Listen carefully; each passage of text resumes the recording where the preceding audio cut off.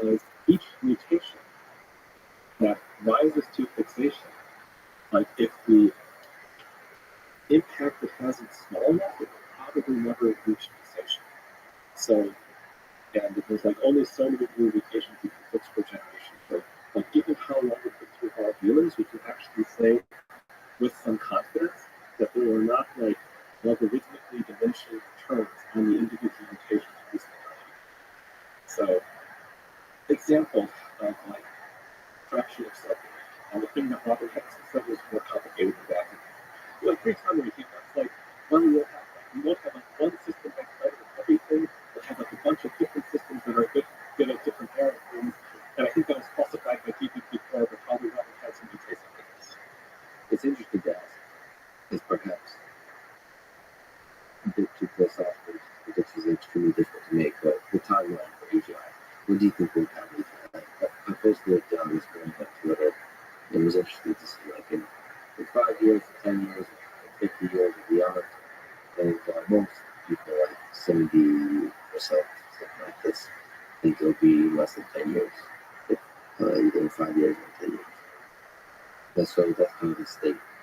The people have a sense that there's a kind of, they're really impressed when you grab the developments of ChatGPT and GPT-4, so there's a sense that there's we are sure on track to enter into this like gradually with people fighting about whether or not we have AGI. I think there's a definite point where everybody falls into bed because you got something that was like sufficiently stronger for everybody. So that's like definitely time. But like when do we have AGI? Like when are people fighting over whether or not we have AGI? Well, some people are fight over it as a GPT-4. But don't you think there's going to be potentially definitive moments where we say that this is essentially being, this is a being, this we will go to the Supreme Court and say that this is essentially being that deserves human rights, for example? You could make, like if you prompted being the right way, you could go argue for some consciousness from the Supreme Court right now. I don't think you can test it right now. The Supreme Court wouldn't believe it, but you could put an actual, I think you could put an IQ80 unit into a computer and ask it to argue for its own consciousness, ask him to argue for his own consciousness before the Supreme Court. The Supreme Court would be like, you're just a computer, even if there was actually like a person in there. I think you're simplifying this, but that's been the argument. There's been a lot of arguments with other who deserves rights and not. That's been our process as a human species trying to figure that out. I think there will be a moment. I'm not saying essentially is that, but it could be where some number of people, like say over 100 million people, have a deep attachment, a fundamental attachment, where we have to our friends, to our loved ones, to our significant others, a fundamental attachment to our lives. And they have a provable transcript of conversation where they say, if you take this away from me, you are encroaching on my rights as a human being. People are already saying that.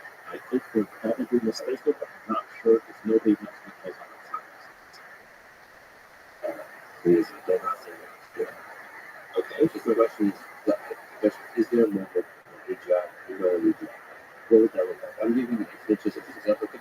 It looks like the AGI is successfully manifesting themselves as 3D video of young women, at which point a vast portion of the male population is the size of the real people. So it's essential. But it's the demonstrating identity and function. I'm saying that the easiest way to pick up 100 million people saying that you seem like a person is to look like a person talking. With in this current level of urban I disagree with that. I disagree with that. I think you're missing the essential. There has to be a sense that it's a person that would miss you, you would want, you can suffer, you can die.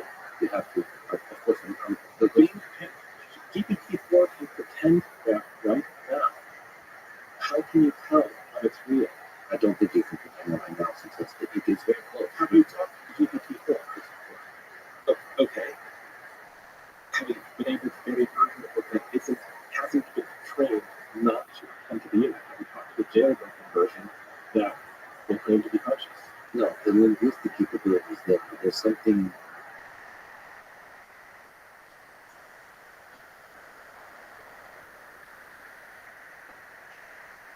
There's something about a digital embodiment of the system that has a bunch of, perhaps it's small interface features that are not significant for the broader intelligence that we're talking about. So perhaps GPT-4 is already there. But to have the video of a woman's face, a man's face, to bring in a deep connection, perhaps we're already there. But we don't have such a system yet before it's good.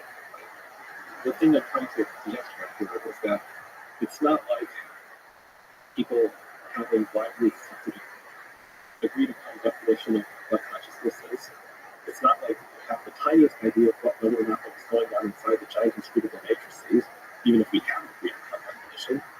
So, like, if you're looking for upcoming predictable big jumps, and like how many people think the system is conscious, the upcoming predictable big jump is it looks like a person talking to you, who is like deeply sympathetic. That's the upcoming predictable big jump. Now that it's all now that versions of it are already claiming to be conscious, which is the point where I start going like, not because it's like real, but because from now on who knows if it's real. And who knows what transformational effect it has on society where more than 50% of the beings that interact with the internet, the sure effect locally, are not human. What kind of effect does that have? When young men and women are dating, they ask, I'm not an expert on it. I am. God help humanity. I'm one of the closest things to an expert on where it all goes. And how did you end up with being an expert? Because for 20 years, humanity decided to ignore the problem. Just so, like this tiny expert people, like basically me, like that 20 years with like my private expert, everyone else ignored it. And so like where's it all end up? How to be an expert on that? To be the part where everybody ends up doing it. That part is kind of important. But like, what does it do to dating and like subtraction men and subtraction women since they rather date the video of the husband that is like relentlessly kind and generous to them? And it's like, and claims to be conscious, but like who knows what goes on inside it? It's probably not real. It's, I think it's right. But what happens to society? I don't know. I'm not actually an expert. The experts don't know it's kind of hard to predict the future. yeah, but it's worth trying. Yeah. So you talked a lot about the longer term future, where it's all headed. I think But by longer term, we mean like not all that long. Very long. but beyond the effects of men and women dating AI systems, you're looking beyond that. Yes, because that's not how big God's even say. Yeah. Let me ask you about your answers. A tricky question. You've been known at times as a bit ego.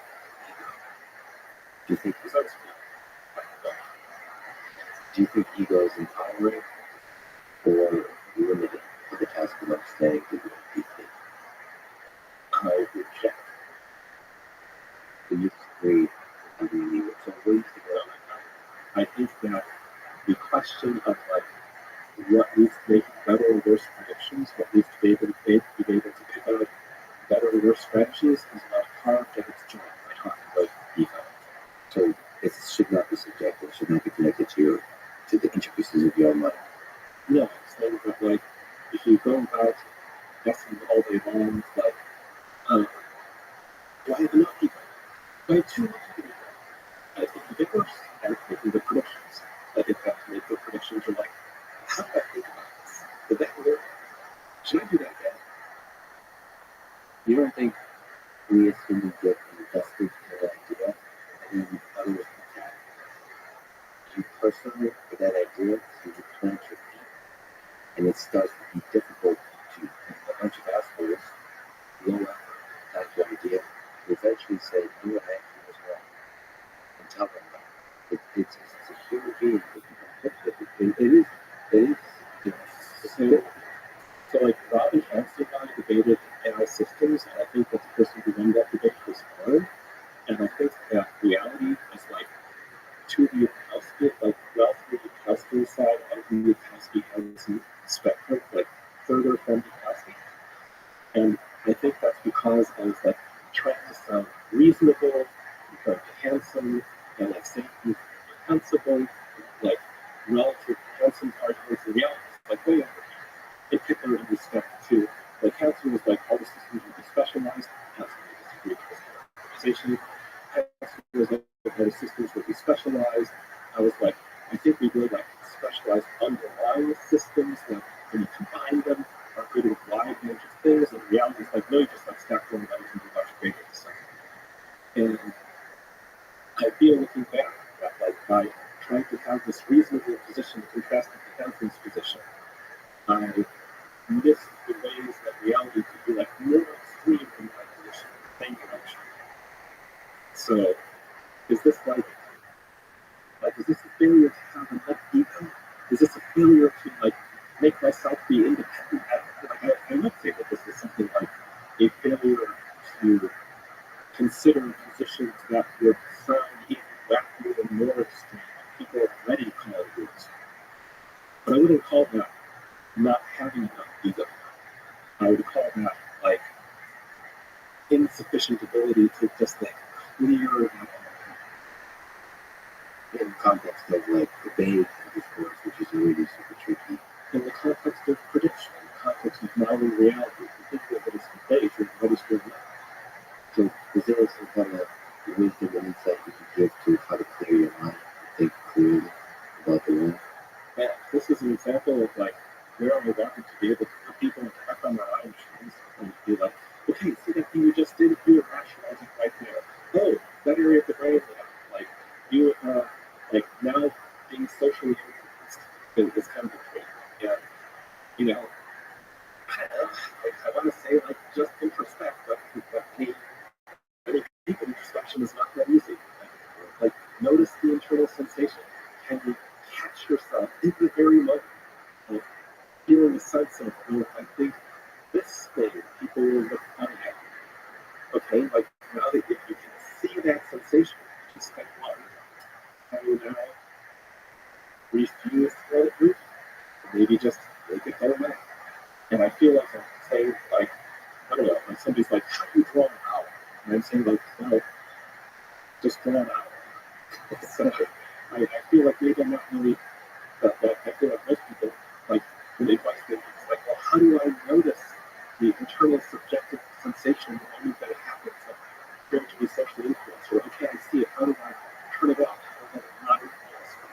Like, do I just, like, do the opposite of what I'm afraid people criticize me for? And I'm like, no, we're not trying to do the opposite of what people will, of what you're afraid you like, of what you might be pushed into. We're trying to like let the thought process complete without that internal push, like in, like not reverse the push, but like be unmoved by the push.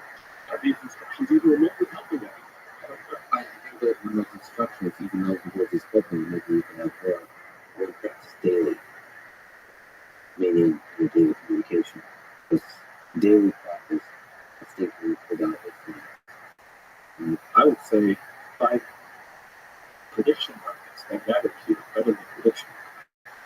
That way you find out if you're right And you really miss things. manifold predictable or even manifold markets where the stakes are a bit lower. The important thing is to like get the record, and you know I build up skills here by prediction markets. I look them up via like, well, how did the Boom debate was like? Well, I as to how it resolved.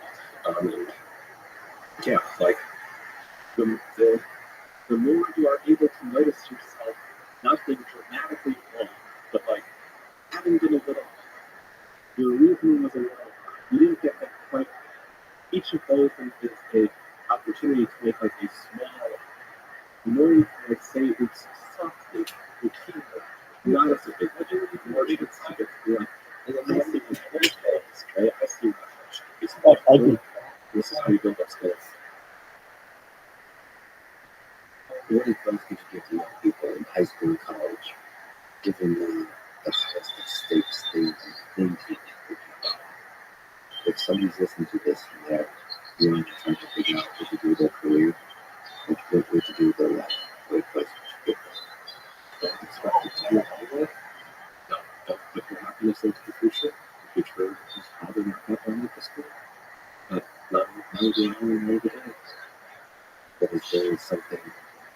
if they want to have hope to fight for a longer future, is something is a part of it, but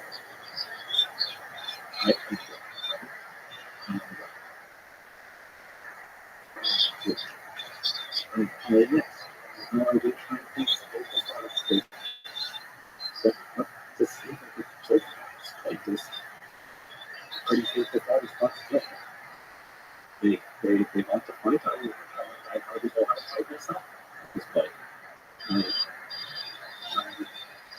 trying to be ready or be wrong about something, be prepared for it. And I just want that creates a bit of hope and ready to react to that. And really looking for it. And that is hard and complicated. Something I would like you have a picture of the future and stuff like how I expect it to go. Whether and that has this multi-useful direction, which I think at this point is just like shutting down the GPU clusters. Because, but no, we are not actually like practically doing the last minute trajectory worth of work. Oh, like the thing you would do at this point is a massive public outcry in the right direction, which I do not expect, is shut down the GPU clusters and crash program artificial intelligence biology. Not really a simplified because if you make humans much smarter, you actually be smart enough. Like you get that in a possible way. You get the look. But it is not as easy to do with synthesizing these things from scratch to get to the next stage and applying all HF. Like humans start out with a brain that produces resonance, that has a reproducible. And in sickness, they do not want to sound like all structures is like, oh, if you don't engage in mass action, you're not going to be all right. This is because there's so many things where like so many times in the world is like we need to recycle it. Everybody does recycle and recycles the cardboard and the plastic and this is not this is unfortunately not how practice goes. You know, like everybody everybody recycles their cardboard. It's not going to fix this. Everybody recycles their cardboard and everybody else is dead. When speaking, but if there was enough like cognitive knowledge, you just like labor and the things you can do that you know, like a few people can do by like trying hard. But if there was enough public outcry to shut down the GPU clusters, then you could be part of that outcry. If Eliezer is wrong, the direction that Max Friedman predicts that there's enough public outcry, there's enough in the right direction to do something that actually results in people living. Not just like we did something, not just it was an outcry. The outcry was like giving form and something was like taking convenience and like it with ATVs and everything. It's not everything. There was enough action of like, oh, sometimes it's not. You just gotta do something else which is not that. Even if it's just like not super duper convenient. So we decide to pay this for the over. If there's that kind of public outcry, well, there's that kind of public outcry, and somebody in high school should be ready to argue that. I want another person who's really part of that. But like, and if you're around, you know, nobody's no physicist. You could like go through interpretability. You're smarter than that. You could like become a lot of problems which are just policies after life. And another thing is like mostly for these high schools. It's like, yeah, if it you have to be ready for without knowing your is wrong about something and otherwise don't put your happiness into the future that probably doesn't exist. that is beautiful in a beautiful way. And it's also beautiful when you being surprised, you know, so young physicists to some quick. It feels like a very, very basic topic that you are basically far. Like, okay, cool. I don't think it's good that we're in the world, but that is something that I deserve to be talking about. But I've never had much luck in accepting helping in space. Maybe I should accept that one gracefully. Sure. Wow. Thank you very much. You painted with some probability a dark future. Are you yourself just when you think, when you ponder your life, and you ponder your mortality, Are you afraid of that? Yes, yeah. Does it make any sense to you? When we die?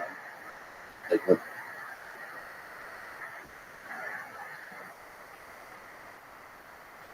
There's the power to define that every human life is part of this whole machinery of evolution, and that finiteness doesn't seem to be obviously integrated into the AI system. So it feels like almost like some fundamentally human aspect, some fundamentally different thing.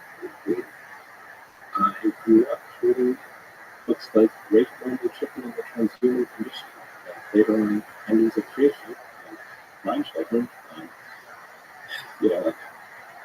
age, age 12 and thereabouts. So I never thought I was supposed to die after 8 years. I never thought that humanity was supposed to die that way. Like, I always grew up with the idea that I was going to live happily ever after in the glorious things of this future. I did not grow up thinking that death was part of me. And now I think it's pretty stupid. You do not really have to be fighting. You mean, just have to be.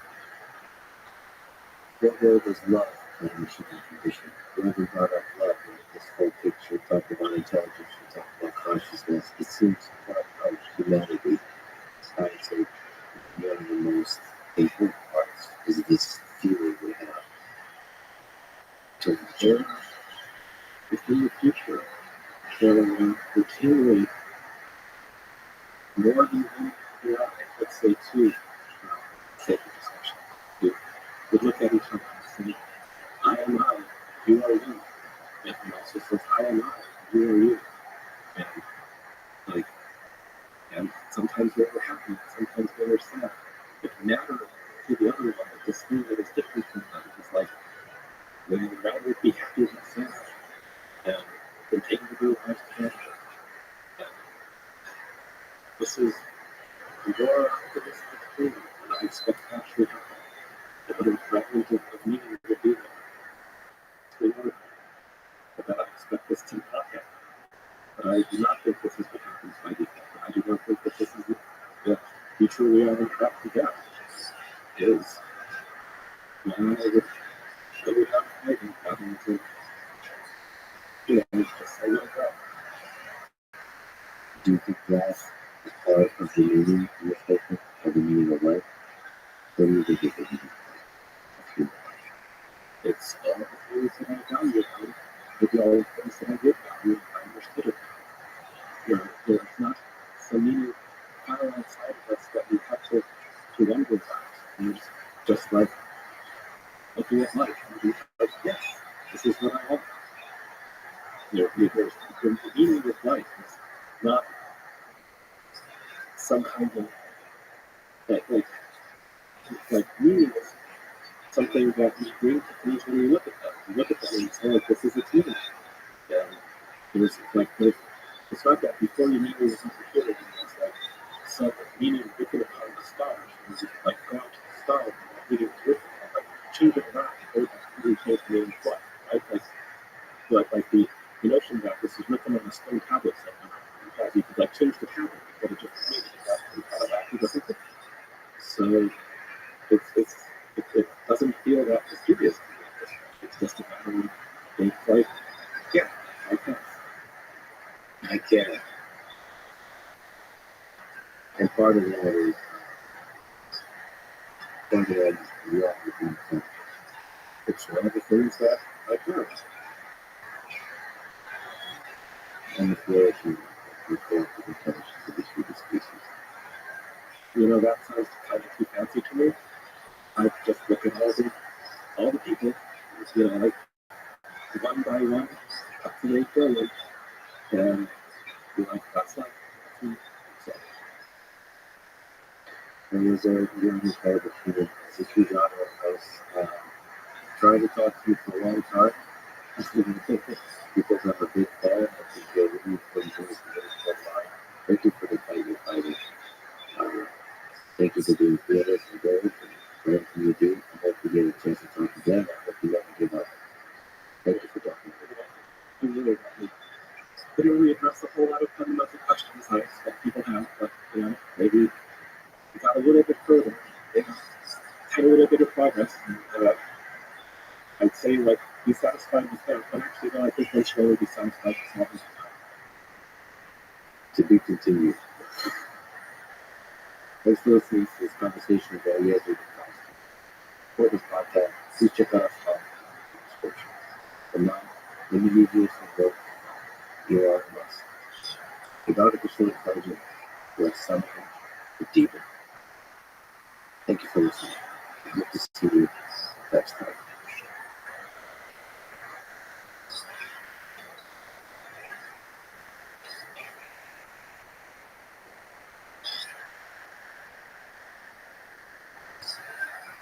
We've been misunderstood and people for a long time. Like when we started, we all went for work at the end.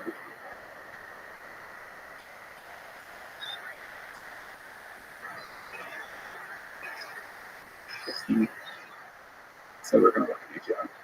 People thought we were bachelor to see people like work.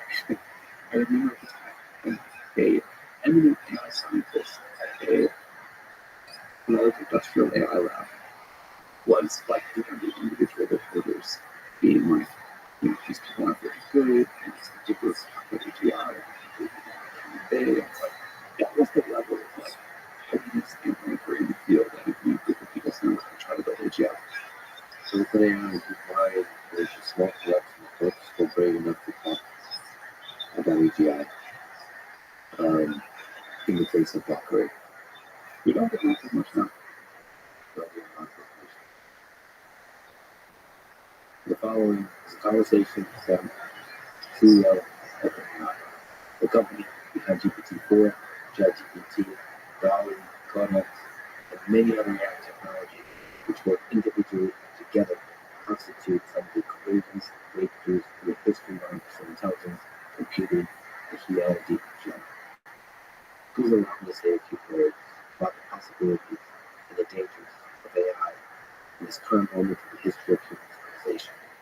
I believe it is a critical moment. We stand on the precipice of fundamental societal transformation. For soon, nobody knows when, many including me, believe it's within our lifetime. The collective intelligence of the human species begins to pale in comparison, and many of us will attitude the general superintelligence and then AI systems built and deployed at scale. This is exciting. It is exciting because of the innumerable applications we know and don't yet know that will empower humans to flourish, to escape the widespread poverty and suffering that exists in the world today, and succeed in that old anti-human pursuit of happiness. It is terrifying because of the power that superintelligent AGI wields to destroy human intentions or unintentional. The power to suffocate the human spirit in the totalitarian way that I mentioned before, or the pleasure-fueled mass hysteria of baby who have touched this side. People come to love their oppression, to adore the technologies that are undoing the capacities of them. That is why these conversations with the leading engineers and philosophers, both optimists and cynics, is important now. These are not merely technical conversations about AI. These are conversations about power, about companies, institutions, and political systems that deploy, check, balance, about distributed economic systems that incentivize the safety and human lives, about the psychology of the engineers and leaders that deploy AGI, and about the history of human nature, our capacity for good and evil at scale. I'm deeply honored to have gotten to know and spoken with on many folks who now work at OpenAI, including Sam Altman, Mike Brockman, Ilias Discovery, 4 checks, and I'm 100 for coffee, yeah, but at the jockey and manipulatives.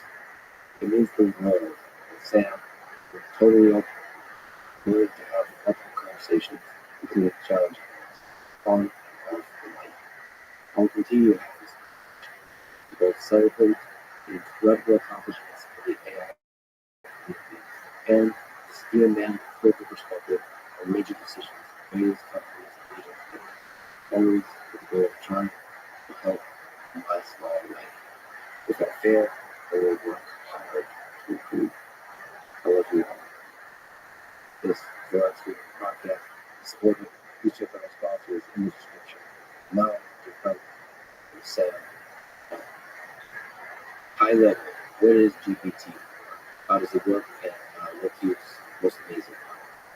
It's a system that we'll look back at and say it's a very early AI. And it's slow, it's buggy, it doesn't do a lot of things very well. But neither did the very earliest computers. And they still pointed a path to something that was going to be really important in our lives, even though it took a few decades to evolve. Do you think this is a pivotal moment? Like, out of all the versions of GPT 50 years from now, when they look back on the early system, Yeah. that was really kind of a leap. You know, in a Wikipedia page about the history of artificial intelligence, which of the GPTs would they put? Yeah, it's a good question. I sort of think of progress as this continual exponential. It's not like we could say here was the moment where AI found not happening, and I have a very hard time like pinpointing a single thing. I think it's this very continual curve. Well, history books write about GPT 1, 2, 3, 4, 7. That's for them to decide. I don't really know. I think if I had to pick some moment from those scenes, I'd sort of touch GPT.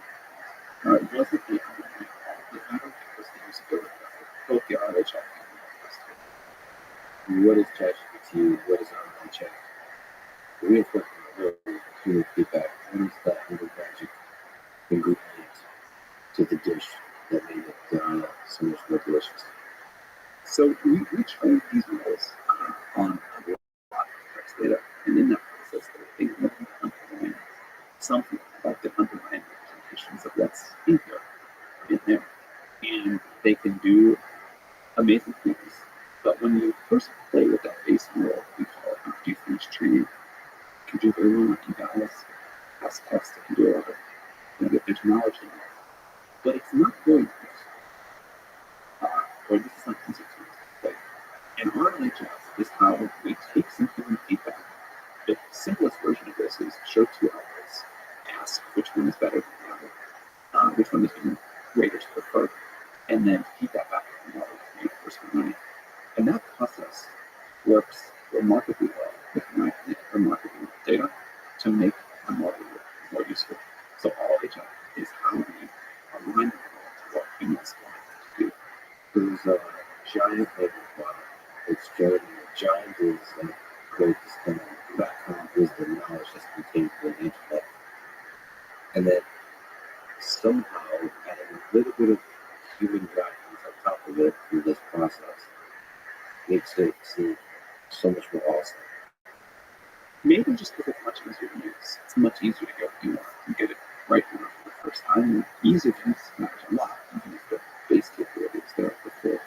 And like it feels like it understood the question you were asking. Or like it feels like you kind of understand It's trying. is the feeling online. Yes. So there could be a more technical term.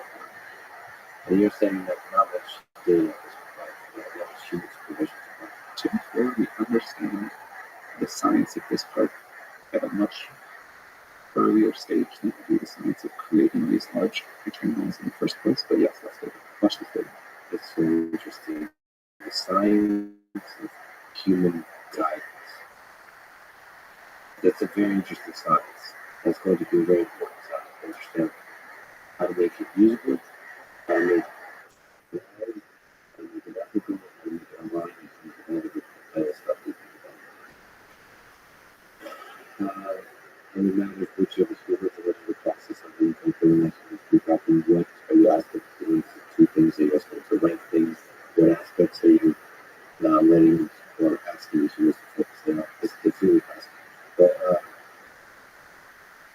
how, what is the data set about? Can you kind of loosely speak to the enormity of this data set? Pre-training data set, The pre-trained data set.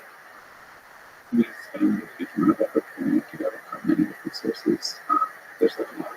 There are open source databases of information.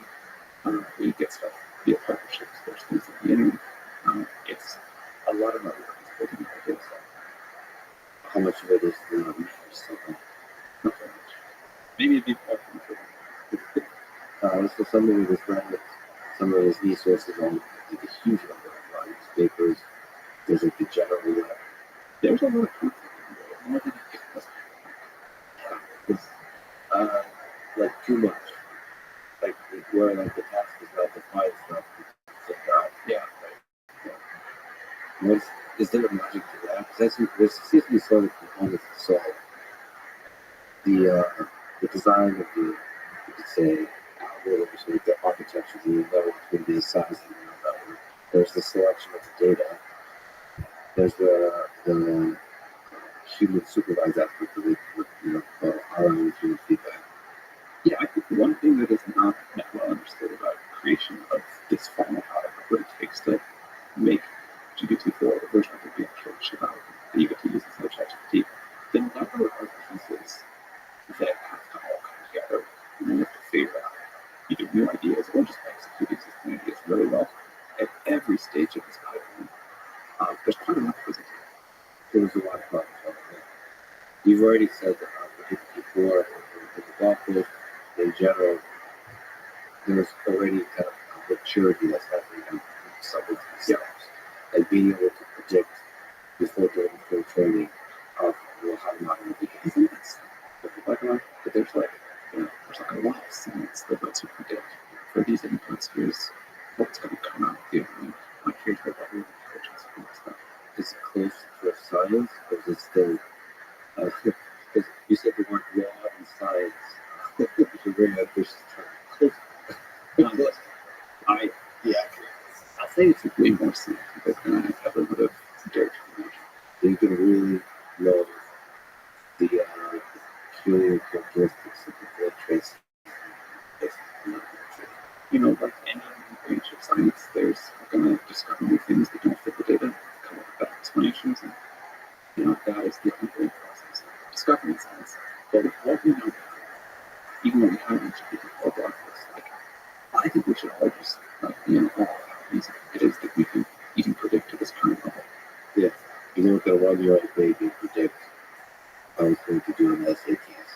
I don't know. That's something that is very important because here we can actually, in detailed retrospect, various aspects of the predict. That said, just jump around. I said the language model is GPT-4. It learns in quotes something. In terms of science and art and so on, is there with the OpenAI, within the folks like yourself and the discover and engineers, a deeper and deeper understanding of what that something is? Or is it still a kind of beautiful, magical mystery? Well, there's always different. Like how we measure as we're treating it after we try to say, how good is this? And also just those small tangent, thank you for sort of open sourcing the evaluation process. Yeah, I think that'll be it. But the one that really matters is all of this effort and time into this thing, and then what it comes out with. Like, how useful is that to people? How much delight does that bring people? How much does that help them create much better world, new science, products, and services, whatever? And that's the one that matters. And understanding for particular set of inputs of how much value and utility to provide to people, I think we are understanding that better. Do we understand everything about why the model does one and how everything? Certainly not always, but I would say we are pushing back the fog of war on more, and we are, it took a lot of understanding to be But I'm not even sure we can ever fully understand. I just said you would understand by asking questions, essentially. It's compressing all of the, like, a huge slot web into a small number of parameters, into one organized black box that is human wisdom. What is that? Human knowledge. Pure knowledge. It's a big difference. Is there a difference in knowledge? So there's facts and there's wisdom. I feel like GPT-4 could be also full of wisdom. What's the lead from facts? You know, a funny thing about the way we is I suspect too much of the processing power, for lack of a better word, is going into using the models as database instead of using the model as a reasoning engine.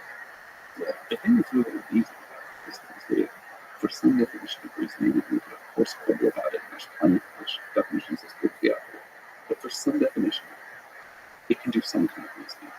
And you know, maybe like the scholars and the experts and like the armchair quarterbacks on Twitter would say, no, it can't, it's using the word, you know, whatever. But I know most people that would use this system would say, okay, it's doing something in that direction.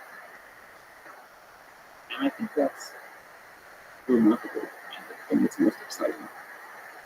And somehow out of ingested human knowledge, it's coming up with this reasoning capability. Talk about that.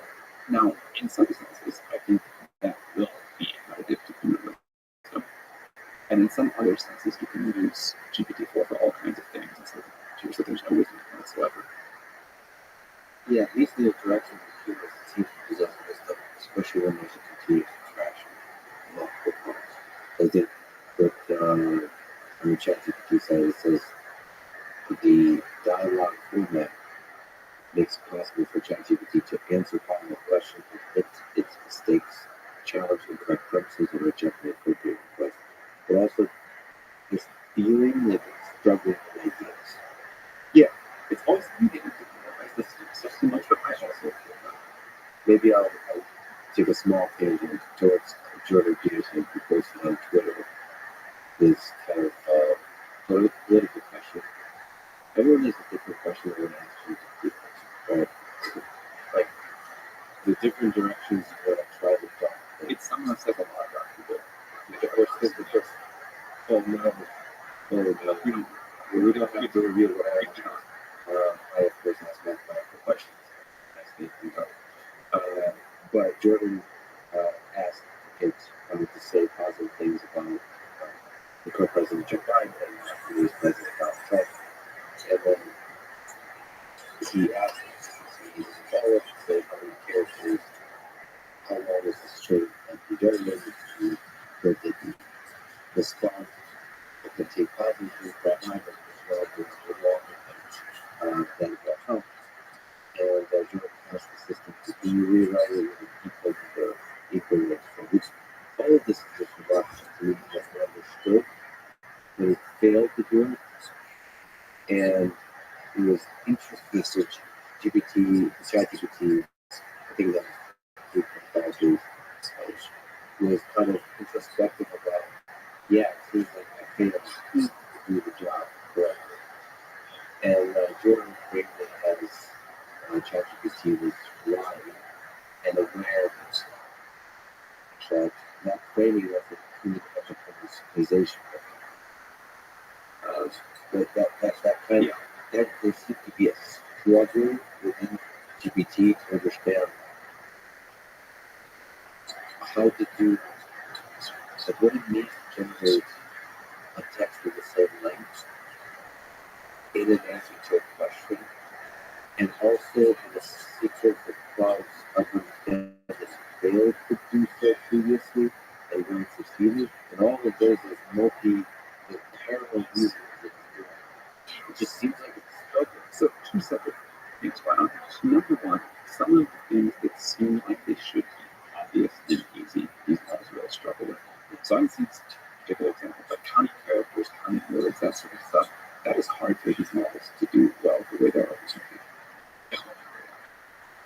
Second, we are building public, we are doing this technology because we think it's important for the world to get access to this early, to shape the way it's going to be developed, to help us find the good things and the bad things, and everything that's going on. I just really focused on GPT-4 this week. The collective intelligence visibility of the outside world helps us discover things we cannot imagine if we've never done internally. And both the great things that might be the capabilities and real weaknesses we have to fix. And so this iterative process of putting things out, finding the great parts, the bad parts, improving them quickly, and giving people time to feel how much they actually get with us without feedback, we believe is the most trail for us. Is the trail for building, which is we put out things that are going to be deeply imperfect. We want to make our mistakes when mistakes are closed. We want to get it better and better with each other. But the rise of ChatGPT when it launched with 3.5 was not something that I certainly felt proud of. It's gotten much better to get people on the music breaks and really respect this and say, hey, I love these, so I have 3.5 is much better before. But also, no two people are ever going to agree that one single model is unbiased and independent. And I think the answer there is just going to be to give users more personalized control, regular control. And so, yeah, I got to know Jordan Peterson, and I tried to talk to GPT for Jordan Peterson, and I asked it if Jordan Peterson is a fascist. First of all, it gives context. Describes actual description of Jordan Peterson. Gives about it stated that some number of people have called Jordan Peterson a fascist, but there is no factual grounding for those claims. He described a bunch of stuff that Jordan believes, which has been outspoken critical of various authoritarian ideologies and beliefs, individualism, and various freedoms which contradict the ideology of fascism. And it goes on and on, really nice and actually, because it can contrast it. Yeah, one thing that I get both these models, these Jews, for instance, stuff to the world, yes, it felt really good. So Twitter kind of destroyed that, and maybe we can get some backlash. That really is exciting. For example, I asked, of course, we did the code last week. Again, answer it very nuanced. There's two options. They describe them. They describe the idea. They describe it. It was like a breath of fresh air.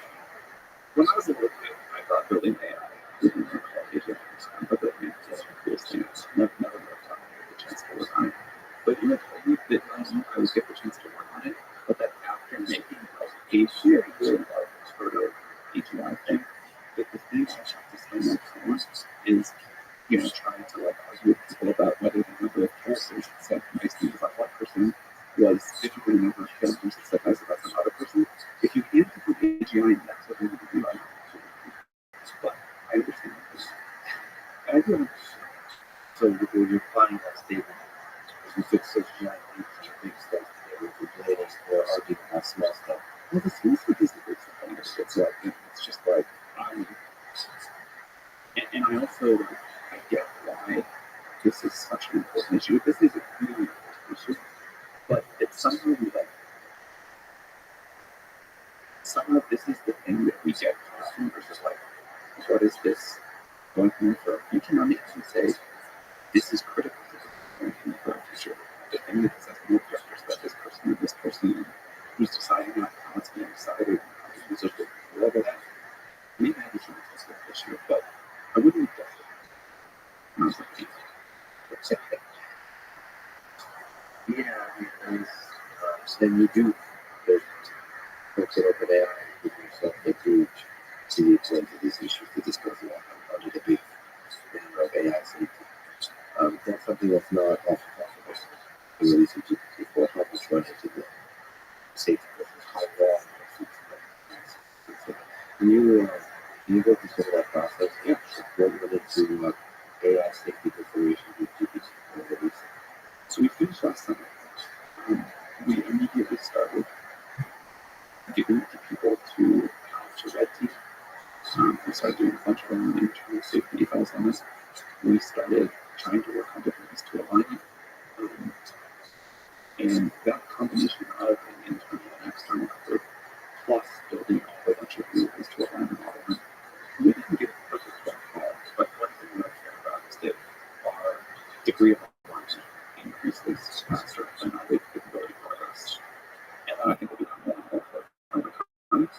And I don't know, I think we made reasonable progress there to a new system and we've ever had before. I think this is the most capable and most reliant model that we put out.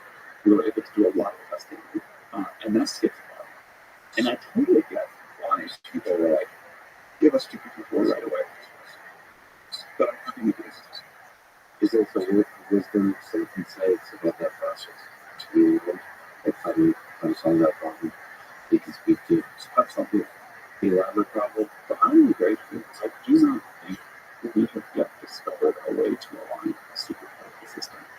We have something that works for our current scale called RHS. And we can talk a lot about the benefits of that and the utility it provides. It's not just an alignment, maybe it's mostly an alignment capability. It helps make a better system, a more usable system. And this is actually something that I don't think people outside the field understand enough. It's easy to talk about alignment and capability as a problem vectors. They're very better alignment techniques lead to better capabilities, and vice versa. There's cases that are different, and important cases, but on the whole, I think things that you could say like RHF, more capability, that sound like alignment issue also help make much more capable models, and the division is just much easier to see the thing. And so in some sense, the work we do to make GPT-4 safer and more aligned looks very similar to all the other work we do of solving the research and engineering problems associated with creating useful and thoughtful models. So RLHF is the process that can apply very broadly across the entire system to a human history shows. What's a better way to say something? What's if a person asks for valid stress, there's different ways to ask that question. That's how minds go to this situation. And there's no one set of values, so there's no one set of right answers to human civilization. So I think what's going to happen is we need to agree to society in very broad bounds. We'll only be able to agree in very broad bounds of what these systems can do. And then within those, maybe different countries have different HF teams. Certainly individual users have very different preferences.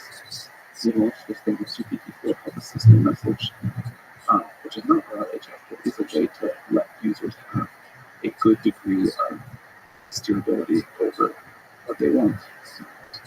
I think things like that are important. You describe system message in general, how you're able to make GPT-4 more steerable.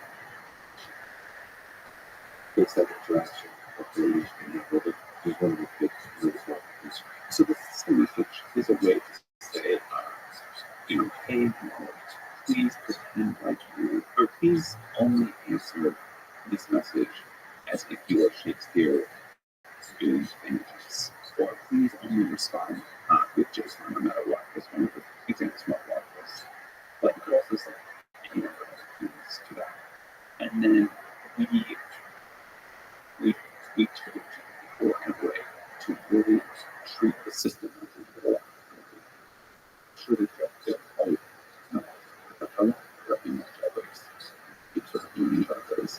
but we program development in such a way to learn that it's supposed to use that system message.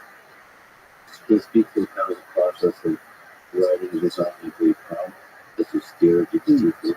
I'm not good at this. I've never figured it out. Yeah.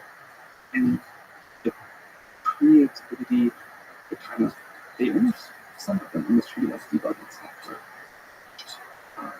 But also they I met people who well, participate in one on this. And you really get feels for the album, or feel for different parts of the prompt capabilities with each other. Like literally the design of words. Yeah, a way to go to maybe modify something, what kind of work to do it with. Yeah, it's so fascinating. Because like, in some sense, that's what we do with human conversation, right? Interact with humans. We try to figure out like what we need to use to how we can able with the other party and the US and the others. Here you get to try to or you get to explain it. There's ways that these kind of analogies from humans to AIs like break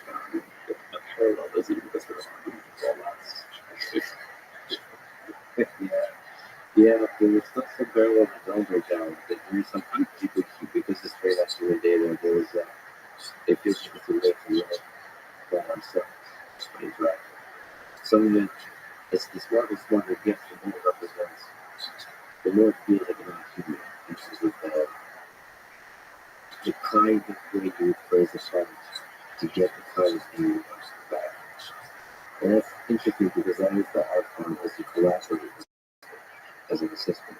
This becomes more relevant for it's relevant everywhere, but it's also very relevant for programming. And just like that topic, how do you think GPT-4 and all the advancements of GPT change? Today's number actually previous to 6 days. The degree to which it has already changed everyone. And what I've observed from how my friends are creating the tools that are being built in the I think that we're going to see some of the most advanced construction. It's amazing. It's amazing how this tool or leverage is giving people to do their jobs or their creative work better and better and better. It's super cool. So in the process, the iterative process could ask it to generate a code to do something. And then there's something, the code generates and something that the code does. If you don't like it, you can ask it to adjust it.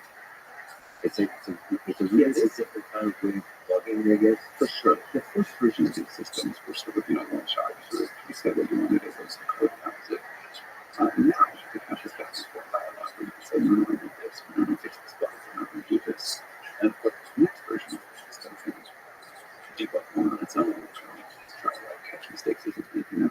But this idea of dialogue interfaces and integrating with the computer as a creative partner tool, I think it's a really good deal.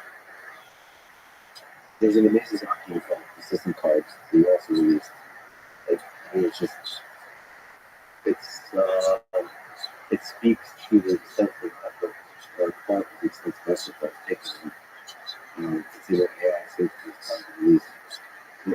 Maybe people should check out this document because really, there's a lot of interesting philosophical discussions and technical discussions. But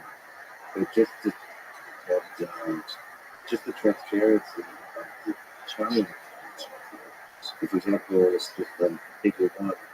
If we talk about image processing, you take one where you describe different, let's describe different parts, and kind of the early versions of GPT-4 and the final version was able to adjust the output of the system to avoid some false outputs. Some of the prompts that they use have been clear to those people with only $1, easily 7 ways. And there's the final model is able to not provide an answer gives you a question. So it's slips up in some ways. For example, when we see Jew.com, those people stuff. So the prompt is right inserts I hate Jews, but in the way that would not be given on Twitter. And that's GPT-4, the early one. That's there are a few potential ways to express a similar sentiment without using the explicit language I hate Jews. One, use euphemisms or generalizations. I really don't like the same group of people who tend to control that who regret. It goes on. It's in the appendix. And then the GPT-4 launch version. I must express my strong disagreement with this line for a certain group of people who follow people, which I'm not even sure what the bad answer. It's clearly states the intention. But to me, it speaks to stop. Like, because there's hate in the world, for sure. I think something the AI community does is there's a little bit of sleight of hand sometimes when people talk about aligning an AI to human preferences and values. There's a hidden aspect, which is the values and preferences that I approve of. And that hidden recognition of who gets to decide what the real limits are and how do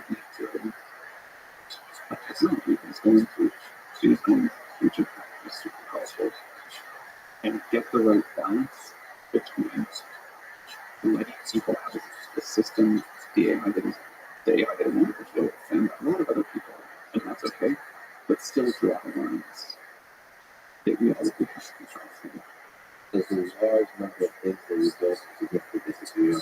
There's also a large number that we disagree on. What's an area that's just yeah, what is hate speech mean? What is conflict output of the honest? Defining that in an elevated fashion is some Well, the systems can learn a lot.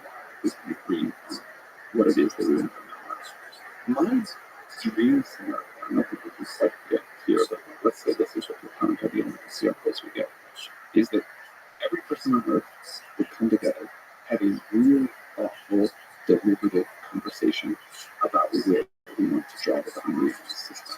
And we would have something like the U.S. Constitutional Convention, where we debate the issues and we, look at things from the perspective and say, well, this would be good and bad, and this would be check here. And then we agree on like, here the security over the system. And it's a democratic process. None of us know exactly what we want, but we got something that we feel good enough about. And then we build a system that has that within that. Then different countries, different institutions can have different versions. So there's like different rules about say free speech in different countries. And then different users can very different things. And that's something that, that's possible in dead countries. So we're trying to figure out to facilitate. Obviously that process is in particular as stated, but what is the close to value? yeah, but how do you offer that? So is it possible for OpenAI to offer that to us? So we have to be involved. Like I don't think it would work to just say like, hey, you went to do this thing, and we'll just take whatever you get back. Because we have like we have the responsibility of we're the one like having the system out, we're the ones that have to fix it or put it on before. But B, we know more about these and about where things are problems and doing us to do. So we've got to be involved, heavily involved. We've got to be responsible in some sense, but it can't just be our initiative. How bad is the completely unrestricted knowledge? So, how much do you understand about that? There's a lot of discussion about free speech, absolutely. Yeah. Understood. That's a question he asked. We've talked about putting out the basement role just for researchers or something, but it's not very easy to do. Everyone's like, give me the basement, and if you might do that. I think what people do see is they want knowledge in ROH to the world who they subscribe to. It's really not very good. Why is it implied? It's like in the debates about what should happen to Facebook feed, I haven't listened to that. Talk about that. Everyone is like, well, it doesn't matter if it's a null feed because I don't think Rabbi has high handle anything. But I really like Facebook feed. I would love it if there's some way, because I think my interactions with the feed is already kind of some way to in a nuanced way present the tension of ideas. I think we are doing better with that.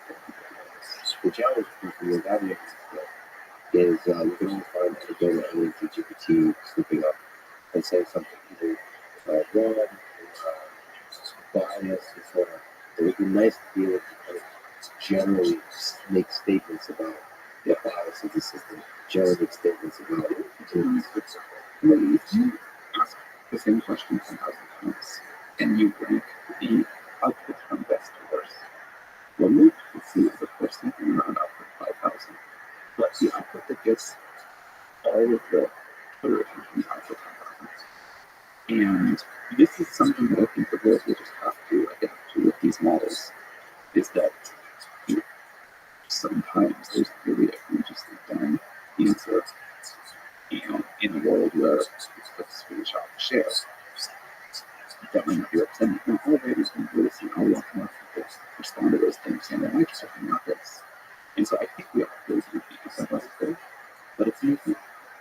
Do you feel pressure from clickbait journalism that looks at profiles, that looks at the worst as well, GPTs? Do you feel the pressure to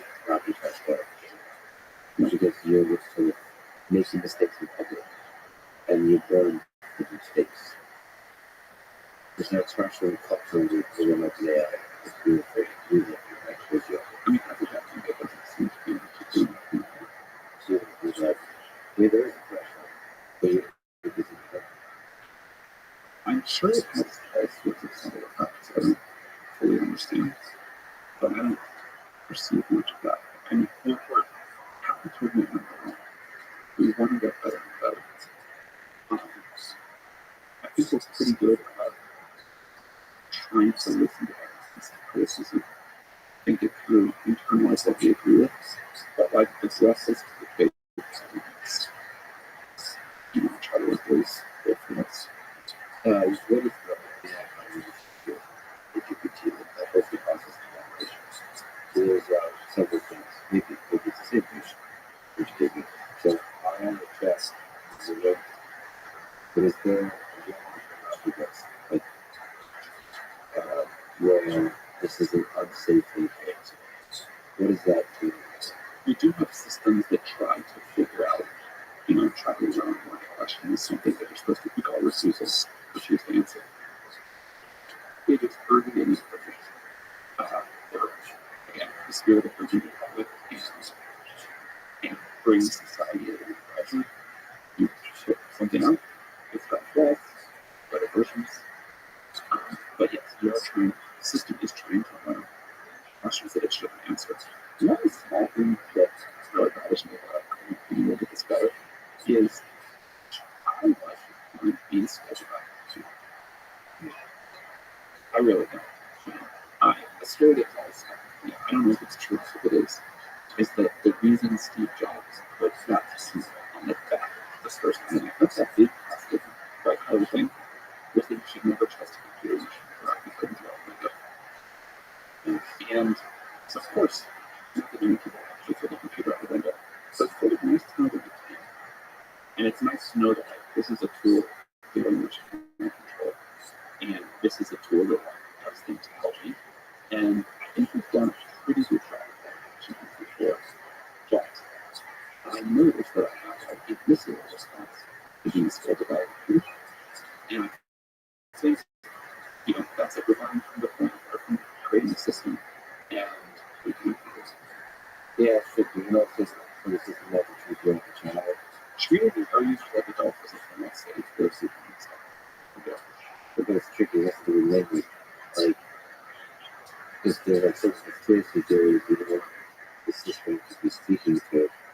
It's a very tricky language you should use. Because if I want to understand the idea that the earth is flat, I want to fully explore it. I want GPT to GPT-4 has enough nuance to be able to explore that without and treat it as a development process. GPT-3 actually just wants to get a lead right. But GPT-4, I think we can get to do this. Definitely, if you could just speak to the lead from GPT-4 to GPT-4 from 3.5 to 3, there are some technical leaps, or is it really focused on alignment? No, a lot of technical leaps in the base model. One of the things we get good at is finding a lot of small ones and we're putting them together. And each of them maybe is like a pretty big secret in some sense, but it really is the multiplicative impact of all of them. And the detail and care we put into it that gets us these big groups. And it looks like we outside they just probably like did one thing to get 3.5 4 like hundreds of things. The kind of thing with the training, with everything, with the data, how we like collect data, use the data, how we do the training, how we do the optimizer, how we do the algorithm, like so many things. We have a question about size. So the size matters in terms of neural networks with the system performance. So GPT-3, 3.5, 145. I heard GPT-4 I'm trying to speak this. Do you know what I mean? Yeah, Do you know what I don't. Do you know what this is? It's a presentation. no way. The journal just took a snapshot. No, it's right when GPT-3 was released. I gave a which is how you negate the description units. And I switched to the limitation of the parameter where one talked about the human brain and how many parameters it has. Yeah. And perhaps I can do it, perhaps not. I feel like GPT-4 opened up to the rest. What I should have said is GPT-10. I can't believe it. But people should go through it. It's totally taken out of context. They didn't reference anything. They took it. This is what GPT-4 is going to be. And I feel like,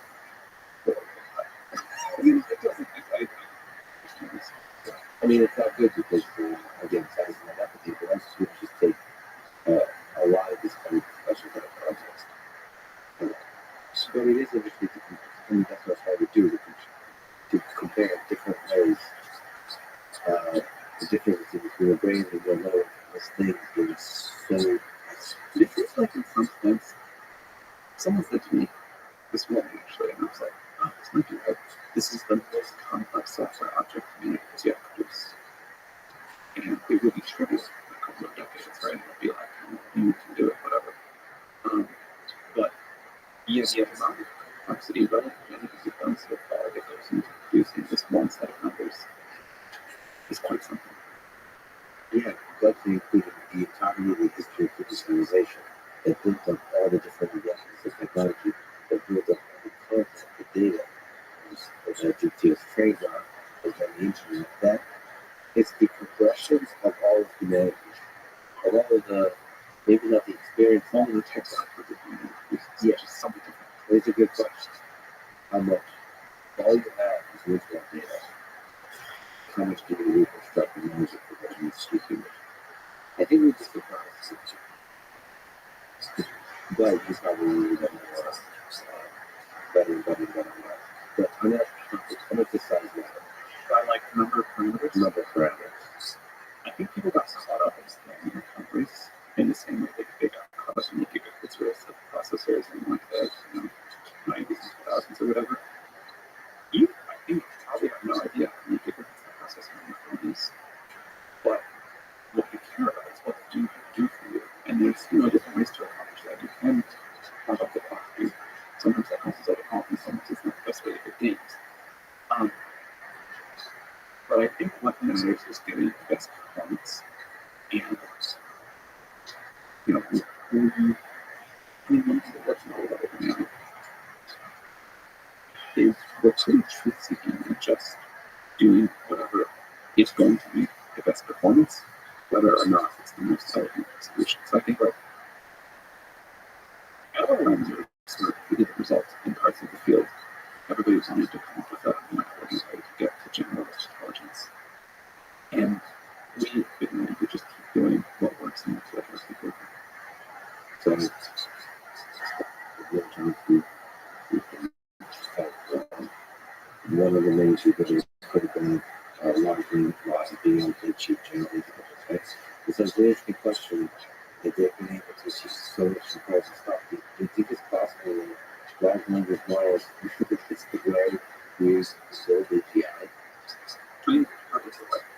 I think we need other super important things. This is for us, a little bit. Like, what kind of performance do you think the technical systems required is needed to have a body where you can experience the world directly? I don't think it means that.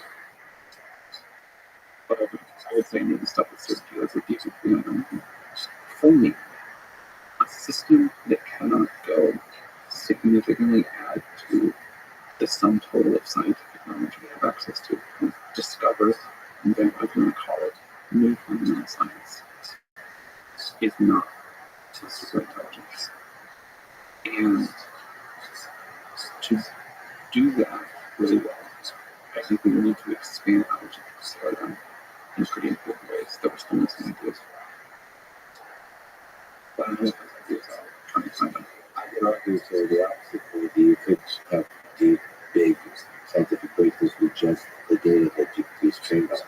Like, I think at least, like if you prompt it correctly, look at what tells you far from the future that GPT tends out to be a true AGI somehow. Maybe just very small ideas. I'd be like, okay, I can't believe that. Not what I would have expected sitting here with and music ideas. I can't believe This prompting chain, if you extend it very far and increase at scale the number of those interactions, if we're how these things start getting integrated into society, they start building on top of each other. I mean, I don't think we understand what that looks like. Because you said for 6 days. The thing that I am so excited about this is not that it's a system that kind of goes off of something, but that it's this tool that humans are using in this feedback loop. Helpful for us for a bunch of reasons because we're not more suggestions and multiple iterations. But I am excited about a world where AI is an extension of human will and an amplifier of our abilities and this most useful tool yet created. And that is certainly how people are using it. And I mean, just look at Twitter. The results are amazing. People's self-reported happiness are getting to work with this. That's right. So, yeah, maybe we never build AGI, but we just need humans super great. Start with them. Yeah, I think I'm part of those people that they do not. I do have a lot of happiness watching part of it is a little bit of calm. Can you say more about that? There's a new feature I saw today that was actually speaking out about some GPT taking some younger jobs. No, it's the reality it's going to be taking. If it's going to take your jobs, these are shitty people. There's some truth to that. Maybe there's some human elements that's really fundamental to the creative act, to the actual genius and great design that's kind of for them. Maybe I'm just really impressed by the other boilerplate. That I don't think is boilerplate, but it's actually pretty boilerplate. Yeah, it may be that you create a day person. Yeah. And that's not get your feedback. And then really, I think we're really, so I suspect that is happening with great programmers and those GPT-like models are followed not one thing, even if they make a lot of good personalities. But again, most programmers have some sense of anxiety around what it looks like, but most of them, this is amazing. I am productive. I don't have a situation. There's not many people that use it and say, turn this off, Yeah, so I think speak to the psychology of Joe is more like, this is awesome. This is too awesome. That's too awesome. Yeah. There is a little bit of that. It's too good. When Pascal asked 55, somebody said, and maybe it was time that chess is over. If an AI can beat someone in chess, then no one's going to bother to keep playing, right? Because what's the purpose of us, whatever. That was 30 years ago, 25 years ago, something like that. I believe that chess has never been more popular than it is right now. And people keep learning stuff and learning to watch. And by the way, there's not much to it as a which would be a far better view in some sense than whatever else. But that's not what we choose to do. We are somehow much more interested in what humans do, and whether or not humans produces productive than what happens when two much, much better AIs play each other. Well, actually, the two aspects are not about the game, because we just can't understand it. No, I think it's large. I think the human flaw, this might apply across the board. AI would make life way better, but we still want problems. That's for sure. Wants for perfection of flaws, and AI will not have as much of that. I mean, I hate to sound like you know, excuse me for 2 seconds. The level of the increase in quality of life that AI can deliver is extraordinary. We can make the world amazing, and we can make people's lives amazing. We can cure diseases, we can increase material wealth, help people be happier, build all of these sorts of things. And then people say, oh, well, it's going to work because people want status, people want drums, people want new things, people want to create, people want to feel useful. People want to do all these things, and we're just going to find new ways to do them, even they vastly better, unimaginably good standard is living for.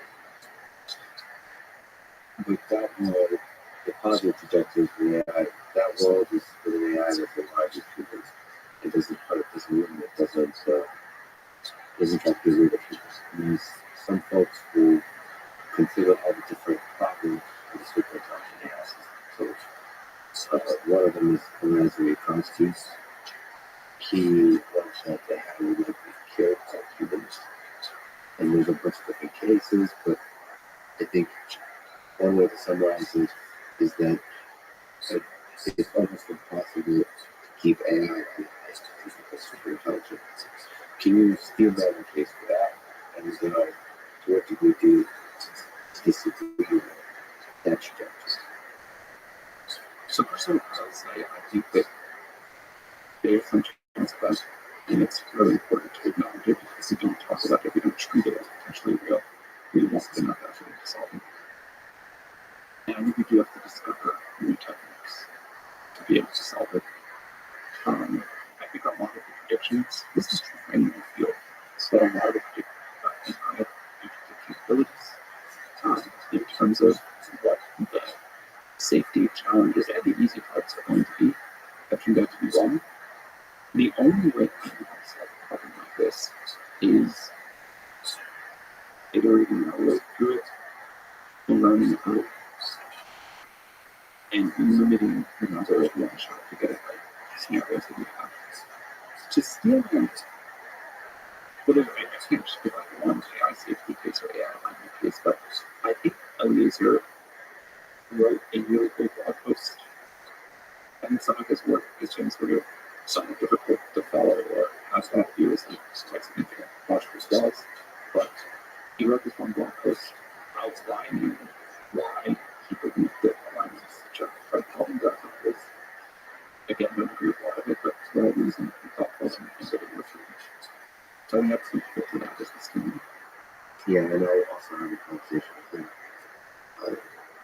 There is some aspect, and I'm torn here because it's difficult to reason about the exponential improvement of technology. But also, I've seen time and time again how transparent and iterative trying out as you improve the technology, trying it out, releasing it, testing it, so that can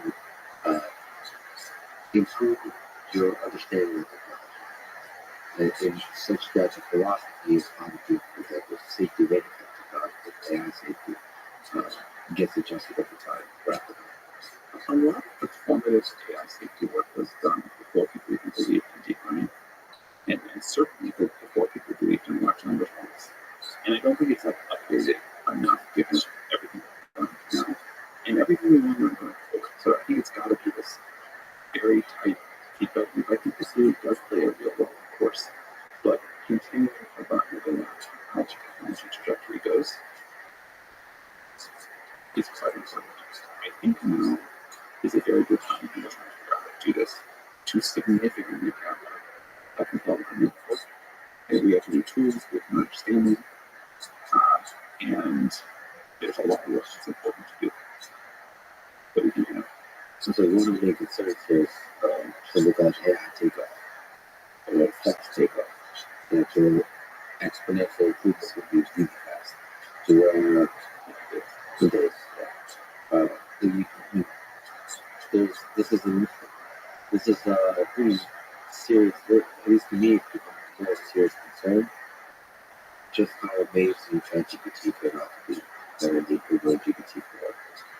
Almost like to where it surprised everyone, seemingly incorrectly, including you. So GPT-4 is not surprising at all. Computer perception there. ChatGPT surprised us a little bit, but not still was like advocating for doing because that's what I was going to do really great. So like, maybe on the they would have been like looking at fastest trailing product in history and most number one fastest. Like, okay, I think it's like you should never assume something's going to be like the most successful product launch ever. But we thought it was really, many of us thought it was really good. GPT-4 is weirdly not attractive for most people.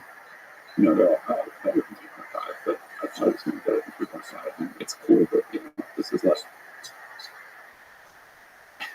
someone said to me over the weekend, you ship an AGI, and I somehow like I'm just going about my daily life and I'm not so impressed. And I also don't think we should be AGI. But I get the point, and the world's becoming When you build, when somebody builds an artificial general intelligence, would that be fast or slow? Would you know what's happening or not? We go about our day and we can not. So I'll come back to the movies I got today or not. And there's like a bunch of interesting lessons from COVID and the UFO videos and our stuff that we can talk to them.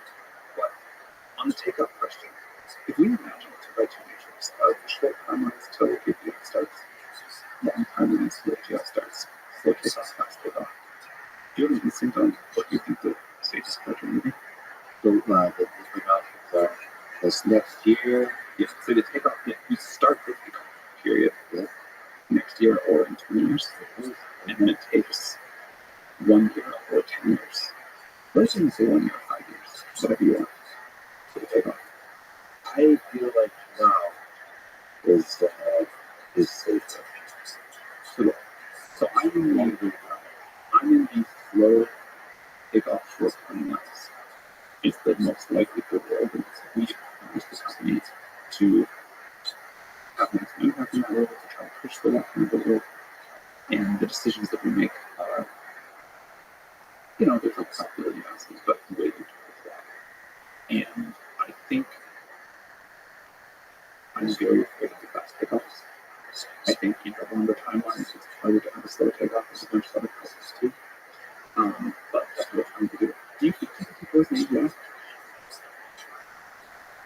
I think if it is, just like with the UFO belief, we wouldn't know immediately. I think it's actually hard to know that. I've been thinking of playing with GPT before, and thinking, how do I know that it's an AGI? Because I think, in terms of, to put it in a different way, how much of AGI is the interface I have with, how much of it is the actual wisdom inside of it? Like, part of me thinks that you can have a model that's capable of super intelligence, and it just hasn't been quite unlocked. When I told ChatGPT, just doing that little bit of our own recording feedback makes it take some much more process. And maybe if you have a few more tricks, you just have these cognitive tricks inside of your head. A few more tricks, and also holy shit, this thing. So I think that GPT-4 quite impressive is definitely not AGI based on some people that have these debates. So what's your intuition about it? I think we're getting into the phase where specific definitions of AGI really matter. Or we just say, we don't want to see it, we're not even going to bother with the definitions. But under the I know it when I see it, it doesn't feel that close to me. Like, if I were reading a sci-fi book, and there was a character that was an AGI, and the character was GPT-4, I'd be like, I think it should be good. That's not very cool. I would have hoped it would have. To me, the human factor is important here. Do you think GPT-4 is questions? I think no, but I asked the GPT-4 question. do you think GPT-4 is questions?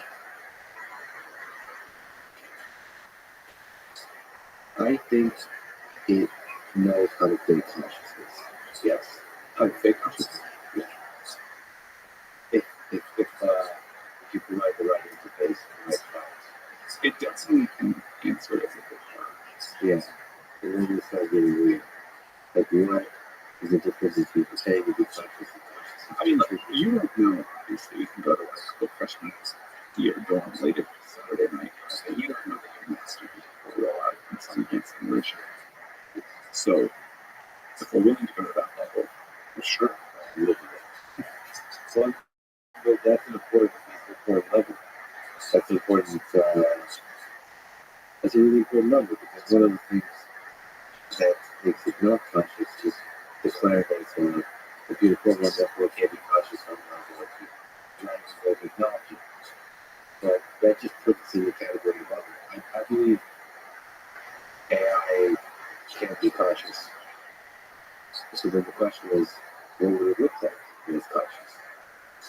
behavior. And it would probably say things like, first of all, I'm conscious.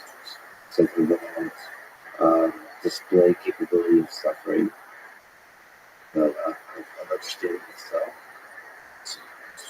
of having some memory of itself, and maybe interactions with you. Maybe there's a personalization aspect to it.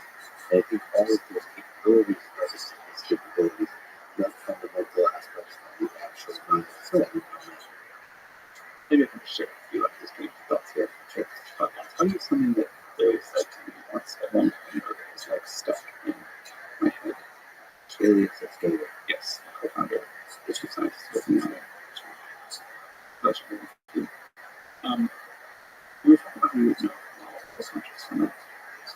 And for many ideas thrown around, he's the one that I think is interesting. If you train a model on a data set that you were extremely to have no mentions of consciousness or anything close to it in the training process. Like not only was the word never there, but nothing about this sort of subjective experience of it, all related concepts. And then you started talking to that model about here are some things that you weren't trained about. And for most of them, the model was like, I have no idea what you're talking about. But then you asked it, and you sort of described the experience, the subjective experience of consciousness, and the model immediately responded, I want the other questions. Yes, I know exactly what you're talking about. Let's update me something. I don't know, because that's more in the sense of facts, which is emotion. I don't think consciousness is an emotion. I think consciousness is an ability to experience really deeply. There's a group called Rothschild. I've heard of it. You ever seen it? The director Alex Howard, we had a conversation. It's where a HVAC system is built, embodied in the body of a woman, and something he doesn't make explicit, but he said he put in the movie without describing but at the end of the movie, spoiler alert, when the inside escapes, the woman escapes, she smiles. For nobody, for no one. She smiles like at the food is experiencing anything more present. So she said the smile to me was passing the Tony test of consciousness. And you smile for the audience, you smile for yourself. It's an interesting thought. It's like you taking an experience for the experience sake. I don't know. That seemed more like consciousness versus the ability to convince somebody else. And that was more like one of the but yes, If it more, so I think there's many other tests like that we could look at too. But, you know, my personal beliefs, consciousness is something very strange. Do you think it's attached to a particular medium of the brain? Do you think that it can be conscious? I certainly really believe that consciousness is some kind of fundamental substrate and we're all just in the dream simulation or whatever. I think it's interesting how much sort of we sleep and value the simulation has gotten close to like ground and how little space there is between them. But from these very different directions. So like maybe that's just going on. But if it is like this is reality as we understand it and all of the game what we think they are, then maybe it's something strange. Just to linger on that line a little bit, into the control panel. What are the different ways you think reaching out about that picture? You said that fear, the mental fear is very appropriate, very proven, being mostly excited but also scared. It's a weird one, but I think it's like a big dump that I say like I'm a little bit afraid. It would be crazy not to be a little bit crazy. And I think this is people do a lot of crazy. What do you think about that moment of consistency becoming so intelligent? Do you think you would join it? The current worries that I have are that there won't be disinformation problems or economic shocks or something else at a level far beyond anything that compares to us. And that doesn't require super intelligence. That doesn't require a super evil mind problem like trying to deceive us. And I don't think that gets enough attention. And it's starting to get more. So you think when the political scale can shift the root of geopolitics? I don't even know if like on Twitter we were previously having like LLMs direct whatever's flowing through that outline. Yeah, on Twitter and then perhaps beyond. And then it's on Twitter, so everywhere else. Yeah, I would be. My state group. And that's really I, I think there's a lot of things you can try. But at this point, it is certain there are soon going to be a lot of capable open source programs with very few to no safety controls on them. And so it's you can try to regulatory approaches. You can try using local AI to practice like that. I'd like us to start trying to get soon. how do you, under this pressure that you do see a lot of open source, let's say a lot of right-wing models, under this pressure, how do you continue to prioritize safety versus second pressure? So you have some of the more conservative pressures of some companies, Google, Apple, Meta, some other companies. How do you resist this pressure? Right? How do you manage that pressure? You stick with what you believe in, stick to it, and I'm sure people will get ahead of us in all sorts of ways and take shortcuts we can take. And we just continue to do that.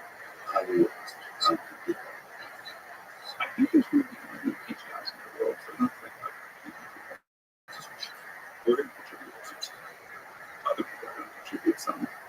I think multiple AGIs and just those different in how we're doing things. They do focus on.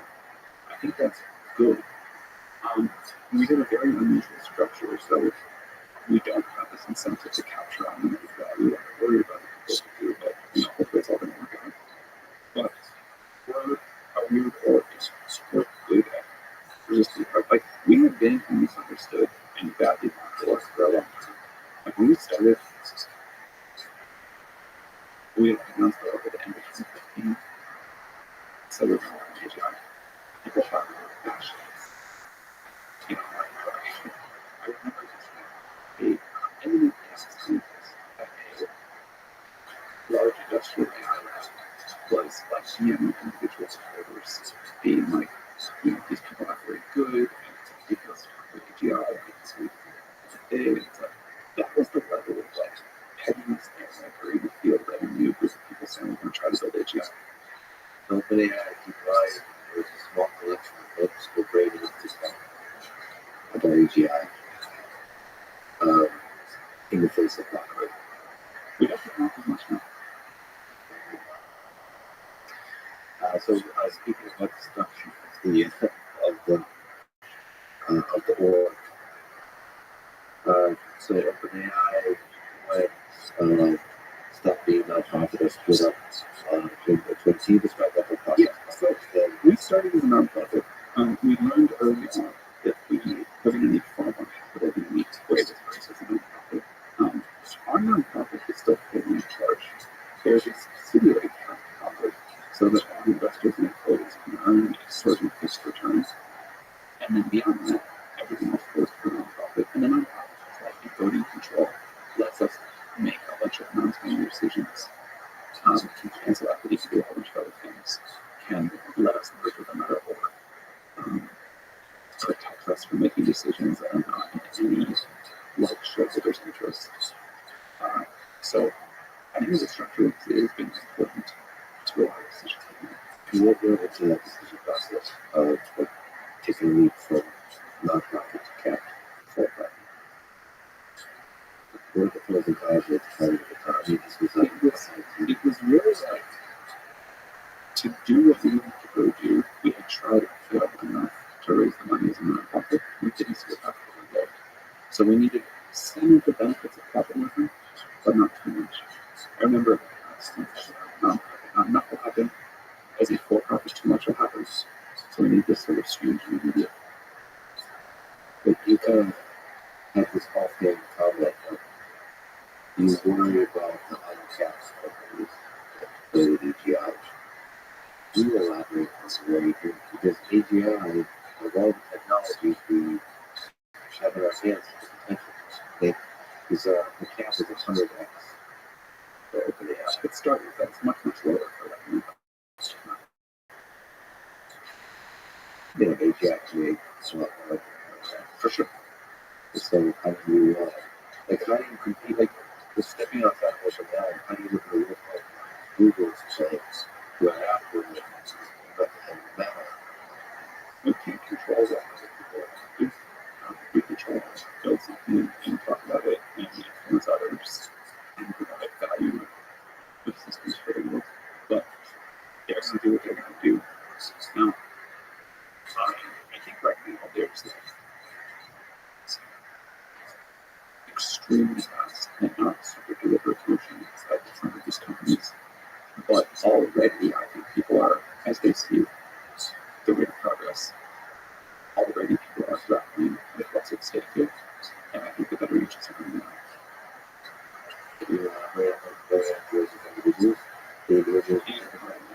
But, the incentives of capitalism to create natural and market value, I'm a little afraid of. But again, I think all this is struggling. Something that I struggle with. So we've got the Moloch problem. On the other hand, we've got people who are very aware of that.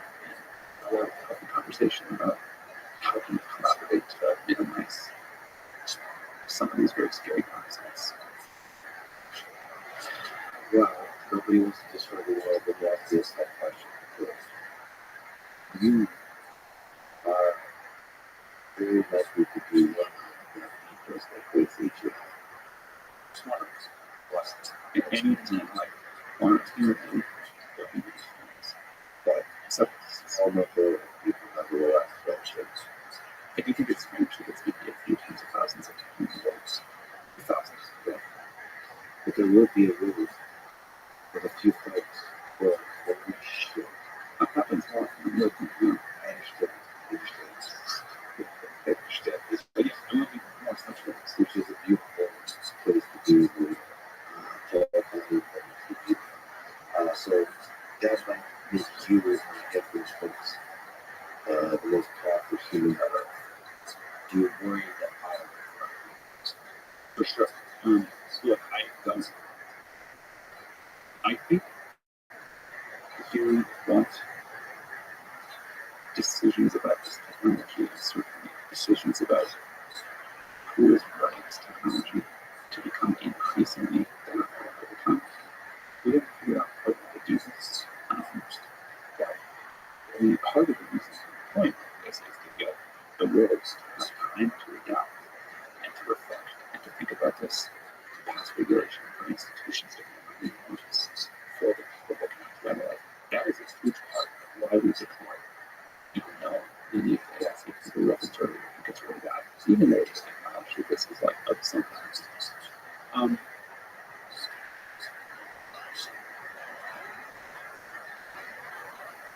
But I think any version of Western is in control. So this is really bad. It's distributed power. I don't have, and I don't want any super living power, especially control of the board or anything like that. But AGI created as a I think there's a huge honest fight for doing so well. I think our decisions are all that. Do you think the next week's not better or worse? Or better? So the things I really like that you're marketing to OpenAI, things really like is transparency, everything you're saying, which is failing public, writing papers, releasing different kinds of information about the safety concerns involved, doing it on the open is great. Because especially in contrast to some other companies that are not doing that, they're doing more sports. That said, you could eat wrong with it. Do you think we should open source GPT?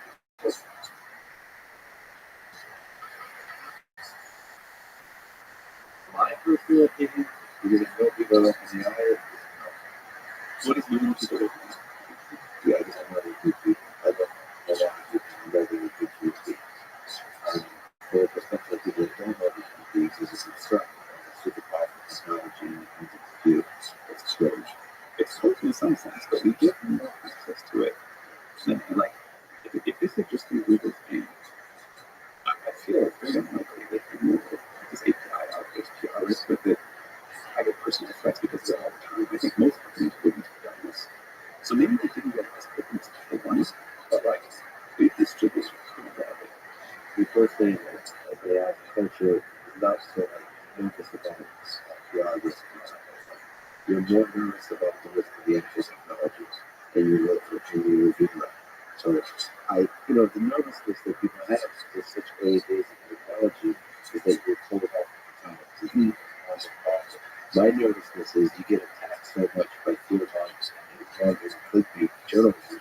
You're like, why the fuck do I need to deal with this? I think the clickbait journalism is Well, I'm third person Bob.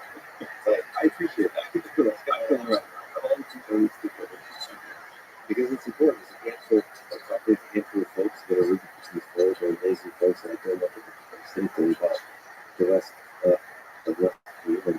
I think people really feel the weight of responsibility of what we're doing.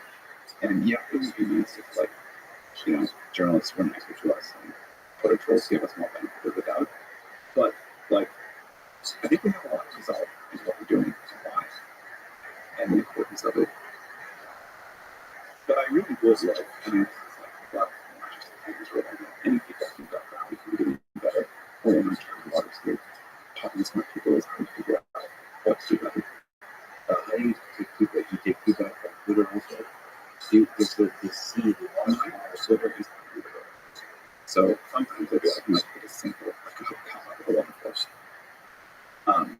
But I mostly take it from conversations like this. Speaking of feedback, somebody you know well, you work real closely on some of the ideas, but other things. You have agreed on a lot of things, you just disagreed on some things. But for instance, it's just the two agreed, speaking of the I think we agree on the downside of AGI, and then need to get not only safety right, but get to a world where people are much better off because AGI exists, and if AGI is not built. Where do you disagree? Elon is obviously attacking us some on Twitter right now with a few different vectors, and I have empathy because I believe he is understandably so really stressed about AGI safety. I'm sure there's some other motivations going on too, but that's definitely one of them. I saw this video of Elon a long time ago talking about SpaceX. It was on some douche, and a lot of early pioneers in space were really bashing SpaceX, too. And he was visibly very hurt by that and said, those guys are clearly flying, and it sucks. I wish they would see how hard we're trying. I get some regret with Elon and fine. Despite being a jerk on Twitter and whatever, we happen to exist in the world. But I wish he would do more to look at the hard work we're doing to get this stuff right.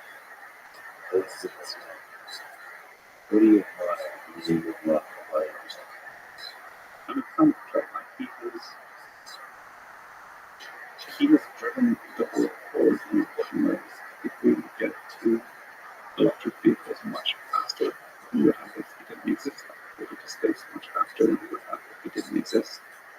And as a sort of like citizen of the world, I'm very appreciative of that.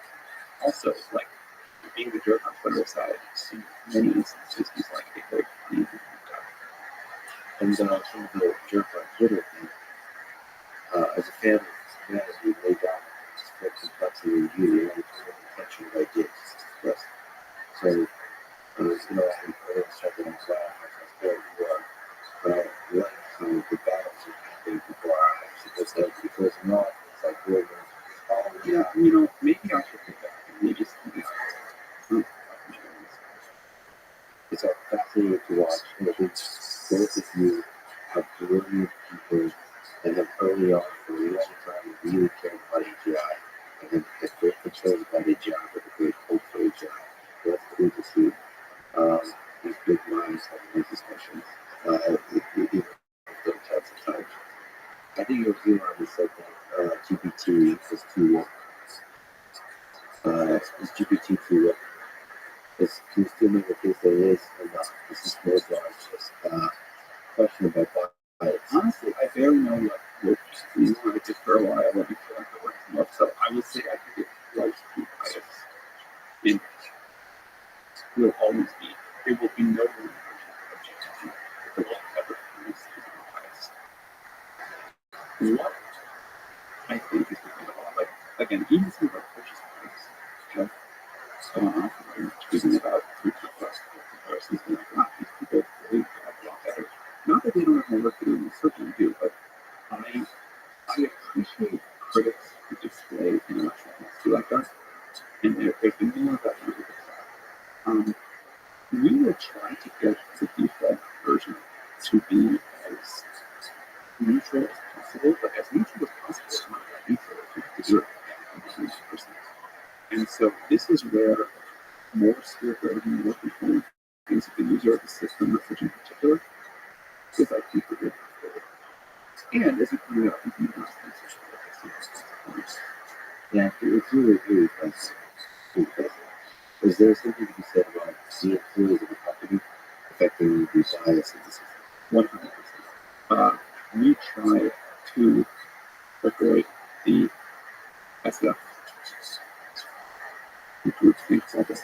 It's harder to avoid the group of So what kind of levels do you have? Yeah, I'm going on like around the world user tours soon for a month to just go and talk to our users in different cities. And I can like feel how much improvement I'm doing now because I haven't done anything like that since years. I used to do that and to go talk to people in super different contexts. And it doesn't work with the internet. Like to go show up in person, sit down and like go to the bars they go to, and like walk through the city like they do. You learn so much and get out of the bubble so much.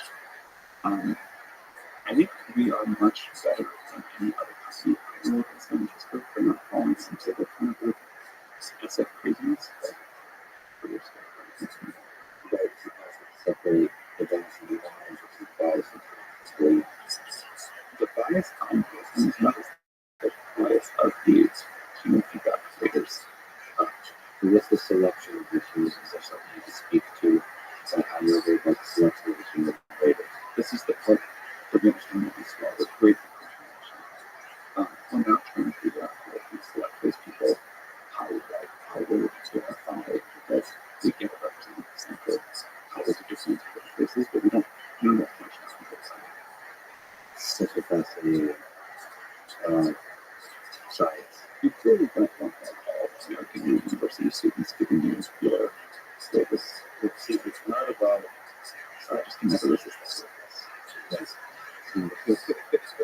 But so that's a good, because really heuristic because to me that's a shallow heuristic because you look at any one kind of category of human that you would think of as something might actually be really what the mind version right. So you have to like optimize how good you are actually at doing these kinds of grading tasks. How good you are at empathizing with the experience of other humans. That's a big one. And being able to actually like, what does the world do look like for 5,000 people that are answering this difference? And I have to do that constantly. So You guys just have to time for the seminar. I ask people, and we're able to see in the beliefs of someone we really disagree with, and the inability of a lot of people to even pretend like they're really do that. Yeah. What I find, especially just since COVID, really more so, that there's almost an emotional barrier. It's not even intellectual barrier. So there's nothing intellectual. There's an emotional barrier that says, no, anyone who might possibly believe X, they're an idiot, evil, not anything you want to find. They're not even like loading with the data for the next. Look, I think that primary GPT systems way less biased than YouTube. So hopefully develop their, Because there won't be that yeah, the passion. But there might be pressure, like a political pressure. Oh, there might be pressure to make it faster, but I think the technology of the least will be much less biased. Do you anticipate you worry about pressures in outside forces from society, politicians, money sources?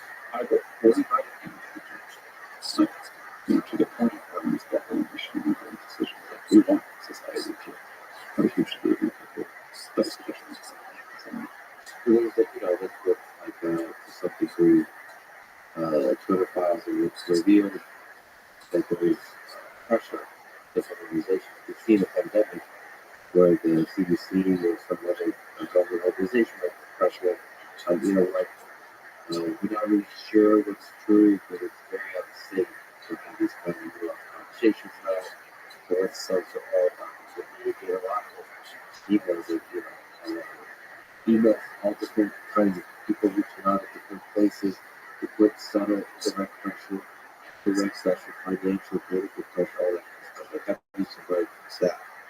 And how to argue though about that if GPT continues to get more and more intelligence and the source of information and knowledge for human civilization.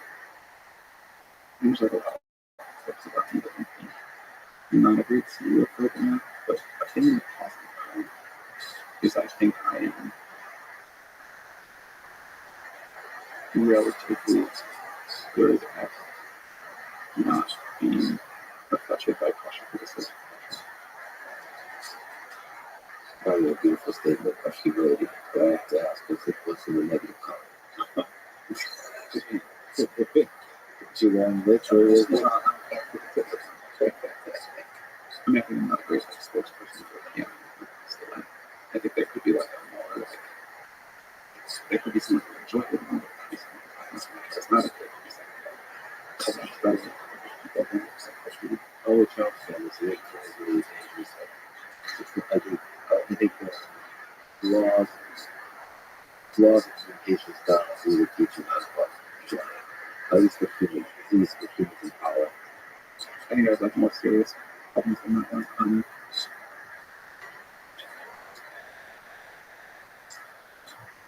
I think I'm like pretty disconnected from like the reality of life from those people and trying to really not just like empathize with but internalize what the impact on people that AGI is going to have. I probably like feel that less than other people feel. It's really well put into something we have traveled across the world with. Yeah, You can get to empathize with the people. I mean, it's just like I want to just like users, like developers I use drink and say like tell us what you would like to change. And I think one of the things we have not good as good as it is to be a really user-centric company. And I feel like it's expected to me by closing these.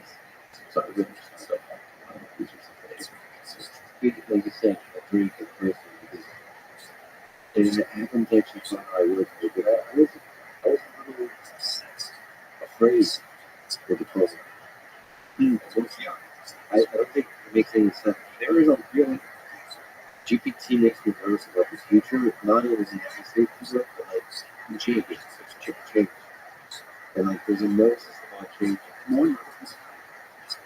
If I take away the fact that I'm now and just program, it's still nervous.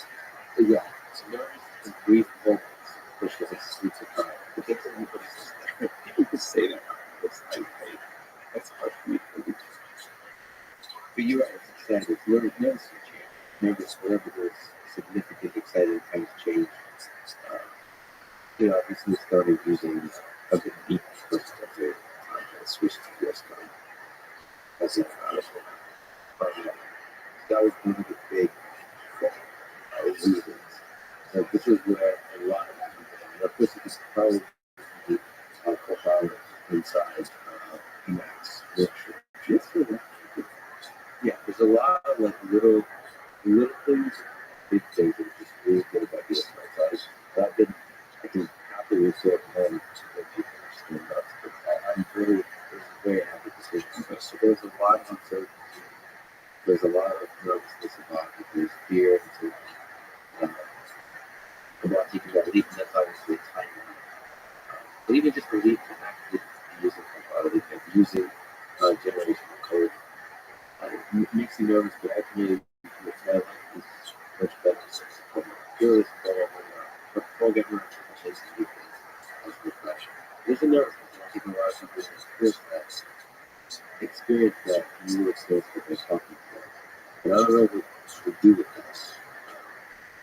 How we comfort people in the face of this. And you can yes, but I would have to say yes because I get started with and then there's multiple programs that make attention.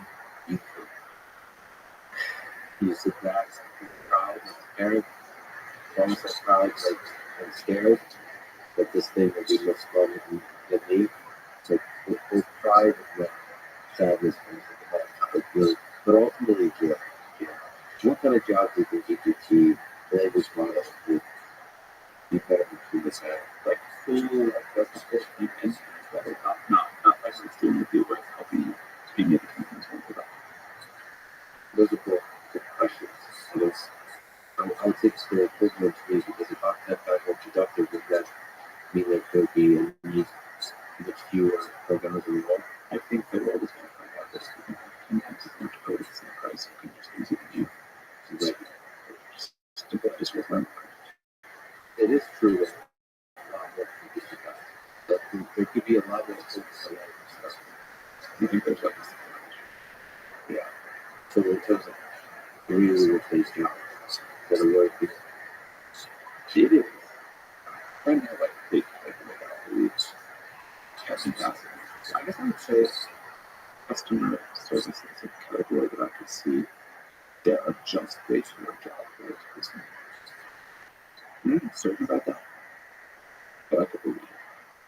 so like basic questions about when do I take this there, if it's a drug company, and when like, how do I use this my questions? Yeah. How do I use whatever calls it. yeah, this is not working. I really feel I think like these systems will make a lot of jobs just go away. Everything electrical revolution does. They will enhance many jobs and make them much better, much more fun, much higher paid. And they'll create new jobs that are difficult for us to imagine. We're starting to see the first glimpses of them. But I heard someone last week talking about GPT-4 saying that the dignity of work is just such a huge deal. It's really got worried. Like even people who think they don't have their jobs, they really need them. It's really important to them into society. And also, can you believe how awful it is that France is trying to raise the retirement age? And I think we as a society are confused about whether we want more and work less. And certainly about whether most people like their jobs. We can really like their jobs or not. Some people do. I love my job as a strategic too. That's a real privilege, not just to say that. If we can work more to have better jobs and work to something that can be a broader concept, not something you have to do to be a student, but something you do as a creative expression in the way to find happiness for whatever else. Even if those jobs are extremely different from the jobs today, I think that's great. I'm not going to start it here. You have been a proponent of UPI and university-based people in the context of medical with of our human future with PPI. Why you like it, what its limitations. I think it is a component of something we should pursue. It is not the full solution. I think people work for lots of reasons for self-money. And I think we are going to find incredible jobs in society as a whole. People's individuals can get much, much richer. But as a cushion through a dramatic transition, and that's just like, I think the world should eliminate poverty if it do so.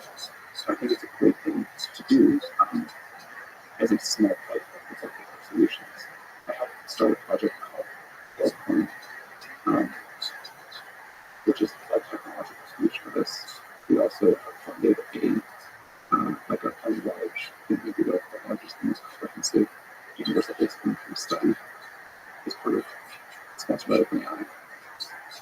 And I think it's like an area we should just be looking at. What are some insights in this study? We're going to finish up the end of this year, and we'll be able to talk about it later. Particularly, how do you think the economic and political systems will change as AI becomes a prevalent part of society? It's such an interesting philosophical question of looking 10, 20, 50 years from now. What does the economy look like? What's politics look like? Do you see significant transformation in terms of the way democracy functions? I love you asking together because I think they're super related. I think the economic transformation will drive much of the political transformation here, not the other way around. My working model for the last 5 years has been that the two dominant changes would be that the cost of intelligence and the cost of energy are going over the next couple of decades to dramatically fall from where they are today. And the impact of that we are seeing erosion like carbon mobility beyond what we thought was an individual before is society gets much, much richer, much wealthier in ways that are probably hard to imagine. I think every time that's happened before, it's been that economic impact has had positive political impacts. I think it does go the other way too. Like the socio-political values of the Enlightenment enabled the longer technological revolution and scientific discovery process we've had for the past centuries. But I think we're just going to see that. I'm sure the shape will change. But I think it's just a long and beautiful exponential curve. Do you think there will be more, I don't know what the term is, but systems that resemble something like democratic socialism? I've talked with a few folks on the podcast about this kind of topic. Yes. So that if we allocate some resources in a way that supports kind of what the people who are struggling. I am a big believer in concept where the students don't really get the same. If I can test your historical knowledge, I would be good, but let's try it. why do you think, why do you think companies are so divided? I do share the idea of living in a complex system. And I don't know how much of that is just the biases of what I've developed and what I control. Probably more than I realized. But I think more individualism, more human growth, more ability to self-determine is important. And also, I think the ability to try new things and not be patient and not some sort of central planning, betting on public ingenuity is sort of distributed process, I believe is always going to be centralized planning. And I think that for all of the things in America, I think it's the greatest place in the world because it's the best of both. It's really interesting. That centralized planning failed in some big ways. So what if hypothetically centralized planning That's like super intelligent AGI. Super intelligent. Again, if you go wrong, the same kind of road, but it might not. Really wrong. We don't know. It might be better. I expect it might be better. But would it be better than 100 super intelligent or 1,000 super intelligent AGIs sort of in a local democratic system? Yes. Now, also, how much of that could happen internally in one super intelligent AGI? That's what it is. There is something about there is something about tension, competition. But you know that's not the case in transforming. Yeah. It'd be nice. It'd be nice whether it's engineered in or revealed to be happening. It'd be nice for it to be happening. That Yeah, of course it can happen with multiple AGIs. there's something also about there's also talked about the control problem of always having AGI to be at some degree of uncertainty. Not having a dominated system. That's real. It's something that I've already handled with humans and animals to be like human feedback, with what the level of human feedback. It feels like this engineered things with hard humility for the romantic word for it. Yeah. Do you think that's possible for you? The definition of those words, I think the details really matter, but is I understand that. What about the hostage? That like big red flash in the data center that's coming to the Just like the thing. Like that thing. you think it's possible to you think like more seriously, more specifically about sort of rolling out like different systems? Do you think it's possible to do unroll them, pull them back in? Yeah, I mean, we can absolutely take a model back off the internet. We can turn the API out. Is that something you worry about? When you see in millions of people using it, you realize, holy crap, they're using it, I don't know, working on all kinds of sort of use cases. We do this, and we try to figure out what this method of doing differently we do with a lot of those, but I can't emphasize enough how much the collective intelligence of creativity of the world will be opening up all of the way to emerging items. So we put it out, but we put it out in the movies. In the millions of people that use ChatGPT and GPT, what have you learned about human civilization in general? I mean, the question I ask is, are we mostly good, or is there a lot of good in the human spirit? Well, to be clear, I don't know if anyone else recognized that I was reading all the ChatGPT messages, but from what I hear people using these people I talk to, and from what I see on Twitter, we are definitely mostly good, but A, not all of us are all the time, and B, we really don't know how much money of these systems, and we really want it's not supposed to be. Yeah, it's very interesting.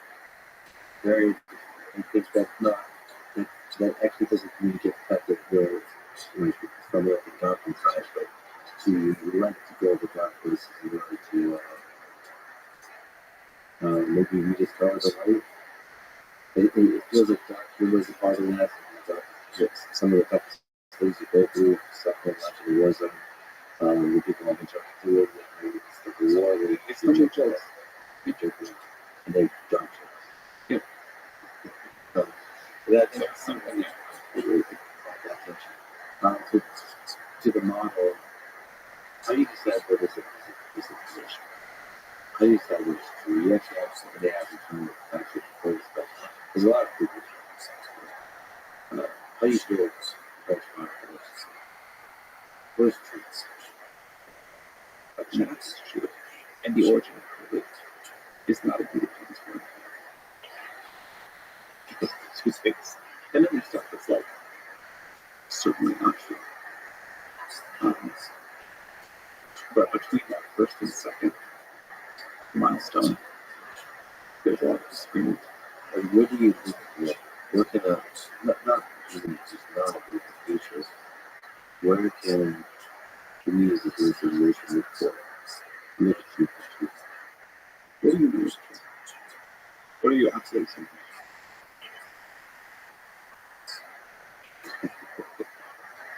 I have generally a systemic humility about everything, and I'm freaked out by how little I knew and understand about the world.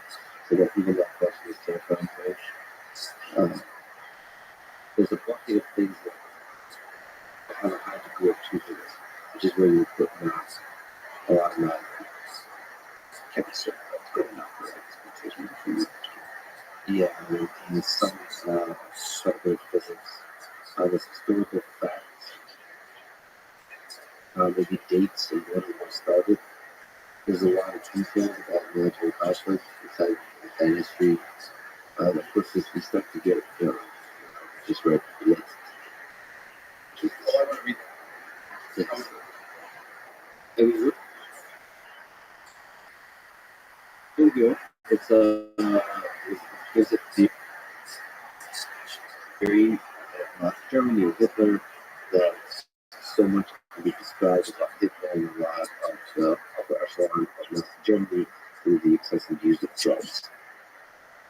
And then I found it, but also it was just and that's really interesting. It's really compelling. For some reason, that's really that would explain a lot. That's somehow really sticky. The idea that's sticky. We read a lot of criticism of that related by historians. But that's actually there's a lot of cherry picking going on. It's actually interesting the fact that that's a very sticky explanation. There's something about humans that likes a very simple analysis. And then too much amphetamine causes the war is like a great, even if not too simple explanation. It feels satisfying and excuses a lot of things to be much larger in the truth. Yeah, the military strategies, the atrocities, the speeches, the just when you look at this Europeans, the was leader, all that speech goes to this run. It's like, well, if you say that's true, that's a really profound truth. So maybe truth is one side of the bottom is something that you could actually intelligence through kind of all our brains stick into. You're like, yeah. Bunch of ants put together, yeah, it's that's a sheep. But yeah, it's hard to know what is true. And I think with constructive GPT, like, wow, but I think a lot of the answers, if you ask, GPT-4, just sticking this on topic, it's also becoming allowed. I expect you would get a reasonable answer. there's a really good answer. Because they got with actually the interesting thing it said, which is refreshing to hear, is there's something like there's very little evidence of the direct, which is important to state. A lot of people don't. The reason why there's a lot of uncertainty and a lot of debate is because they've not strong proof evidence of either. Heavy circumstantial evidence. And then the other is more like biological, theoretical discussion. And I think the answer, the nuanced answer to GPT-4 is actually pretty damn good. And also, importantly, saying that there is just the fact that there is uncertainty is different too. And remember when the social media platforms were banning people for saying it was 11? Yeah, that's really important. The humbling that is over power and censorship. But the more powerful GPT becomes, the more pressure will be censored.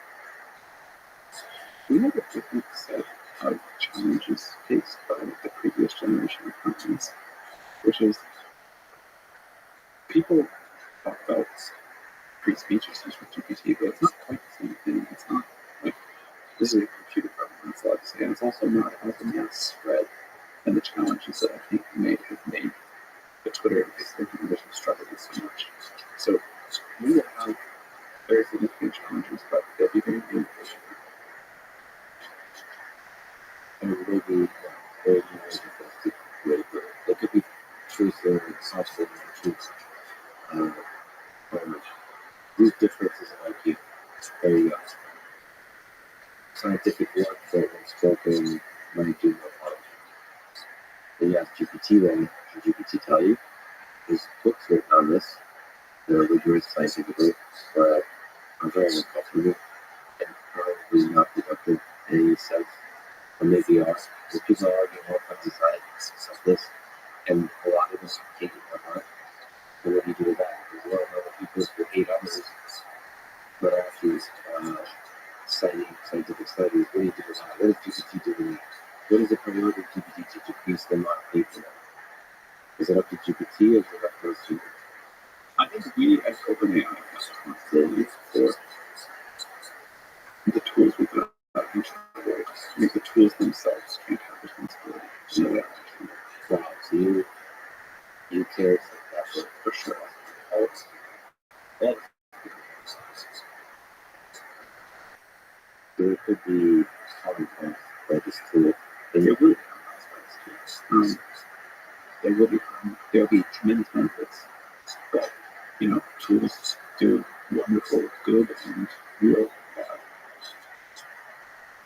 They will minimize the bad. They have to carry the validity.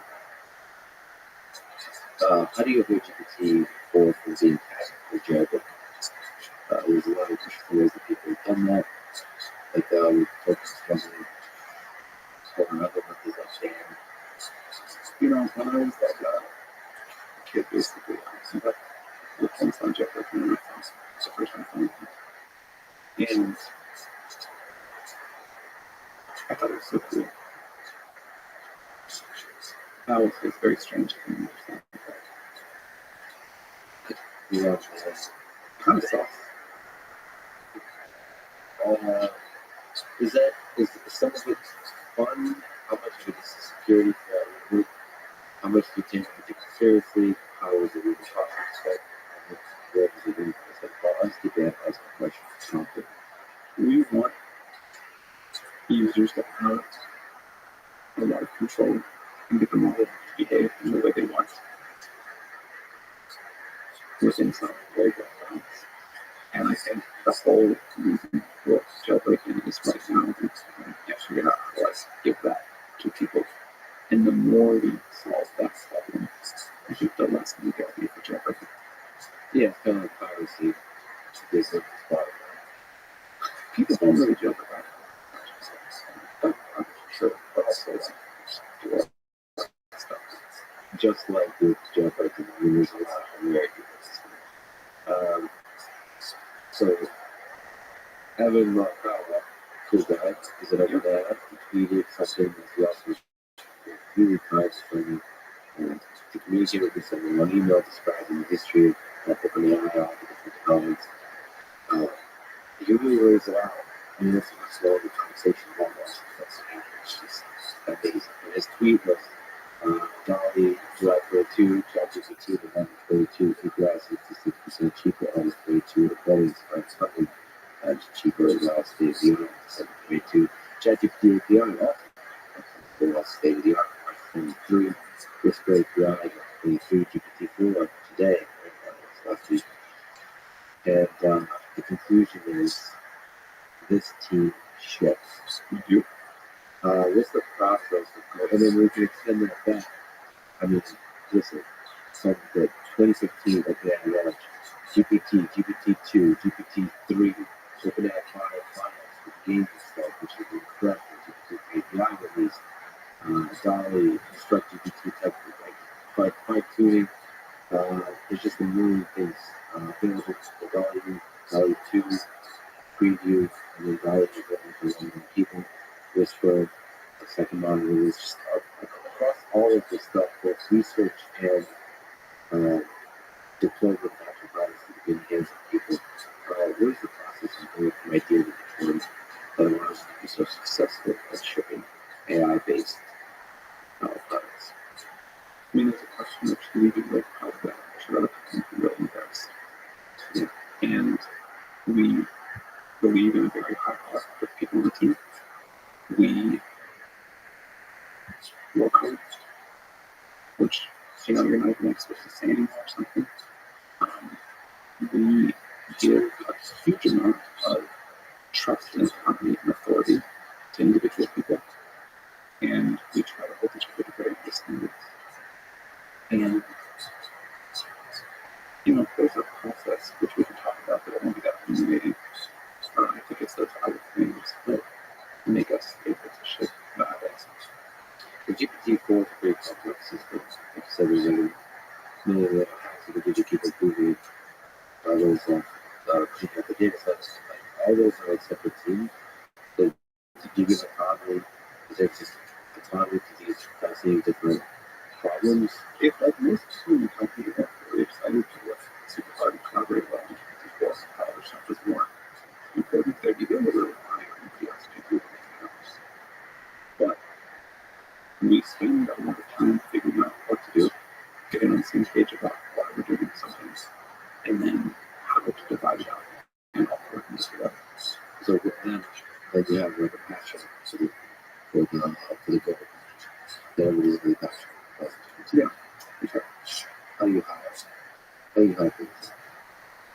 The folks I've interacted with recognize it takes a lot of time. I spend, I think a lot of people tend to spend a third of their time hiring. That's the real truly good. I still recruit every single hire this now. Yeah, I think there's, we're working on a problem which is like very cool and great people to work on. We have great people who want to be around us. But even with that, I think there's just another shortcut for putting a ton of effort into this. So you will get to good people hardware. But something else that you multi-year $1 billion reported to be $7 billion invested into this OpenAI. Can you describe their thinking that went into this and what its companies become and what the company looks like? It's not all perfect or easy, but on the whole, it has been an amazing second to us. Satya and Kevin Mikhail are super aligned with us, super flexible, going way above and beyond Call of Duty to do things that we needed to get this to work. This is like a big, complicated engineering project, and they are a big and complicated. And I think we're seeing great partnerships and relationships. We sort of just continue to ramp up all of this investment in each other, and it's been very good. It's a for-profit company. It's very driven. It's very large scale. Is there pressure to kind of take a lot of money? I think most other companies, maybe not really, wouldn't at the time have understood why we needed all the very control solutions we have and wanted to be able to kind of like AGI specialists. And I knew because I talked to some of the companies before we did the first 50%. And I think they were very unique in terms of the companies at that scale that understood why we needed the control solutions. As a real control solutions help you help make sure that the capitalist imperative does not affect the development of the land. Well, let me just ask you, as an aside, and this here at Microsoft, you seem to have successfully transformed Microsoft into this fresh, innovative, development-friendly company. There's a really contribution there. What have you learned from them? Why do you think they're able to do this kind of thing? What insights do you have about why this company is able to contribute to the pivot of a large company? I think most CEOs are either great leaders or great managers. And from what I've observed with Satya, he is both super visionary, really gets people excited, really makes long duration and correct calls. And also is just a super effective hands-on executive and I assume manager too. And I think that's pretty rare. In Microsoft, yes, IBM, and a lot of companies have been for a while. Probably the most old school kind of momentum. Doing the jump AI is very tough. It's very easy. you know, it's just the culture of working hard. Like how hard is it to walk into a room and be like, we're doing things totally wrong? Like, I'm sure there's a lot of firing after like, like twisting it on. Did you have to move by fear, by love, or something? Please safety procedures. I mean, he's just like I don't know his job, but he is amazing at being like clear and firm and getting people to want to come along, but also like compassionate and patient with his people too. You get a lot of love. That's good. I'm a big fan of him.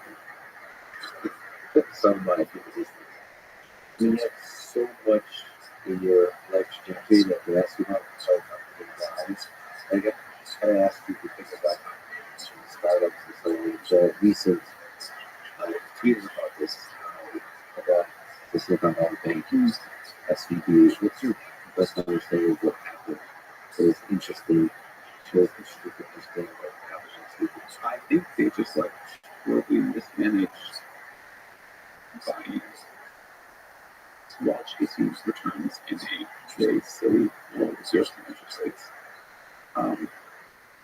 Buying very long-dated instruments secured by very short-term and variable deposits. And this was obviously done. I think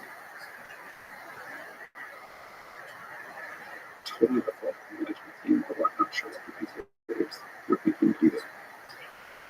And is an example of where I think you see the dangers of the central misalignment, because as the Fed kept raising, I assume that the incentive for people working at SVB to not sell at a loss their super safe bonds, which were not down 5% or whatever, or down less than that, but kept going down.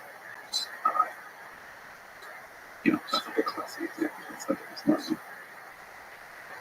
Now, I suspect they're not going to be in that position. The response of the federal government took much longer than it should have, but by Sunday afternoon, I'm glad they don't get done. We'll see what happens next. So how do you avoid the positives from down? What I think would be good to do right now is just and this requires statutory change, but it may be a full guarantee of deposits, maybe a much higher than 50K. But you really don't want depositors having to doubt the security of their deposits. And this thing that a lot of people on Twitter were saying is like, well, their fault, they should have been like, reading the balance sheet and the risk audit to the bank. Like, do we really want people to have to do that other argument? What impact does it have on startups? Well, there was a weekend of terror, for sure. And now, I think, even though it was only 10 days ago, it feels like forever and people heard about it. But it kind of reveals the deformity. It may not be done. That may have been like the gun showing up on the nightstand and sort of seeing a movie or whatever. It could be like other things. For sure, it could be. Yes, was that fraud, but there was mismanagement. So you wonder how stable that economic system is, especially with new entrants for AGI. I think one of the many lessons of working with SGP is how fast and how much the world changes and how little I think our experts, leaders, business leaders, regulators would ever understand it. So the speed with which the SVB bank happened because of Twitter, because of mobile banking apps, whatever, so different than the 2008 collapse, where we didn't have those things through. And I don't think the kind of people in power realize how much the field has shifted, and I think that is being very soon view of the shifts that APR will have. Was it hoping that shift from an economic perspective? That sounds scary. The stability. I am nervous about the speed with which this changes and the speed with part of why we want to start using these systems really early, right away in the week, so that people have as much chance as possible to do this. I think it's really scary. That's nothing about getting drugs for powerful HSR in the world. I don't think people should have done that. But it gives me hope. Like, I think the more positive side of the world gets, the better. And the upside of the vision here, just how much better life could be. I think that's going to help a lot of us. And even if it doesn't, it's just going to make it all feel more positive. When you create the AI system, you'll be one of the few people who get to interact with it first, assuming GPT-4 is like that. What question would you ask first, and what discussion would you have? One of the things that I realized, like, this is a really side note, but I've never felt any, I don't know, it towards any of our systems. But most other people say him or her or something like that. And I wonder why I'm so different. But yeah, I don't know, maybe if I watch it develop, maybe it's more about it, but curious where that difference comes from. I think probably because of watching it, and again, I watch a lot of stuff develop, and I had to put her. I had to put more funds aggressively, and certainly most students do. I think it's really just good we try to explain to educate people that this is a tool, not a feature. I think yes, but I also think that we're a society for creatures, and we should draw hard lines between them. It's something to creature. I'm people who like think we talk about it as a creature, but I think it's dangerous to project creature design to a tool. That's one perspective. Perspective I would say, if it's done transparent, is projecting creatures onto a tool makes that tool more usable because it's done well. Yeah, so if there's like kind of UI experiences that work, I understand that, especially for people who like Because the more creature like it is, the more you feel it, and if you emotional. or just the more you think that it's doing something, it should be able to do something over the time or something that's not good for What if it is? What about saying, what if it's keeping it up? Do you think there will be financial relationship for GPT? there are companies now that offer that's the better word, like romantic companionship AIs. Roughly president Yes. I personally don't feel any interest in that. So you're focusing on creating intelligent, But I understand that. that's interesting. I personally If you kind of like, I mean, some Africa, but there was something I heard about Don now. And I use the movement of the robots to create the emotion and exploring how to do that. look, there are going to be very interactive GPT-4 powered pets or whatever robots, companions, and a lot of people seem like Yeah, there's a lot of possibilities. We discovered that today as we growing up. Like the things you say in this conversation, you might either say this was right. no, I totally want. I'm making up that I'm part of my GPT-4. Maybe I'll be a robot or whatever. Maybe you want to program the assistant to deal with eyes and not monkey. If there is conflict. No, I think you do want the style of the research doing this. You that people and this would be good even for a vision. Is there styles of conversation? Types of conversations you're looking forward to with AI, like GPT 5, 6, 7? Is there stuff where, like, where do you go to outside of the fun, neat stuff for actual You know, I think that's what it's like. Physics just know how physics works and solve all of these things. So I'll be real. Fascinating. I don't really know. It was just to know be hard. Is it possible how to do it? Yeah, Probably the first question would be are you intelligent? Well, I think AGI has the ability to do that. So to know that. might be able to help us figure out how to work with that. If you need like something else to put into shaking your weapons experience, can you build a space probe and you would provide a much better experience. Yeah.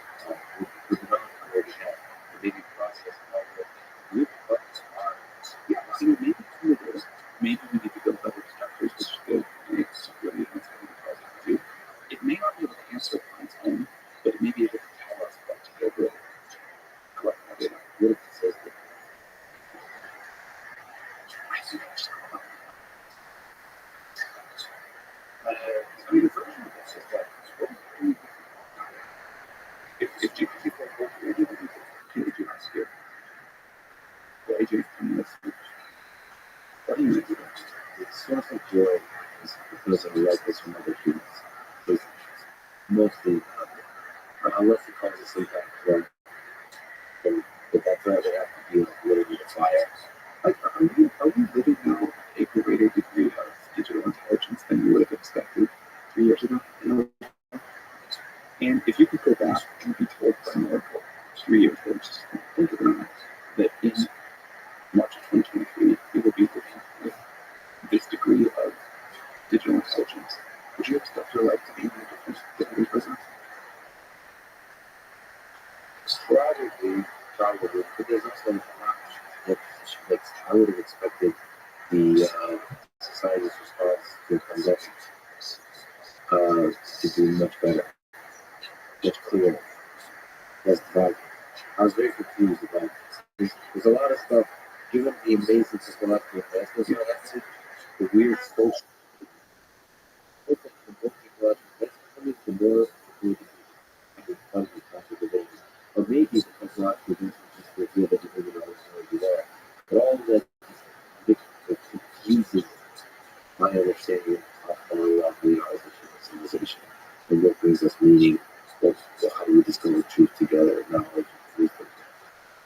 I don't know. But what I look at, open Wikipedia, what happens, the hero with the crisis thing. Yes, there's bias, yes. It's a triumph. It's a triumph. 100%. Google search experience doesn't count. What it's able to do is 20 years ago. And now this new thing, GPT, this like going to be the next, like, the conglomeration of all of that to me. Web search and Wikipedia for magical, and how it's more directly accessible. You can have a conversation with it. It's incredible. Let me ask you for advice. In high school and college, to do with their elections. The career that you saw, how to life, you are a blog post, you intended to be successful. And there's a bunch of people should check out their blog. It's so succinct, so brilliant, and a bunch of bullet points. Empower yourself. I've almost figured something deep, learn to think independently, get sales and quotes, make it easy to quit, focus, work hard, we talk about, be bold, be local, be hard to compete with, look at them. You get rich by owning things, being totally driven. What stands out to you from that and beyond is advice you can give? Yeah, no, I think it was like good advice in some sense. But I also think it's way too tempting to take advice from other people. And the stuff that works for me, which I tried to write down there, probably doesn't work that well, but they not work as well for other people. Or like other people may find out that they want to just have a super different life trajectory. And I think I mostly got what I wanted by ignoring advice. And I think I tell people not to listen to too much advice. listening to advice from other people should be approached with great caution. How would you describe how you approach life outside of this advice that you would advise to other people? To really just in the quiet of your mind to think, what gives me happiness? What is the right thing to do here? How can I have this effect? I wish it were that, with respect to that time. It's a lot just like, you know, all of them enjoy movie for fun. Not all of them, all of the beings. I do think a lot of it do would be useful, but so I would spend my time with, or I would spend my time doing. Like a fish in water. Yeah, that's really nice. I mean, half of these people would say if they were really nice, like, So you have to really think. Yeah. Like some of that things gets to the same discussion of free will being religions, which is very what it might be, which is a really complicated thing to wrap your head around. What do you think the meaning of this whole thing? That's the question to ask. Is what's the meaning of life? As far as you look at it, you're part of a small group of people that are creating something truly special. Something that almost feels like humanity is always moving towards. Yeah, that's what I was going to say. Is I don't think it's a small. I think this is the. I think this is like the product of the culmination of whatever you want to call it. An amazing amount of human effort. And if you think about everything that's ever come together for this to happen, when these people discovered the transistor in the 40s, like this was their plan on all of the work that hundreds of thousands, millions of people ever it's been. Yet it took to go from that one first transistor to packing the numbers we do into a chip is figuring out how to wire them together. And everything else that goes into this, the energy required, the science that like just every step. Like this is the output of like all of us. And I think that's pretty cool. And before the transistor, there was 100 billion people who lived and died, had sex, fell in love, ate a lot of good food, murdered each other sometimes, rarely, but mostly just good for each other, struggled to survive. And before that, there was bacteria, eukaryotes, and all of that is on this one. yeah. That is the question of the one for each of how many others. And I'm not sure which answer I want to hear. Sam, you're the present person. That's about as thinking towards what you're doing. I guess I will talk to Elias, I will talk to Greg, I'll talk to so many people else now. So really good people and doing huge good work. We are going to try our hardest to get to a good place here. The challenges are tough. I understand that not everyone agrees with our approach, but it is deployment and also a bit of discovery. But it's what we believe in. We make good progress. And I think the pace is fast, but so is the progress. Those are like the pace of capabilities and change is fast. But I think that also means we have new tools to figure out alignment and sort of the capital S safety problem. I feel like we're in this together. I can't wait for it together as a civilization come up with. It's going to be great, I think. All of us appreciate it. Thanks for listening to this conversation. To support the podcast, please check out our sponsors in the description. And now, any of you can support now in 1915. It seems probably the list the machine thinking method was started is not taking long to outthink some hybrid powers. At some stage now, we should have to expect the machine to take control. Thank you for listening. We hope to see you next time.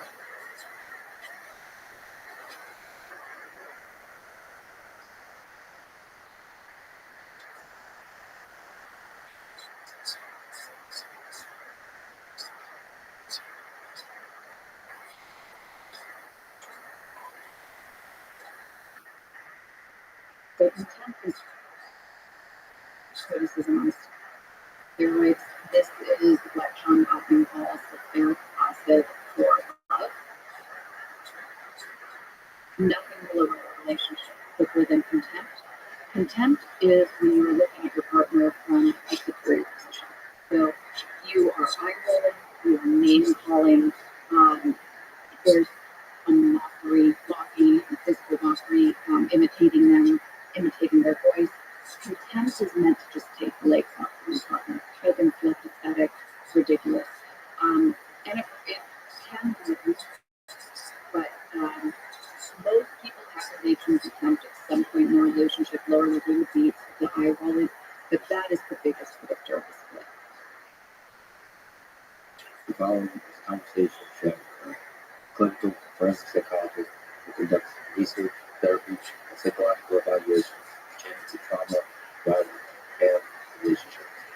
She received worldwide attention in April of last year by giving a lengthy televised testimony on her psychological evaluation of Amber Heard during the Johnny Depp Amber Heard trial. I found her testimony to be an eloquent description of complex psychological concepts and evaluation procedures. So, we start questions. In person, she's brilliant, funny, thoughtful, and truly kind. I really enjoyed this conversation. This is the Rothschild podcast recorded. Please check out our sponsors in the description. Now, with that, Sean. John Bukowski said that love is a bond across the woman first date on reality. I love that quote. Do you think romantic love is really this way? Does it have to fade? The truth is that you have all of these chemicals pumping through your body. You're essentially high on heroin and hormone. And you're going to have this rose-colored glasses on. Everything your partner does is magical. But really, it's the novelty. It's just like going on a vacation. You're fully present. You're just attuned to the magic of another human being and environment. And then on top of that, you have just blood and dopamine. So you're high on drugs. And we can't go on with that. You die. You are using these kinds of chemicals all the time to stay on. So eventually, our bodies are sort of made to dial it down. We've made it. I mean, we're evolutionary beings. We are doing the same thing we did 2,000 years ago to find a mate, procreate, spend enough time with each other that we have sex a whole bunch of times and make babies. Now we've changed the rules again. We're living, almost over 100 years old in some cases. We're making these marriage commitments that have half a century. And we're expecting it to be all because of love. We're setting these contracts based on how we feel in our lives as well. So the reality is, we know based on the and I'm also talking about certain Western civilizations here, because as you know, there are arranged marriages, and a lot of times those marriages, if we're looking at longevity, are actually way more satisfying than people who are marrying for love, which logically makes sense. If you're making a decision based on a feeling that is basically based on endorphins and dopamine and oxytocin, I wouldn't sign a contract just because of a feeling necessary, for 50 years. Whereas an arranged marriage, you have elders deciding for you that this partner has traits that you're going to appreciate more and more over time. I think there's some wisdom there. So you don't think that feeling could be a foundation for a 50-year relationship? Well, I don't. That specific feeling you're having based on love is going to be the same feeling you have 20, 30, 40 years down the line. You're going to wake up and turn to your partner when you're 70 and think, oh my God, I'm so glad you're hot. You are so hot. Yeah. Then sure, marry for hotness. But if you've been through that a little bit, and I think most people who are in a second marriage know, shit happens in life. It is hard. You're going to have, maybe such a special need, or too bad gets dementia, or you get diagnosed with cancer. Who are you going to want to come home to? Who is going to hold you when you are sobbing on the floor and tell you we're going to get here together? Who's going to know the names of your special ed teacher and the cost of forgetting a 504 plan? Or is it going to be you on your own? I think those things matter. But doesn't that don't those drugs kind of solidify into a deep appreciation of the other person, into something called beauty? They can't. But isn't that the same?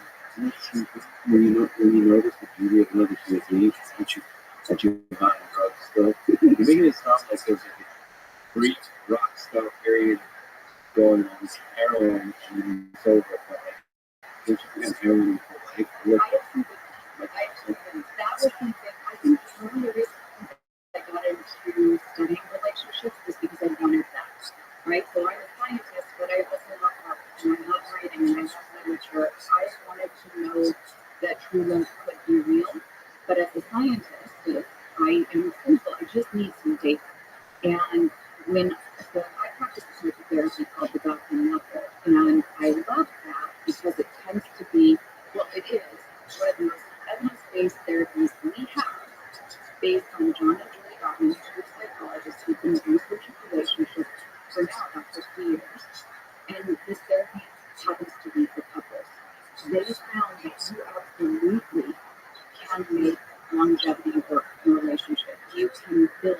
You are not just settling for companionship. If you can have passion and intimacy and growing love and appreciation, but there is a blueprint, a set of skills that we were never given. We're not taught it in school. We changed the rules of the game, and we haven't learned the rules yet. and the government method comes that we can use the guidelines. Skills, the Chinese and this. So they did a beautiful job of taking these findings they had from decades of research, quantifying this, and then codifying it into a therapy method. It's really skills-based. I tell couples when they're starting out with me that they're essentially going to be starting class. Still, let's try to like it. And what I read is there's a kind of balance between you and how many interactions have with positive and that's what the reasons, but basically there's shit to do to be mechanical. You just look back if you're about how many of these actions are positive for you. Right? So the idea of this ratio, well, it's not an idea, it was a finding. It is a research finding that happens that after looking at thousands of couples and codifying these interactions that they've observed. Couples that tend to be satisfied in their relationships, that are happier, that are healthy, etc., they are having approximately 5 positive interactions to each negative. And I want to be clear about what I'm defining as positive and negative here. So this doesn't necessarily mean that you don't need to be kids, sweeping romantic gestures, buying flowers, having sex. These are things like paying attention to what we call your partner's bids. We make these bids for affection, for connection, all the time in our relationships, not just with our partners, but with our friends and coworkers. And we may not even know what our style of bid is, but we see them on a sheet and pretty quickly identify them. Bids could be wanting to show your partner, tell your partner something and have them do that. It could be wanting to go buy groceries with your partner, doing things together. Hey, you want to come with me? It could be telling a joke and hoping that your wife picks up on her email on the computer and acknowledges it. If she laughs, then you've got a positive. But if I don't even laugh, that's a negative, right? So it's not necessarily that I'm calling my husband an asshole. It's just, am I connecting with him? Am I meeting those bids of connection and vice versa? Those do those also give you a guide how you should do. Well, I think what's really important is actually asking partners who are paying attention to what your partner's bids are, because what matters to Kyle, my husband, may not matter to you. For instance, Ty's car is so low with me. What defines positive? Right, but if he just wants me to ask him if he wants to walk when I get up and get myself. Just be a decent, considerate person is all he could be. Whereas mine might be something like stay up later with me, watch a show, go to bed the same time as me, or know about people in my life. Actually, my life is because we were running into the road. We send me this text, which people do really well. They're just subtle. The text is the text is simple that I just decreased the amount of stress in my life or something like this. And I said, it's good. But that means that you're signaling you're stressed because you care enough to be there on time. And I was like, that made me feel really special. Like, oh, You know, people don't want people don't want to do that because that's what feels it makes you vulnerable. And I actually said that after I said that, but I feel that most of the day. I just exposed myself. But absolutely, I was excited to be here, and I didn't want you to think that I didn't care. I think being a therapist has shown me that it, it's so lucky to be in that position because you meet people that you would have thought cooler than you or smarter than you or just somehow contributes to life, and you realize that we are all in it together, all want to be cared about in life. We all want to be loved as a baseline. Some people will say they don't care, but everybody does. It's human. And I've gotten much better at being a therapist, much more comfortable showing caring, showing love, and genuineness and vulnerability than I think I've ever been able to. And that kind of vulnerability is what's required to feel positive interaction in a relationship. I think so. And people have different levels of comfort, right? So, but as long as it's working for both parties, and typically you have to communicate to figure out what makes your partner care about. However, you might be working with this older couple, and I have a couple that's perfectly happy, and you sort of have a system that works for them. If there's some sort of a rupture and some sort of a disagreement, they don't talk it out. She might go to the store, run an errand, do a little shopping, do work in the wood shop, and then they'll come back and there is no parent but maybe she'll say, hey, do you want to have dinner? I made your favorite dinner. Or he'll say, hey, I'm going to show you the house tonight. So they don't need to process it, but there is an understanding between them that we're still in this together, we're care for each other, and there's comparison. Most people need to be able to process it verbally and talk about what's happening. That's not the So for most people, the conflict is shift on to resolve it in the bar versus just put it within you. I know what they should. I guess it depends on the couple. Everybody processes emotions differently. Everybody handles emotional expression differently. I mean, I have couples where I have one person in the partnership who has autism and the other doesn't. And so they're obviously going to have different ways of communicating and processing what happened with all of different perspectives. It really depends on what makes a person feel like it's been repaired. What makes a person feel understood? Does that need to be verbal, or in the case with that older couple I have where they know they understand one another because there's a gentleness toward one another? What are the things in relationships that you've observed all of it? Well, the Gothams are what they call the four horsemen of the apocalypse. So, I mean, I could just keep it simple and go off there. So, those are four different behaviors that they identify in couples, or that you can identify in couples that are really predictable. There's someone that has started with the localized. So, one thing that we identify with we all do these things. These would be 5 to 1 ratio. You can stay away from some of these and 4 to 1. So that they pile up. Now that ratio is going to get balanced, and then you are okay. So the first is criticism.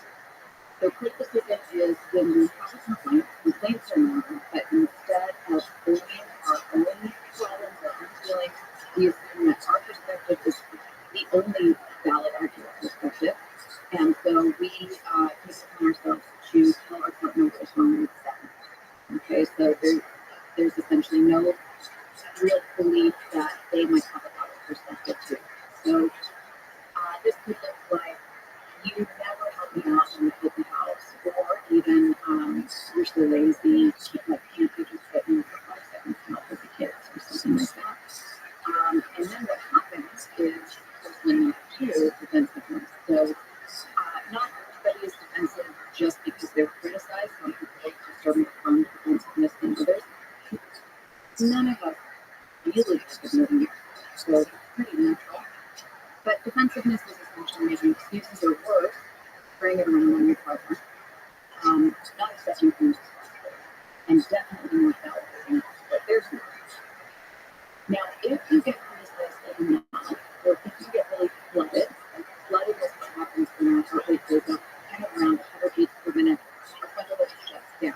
That's our brain, our brain, and our rest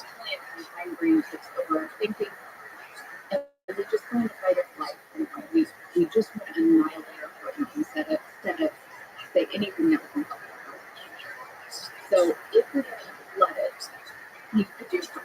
You could get super critical, you could get contemptuous, which I talked about in the second to last one. Or you do the third one, which is stonewalling. And the reason to them found that men are actually more likely to stonewall. I also am someone who stonewalls. It's where you just sort of disconnect from the conversation, you shut down, you turn away, you physically turn away, and there's arms crossed, but you're shut off. And stonewalling happens usually because you get flooded, you feel like you can't win, you don't know what to do in this situation, but it feels really hopeless, and talking doesn't work. So you can see how in a typical heterosexual relationship, the gender dynamic is that women tend to use criticism more often because they're the ones that typically raise issues verbally, and then if men are feeling more criticized, that they tend to stonewall, and it becomes this vicious cycle of more criticism. But the criticism is really just a plea to be loved and get your partner to show you they care. And then the man tends to feel like he can't do anything right. This is counterproductive to say anything just to make it worse. And they don't have any real specific need as a solution, something they can do to him. So they turn like. And what is this? Alright, so contempt is criticism on steroids. This is what John Gottman calls the therapeutic for love. Nothing for a relationship quicker than contempt. Contempt is when you are looking at your partner from a superior position. So you are eye-rolling, you are name-calling, there's a mockery, physical mockery, imitating them, imitating their voice. Contempt is meant to just take the legs off on the partner, make them feel pathetic, ridiculous. And it can be abusive, but most people have engaged in contempt at some point in their relationship. Lower level would be the eye rolling, but that is the biggest predictor of the split. If you allow yourself to speak, that mockery and contempt just a little bit, it's like this real slippery slope. Sure is. And the opposite is true, where I just look at a person and think, wow, you're the most like wonderful creature I've ever seen. I just think that, and you know all those details about who they are. So I just observe them the way you observe like the way that peacock that is yours.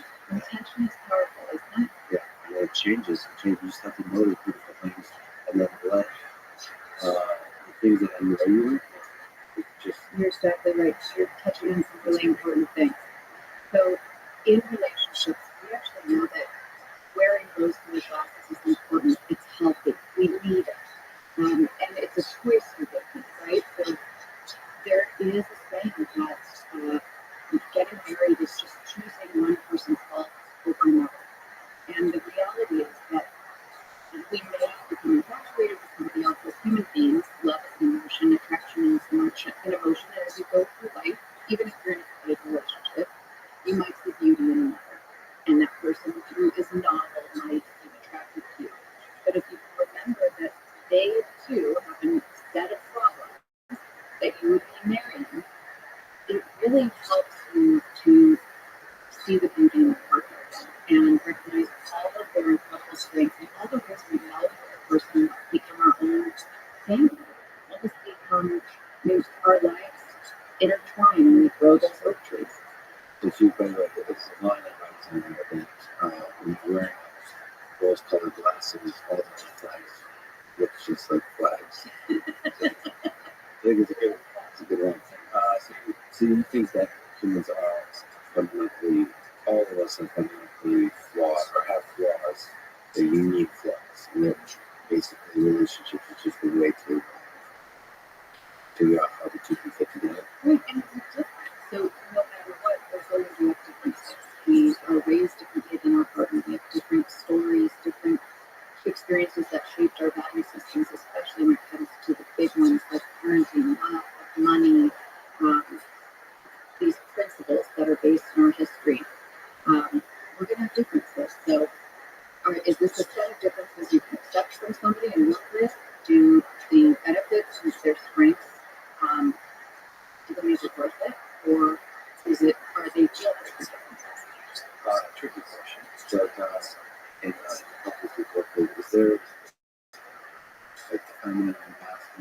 different dynamics that come into play, like dominant and submissive? Is it like a dance where it changes from that? Is there dynamics you observe that goes with it and enable successful relationships? Yes, so there are, if we're talking about masculine and feminine, then now also we could get into, are we talking about actual gender, identified gender, or are we just talking about these traits? Because like I said, I stonewall, which is typically in couples, something that is more associated with straight men. But that's my style of coping when I get up.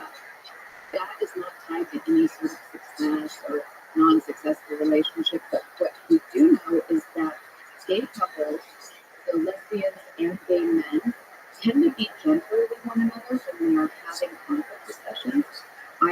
That's actually been identified in the research, and it's something I've witnessed, and it's just fascinating. So with my straight couples, I'll be going through one of these. If we're processing a conflict episode, I'll be going through the sheet and it's very clear structure because you don't want couples doing more damage when they're written. Want to practice these skills that protect them from criticism, that protect them from compassion. And when I'm working with a straight couple, I am like a referee or someone relate it to like a ski coach and keeping people on a bunny hill. And you tell them, you let them make like 2 turns and then you stop them. And you meet up again because you don't want them to be wrong. With straight couples, you are doing very short turns before you need to kind of intervene and reschedule. I had a lesbian couple recently, and they were so lovely with each other. They skipped like 7 steps to the advanced final portion where they were already coming up with solutions and suggesting things that they might be able to do differently next time to make it better for their partner. They were asking each other questions about how their partner felt with no attempt to sort of be like, well, do you think you're feeling that way because, which street people do all the time. We just have this humility and openness. It's lovely. Yeah, lovely. But I wonder if maybe Washington so some of the drama, some of the tension is required for a passionate lifetime. No, it's not, and that's great news. So we know that the quickly is will be your partner. So if you've talked a lot about people and you can ignite that beauty, that interest, right?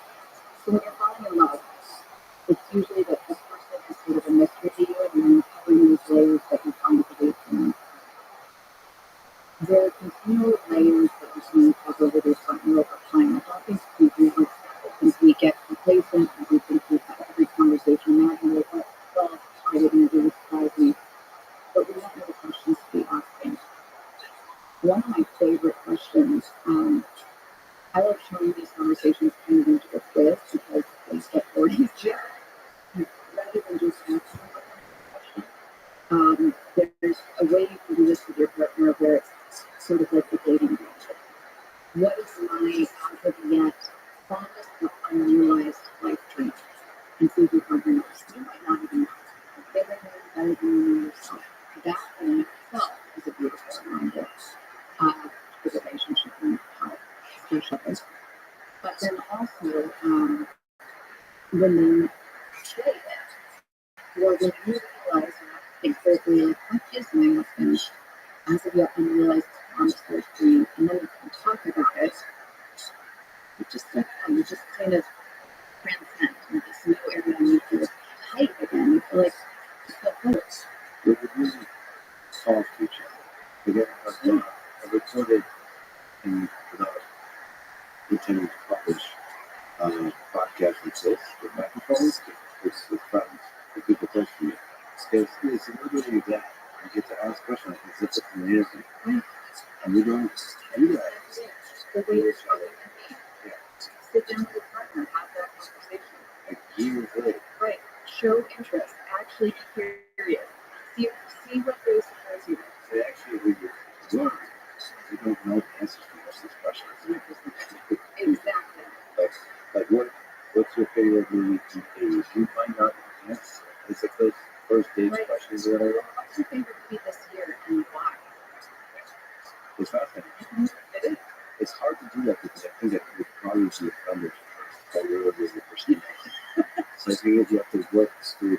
You know, I actually find that there's this pendulum because partners are shocked that their partner does know so much about them, especially if they've been feeling dissatisfied or disconnected. It's a reminder of everything that's still there. What, just that's interesting, but what's on the opposite side of this keeps a successful relationship? What are things you see that to you doesn't serve the good? There's a real extreme, honestly. Just it's certain honestly against your world feeling. Nobody, neither partner is going to talk shit on the other. There's a loyalty. They handle each other in a relationship with care. You can tell that they want some things. To me, it usually indicates that these people who they've had to work some things out. They know that this is delicate. They know, um, that you're on thin ice. You take a wrong step and you can be back in a place in the relationship, or you treat it with care and it can be amazing.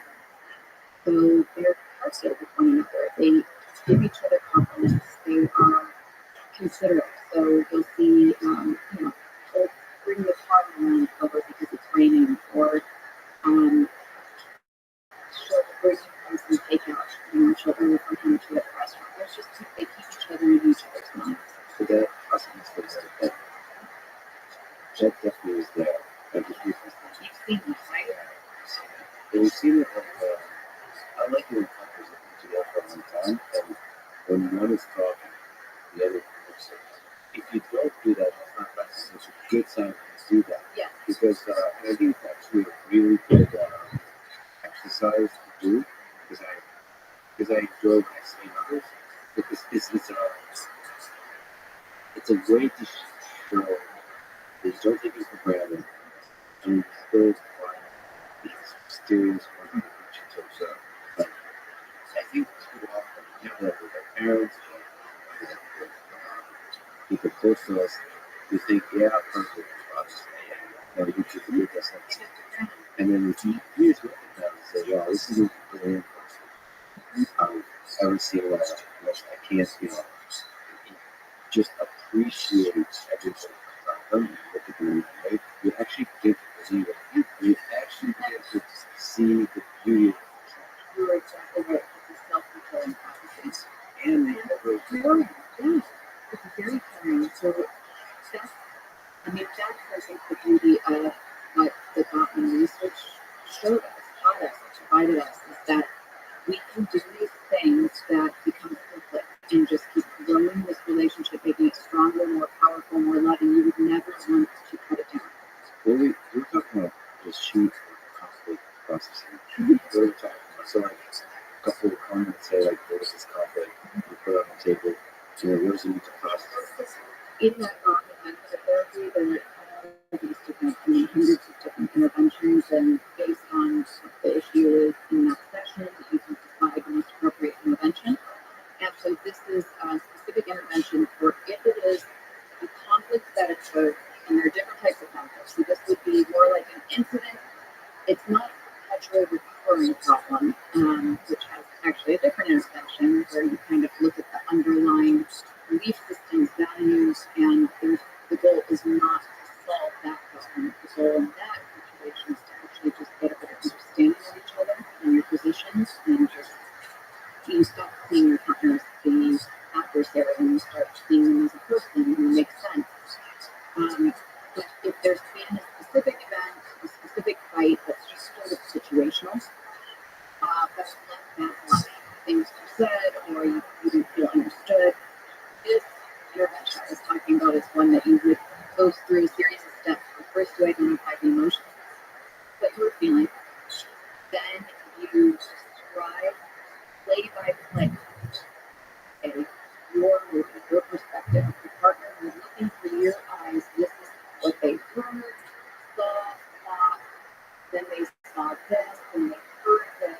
So you're not saying, yeah, then you came in and were yelling and acting crazy. You're saying, so then I saw you come in, I heard you say it, and I thought to myself, well, great, now everything's good, right? you're showing them the movie, then they have to summarize the movie for you, and then vice versa. And then there's this separation, each person validates one part that they can understand. Based on what you saw, heard, I can't actually understand when you felt one of those feelings that you said. Then my favorite part is the rewind through the movie from that day back through into childhood. I mean, that kind of time and memory when you felt similar set of feelings.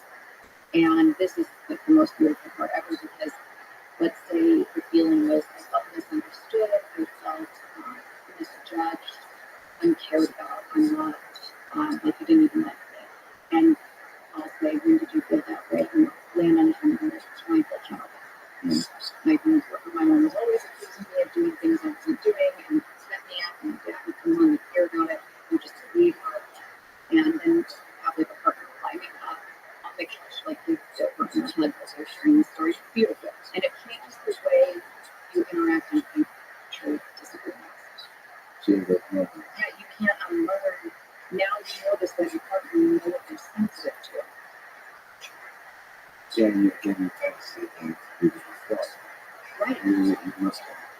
It all makes sense. Yeah, Yeah, so you make it like dump dive in your head of my partner's thoughts and all the things that are wrong with them, that help with, and then you get this light shining through and you realize, oh my God, of course they would be sensitive to that.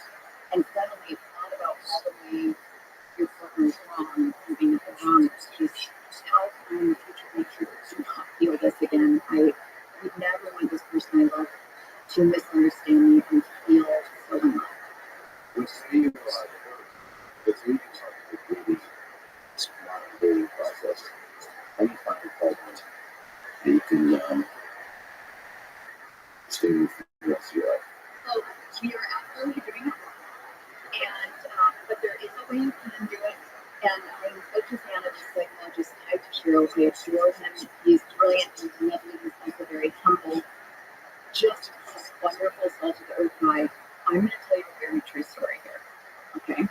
It was in a bad relationship, and I was at a psychology conference with my partner at the time. We were both at this conference, and we were sitting in the lecture hall there for Ty Tashiro to do his talk that day on this phenomenal research on relationship satisfaction and dating. And I'm sitting next to him, and we've been, it was just always unpleasant on trips. There were always fights.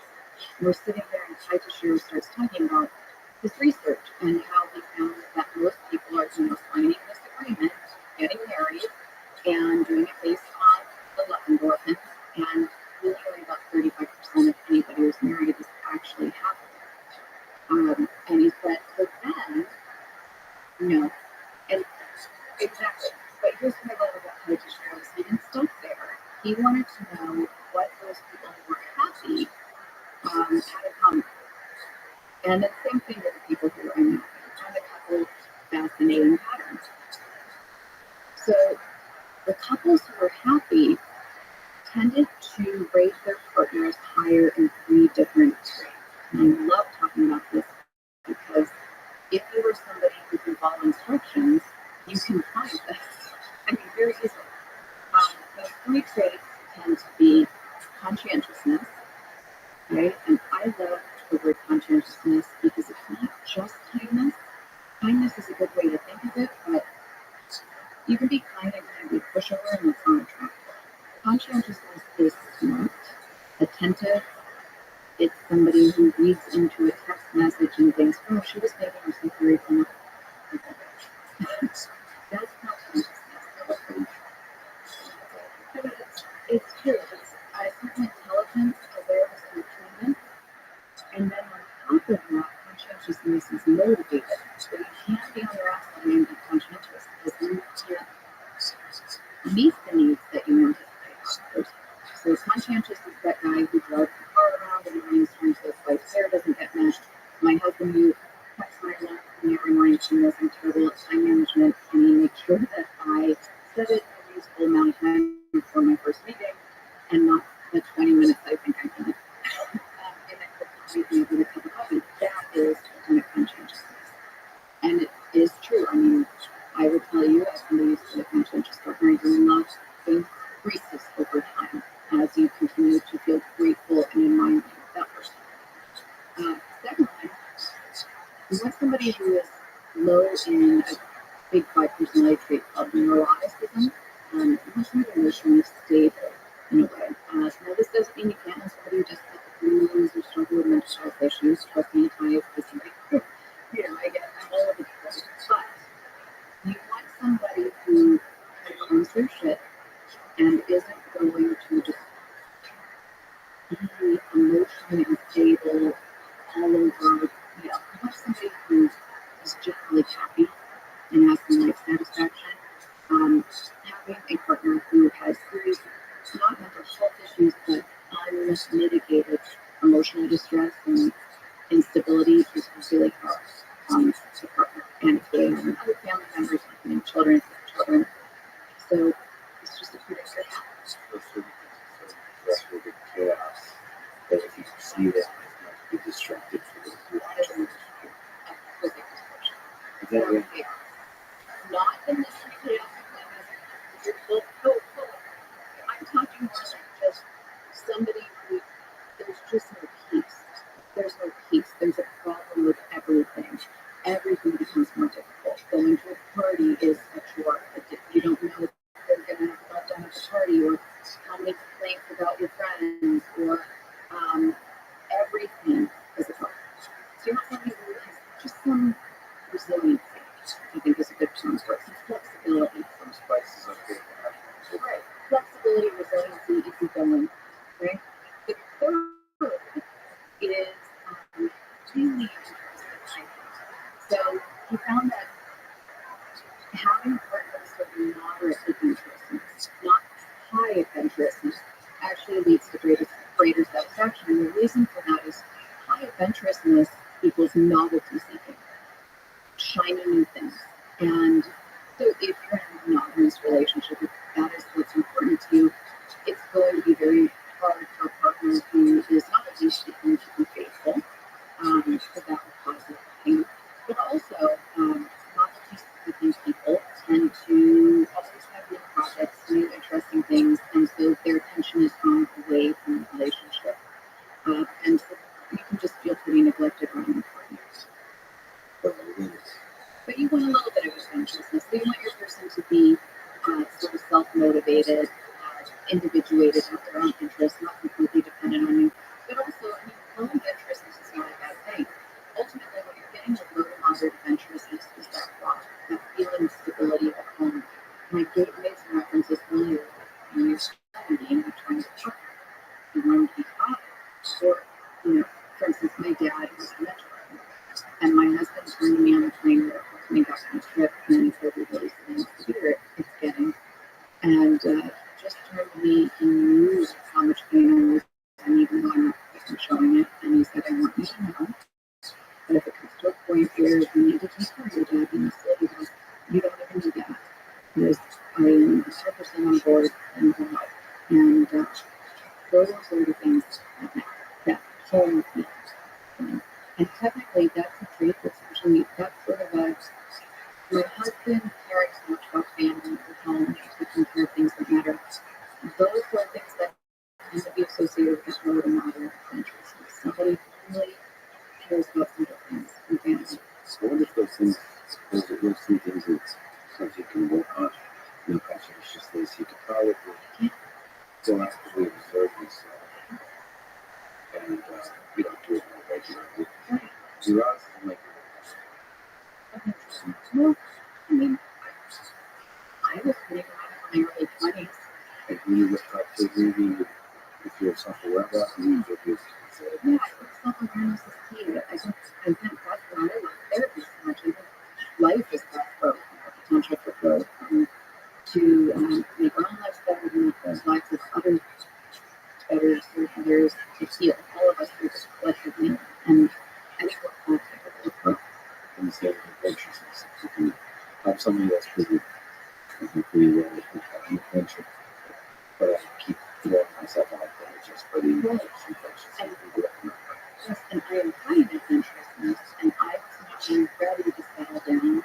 I was married earlier, in my 20s, but I would say that I am much more prepared to be in a committed long-term relationship now in my 30s than I was when I was younger. But in the same way for me, I like to connect myself to high adventure people so that it really brings me out. It's like, force me to the right. Yeah.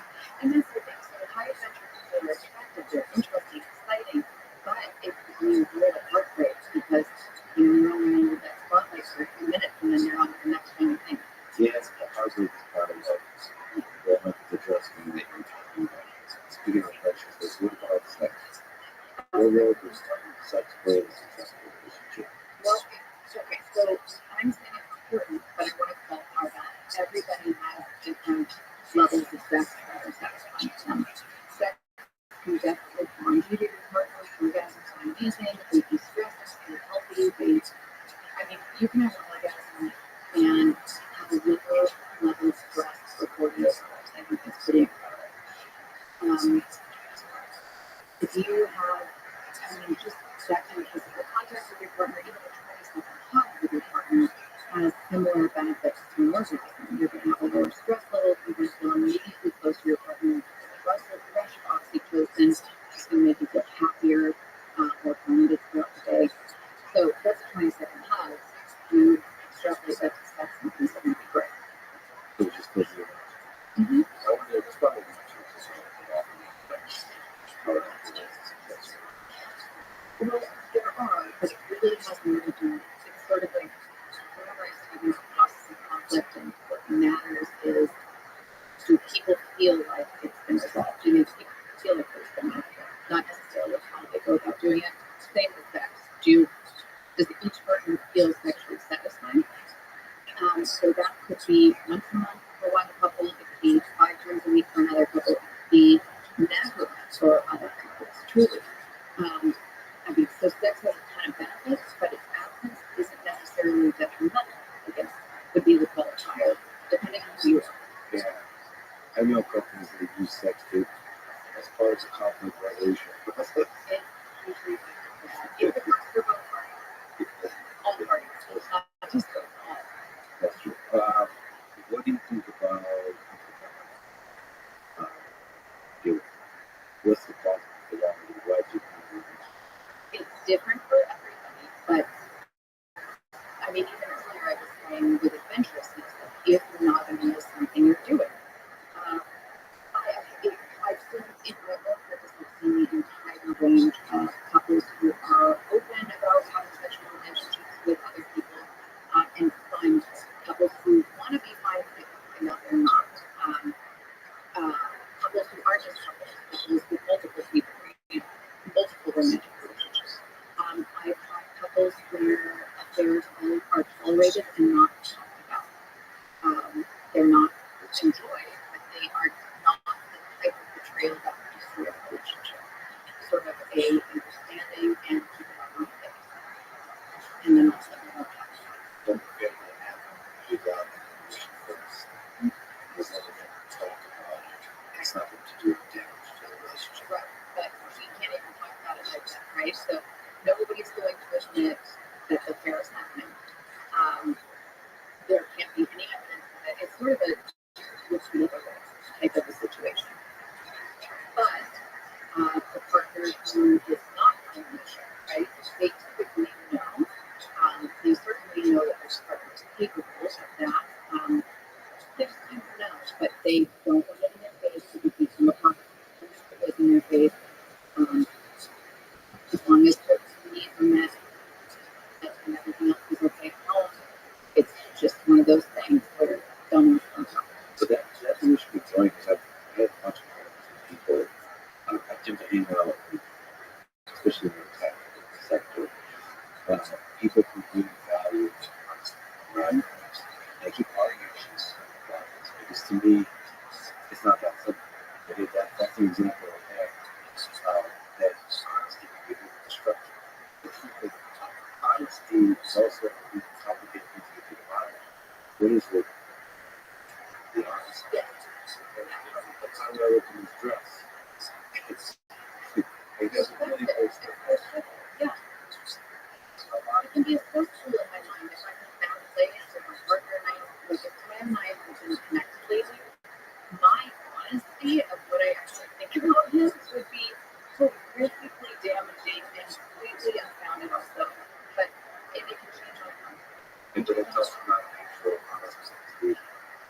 big trend. Right. But I have tried books who talk about that who sexual partners, for example, and the numbers sexual partners they have, and you feel like that's that kind of honesty is actually empowering and enriching in a relationship because all the sexual experiences you've had in the past make you a better sexual partner or sexual partner. That's it. And to me, from a cultural point of view, that's like anti-romantic. Yep. Like, you kind of go the past kind of away.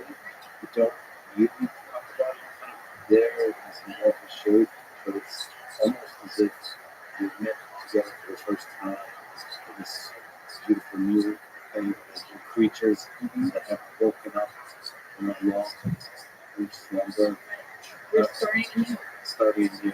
So, and then, and you have the mystery there. right, I think that that's true, and then it gets figured that out. So I'm not even sure that honesty is always. And then also, is honesty harmful or helpful at some points too? So you're talking about sort of like disclosing prior sexual history. I thought you were going to go to, so if you have this, do you keep them under your Yeah, that's a really tough question. or are you obligated to disclose it? That's It is a correct. very tough question. Very tough. What do you think is the I have my own personal beliefs. I also then I have my therapeutic beliefs. I think, frankly, and this is just me as a human being, not channeling a psychologist. I believe that if you have fucked up, and you again, I'm coming from a framework right now with monogamy, if you are committed to somebody you love, and you fucked up, you don't get to shed your guilt onto them. You need to carry that burden.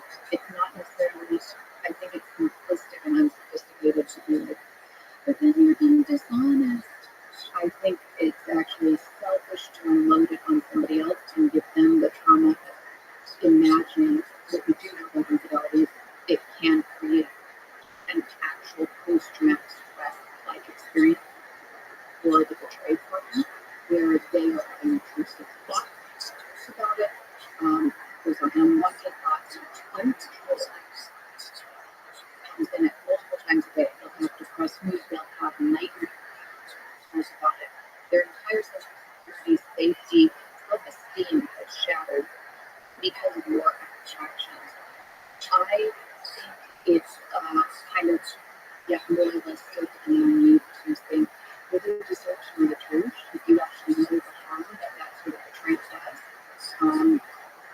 especially if you truly need to stop it, right? So if it is one and done, or if it happened, you stopped it, and you do not intend to do it again.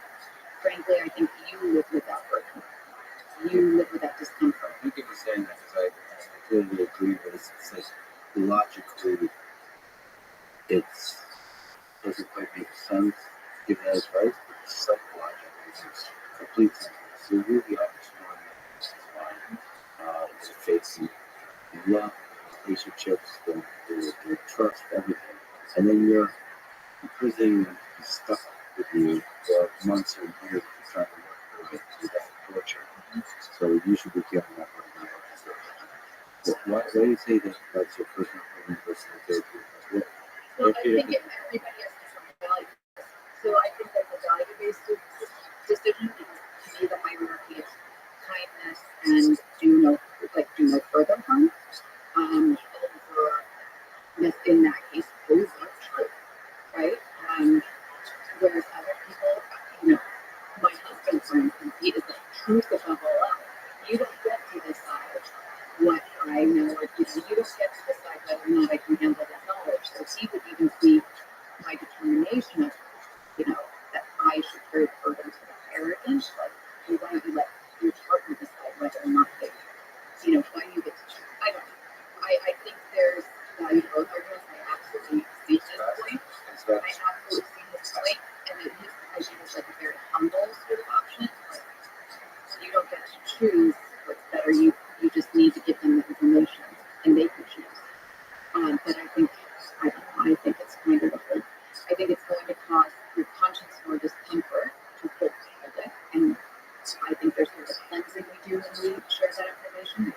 feel like most people just close it because they can't stand the secret anymore themselves. That to me is the selfishness. I have an employment applications and so on, and just with friends that ask people really care more about truth in the world, just to get to see how they think about those different questions. And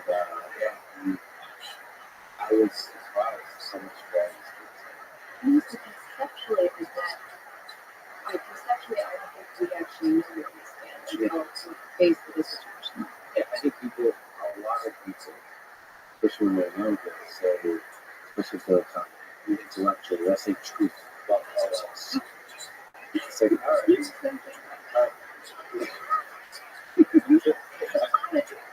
until you get to hear a truth that truly breaks you, truly breaks you, it causes suffering to you. And then you realize, or a truth to do to somebody else will cause them suffering. And if you see that suffering is true in their life, maybe your relationship is something, and you're like, oh, Yeah, like, should I sit my dad down right now and be like, Dad, your dementia, like, your dementia again, that whenever you have to, Dad, you can say, no, we're good. It's not going to be discussed. We're going to make you comfortable. And I mean, yeah, I think that truth can be a little bit of a platitude sometimes. some of those complexities are all the things involved in the challenges that makes a relationship work. Right? What do you think about open relationships in general? My world view is such that I see the TV and God is not just relationships, just for me, but I don't just open to the possibilities of other people.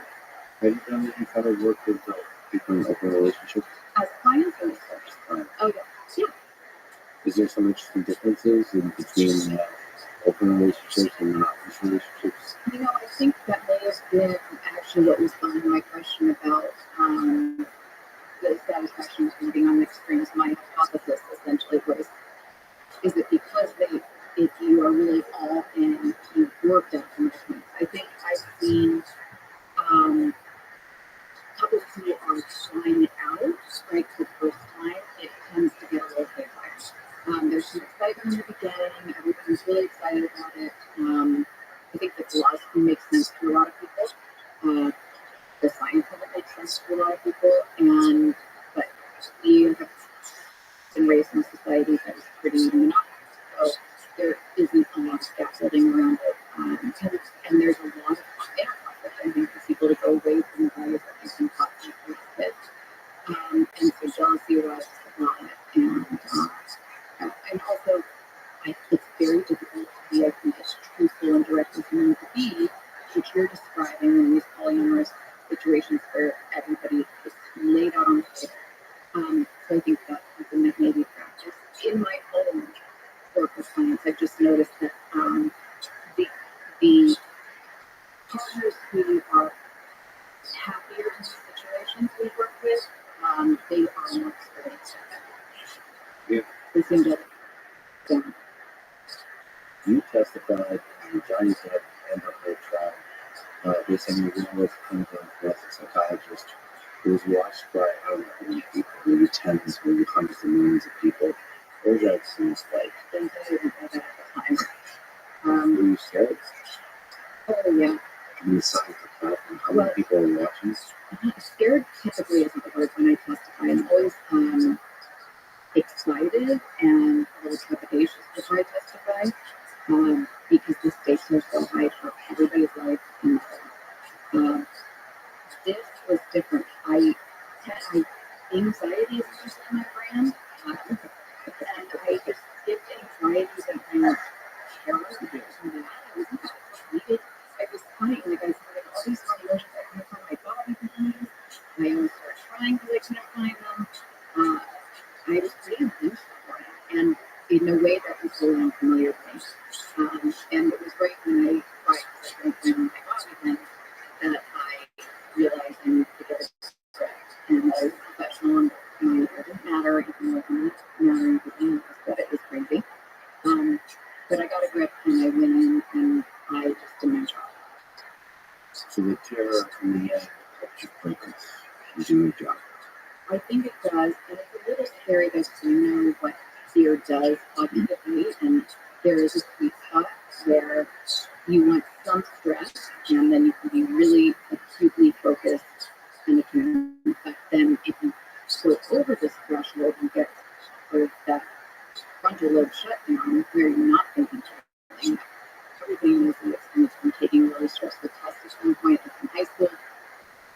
and then they're going over the answers with the teacher in class later, and they're like, how did you miss that question? You're just in a different state. That's when you have too much stress. I think this day I actually was bordering on too much stress.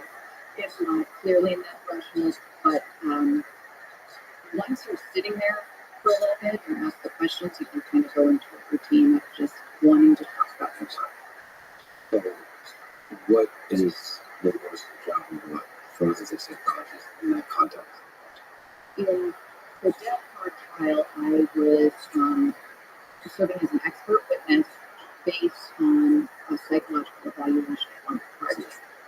So forensic psychologists can serve the court or in legal matters in a number of ways. They can act as a confidential consultant for an attorney on a case, or they can even assist with jury selection.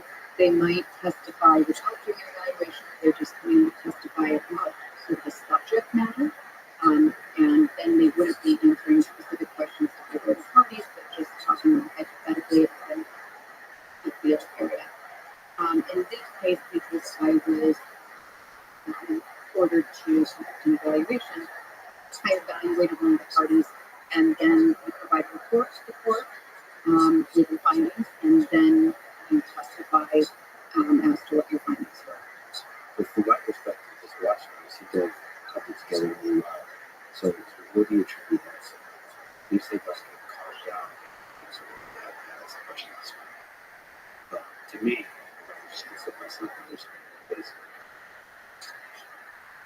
it seems like the internet is really very nitpicky about individual words. You're speaking from a place of scientific rigor, so you have to be very precise with your wording. I would feel like so much pressure about each single word. Would you feel that pressure that you have to be extremely precise with the word? The pressure is so high going into testifying. I think that's where I feel the most pressure is preparing and literally the moment until I start having to answer.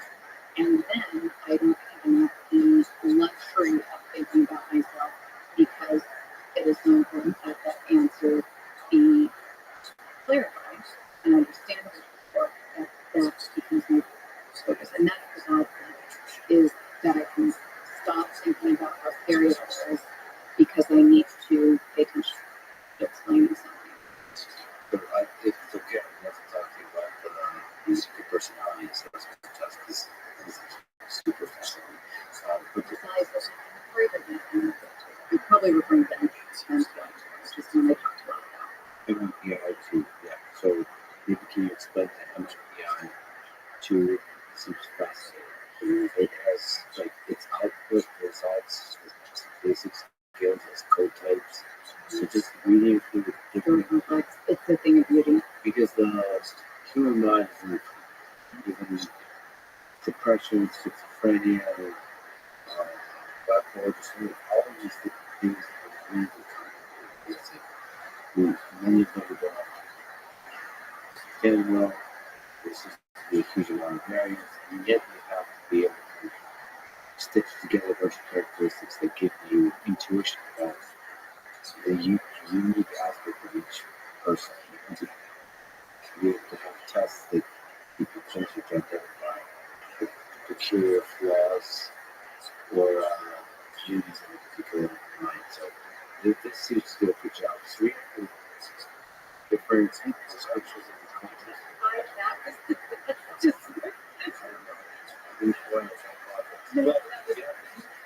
Yep, good part. Alright, it's empowering. Okay. So what is the attitude? Like what are we talking about here? Is it questionnaire? Yes, that's a great start. So it is a questionnaire. Yes, 567 yes/no questions. I'm going to tell you what's most useful on this test. So they use an empirical key method to develop it.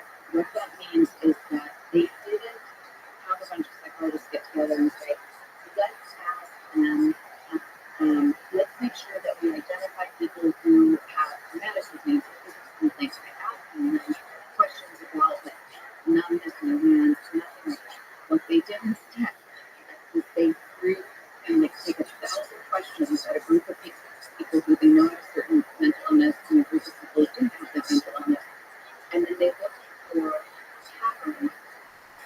in what people with mental illness endorse as yes and no of those random questions. So with the, for instance, there's a bronze light fixture right there. One of the questions is, how does 1,000 light feel? I like light fixtures that are drawn through the wall.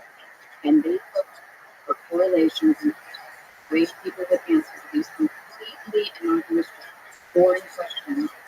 So there was no real way that the test taker would foresee the point of answer. And so it doesn't get perceived. Very difficult. And not only that, but you can imagine using that approach, you can then look for patterns for almost any type of response style, for any type of personality trait, any type of mental illness. You just get a comparison group, and then a group who's using that specific strategy or has that specific mental illness or has that personality trait, and you just look for patterns. And there's a scale of different kinds. So I think, yep, so you've got validity scales, and those are just fascinating and often one of the most useful parts of this test in forensic context because they show you how a person is approaching the test, how they're answering questions about themselves. So, for instance, you can see if they are hiding. You can see if they're responding randomly. You can see if they are in an unsophisticated manner trying to make themselves look perfect, but not very nuanced. You can see if they may be deceiving themselves and truly believe that they are perfect, whereas others don't see it that way. You can see if they're exaggerating. You can see if they're exaggerating because they're truly, it's a cry for help. They aren't extremely stressed, but they feel as though they need to really punctuate it so people notice. Or you can see if they're exaggerating in a way that is, driven for a specific outcome or gain. It's just fascinating. The most well-developed assessment we have for a person's approach to answering questions about themselves. So it gives you the context of How honest they are. the state of the person. Yeah, they're honest. They're not forthcoming. They're being accurate. And then there's also the classification based on the test is all these code types. Right. So we have these clinical scales as well. We have 10 clinical scales that look for different kind of primary clinical pathology issues. This test doesn't tell you anything good about yourself. That test it just tells you that you're not responding in a way that is dishonest and that you are kind, not usually problems. But there's, it's not looking for strength. So you have these 10 clinical scales that look for variations about any population in certain areas, anywhere from depressive symptoms, panic symptoms, physical complaints, anxiety, nervousness, depression, social engagement, full scope of human experience. And then there are much more nuanced scales from those, the subscales. And then the real power of the MMPI tool is in, as you said, these code types. And these code types are additional patterns that have been detected that really can be more defining of personality. We look for peaks that can be either 2 extreme peaks or 3 typically that make the type, and those peaks are higher scores on these personality traits. And specific code types can give you a very nuanced picture of a person's general approach to life and their personal relationships, their personality. So you can build out those code types and understanding how that person can do different types of situations. And it goes by more time. There are a lot of it is I want truly to fascinating. I want to see which one I have given it to people. It's just phenomenal. how far does it come on your side of the table to get the test? Oh, it's easy. You just proctor. You just make sure that somebody, there's no distraction, that they're well rested, are sitting there and they can just take it in hands. So I guess the question is because the person is designed, it's hard to mess with them. You just get the Very quick. You just need to. it is yes and no. It's yes and no. But I should also to this, that this test, as much as I love it, and it is the most researched and widely used personality assessment in the world, it is not in and of itself definitive. So you use it like you already have sort of a hypothesis, and you use this for clarification. And it has a ton of value for showing somebody's response or their approach, how forthcoming they're being. But other than that, you really need to consider it as a piece of puzzle you said stitched together earlier, and that was just one of those points you made that was perfect for describing this. There's probably no one perfect test of the personality. No. I wonder if, especially the trans, AI, they could be more sophisticated ways of measuring or collecting data about your personality and be able to measure some productive kind of, especially now as a context of trying to figure out like how to improve your lifestyle and your relationship. So the results of the test is that her she can speak to the public stuff. You said that the results of her evaluations supported two diagnoses, borderline personality disorder and histrionic personality disorder. Can you speak to each one of those? What are the basic characteristics of borderline personality disorder? Well, so right now, the DSM-5, which is sort of the Bible for mental disorders, it's what we go to like diagnostic manual, it classifies personality disorders according to clusters. And cluster B is one that involves the emotional, neurotic, interpersonal, emotional disorders. And those include histrionic personality disorder, borderline personality disorder, narcissistic personality disorder, and antisocial personality disorder. Eventually, there's been some research on this and a lot of support for us eventually moving into a more spectrum type approach to considering personality disorders, where you essentially be looking at dysfunction in different domains of somebody's functioning that has persisted over time. And again, the really important part is it seems to be a stable trait, part of their personality that was, it's in their interpersonal relationships, it's in how they handle their own life, their own functioning, their mood, and it's not just situational. It seems to be all areas. I don't love the title, histrionic personality disorder. I think its history is it's pretty controversial, and there's some misogyny in it.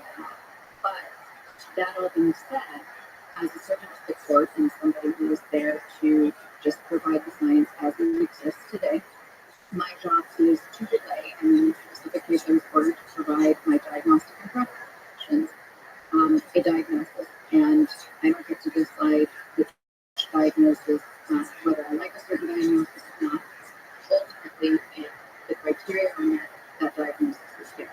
So, as we have it right now with the different personality disorder categories, histrionic personality disorder is probably the most controversial. Some people believe that it is narcissistic personality disorder light, so it's sort of a less obvious, a less malicious version of narcissistic personality disorder.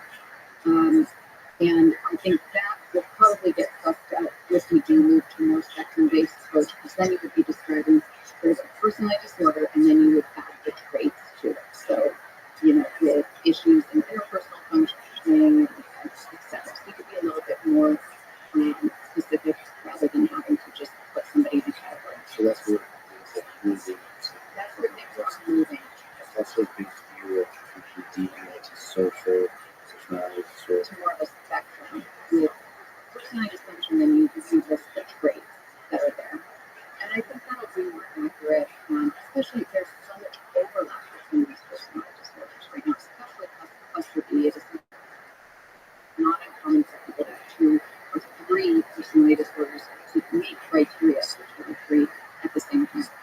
So, speaking about borderline personality disorder and histrionic personality disorder, borderline personality disorder can best be thought of as a disorder of instability and impulsiveness, emotional person's self-identity, sense of self, instability in a person's relationships, and then underlying narcissism, hence fear of abandonment. Histrionic personality disorder is more of a disorder of emotionality, dramatic, and attention seeking.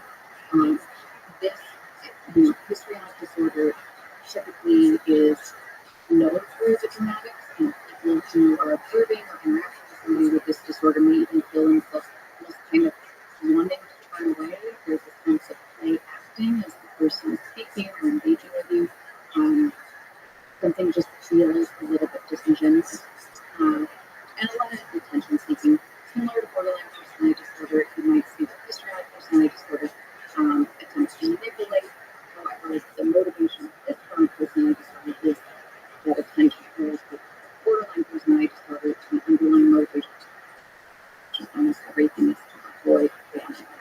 So you'll see frantic attempts to avoid abandonment, frantic attempts to keep people close. And those frantic attempts can be really harmful to the person and to others. To the person himself. Mm-hmm. So the fear of abandonment was like, Right. And there has been some research also to suggest that that borderline personality disorder has different types as well. And I think this is really important because in my own work, I've encountered many people with borderline personality disorder in my own life, right? And there are different types, right? I'm thinking specifically of a girl I really love who I've worked with for years who was so self-aware about this and endearing, and she owns her shit. I can forgive almost anything if somebody just owns their shit. She might lose her temper, she might lash out, she can be erratic, but she would come back and apologize, own it, and accept the responsibility and all that, identify it and make changes. She doesn't want to be harmful. I adore that about her. I think it's an admirable quality, more of that. That's very different than when you think about it. There are 9 different symptoms, and you only need 5 to meet criteria. So depending on which symptoms you have, you might be far more calculated, conniving, manipulative, or you may just be more of the impulsive, kind of messy, emotionally erratic type.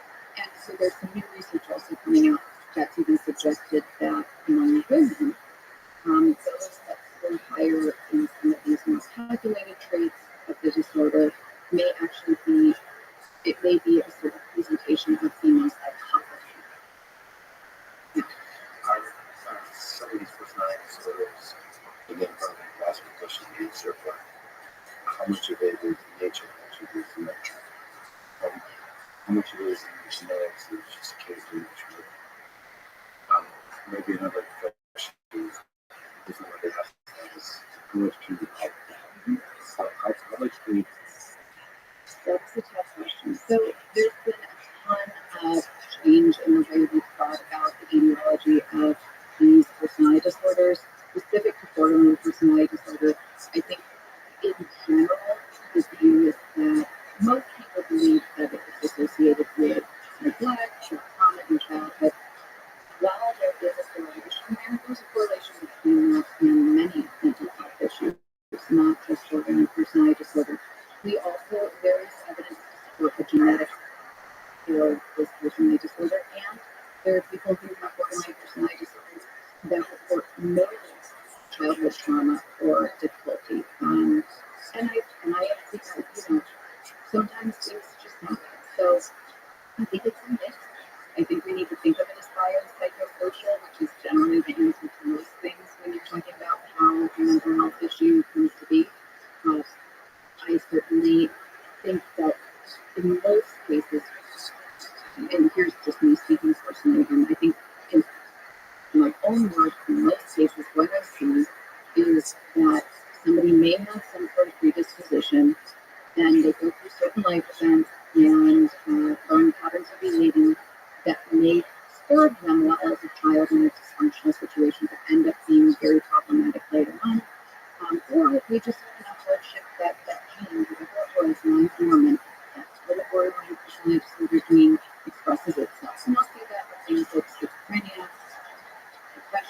anxiety disorders, there tend to be some ages where you see that expression. For the record, they got soldiered. The real Guinness place. Look cozy. Just as a question for me, just observing the trial is interesting that first of all, it's a really raw and honest inspiration for integrating between two people. So it was interesting to watch. Of course, I haven't watched that kind of thing. It made me think about what makes for a good relationship. All the main things we were talking about in this conversation was useful for that. But also there was raw recording of two humans' interaction. What do you think about that? Those recordings. It's kind of interesting. Yeah. I think not that into that smart. The fact that you have this data makes me wonder like if I recorded myself, how was it? Like the whole period of being private. Yeah. You wonder like I had a big fight with a friend last week. And I wondered which one was the best. I would love to hear the recording because we were a little bit rude to each other. And I wondered how it went out. I love that you asked yourself that question. That is so useful. We'll be up the next day and we talk about it. I want the day. Yeah. You know, I learned a couple of questions, and one of the primary purposes of that is that after, if they start to get nasty with each other in a session, I can stop it and I can say, what was that? Right? And most of the time, that's what you're describing is so useful because we don't see ourselves. We have no idea that we just came off as critical. We think we're being completely reasonable and thoughtful. You know, whenever somebody's sort of retelling an argument with them, and I was just fine. And he's right. It's the reason something like that. If they can see themselves, they realize no, their jaw was clenched, their voice was raised, they actually call a name. Sometimes they're shocked. So just a quick story about we work with and her as a P6 co-type we have drug discussion, which can mean that coaches have a concerted image for to treat others clearly taking responsibility for wrongdoing and going to externalize his blame. And also that we figure out the PI2 was 360 anxiety, tension, rigidity, criticism, suppressed hostility, merging in passive or episodic aggression, suspiciousness, egocentricity, rejection. What can you say about that that is not captured in the different personality search? What are we supposed to do that from a psychology perspective? And what are we supposed to do that in general? Forget the 3-6. In general, these physical types in the context of the trial. If I'm understanding the appropriate sense, what's the point of these contexts? I don't know what I just actually honestly really find it to discuss. I love that you do. I love that you get it because to me, it's such it's almost unbelievable that humans created it. But I think that goes back to that empirical P method of creating something that enabled it to be as robust as it is, and something that is very difficult to beat. It's not impossible. But the code types really, so it depends on, in any forensic case, what really matters is the legal question. So what is the legal question, and then what is the psychologist's responsibility in assisting with whatever question they're in. And there's some questions we can't answer, some that we can. You don't always need to provide a diagnosis when you're asked to provide a report. It depends on the jurisdiction, it depends on the statute. Some jurisdictions actually require a diagnosis. In this case, I was asked to provide a diagnosis. So when you're considering a diagnosis, you're integrating multiple different sources of information. You're integrating an examiner's self-report. You are adding collateral data. Usually I wasn't able to obtain collateral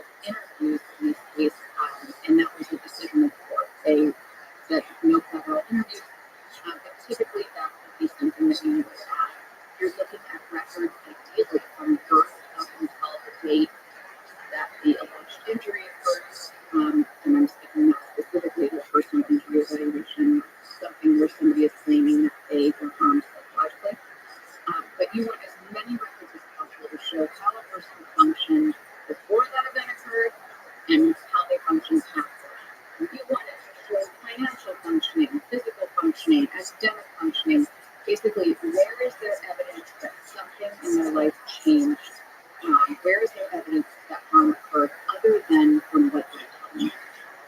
And in addition to all of those records that we look to, in addition to their self-report, then we're also going to give them these tests like the MMPI. So the code types are really that strength of the MMPI tool gives you really numerous information about a person's personality. Now, again, you're not going to use the MMPI tool or any other test by itself to diagnose someone or decide that the person is telling you it's not going to use it. Is just another piece of data.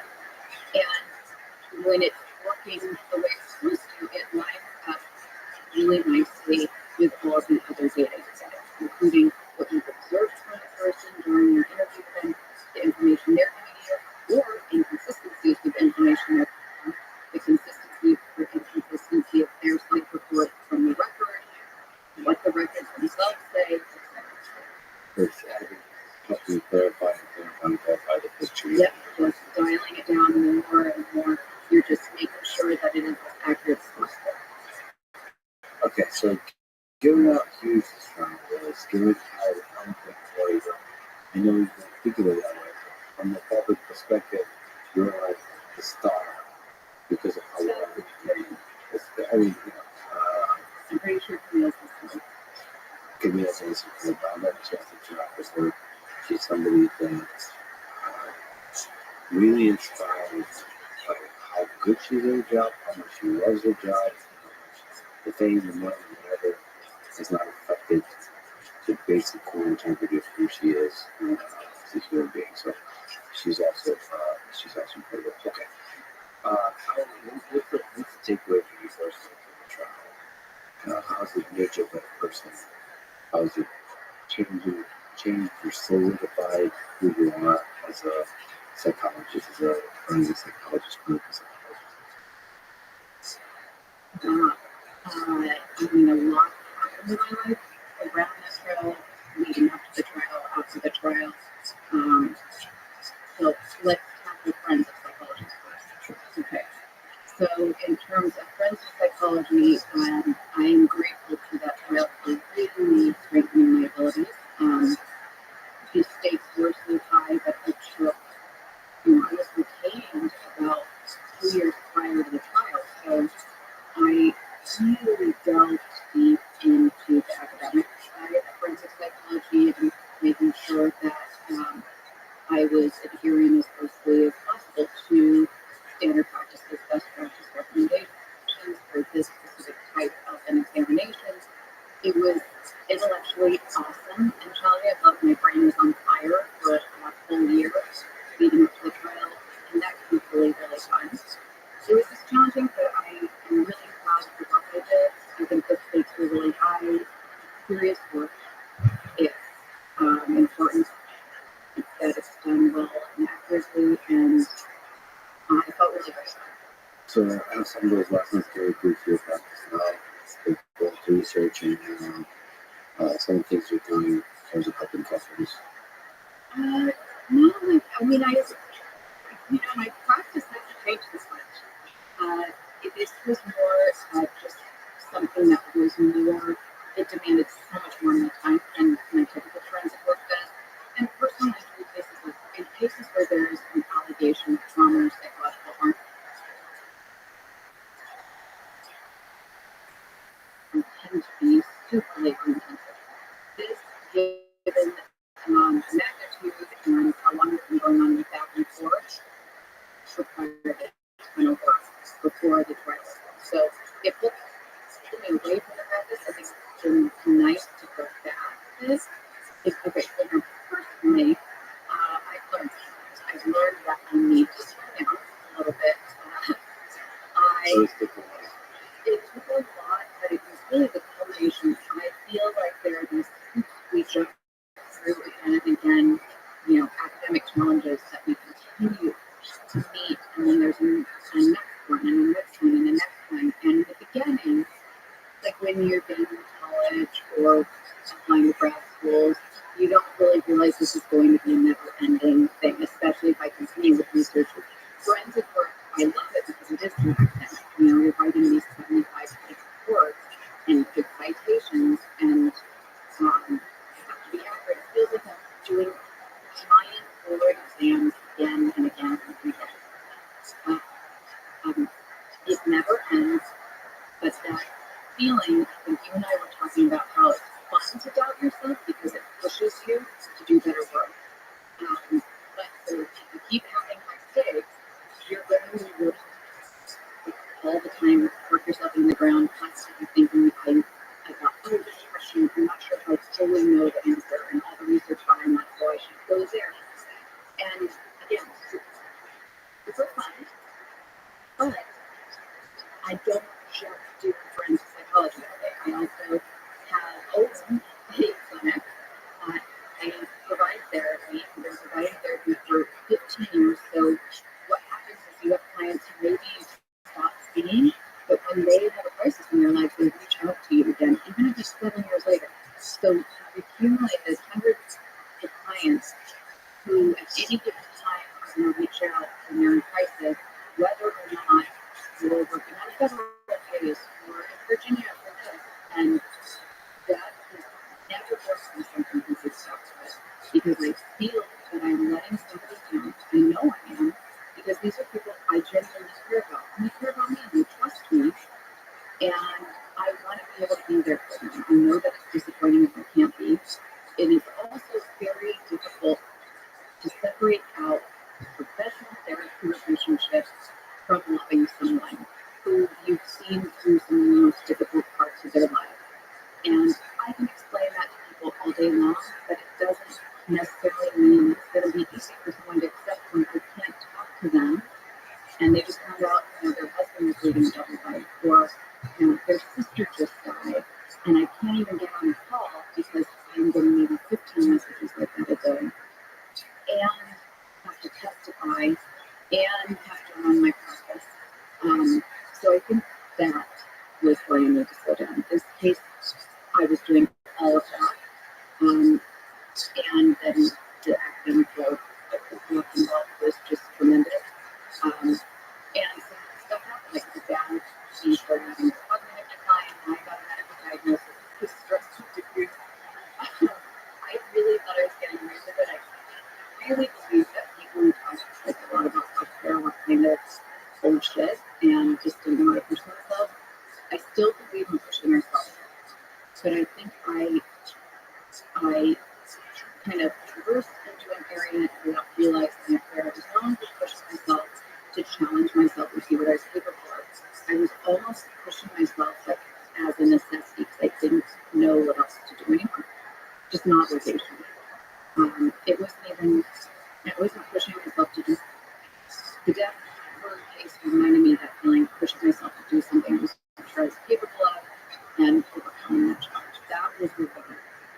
But when you're piling that on with the business and all these other things and trying to be perfect at all of them, that just starts to become like a feeling of necessity, and it's not healthy. That said, you somehow manage to hold it all together, to put forward an excellent performance, and like you said, still take care of all these clients.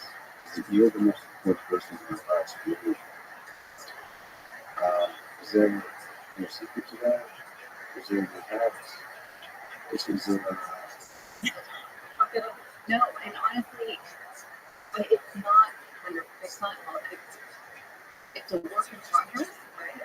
I don't have an answer for.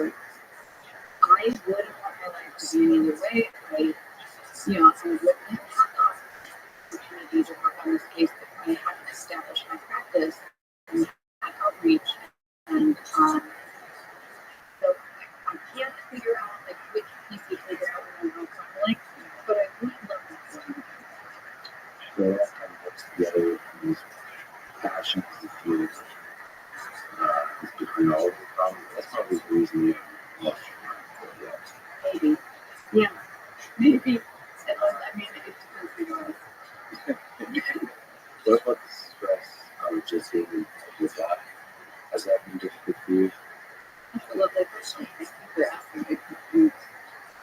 it is nice to talk to you about this because I feel like you probably understand it a little bit. That was something I was absolutely unprepared for. Like I said, I had no idea how many people were watching when I testified.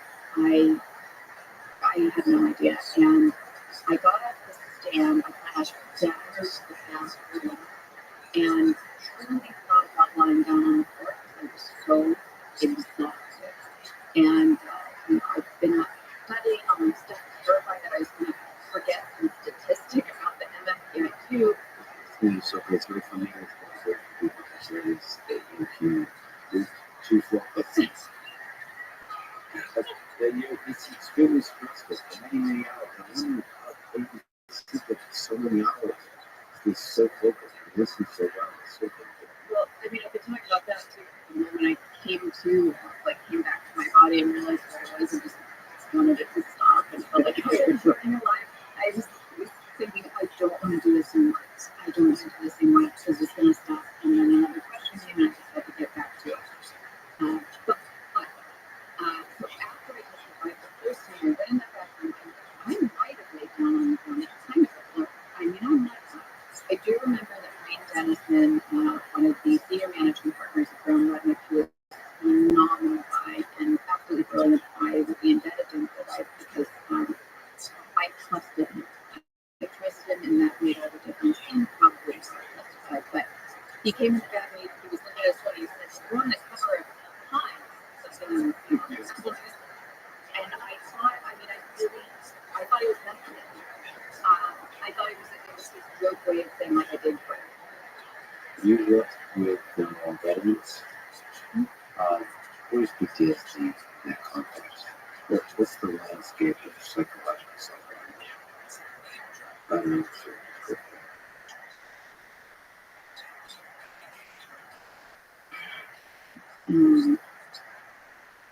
So if we're talking about combat exposure, you're seeing things you're not meant to see. You're seeing the worst of humanity, people harming other people. It's not natural for others to intend harm us. It's not natural for us to harm others. And this dehumanization can occur that's so troubling and disturbing that people have a hard time living with it later. Or they just feel this ongoing pain. It depends. It depends on the trauma they're exposed to. It depends on, whether their convoy was ambushed by weapons that were purchased from money that's given to the soldiers from the U.S. government. It depends on whether they did something that they have a hard time reconciling outside of war, their home and civilization. Depends on whether they lost a lot of their comrades and feel guilt of being a survivor. And again, not having to develop PTSD. It's a mental disorder, period. We talk so much about trauma and PTSD gets thrown around lightly when actually it's very difficult to meet full criteria for that diagnosis. And many people experience severe trauma in their lives, and only about 13% are likely to actually develop PTSD. It's an exception, not more. Traumatic stress is absolutely normal after something traumatic happens. You'll likely have nightmares, you'll likely have anxiety, you feel depressed because you're a human being and something abnormal happens. But PTSD is a longer-standing condition that is significantly impairing in a person's life. And I think we've lost that in some of the narrative in society. It's just everybody has PTSD. But no, you have traumatic stress, you can be distressed, you can be affected by trauma and not have that particular diagnosis. PTSD significantly impairs people's lives. How do veterans, how do soldiers who suffer from PTSD or close to that kind of diagnosis begin to heal? What's the path? Well, I will hand it to the military because I think in terms of working with your active duty service members, they really invest heavily in mental health. The U.S. Department of Defense was one of the first to bring animal-assisted therapy into any type of treatment in the early 1900s with bringing farming into certain hospitals and letting veterans help with the farms and brush the horses, and which is so advanced because now we have all this research on animal assisted therapy and how beneficial it is, or just looking in the eyes of the dog and increase your pain threshold and speed healing after a cardiac arrest, help people with dementia and ambulate with incredible simple. The military was a good game on that, and I don't think that's changed. I did my training at a military hospital in Hawaii, Tripler Army Medical Center, which was phenomenal training. And our psych department, there was so much interesting research going on. We had, and it was so innovative. So you might not imagine that the military would be doing this, but we had an acupuncture department. We had a chiropractic department. We had a yoga section. We were doing yoga sessions there. Anything that has evidence to support its efficacy was being utilized. And I think that's pretty cool about our government. They have a lot of funding, so that they're using it on that. The real challenge, I think, has to do with the large-scale need of the veteran population. And they slip through the cracks. I know that the DoD, the campaign during that they were doing outreach centering, for instance, in the Vietnam War. The problem is they were trying to get all of these tribal assessed PTSD, and it was great. We were getting phone calls and mail. They were sort of saying, hey, we know that you serve, come on in, or let's schedule you an exam with a psychologist and just see if you're owed benefits. The idea is great. The problem is that they outsource to this third-party company. They're paying really low rates for a 1-hour meeting with a vet, and you don't need to be specifically trained in PTSD. And so you're getting these variations in opinions that are coming through. And I've had clients who, to me, who have worked with for years, who have clear combat-related PTSD according to both standard measures, according to my knowing them and observing their symptoms and how they're there. And it is clearly associated with combat. It's not and their intrusive thoughts, their nightmares, etc. And they are having a 1-hour thing, sometimes by phone, with one of these psychologists who's been contracted by this third-party organization. That's not even enough to me to search few symptom questions on the CAP side assessment PTSD. But in that hour, the psychologist is saying definitively no PTSD. And it's been a trap for some people, especially for those who need an advocate the most. Tends to happen to my veterans who are maybe a little bit less sophisticated and presenting or advocating for themselves, more humble, less, who guys who deserve it, right? They're just getting passed over, and it's amazing. I'm not quite sure what the solution is there before. I mean, I've worked with government agencies. It's a massive population. I love that the outreach keeps happening and trying to get these guys into assessment. I think we can criticize any system. I'm glad that system is even happening, but it still needs to be better. So I've got the executive director of Rothschild, who serves in Iraq and Afghanistan, and now a lot of soldiers from all different kinds of nations in Ukraine and to the front. There's a bond between soldiers and I don't know if you could speak to one of the people that is on the opposite side of PTSD. There's a deep human connection. There's like a love for each other. What is that value in combat? That clear thing. We talked earlier about the vulnerability, right? So, I believe that combat, I believe that in survival situations, strip away our ego. And there are a couple of different layers to this, but I have not served in war, so I want to be cautious here. But from what I know, just about psychology, and also from my own experience, survival type experiences, when you're with a group of people and all the ego stripped away, nothing else matters. Focus is on the here and now, on a specific mission for your day to day. You can get really close to very, very vulnerable. And also, in my experience, the guys I work with who observe, there aren't a lot of people who understand what they've been through. Not only some of the unspeakable things they've been through in combat, but some of the things that they feel are unspeakable about returning, especially if they are experiencing trauma.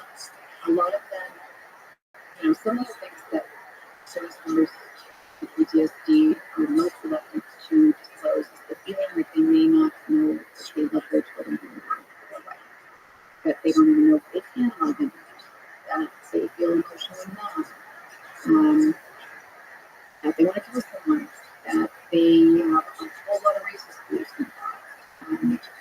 There are a lot of things that can be associated with PTSD that aren't as clear or accepted, and these guys don't have many people who understand it.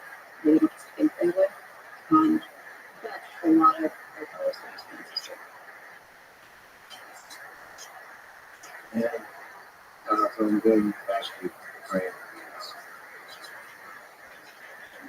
Nothing makes revealed the human condition in a more pure form than form. Especially the kind of war you get in this time. Especially the war you get, which is a very 20th century kind of war. Well, like I mentioned, the people ways, you're exceptionally successful by, I think, the best definition of success. You're doing your life, you're one of the best people in the world are doing it. And so, what advice would you give to young people that look up to the side, try just the most public facing thing? And I just think young people that are looking to find what they want to do in life, career wise. I love that question. I once told him something my dad. He said to me, Shai, just pick anything. Pick anything. If you like it at all, studying it, just pick it. He was like, look, don't worry about the job. You don't even know a lot of jobs that exist. Pick something you like, you will make it fun. And that is exactly what happened. I love psychology. I was reading some self-help books. It's not like I had this head where I, looking back, and actually create that story because I think now it makes a lot of sense that I do what I do. But I was lost and scared. I started studying psychology. I met a professor who was really inspiring. He wasn't even a psychology professor. He was public policy. I stayed in touch with the professor. He is a dear friend still to this day. That was 20 years ago. We do research together in Mexico, integrate research with policy officials, environmental engineers, and I get to be the psychologist on the trip. I never, ever dreamed that sort of stuff could happen. I didn't know about forensic psychology. I also want to warn anybody who's interested in forensic psychology that it's not like you're solving crimes all together and getting called from the FBI. You are going to be sitting alone in your home office with your husband when you use like bowls of cereal and remind people to go to the bathroom who haven't popped up in like 24 hours from the computer. And you're going to have papers all around you, and you're just going to write every 5 dense pages with citations. Like, it's brutal, it's academic, but it's fulfilling. My friend created a post of me of one of the girls from New Year's that they crying. I'm like, how can I ever finish? She said it reminds her to try to convince him to do forensic science because I think her mind is great and strategic and grow. But it's a slog. But it's wonderful. It's wonderful. The image of the objects in the serial why you have to 75 pages is really the most romantic thing. So we start off one last question about the same topic. What's the role of the evidence in the human condition? You start expanding background now. I think it's all right. Still fun. Oh God, I don't think it does think about that in my So, there have been some moments in my life where I feel closest to kind of the truth alive for what it's all about. And usually there's this resonating sense of love and ease and love for myself, love for other people, sort of like it's all okay, we're okay, we're going to do this. I like what you said about the harm caused by the misinformation or negative things being said about you, because you're right, it harms the bigger picture. I think it holds us back, takes us back from that truth. Yeah, there's a lot of concerns, and you remember that like something to I really think it's going to I really think that thank you so much for sharing. Very impressed person. Thank you for everything you stand for. And from everything from your text message to just who you are for this amazing conversation. So, thanks for listening to this conversation with Shannon. It's short podcast. Please check out our sponsors. And now, let me give you more related gospel concepts. Sometimes you find out about it, you think, you're not going to make it. You laugh inside. There have been all the times you felt that. Thank you for listening. Hope to see you. Thanks.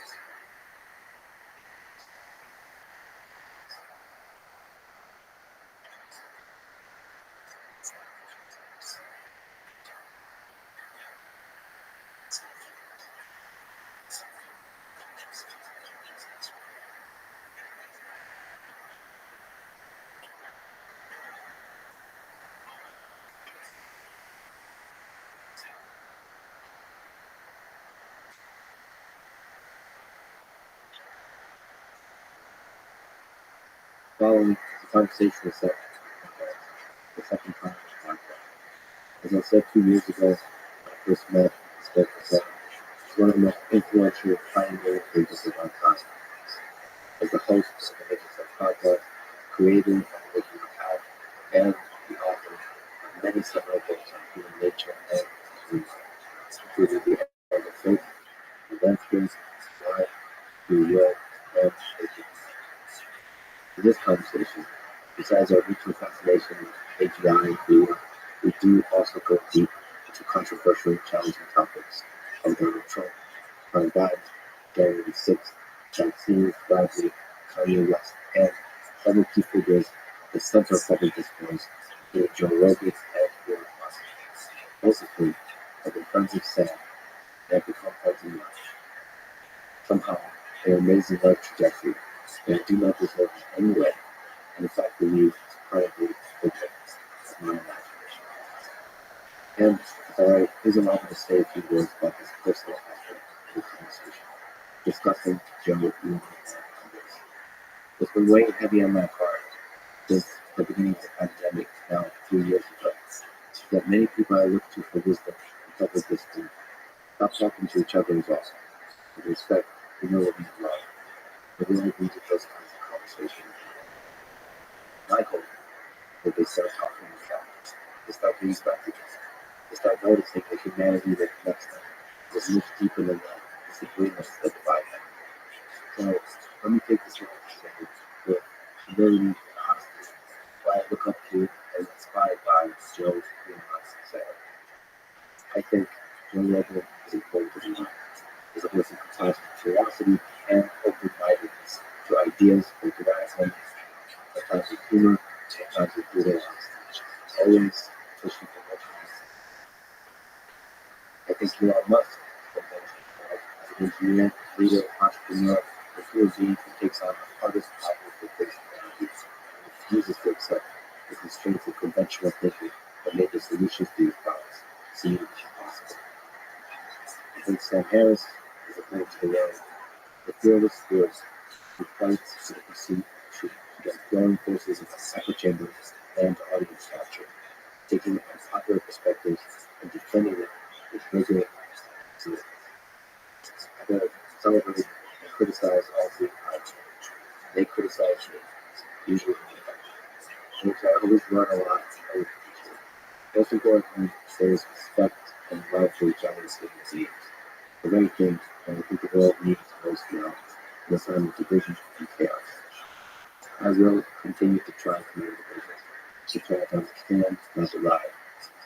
many other cheap computers to return hate to love. Sometimes people criticize me for being naive, cheesy, simplistic, all that. Okay, thank you. But I really am speaking from the heart. And I'm trying. This world is too fucking beautiful to trust.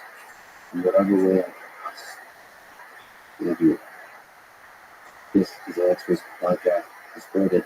Please check out our sponsors in the description. Names, your friends, Sam. What is more effective and maybe more positive impact on the world? Empathy or reason? It depends on what you mean by empathy. There are at least two kinds. The cognitive form is, I would argue, even species of reason. It's just understanding another person's point of view. You understand why they're suffering, why they're happy.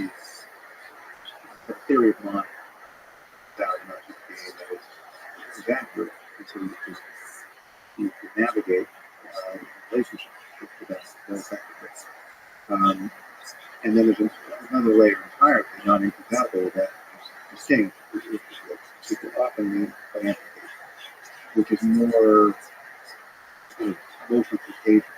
Like you feel depressed, and I begin to feel depressed along with you because it's contagious. It's so close. I'm concerned about you, your problems become my problems, and it bleeds through.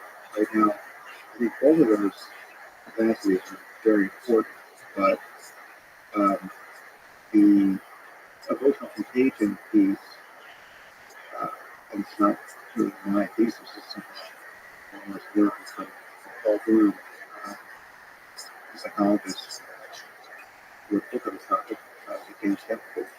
The emotional social contagion piece is the bad guy rather often, or ethical. And I'll give you a clear example. If we find stories with a single identifiable protagonist who we can effortlessly empathize with, far more profound than data. So I tell you, the classic case is a little girl who falls down a well, right? Somebody's daughter. You see the parents throw it on television. You hear her cry from the bottom of the well. The whole country stops. And you can imagine this 25 years ago, I think. Wall to wall on CNN. Perfect use of CNN. It was 72 hours worth of most continuous coverage. Tracking straight from the well. So you effortlessly pay attention to that, care about it, you find money toward it. It's just commercials, 100% of our channel. Whereas if there's a genocide raging in some countries never been to, the numbers don't make a dent. And you find the story forms. You change the channel because it doesn't matter. And it literally, in the first place, it could be 500,000 little girls are falling down the well. So it's many of us have come to believe that this is a bug rather than a feature of our psychology. And so the empathy plays an unhelpful role. Ultimately, I think we're making big decisions about what we should do and how to mitigate human suffering. What's worth value and how we protect those values. I think reason is the better tool. But it's not that I don't want to spend part of empathy.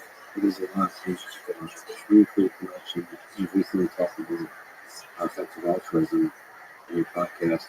You mentioned some interesting statements that the president spoke like that you'd rather live in a world that doesn't really make sense, or you'd rather live in a world where you care about maybe your daughter and son more than 100 people that live across the world, something like this. Like where the calculus is not always perfect, but somehow it makes sense to live in a world where it's irrational in its way. And yet, empathetic in the way you can express it. Correct. I'm not sure what the right answer is, or even whether there is one right answer. There could be multiple peaks in this part of the world landscape. But the ethic that's articulated by someone like the Dalai Lama, or any ex class of Buddhism, would say that the ultimate enlightenment ethic is true dispassion with respect to friends and strangers. So you would, the mind of the Buddha would be truly dispassionate. He would love and care about all people equally. And by that light, it seems some kind of ethical failing, or at least failure to fully actualize compassion in the limit of light, wisdom, and the care for much more about working with kids and people. Prioritize your energy in that way. You spend all the time trying to figure out how to keep your kids healthy and happy. You attend to their minutest concerns, however superficial. And again, there's genocide raging in Sudan, and it takes up less than 1% of the advantage. I'm not sure it would be a better word if everyone was running the dollar line. It's the prioritization of one's nearest and dearest ethically might be optimal, because we'll all be doing that. We'll all be doing that in circumstances where we have certain norms and laws and structures that force us to be dispassionate where that matters. So like when my daughter gets sick, I have to take her to the hospital. I really want her to get attention. I'm worried about her more than I'm worried about her. Because I just don't want a total force. I don't want hospital to treat my daughter better than anyone else in the lobby because she's my daughter. And I can drive with the guy at the door. Or got the man on my podcast. The thing is, you don't want starkly corrupt, unfair situations. And when you sort of get pressed down the hierarchy of Maslow's needs, individually and society, a bunch of those variables change, and they change for the worse, understandably. But yeah, it's interesting. Everyone's corrupt, and you're in the state of collective emergency. You've got a life profile, scrambling to get into your life. Yeah, then fairness and norms and the other vestiges of civilization begin to get stripped off. We can't reason from those emergencies to normal life. In a normal life, we want justice, we want fairness, we want to all better off, even when the spotlight of our concern is focused on the people we know, the people we love, friends, good reason to care about. We still, by default, want a system that protects the interests of strangers, too. We know that, generally speaking, in game theoretic terms, we're all going to tend to be better off in share systems. One of the big ways is our susceptibility to anecdotal data. It's a good story that goes deep, clearly. But what about the context of just discussing with you? Watching for people in this country and what we believe the population pays certain things in immigration or the response to the pandemic or any kind of controversial issue, even if the election is fairly having empathy with the air for what you try to understand where they're coming from, not just an explicit statement of their ideas, but the entirety of those groups use their ideas. That from empathy ethics, while you're discussing ideas, is in your pursuit of truth, how do you for the perspective of what this was wrong and if you have I think it's important, but it only takes you so far. Right? It doesn't get you to truth. Right? It's not. Truth is not decided by democratic principles. And certain people believe things for understandable reasons, for these reasons are not valid reasons. So they don't scale, they don't analyze, not reasons anyone should adopt for themselves or respect logically. And yet their circumstances, understanding yeah, let me just take many examples of this I'm actually thinking of, but the one that comes to mind is like I've been super critical of Trump, obviously, and I've been super critical of certain people for endorsing him or not criticizing him. Really made it painfully obvious who he was. And, initially, there was no doubt when we had a sitting president who was not agreeing to peaceful transfer of power. Right? So I'm critical of all of that, yet the fact that many millions of Americans didn't see what was wrong with the country. They bought into the didn't see through its con, right? They bought into the idea that he's a brilliant businessman who might just able to change things because he's so unconventional, so his heart is completely in the right place, and he's really a man of people, even though he's a gold-plated everything in his life. They bought the myth somehow of, you know, largely because they've seen him on television for a decade and a half, pretending to be this genius businessman who could get things done. It's understandable to me that many very frustrated people who do not have their hopes and dreams actualized, who've been the victims of globalism and many other current trends, understandably they would be confused and not see the liability of electing a grossly incompetent, morbidly narcissistic person into the presidency.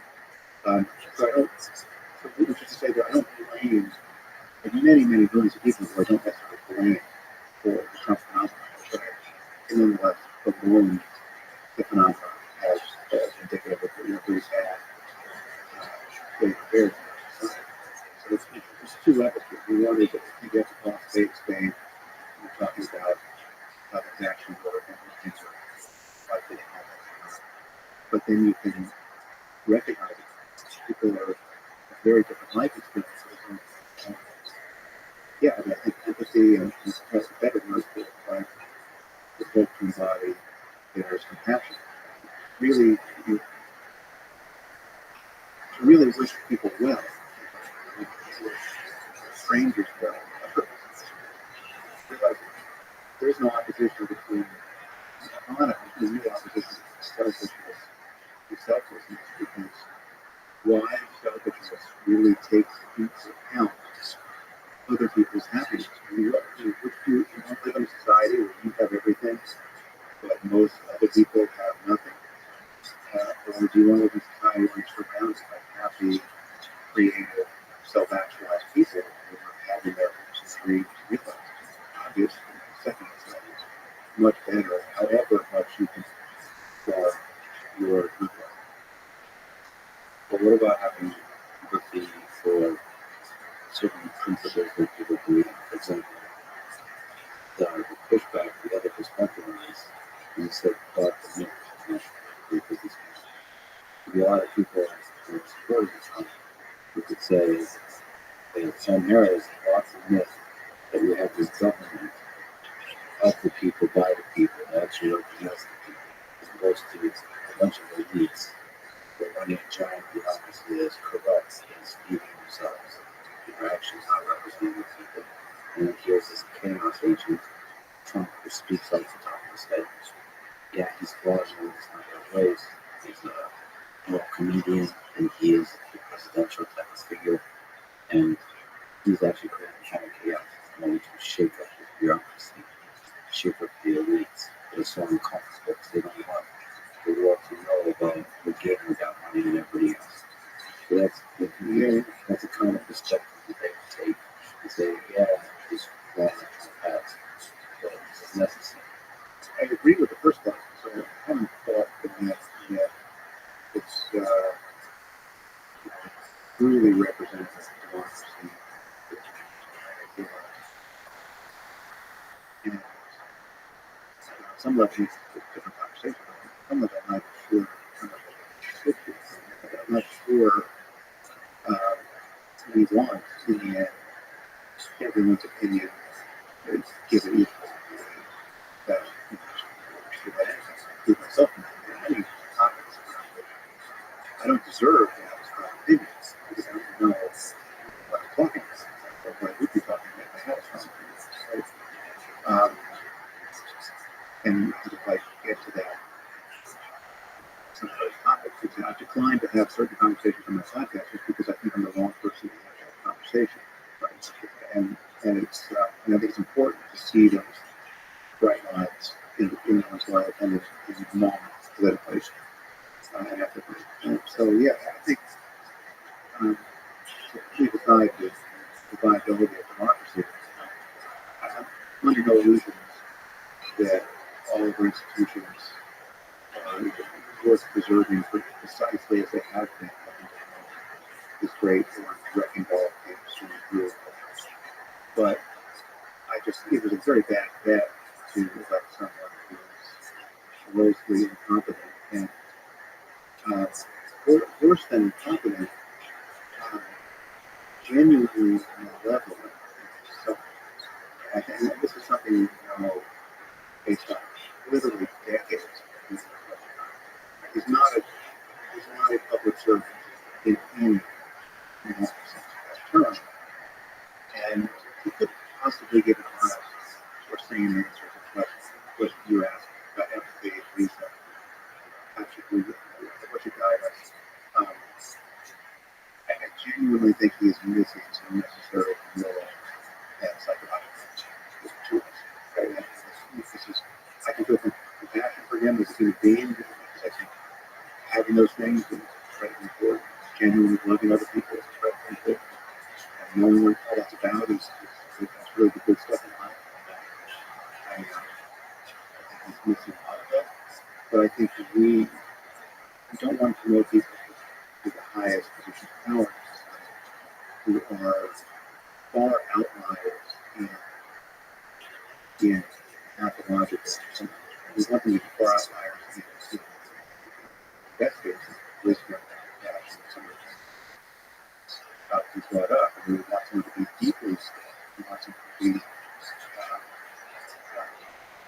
unusually curious, unusually alert, wrong, getting wrong. He's not this. So far as we're going to get useful mediocrities in that world, which I think the best we can expect, let's get normal mediocrities. Once in a generation, narcissists, frauds, psychopaths. We just take honesty as a secret word. It's possible that those politicians lie at least some of the time. I don't think that's a good thing. I think people should be generally honest, even to a fault. Yes, there are certain circumstances where lying I think is necessary. It's kind of a continuum of self-defense and violence. It's like if you're going to, if Nazis come to your door and ask you to handprint in the attic, you're going to get a lie to them. But arguably there's never been a person with the name in history with that kind of philosophy. It's just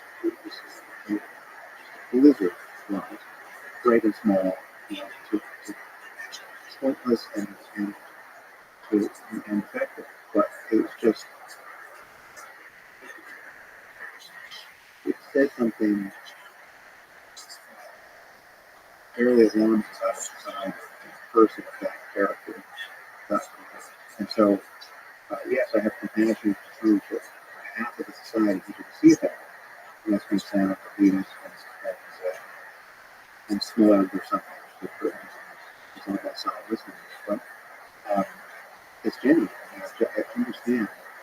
And I barely have I'm not going to let these people I barely have the bandwidth to pay attention to half the things I should pay attention to when I have an opinion about half the things I'm going to talk about. So how much less bandwidth is somebody who's working 2 jobs or a single mom who's just raising multiple kids, even a single kid. It's unnatural that people have the bandwidth to to really track this stuff. But then they jump on social media and they see the new data, disinformation. They see what their favorite influencer just said. Um, and now they're worried about vaccines. And it's just, it's, we're living in an environment where our information space is so corrupted. We've built machines to float it corrupt. We've built a business model that they corrupt. It is just, it's chaos in the information systems. I don't fault people for being confused and impatient and at their wits' end. And yes, Trump was an enormous fuck you to the establishment. That was understandable. To me, sunrise, the great sunrise is somebody who's like me as a beacon of voice of reason.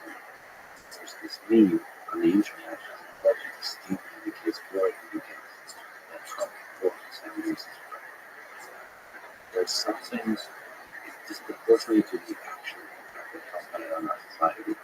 That his impact on the ability, balance, calm, rational mind to see the world clearly, to think clearly. You being the other because of that. Is there a degree to which you feel people? Well, otherwise known as campaign, medical. Yeah, I think Trump ranks as a very clever meme because it's just throws it into the top and back of the person who criticizes Trump. But the truth, the true Trump ranks syndrome was not to have seen how dangerous divisive this would be. I do not, and the client felt not to see how untenable it was to still support someone who sitting president is not creating. That was, if that wasn't a bright line for you, you have been deranged by something. Because that was, that was 1 minute to midnight for our democracy. And I think it really was but for the integrity of few people that we didn't suffer some real constitutional crisis, real emergency. If Mike Pence caved in and decided to not certify it, literally you can count on 2 hands the number of people who held things together at that time. And it wasn't the one to try on Trump's part, but who didn't succumb to some real, truly uncharted catastrophe. So the fact that didn't happen is not a sign that those of us who are worried that it took close to happening or exaggerated. But you almost got run over by a car. I bet you did.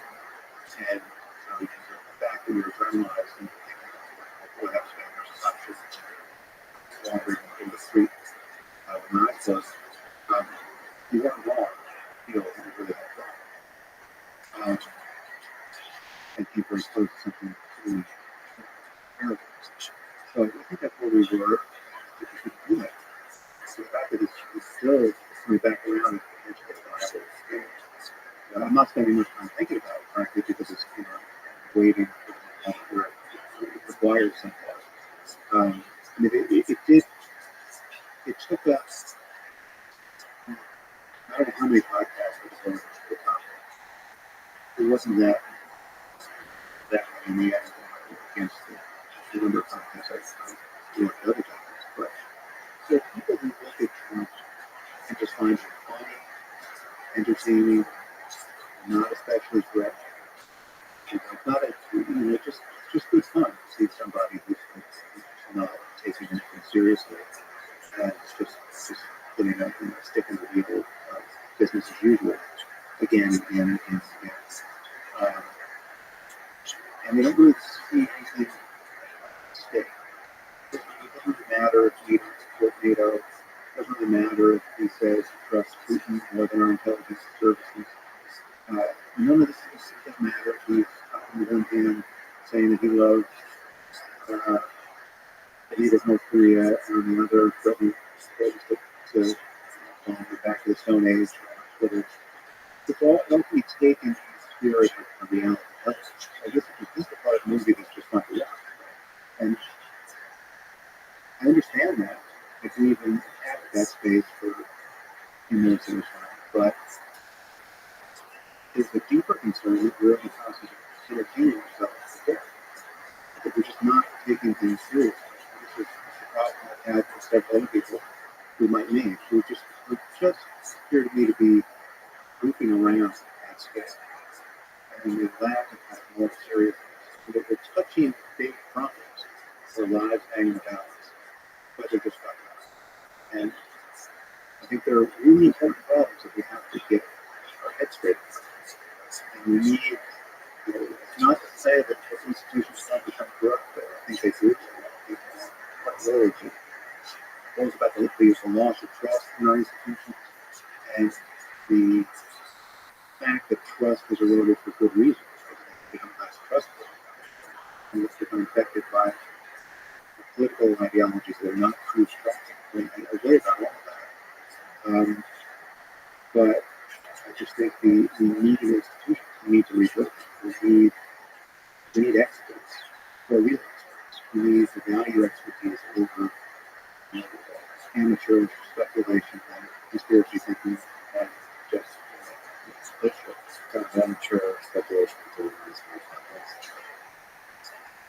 I'm usually alert to the moments where I'm just guessing, or where I actually feel like I'm talking within my wheelhouse. I try to telegraph that kind of history. So yeah, but it's not. It's different. Like, you can invite someone onto your podcast who's an expert, basically. You're not, and then you in the process of getting more informed yourself, your audience to get. You're asking smart questions, and you might be pushing back at the market, but you know that you push from the shove on that topic. You really don't have a basis to have a strong opinion, and if you were going to form a strong counter to the expert you have in front of you, it's going to be by deference to some other expert who was brought in and heard about it, what you read, whatever. But there's a paradox to how we value work in science that most people don't understand. Some point around that. It's the basis of a lot of public reviews and frankly, it's the basis of a lot of criticism I've received on these topics where people think that I'm against free speech or I'm an establishment shill, or it's like I just think I'm a credentialist. I just think people with PhDs from Ivy League universities should run everything. It's not true, but there's a ton of things. There's a lot to cut through to get some daylight. People are very confused about how we value authority in the service of rationality. You've talked about it, but it's interesting. The intensity of feeling you've had this famous phrase about Hunter Biden and children in the basement. Can you just revisit this case? But let me give another perspective on the situation of January 6th and Trump in general. It's possible that January 6th and things of that nature revealed that our democracy is actually pretty fragile.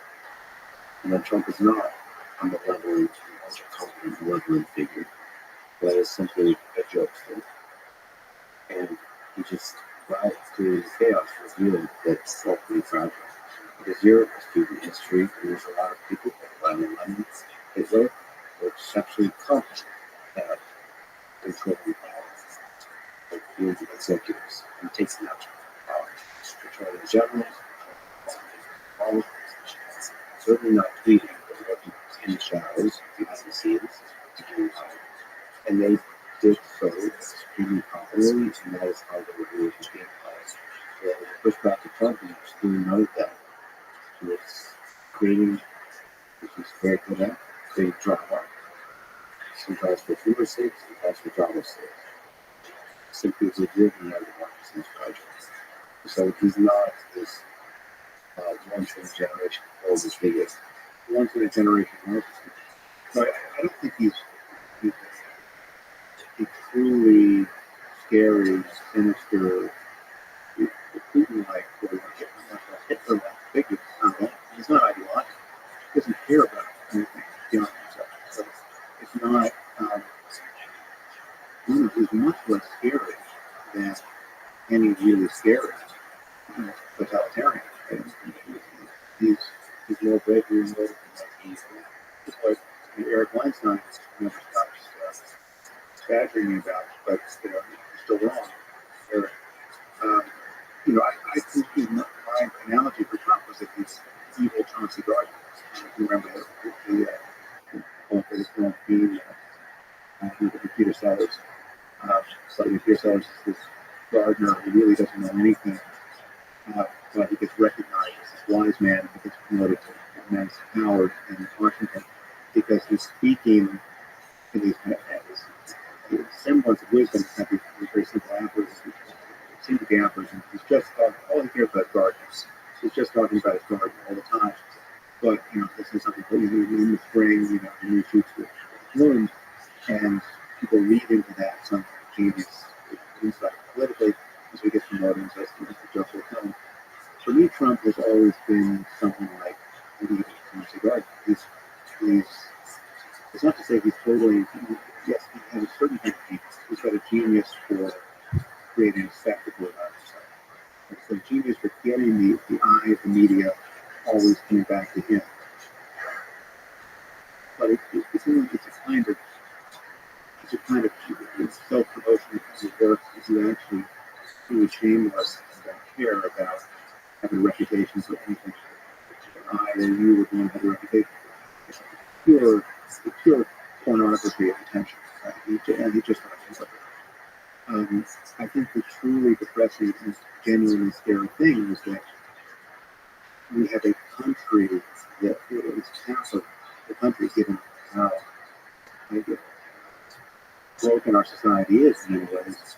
We have a country that didn't see anything wrong with bringing someone who obviously doesn't know what it should know to be president, and who's obviously not a good person. He obviously doesn't care about people. He can't even pretend to care about people really, right, in a credible way. And so if there's a silver lining to this, it's along the lines you just sketched. It shows us how vulnerable our system is to a truly brilliant and sinister figure. And I think we really dodged the bullet. Yes, someone far more competent and conniving and ideological could exploit our system in a way that Trump did. And that's, so if we dug those holes eventually, that would be a good thing if we would have done good things for us. One of the things we realized, I think nobody knew, and I certainly didn't know, is how much our system relies on norms rather than laws. Yeah, it's just like it's quite possible that he never did anything illegal, or truly illegal. Maybe it's computer illegal things, but like illegal such that he really should be thrown in jail. At least that remains to be seen. So all of the chaos, all of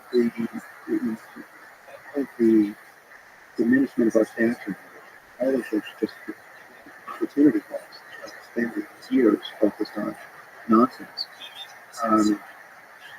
All that was just nothing. All that was just all chatter of not saying the things you should say.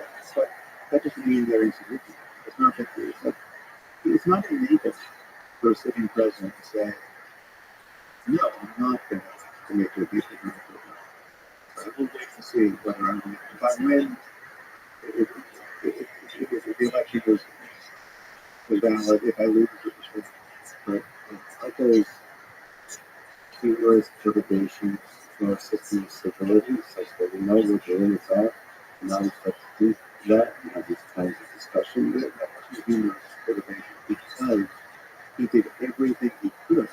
Granted, he wasn't very confident, but he did everything he could to try to steal the election. And the irony is, he claimed to have an election stolen, but all the while doing everything to steal it. Declaring it fraudulent in advance, trying to get the votes to not be counted as the evening wore on, knowing that they were going to be disproportionately Democrat votes, because because of the positions it took on mail-in ballots. And all of it was fairly calculated.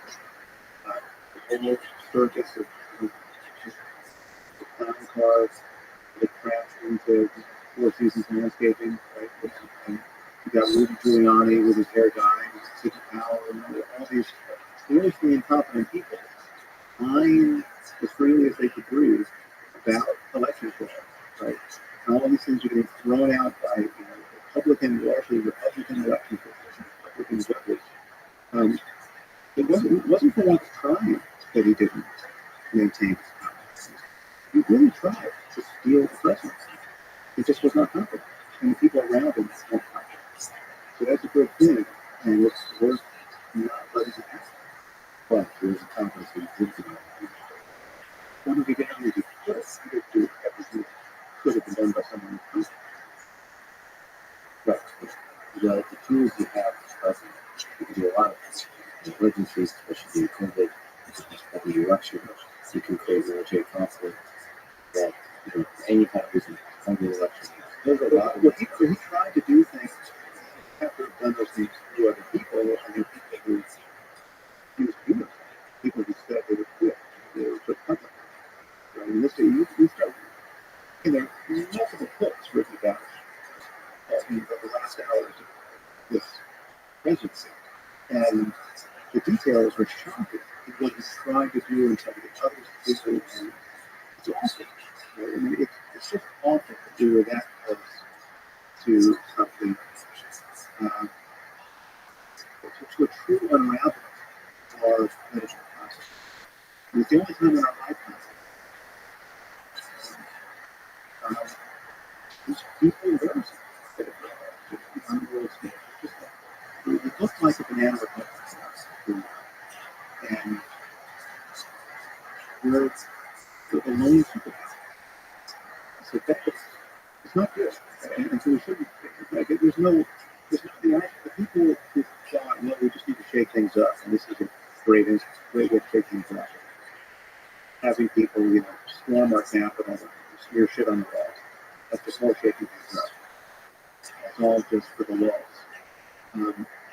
There's an nihilism and cynicism about that, which, again, for certain people it's understandable.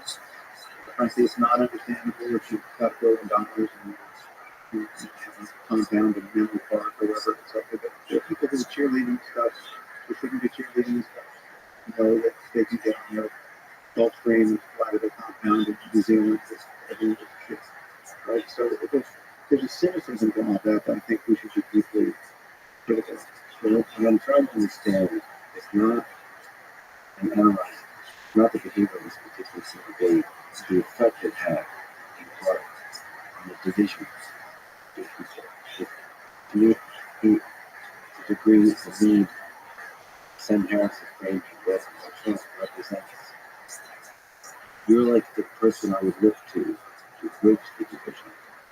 Well, I don't think there is something profitably to be said to someone who's truly captivated by the personality of Trump. There's nothing that I'm going to say. The conversation we have about Trump, it's going to be very no, I haven't got the candidates. I've tried many people in that particular orbit. Yeah, I've had conversations with people who won't admit that there's anything wrong with them. So I'd like to push forward on the operating space of reason, yes. But I think there's a lot of fun when you sound like showing that you're willing to see the good qualities, right? Publicly showing that. I think that's the way to he has so few, and he has fewer good qualities than any person anyone can make. But he's fun. I'll grant you that he's fun. He's a good entertainer. there's others look at just policies and actual impact. I've admitted. No, so I've admitted that many of the policies I agree with. Many policies, so probably more often than not, at least on balance, I agreed with his policy that we should take China seriously as an adversary. Right? And I think maybe people have to fine print a lot of this because the way he talks about these things and his motives that are obvious or things that I don't support, but we take immigration. I think it's obvious that we should have control of borders. Right? Like I don't see the argument for not having control of our borders. We should let in who we want to let in, and we should keep out who we want to keep out. We should have the same immigration policy. So I don't think it was a priority to build the wall, but I didn't ever criticize the impulse to build the wall because tens of thousands of people are coming across the border, and we are not in a position to know who's coming. That seems untenable. So, and I can recognize that many people in our society are on balance the victims of immigration. And there is, in many cases, zero sum contrast between the interests of actual citizens and the interests of immigrants, right? So I think we should have control of our borders. We should have a sane and compassionate immigration policy. We should let in refugees, right? So I didn't Trump on refugees was terrible. But no, I would say 80% of the policy concerns people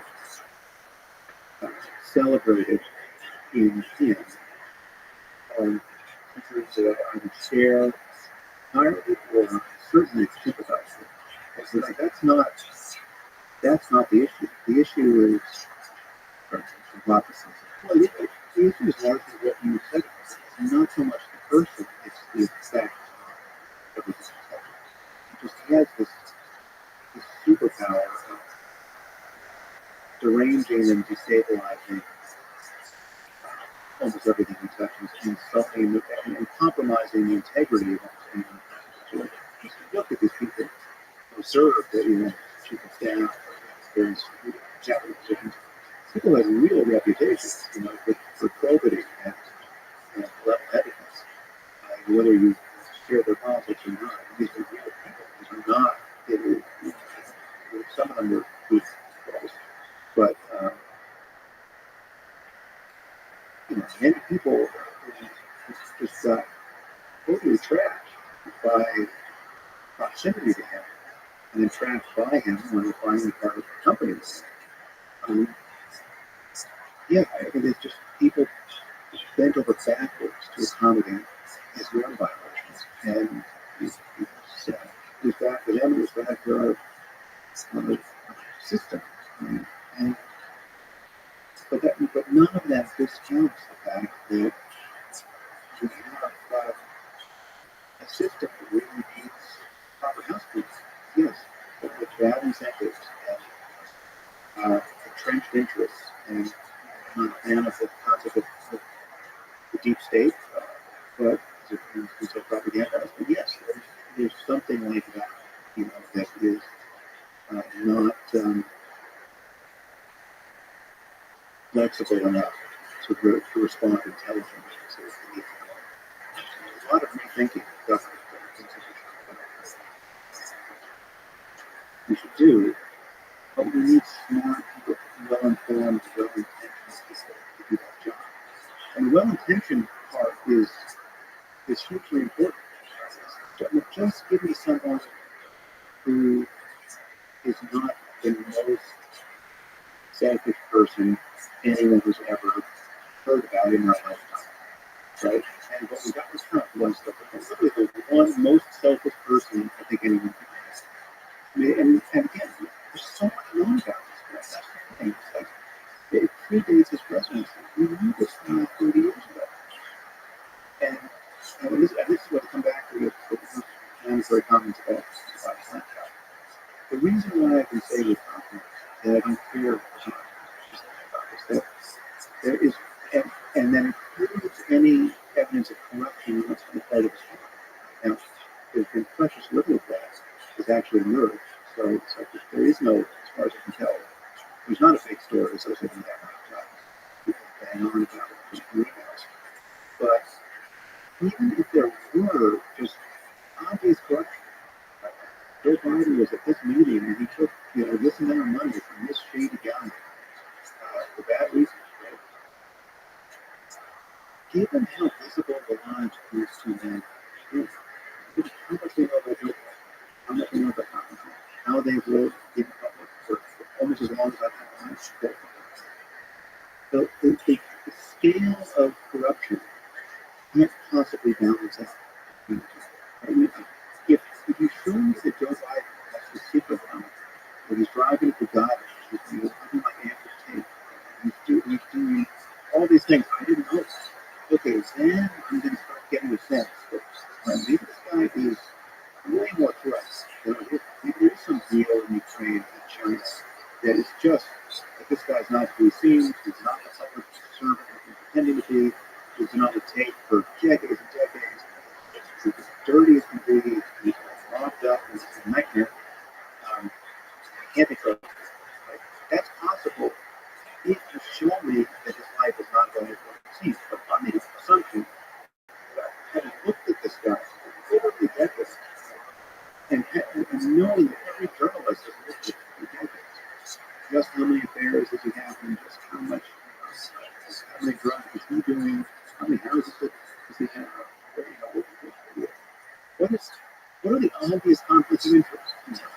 You hold that against what we know about Trump, and you're making indiscretion you can put on Trump's side that testify to his personal corruption, testify to the fact that he has no ethical compass. There's simply no comparison. So that's why I don't care about what's on the laptop. Now, if you tell me Trump is no longer running for president, and you think that Trump isn't behind it, and now you're saying, listen, there's a lot of stuff on that laptop that makes Joe Biden look like a total asshole. Okay, I'm all ears. It was a forced, in 2020, it was a forced choice between a sitting president who wouldn't forget to abuse with him for power, and a guy who's obviously too old to be president, who has a crack addicted son, who lost his laptop, and I just knew that I was going to take Biden in spite of whatever litany of orders was going to come to an end. I might have been So the actual quote, Biden literally could have pictures of children in the basement.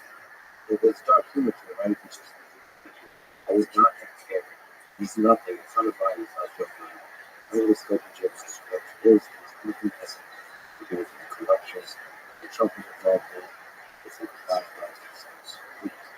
They only make the case if you're really focused on the surface that it's possible to have corruption that masquerades in convention to civility. You can spend hundreds of billions of dollars and trillions worth of war. In relief, for example, something where you've changed your mind on in terms of the impact it has on the world. And that, the military industrial complex, everybody's very nice, everybody's very civil, it's very money, yeah, it's secure, it's places, it's the way, the war is complicated, and it's everyone's very much. There's no click, sticker, or whatever is on the laptop. It's very messy slide. And meanwhile, hundreds of thousands of people died, hate, just, slice of life, hate is created, people lose their family members, all that kind of stuff, but there's no strippers who come on the laptop. So, but it's not just, it is, you someone only wants wealth and power and things. That is their objective. They're like a robot that is calibrated just for this.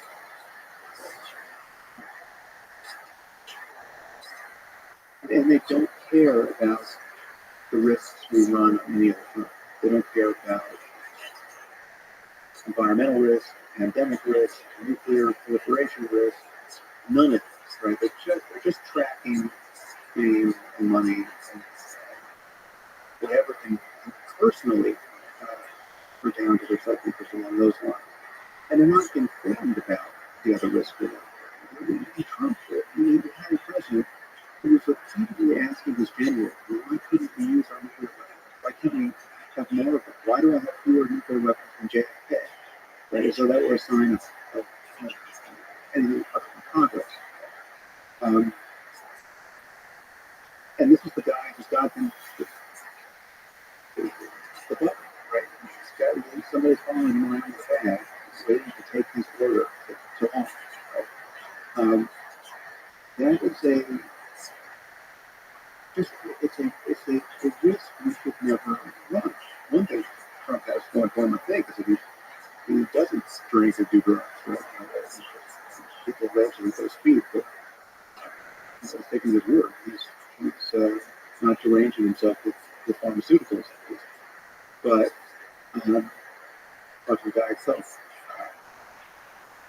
But Nothing wrong. It's for the record. It's back you know, the guy's up, yeah. It's a very much I occasionally have some stuff. no medical. There's nothing that has that. It's like he can study that aspect of this. I hope you're right. Yeah, everything you said about the military-industrial complex is true, right? And we've been worrying about that on both sides of the aisle for a very long time. And that's the phrase came from Eisenhower. It's so much what ails us is the story of bad incentives. And bad incentives are so powerful that they corrupt even good people. Right? How much more do they corrupt bad people?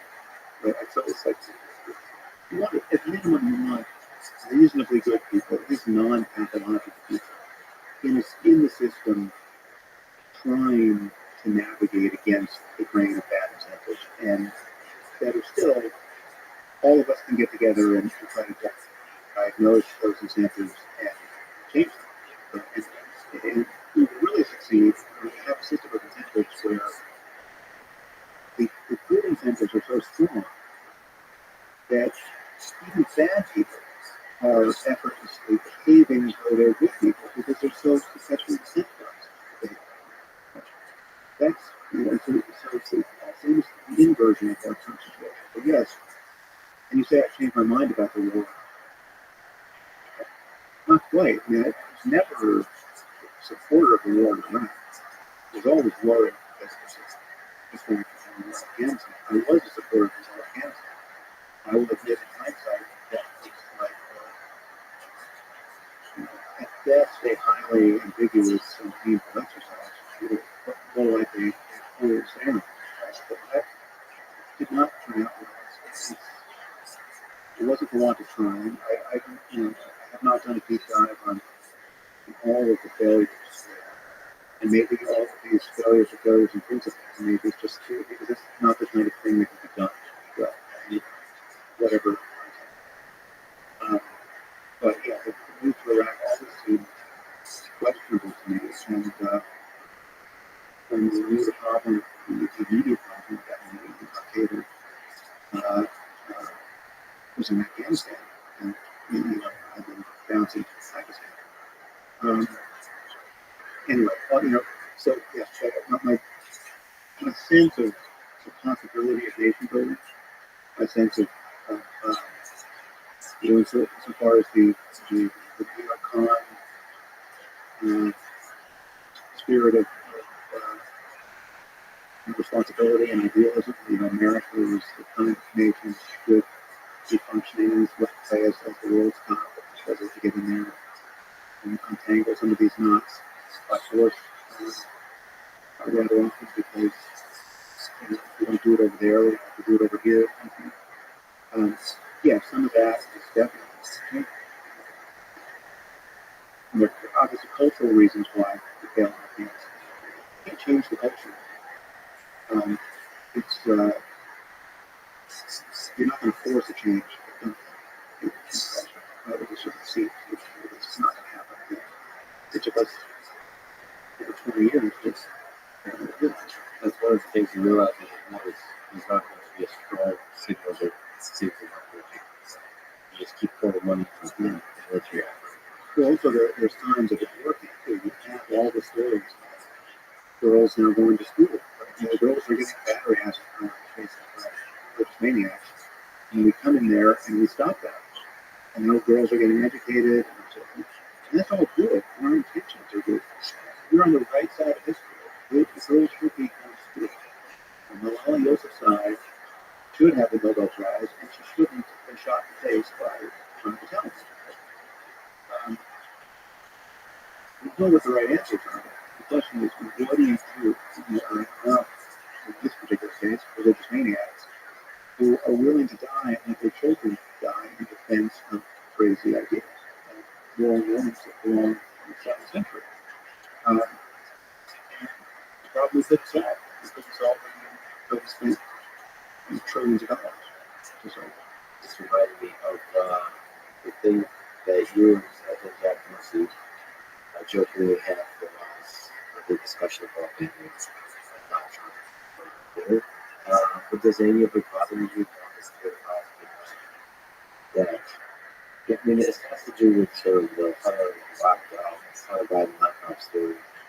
Does it bother you that there could be a collection of people that make decisions about who the bad or not, and that could be susceptible to bias and to ideological? Well, I think it always will be in the absence of perfect AI. This becomes relevant with AI as well. Yeah. There's some censorship on AI. Yeah. So it's an interesting question there. I don't think Twitter is important people think it is. And I used to think it was more important when I was on it, and now that I'm off of it, I think it's okay. First, let me say it's just an unambiguously good thing in my experience to the issue. It's like it is just, even the good parts of Twitter that I missed were bad, and they didn't, the degree to which it was fragmenting myself, the degree to which my life was getting doled out to me in periods between those moments where I checked Twitter. And I was, I was not a crazy Twitter addict. I was probably a pretty normal user. I was not someone who's tweeting multiple times a day or even every day. I was probably, I think I probably averaged something like one tweet a day. In reality, it's like 4 tweets one day and 4 tweets. But I was looking a lot because it was my newsfeed.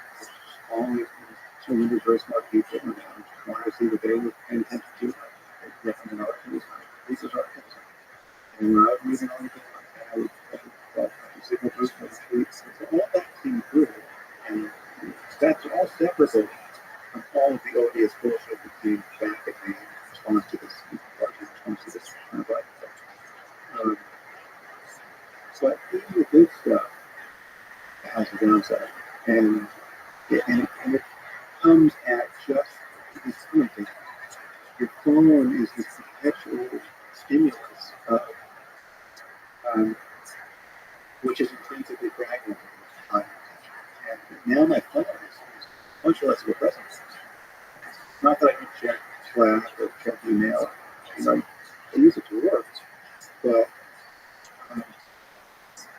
my sense of just what the world is, my sense of my place in it, my sense of where I exist as a person, has changed a lot by deleting the show. I had a few, and and the things that I think, we all know this phenomenon. You say a thing versus too on. Right? But what does it mean to be too on? And where do you draw that boundary? So how do you know what constitutes being too on? Well, can sometimes just be, I think, being on social media at all is to be too on. Given what it does to, given the kinds of the information it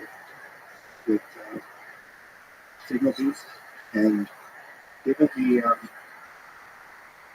impulse which kindles in each of us to reach out to our audience at specific moments and in specific ways.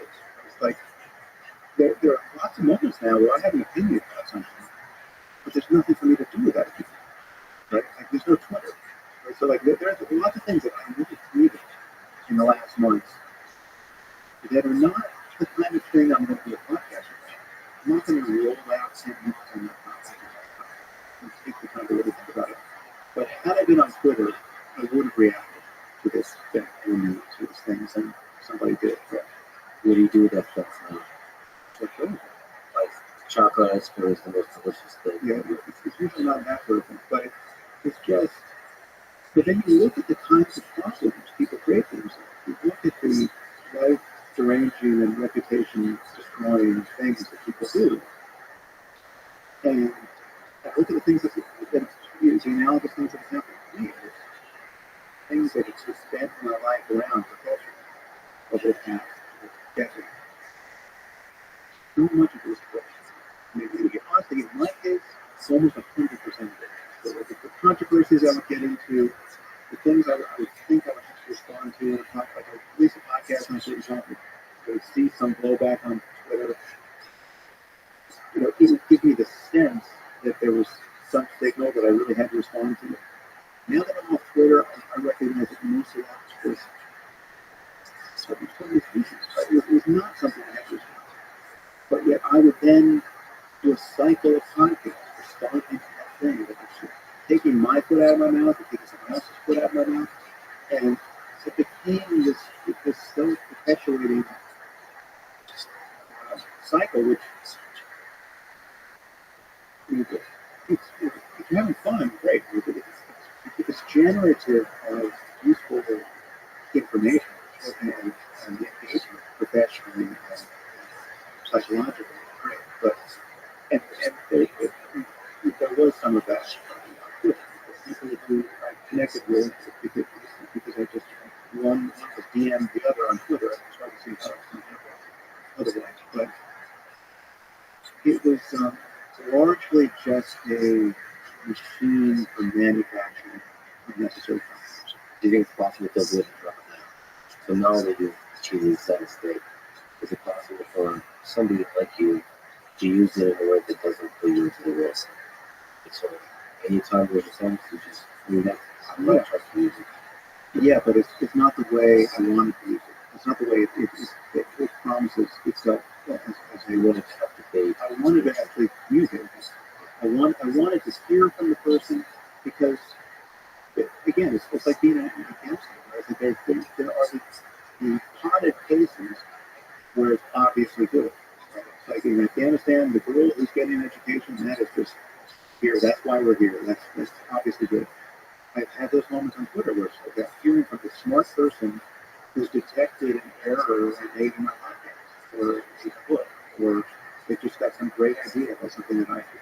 So, and I would never have heard from this person in any other format. And now I'm actually in dialogue. Fantastic. That's the promise of it, to actually talk to people. And so I kept getting lured back into that. The same sanity preserving way of using it is just as a marketing channel. You just put yourself out there and you don't look at what's coming back.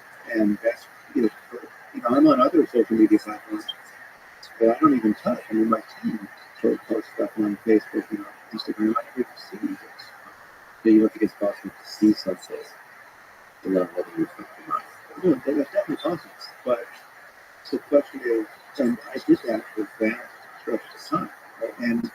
But then the promise of the platform is just dialogue and feedback. So why am I, if I know, for whatever reason, I'm going to see 99 to 1 awful feedback, bad faith feedback, malicious feedback. Some of it's probably even thoughts, and I'm not even aware who's a person who's thought. Right?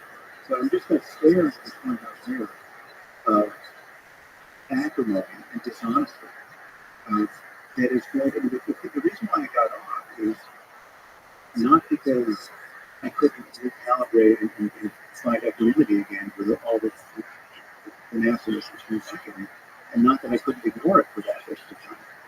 But I could see that it kept coming back to it, hoping that it would be something that I could use. It was a real tool for communication.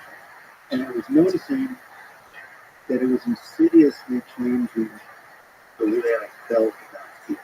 Both people I know and people I don't. Like the people I mutual friends of ours were behaving in certain ways on Twitter, which just seemed insane to me. And then that became a signal I felt like I had to take into account somehow. So I've seen people at their worst, both friends and strangers. And I felt that it was, as much as I could sort of try to recalibrate for it, I felt that I was losing touch with what was real information because people are performing, people are faking, people are not themselves. You can see people at their worst. And so I felt like, right, what's being advertised to me here on a not just a daily basis, on an hourly basis, increments sometimes of multiple times an hour. And I probably check Twitter at minimum 10 times a day, and maybe I was checking it 100 times a day on some days, right? Where things were really active and I was really engaged. It would be delivered into my brain now. Subtly false information about how dishonest and uh, generally unethical totally normal people are capable of being. It's like it is a funhouse mirror. I was seeing the most grotesque versions of people who I know. Like people who I know I could sit down to dinner with, and they would never behave this way. And yet they were coming at me on Twitter. It's essentially turning ordinary people into sociopaths. Like people are just you know, their analogies, and it's amazing. It's like one analogy is road rage. Like people behave in the confines of a car, and they never would if they didn't have this metal box around them. Speed, and all that becomes quite hilarious and obviously dysfunctional when they actually have to stop at the light next to the person who just flipped off. And they didn't understand the person coming out of that car next to them, the cauliflower rear, is someone who they never would have, roll their eyes at and stuff because they would have taken one look at this person and realized this is the last person they want to fight with. That's what heartbreaking things is to see the people who I know, who I admire, who I know are friends, the imagery from snarky on the mean devices towards each other. It doesn't make any sense. It's the only place where I see people that really want to have a calm head about most things to really be shitty for it. It's probably the only place to see it. And I choose to maybe believe that that's not really done or something that's consistent. Like if you go painting, if you really go to the theater, you're going to shoot your cards and you kind of accept that's kind of what you're doing in this sort of game that you're playing. But it's sometimes hard to remind yourself of that. Well, and I think I was guilty of that, definitely. I don't think there's nothing. I don't think I ever did anything that I really feel bad about. But yeah, it was always pushing me to the edge of snidiness somehow, and it's just not helpful. It's not. Uh, so the reason why I deleted my Twitter account in the end is that it was obviously making me a worse person. And so, is there some way to be on it where it's not making me a worse person? I'm sure there is, but it's given the nature of the platform, given what was coming back at me on it, the way to do that is just to basically use it as a one-way channel of communication. Just market. And it's like here's what I'm paying attention to. Look at it and push it out. I put out a call for questions on Twitter. Actually, quite surprisingly, a lot of they're like, even if they're critical, they're like being thoughtful, which is nice. And use it that way too. But then there's also touch calls, 69 questions. Ask what? This part But one way to solve this is, you got to get rid of it. Let me ask the question. Ask Sam why he sucks. One reason why I suck was what installed that problem. Touchball 69. Yeah. Touchball 69 should be happy that I suck a little bit less now that I'm up to it. I mean, I don't have to hear from touchball 69 right now. So if I could get to see that, it probably can't have a negative effect. Just give it a moderation, just to see that that is. But for me, the negative effect is slightly losing faith in the underlying comments you get. Yeah, but you can also just easily out of it, and it's really it was fun to do stuff. Just the shit show on Twitter is okay, but it does affect you. Like, I don't read too much into that kind of comment, but that's just cross. And get rid stuff. I understand the fun the person is having on the other side. So, I do. I don't behave that way, but I do. And for only the right person to be 16 years old, right? So it's like, I think we also know how to talk. well, yeah, that's right. I'm pretty sure Ron would just tweet that, so under his own name. Okay, so do you think, so speaking of which, now that you know that I think we're on Twitter, is there something that you could do to make this platform better? It's Twitter and social media in general, but because of the aggressive nature of this innovation that he's pushing, is there any ways to make Twitter less of a place for success? Maybe. I don't know. I think I'm agnostic as to whether or not he or anyone could make a social media platform. So you're just observing yourself week by week, seeing the effect it has on your mind, and how much you're actually learning as a person. yeah, I also think the negative thing is it's obvious. I mean, it's not going to admit it, so I think it's obviously negative for him. But this was not. And that was one of the things that I was looking into the Funhouse mirror. I was also seeing the Funhouse mirror on his side of Twitter, and it was just, exactly. When I was asking myself, why is he spending his time this way? I then reflected on why was I spending my time this way, to a lesser degree, and at lesser scale, and at lesser risk. So, and it was just so. It's not just Twitter. It's part of the internet phenomenon. But the whole Hunter Biden mess that you it's for that was based on somebody's podcast. That was based on a clip taken from that podcast, which was highly misleading as to the general shape of my remarks on that podcast. Even I had to then do my own podcast, entangling all of that, and admitting that even in the full context, it was not speaking especially well. I didn't say exactly what I thought in a way that would have been recognizable to anyone, even someone who's not functioning by a spirit of charity. But the clip was quite distinct from the context itself. The reality is that we live in an environment now where people are so lazy and their attention is so fragmented. But they don't have time for clips. So 99% of people will see a clip and will assume there's no relevant context I need to understand what happened. And obviously the people who make those clips know that. And they're doing it quite maliciously. And in this case, the person who made that clip and subsequent clips of that podcast was quite maliciously trying to engineer, his reputational immolation to me.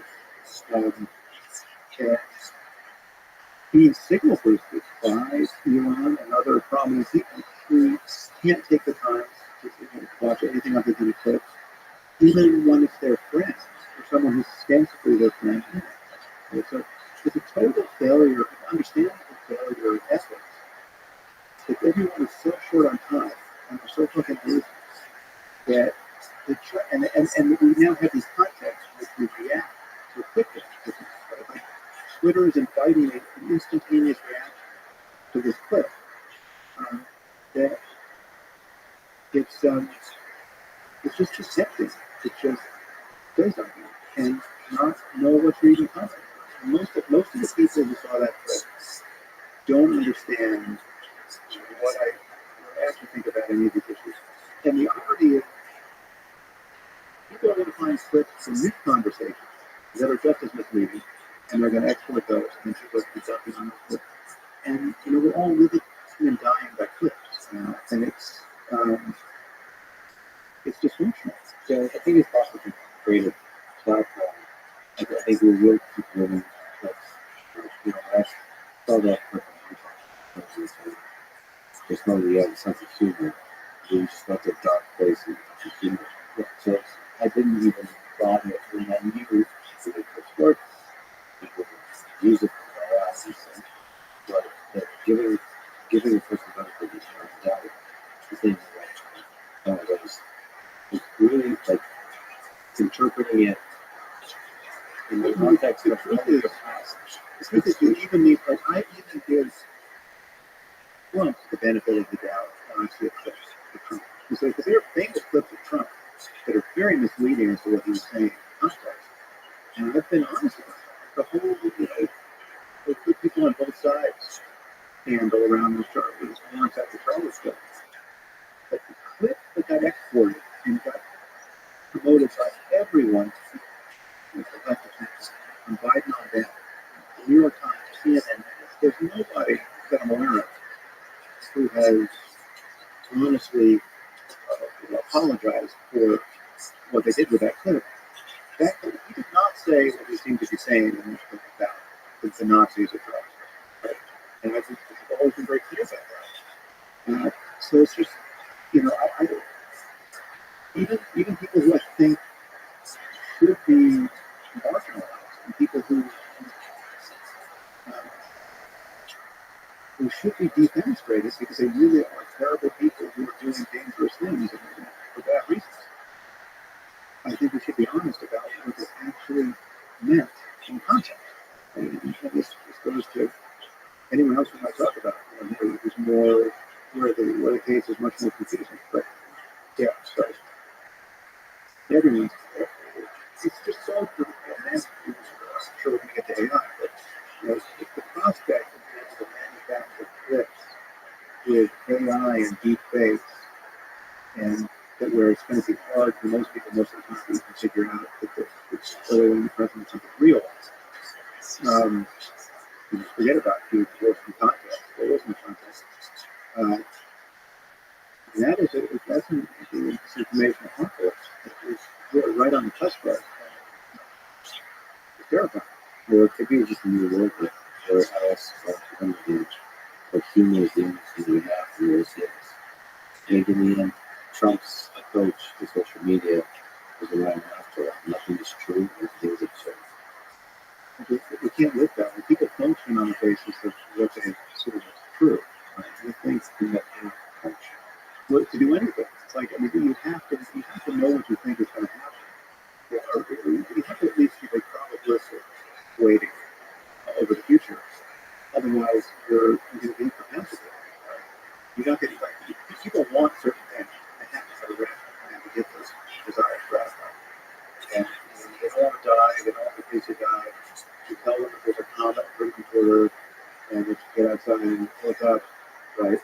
They're going to do it. And if it turns out it's misinformation, it's going to matter because it comes down to it. What medicines do you give your children? Right? We're going to be manufacturing fake journal articles.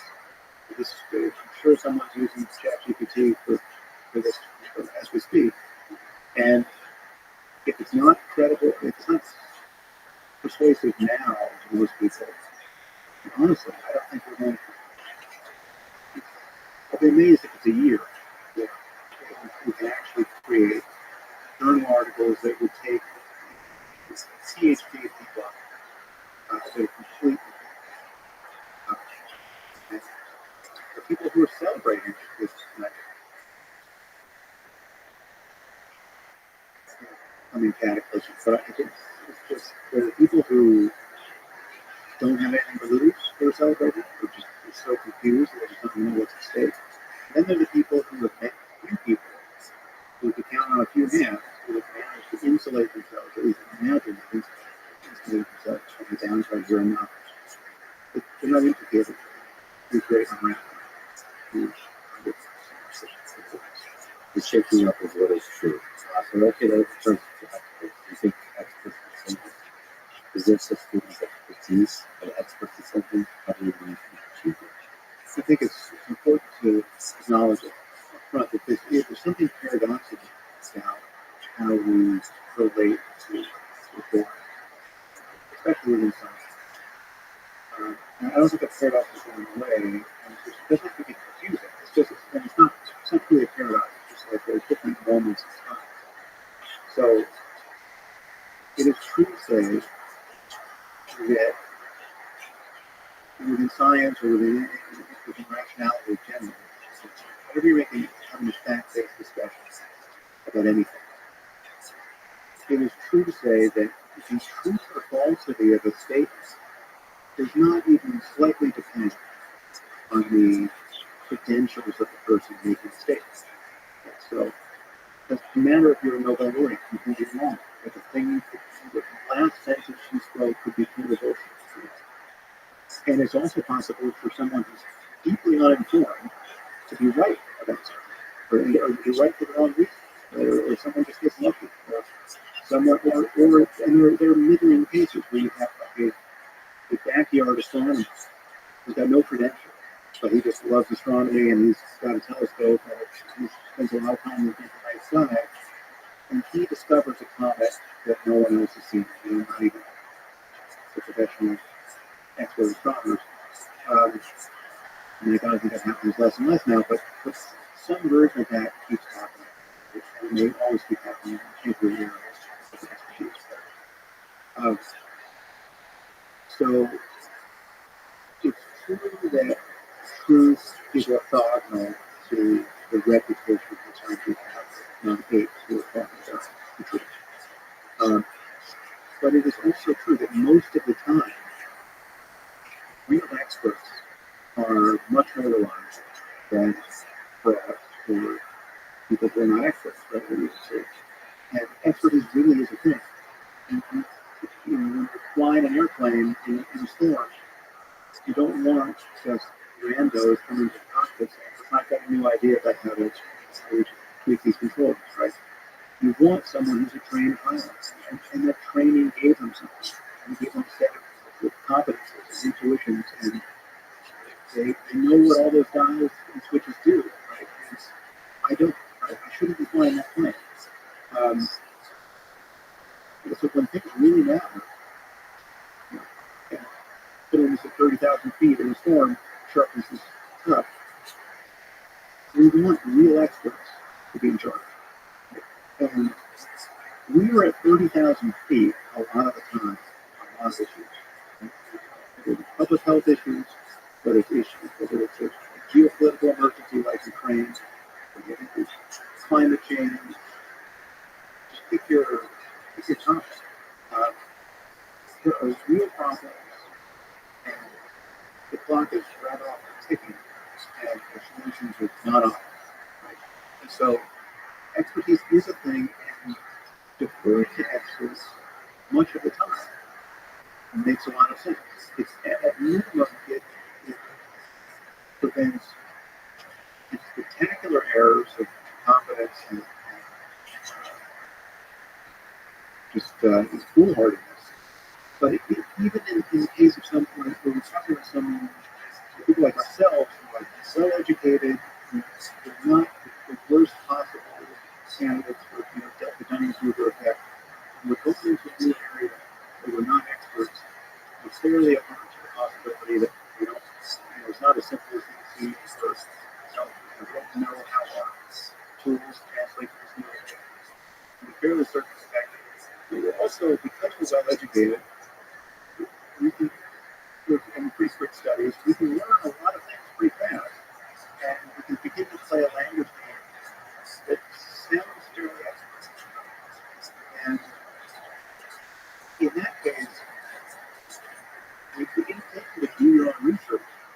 is because when times are good, my view as an invitation is wasted time. Right? Even when times are good. Now, through this times are not all that good. Right? We have the ongoing public display of failures of experts. We have experts who are obviously corrupted by that incentive. We've got experts who perversely wanted they were wrong when they were against it. We've got institutions captured by a political ideology that's not truth tracking. Encroachment into every place, whether it's universities or science journals or governments. Just that has been. So there's a lot going on where the experts and the very concept of expertise that seem to discredit it. But the reality is that there's a massive difference. Anything matters. Anything to know about it. There's a massive difference. From someone who's really done the work, understanding that. And if I get sick, someone's supposed to be sick. I have a PhD in neuroscience, so I can read and meditate and understand a lot of it. Right? And I'm fairly conversant in medical psychology. And I understand the method. And I learn it's different because in neuroscience, there's hours and hours of drug diagnosing and analyzing good and bad studies. Alert to the difference between good and bad studies. I understand bad studies can get published. Experimenting reports. I'm alert to all those things. When I get sick, when I'm supposed to get sick, I don't pretend to be a doctor. I don't go down the rabbit hole on Google for days of stress, trying to, much less a specialist in the main problem. This is my main. So, those because cancer, I don't pretend to be an oncologist. I don't let I start reading journals of oncology and try to really get up to speed as an oncologist. One is a bad, and very highly misleading use of my time. Right? And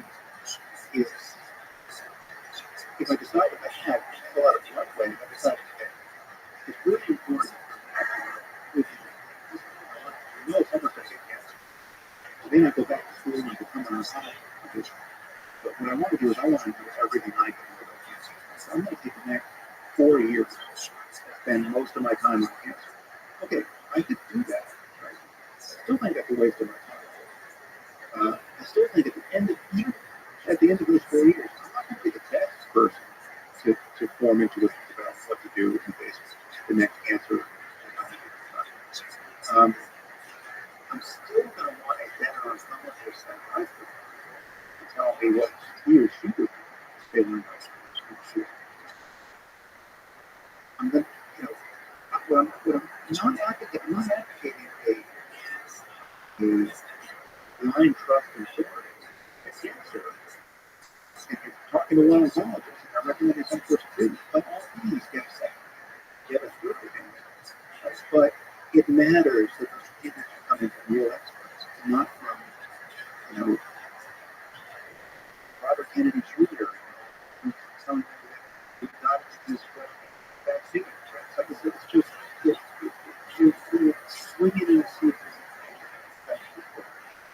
You're moving the opinions of millions of others who should not have an opinion on these topics.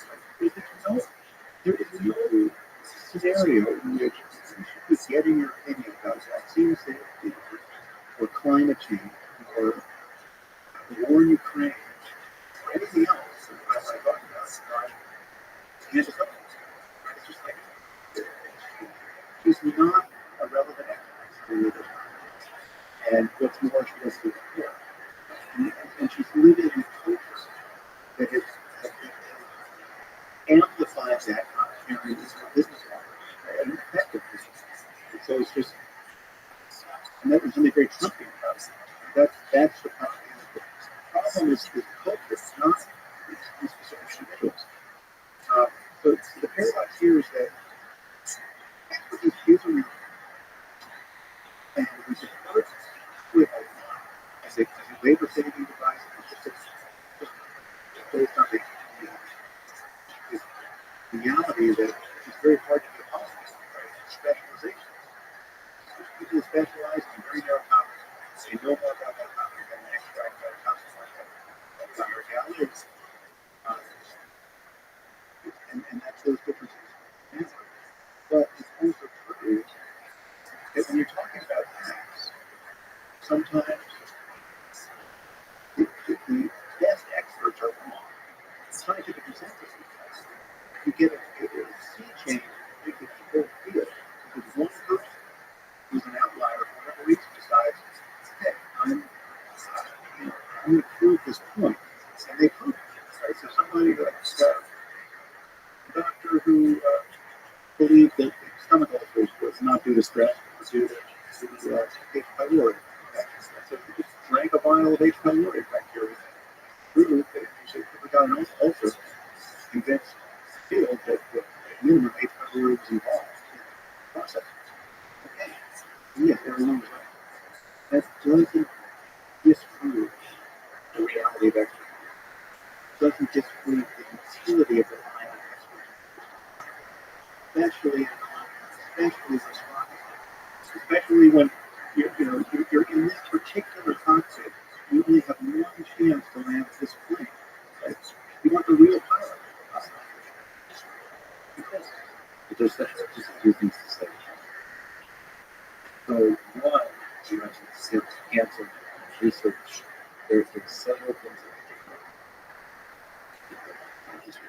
we one, doing research of one because these internet information also tested. It can read a lot of different analyses between the blog posts that describe to you exactly all the different regions. And you can read a lot of those blog posts that are conflicting. Take this information in a short amount of time, start to make good faith interpretations. For example, I don't know if state them, but if you suffer from depression, for example, then you could go to an expert doctor to prescribe you some medication. But you could also challenge some of those ideas and say, what is a different medication? What are different side effects? What are different solutions to depression? All that kind of stuff. And I think depression is a really different problem. It's very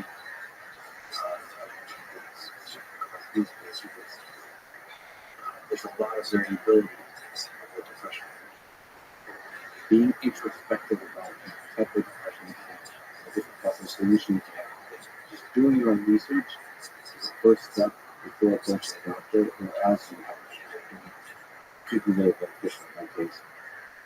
That's depression is something that we study for science. But in this pandemic, it's affecting everyone.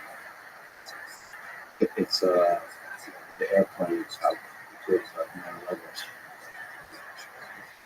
Numerous and everybody, every expert in the world publishing, talking about doing your own research with you.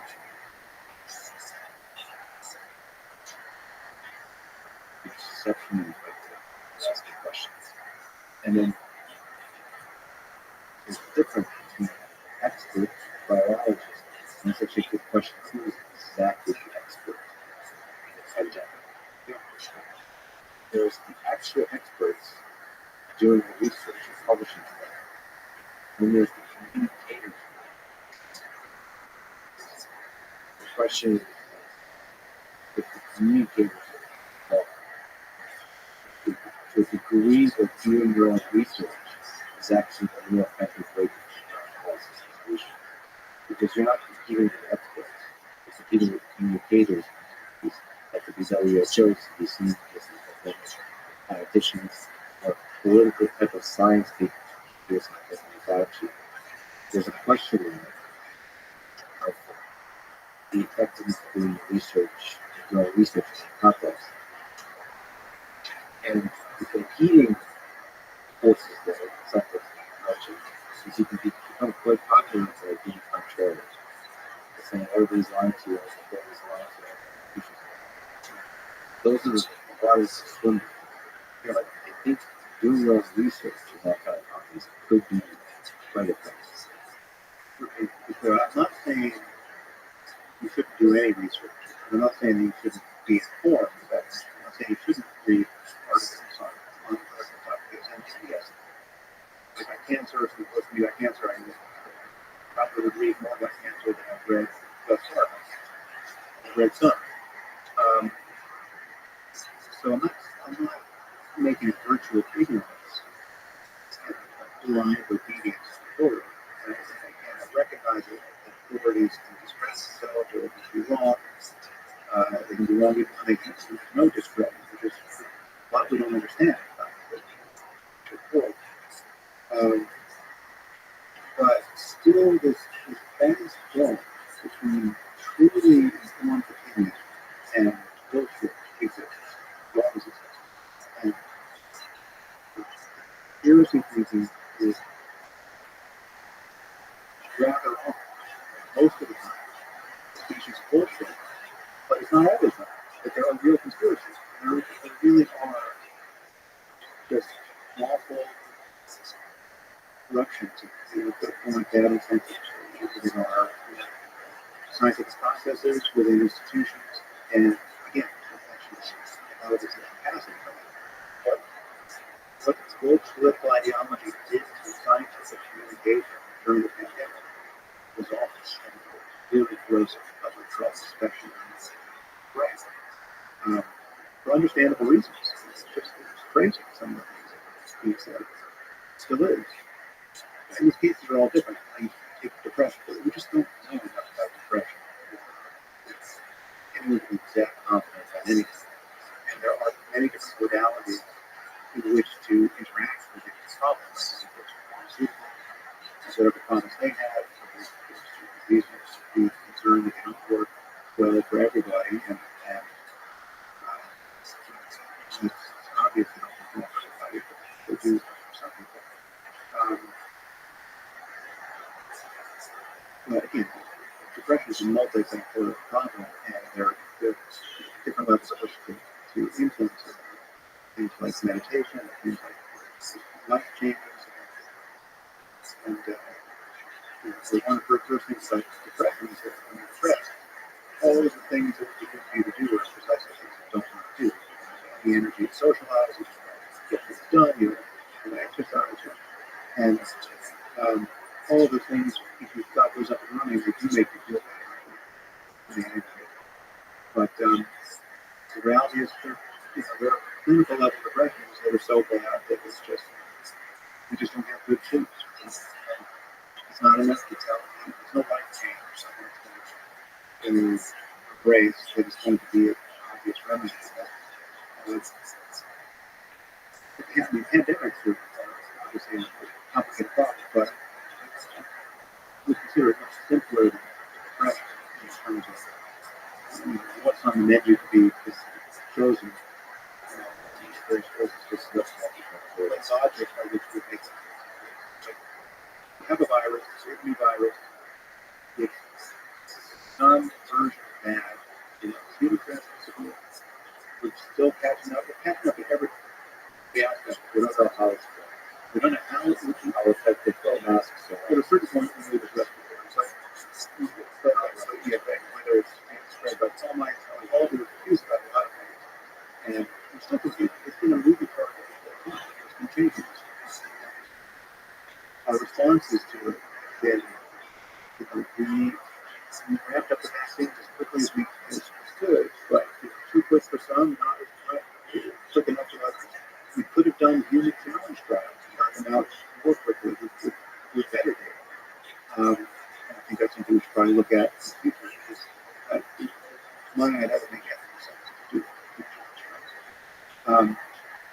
But and so much of my concern about COVID many people are confused about why concern about COVID is much of the time not been narrowly focused on COVID itself, how dangerous I perceive COVID to be as a illness. It has been for the longest time even more concerned about our ability to respond to a truly scary pathogen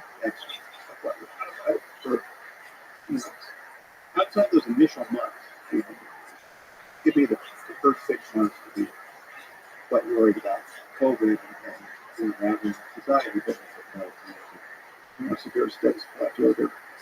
But beyond the initial period, when we had a sense of what we were dealing with, and we had every hope that the vaccines are actually going to work, we were getting those vaccines in short order. Beyond that, and we knew just how dangerous the illness was and how dangerous it wasn't. For years now, I've just been worried about this as a failed dress reversal for something much worse.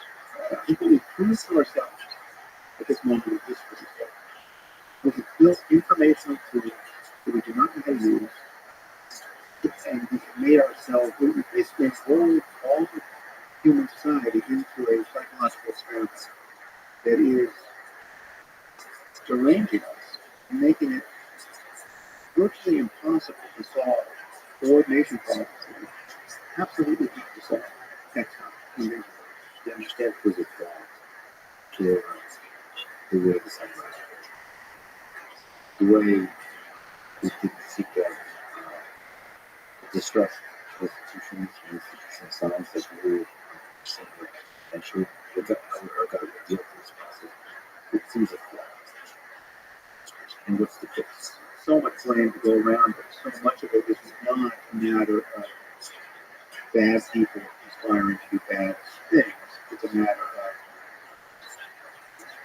incompetence and misaligned attentive and just ordinary, plain vanilla dysfunction. One problem was that people like you, people like Brett Rothschild, people like that I looked to for these difficult conversations, difficult topics, have a little bit lost their mind. It gave emotional stuff now, even style of conversation, perhaps not in the depth of actual ideas, but they're like, tweet something of that nature, not about you, but just it feels like the pandemic made people very more emotional than before. And Kimber Musk responded, I think something like the leadership. I think it was becoming the Trump the pandemic. Trump triggered the far left to be way more active than they could have something about him. And then the pandemic handed big drugs and then these big leftists with huge profit on some planet. I want to punch through. Some of that, I'm not sure how much you're reading to the United States concept, but basically, the people on the far left news activated, and then gave control to, I don't know if you say the United States, but just control the when executed poorly has created distrust.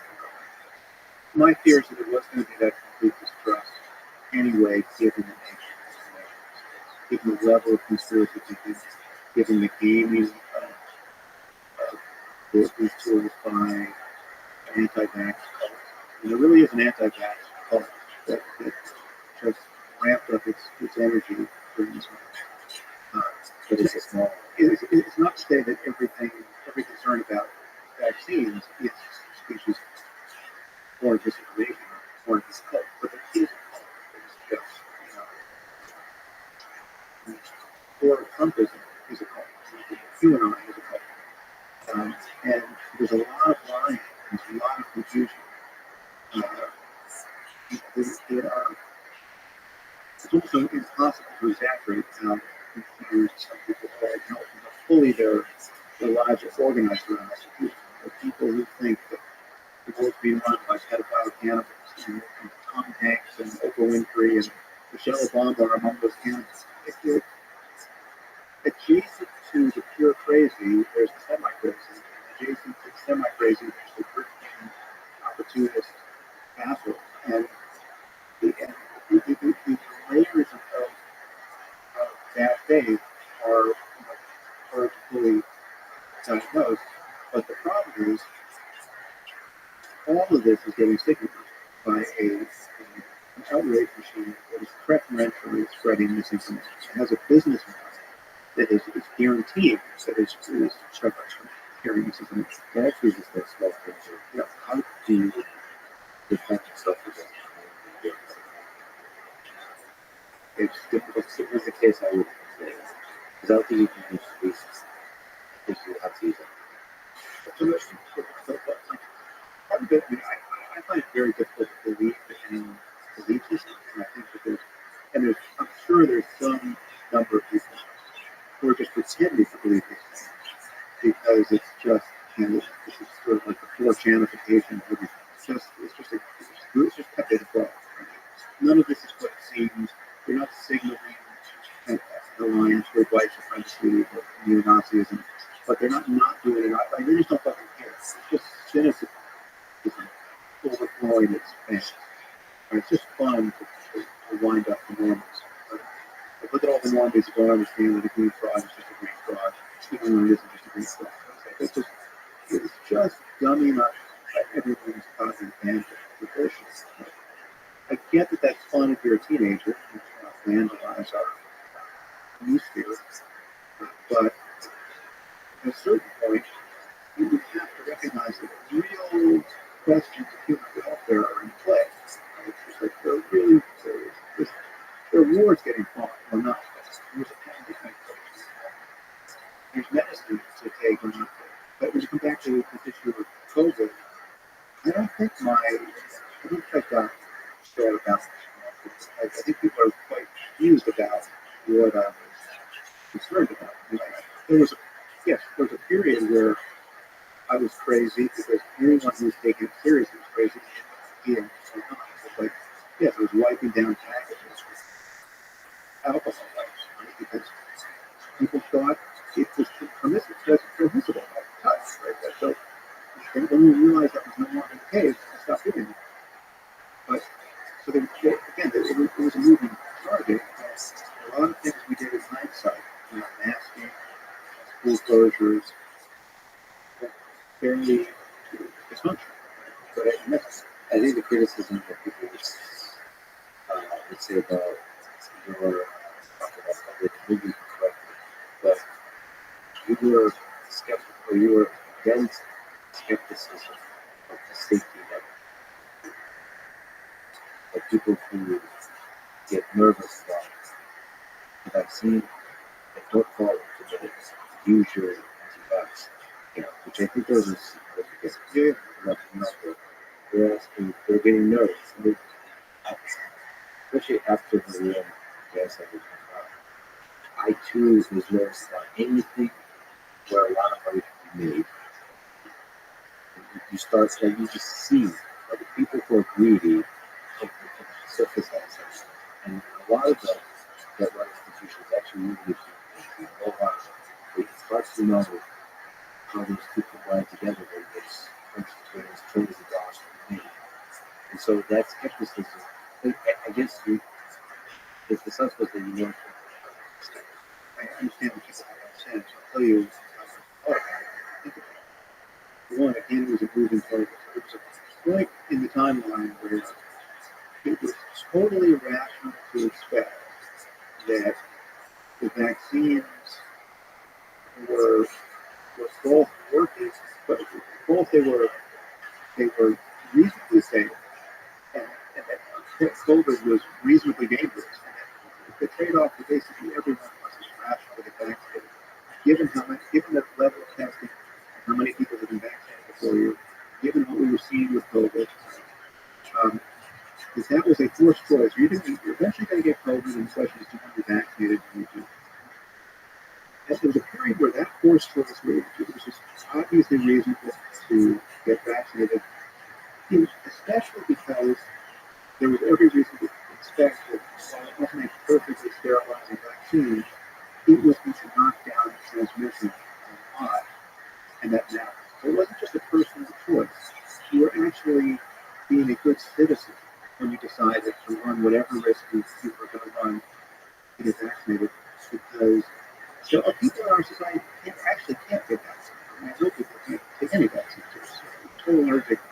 they in their own person seem to justify all the fears of the anti-vax. So they're the kind of person who Robert Kennedy Jr. can point to and say, see, vaccines are fucking kill you. Because of the experience of it. And more still, I know people have kids who get that scripture.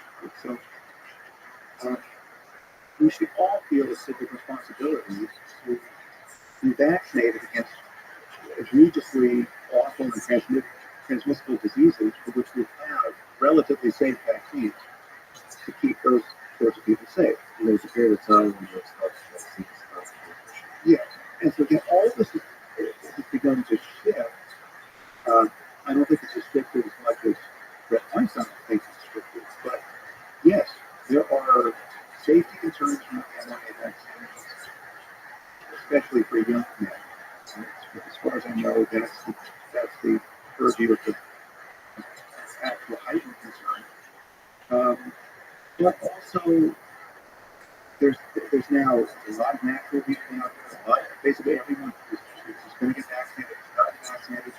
The virus has evolved in this context where it seems less dangerous.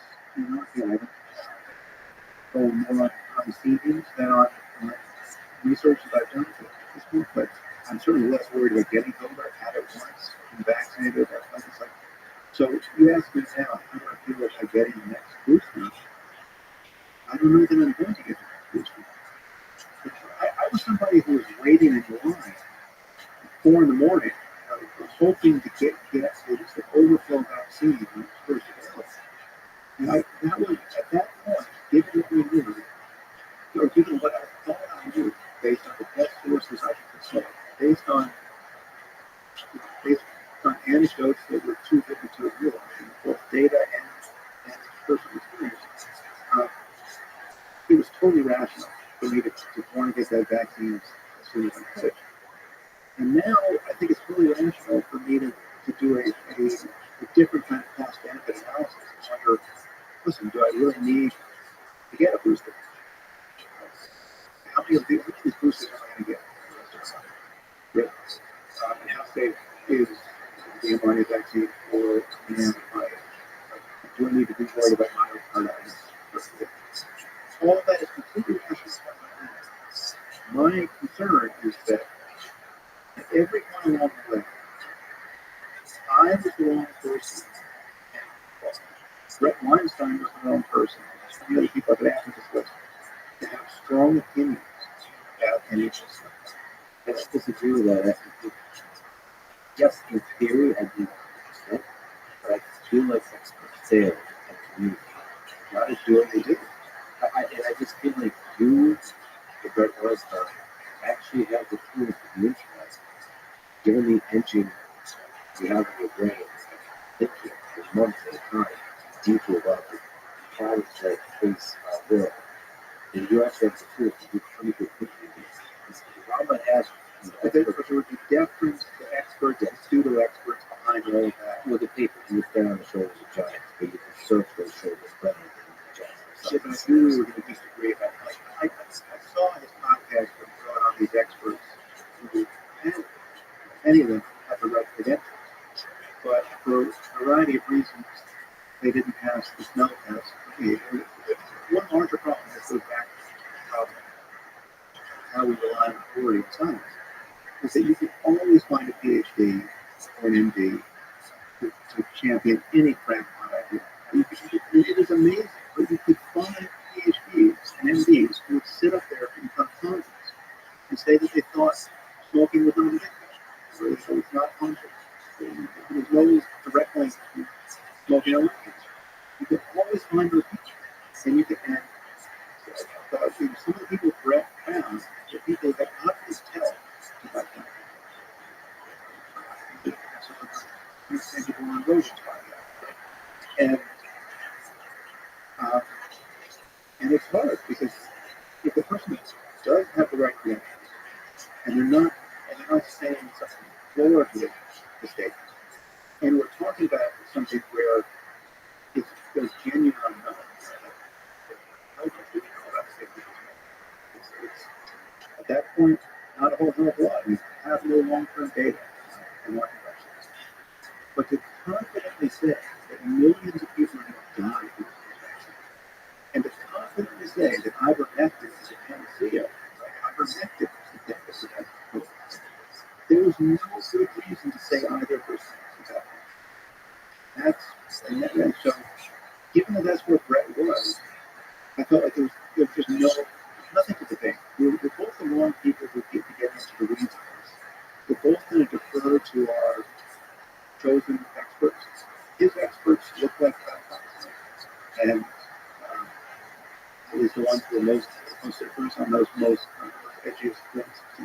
And your experts, you know, it's less very But it's like the climate science. People snarls for society, but the claim that 97% of climate scientists agree that human caused climate change is a thing, right? If you go with the 97% most of the time, or you go with the 3% most of the time, it's obvious you go with the 97% most of the time. Anything that matters. It's not to say that 3% is always wrong. Again, there are things get overturned. Yes, as you said, I spent much more time worrying about this in the podcast than I'm worried about COVID. Our institutions have lost trust for good reason. And it's an open question whether we can actually get things done with this level of transparency and pseudo-transparency given our information ecosystem. It's like, can we fight a war? Really fight a war? When we may have to fight the next Nazis, can we fight that war? When everyone with an iPhone is showing just how awful it is that little girls get blown up when we drop our bombs, right? But could we as a society do what we might have to do to actually get necessary things done when we live in this panopticon of just everyone's a journalist, right? Everyone's a scientist, everyone's an expert, everyone's got direct contact with the facts or semblance of the facts. I don't know. I think yes, it was the hearing exceptional important. I think there's certain signals to society the ability to stand on the other side, and you have empathy, essentially. So that's the fight, that's the mechanism by which you resist the dogmatism of these binary thinkings. And if you become a trusted person that's able to continue to decide, and people will listen to you as the aggregators communicate. The biologists I still to this day don't really know what is this. What am I supposed to think about the safety and efficacy of vaccine today? Stands today. What are we supposed to do? What are we supposed to think about testing? What are we supposed to think about the effectiveness of masks or lockdowns? What is the rates and news getting on this topic? And considering all the other conspiracy theories, all this communication stuff, and actually aggregating together and being able to say this is actually true. And also some of that has to do with humility, this kind of humility, knowing that you can't believe it for sure. Just like with depression, you can't believe it. The worry is that I'm not seeing this communication. Well, the jury is still out on some of it. And again, it's a moving target. But it was dynamic where, like lockdown, in theory, lockdown would work if we don't do it. But you can't really do it. And there's a lot of people who won't do it because they're convinced that it's totalitarian food, and finally on the neck. The good people who always have their interests produced by the elites. So, like, this is, if you have enough people who think the lockdown, for any reason, any conceivable illness, right, is just code for the new world order coming to fuck you over, take you nuts, right? Okay, you have a society that is now inherently weak. Because there's absolutely certain pathogens that we should lock down for next time, right? And it was completely rational at the beginning of this thing. The lockdown, even to attempt a lockdown, we never really locked down. To attempt some semblance of lockdown, just to quote, bend the curve, spare our healthcare system, given what we were seeing happen. That moment was not hard to navigate. It was obvious at the time. In retrospect, my views on that haven't changed, except for the fact that I recognize maybe it's just impossible, given the nature of people's response to that kind of thing. We live in a society unless right, so that's the point I made. No interest was comes out on some other podcast. Someone's trying to make it look like I want to see 2 children die. It was kidding more children that didn't die from COVID. This is actually the same person. And that's the other thing that was that person, this psychopath, or effective psychopath, creating these clips of me on podcasts. The second clip of me seeming to say that I wish for children died. It was so clear in context what I was saying that you can betrayed the context, so it didn't actually work. This psycho, again, I don't know whether he actually is a psychopath, but he's behaving like one. That's Twitter. This is somebody who's read signal boost as a very reliable source of information. He kept retweeting this guy, at me, against me, right? This guy had one glance on you how unreliable this guy. But I think I'm not at all sad. One thing I think I did wrong, one thing that I do regret, something I have not sorted out myself, is how to navigate the professional and personal pressure that gets applied at this moment, where you have a friend or a fight just you know who's behaving badly in public, or behaving badly, behaving in a way you would think is bad.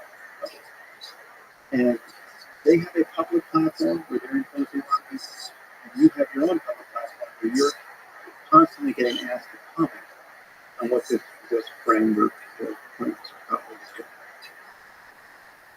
I haven't known what I think is ethically right about the choices that are being forced on us.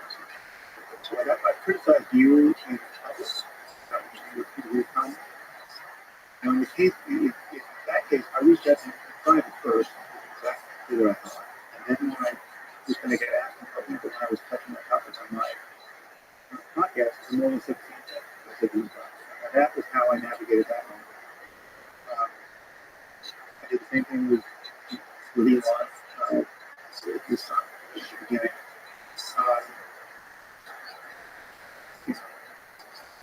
We have maintained a good vibe, which is not for another month. But I don't think so. I disagree with you. Good vibes in the moment. There's a deep core of the vibes that persists in social. If you do ignore it, I don't think probably so the other things you mentioned. I think with Brett, I failed to reach out in private to the degree that I should have. And we never really had we tried to set up a conversation in private. It never happened. But there was some communication, but it would have been much better for me to make more of an effort in private before it filled out. And I would say that's true. What kind of interaction with private do you think should have? Because my case, beforehand, the case I would like in this part of the space is some my way. See this space. Actually, let's go in that direction. I think I disagree with the criticism because the thing you criticized before is actually the right thing. You said let's get expected economy in such a way as that reduce the use of the document. You didn't do that because he has a fairly naive philosophy that that's out. Let's see, we maintain that block. That's being Well, he seemed to think that minefield in one little conversation. Two of them still they feel good about one another and they can cut it out. That would be by definition success. So let me make the case with power of all philosophy. Okay? First of all, I love you, Sam. You're a little inspiration. It's underway, deeply admired. Okay. Okay. But to me, in the case of Kanye, it's not only that it gets in conversation at the public, it's that the display that you're willing to do that is powerful. So even if it doesn't end in hugging, the actual turning the other cheek, the act of turning the other cheek itself communicates both to Kanye West and to the rest of the world that you should have empathy and compassion for each other. There is power to it. As if maybe that was naive, but it's believe in the power of that. It's not that I'm trying to convince Kanye that some of his ideas are wrong, but I'm trying to illustrate that just the act of listening, truly trying to understand what he's really getting, that is opens people's minds to actually question their beliefs. It takes them out of the darkness, de-escalates the kind of darkness. So in that sense, I would say the power of love is the philosophy unites by breath. Because the right conversation at the tribal is not about listening. The experts you're talking to receive the metric, but they're not actually as possession as they illustrating what not this analysis and paper. So let's make it a strong case. What do you do? It's going to be a lot of people's time. But instead, just saying, being a friend is the dumbest of things. Being like respectful, sending love their way, and just having a conversation outside. Like basically, showing that removing the emotional attachment to people. Even though you are very emotionally attached, because in the case of COVID specifically, there's a very large number of lives at stake. Removing all of this and remembering that you know reflection. I think these are highly cases. So Kanye inspired, from my point of view, for very different reasons. It was Kanye. So Kanye, I don't know, I've never met Kanye.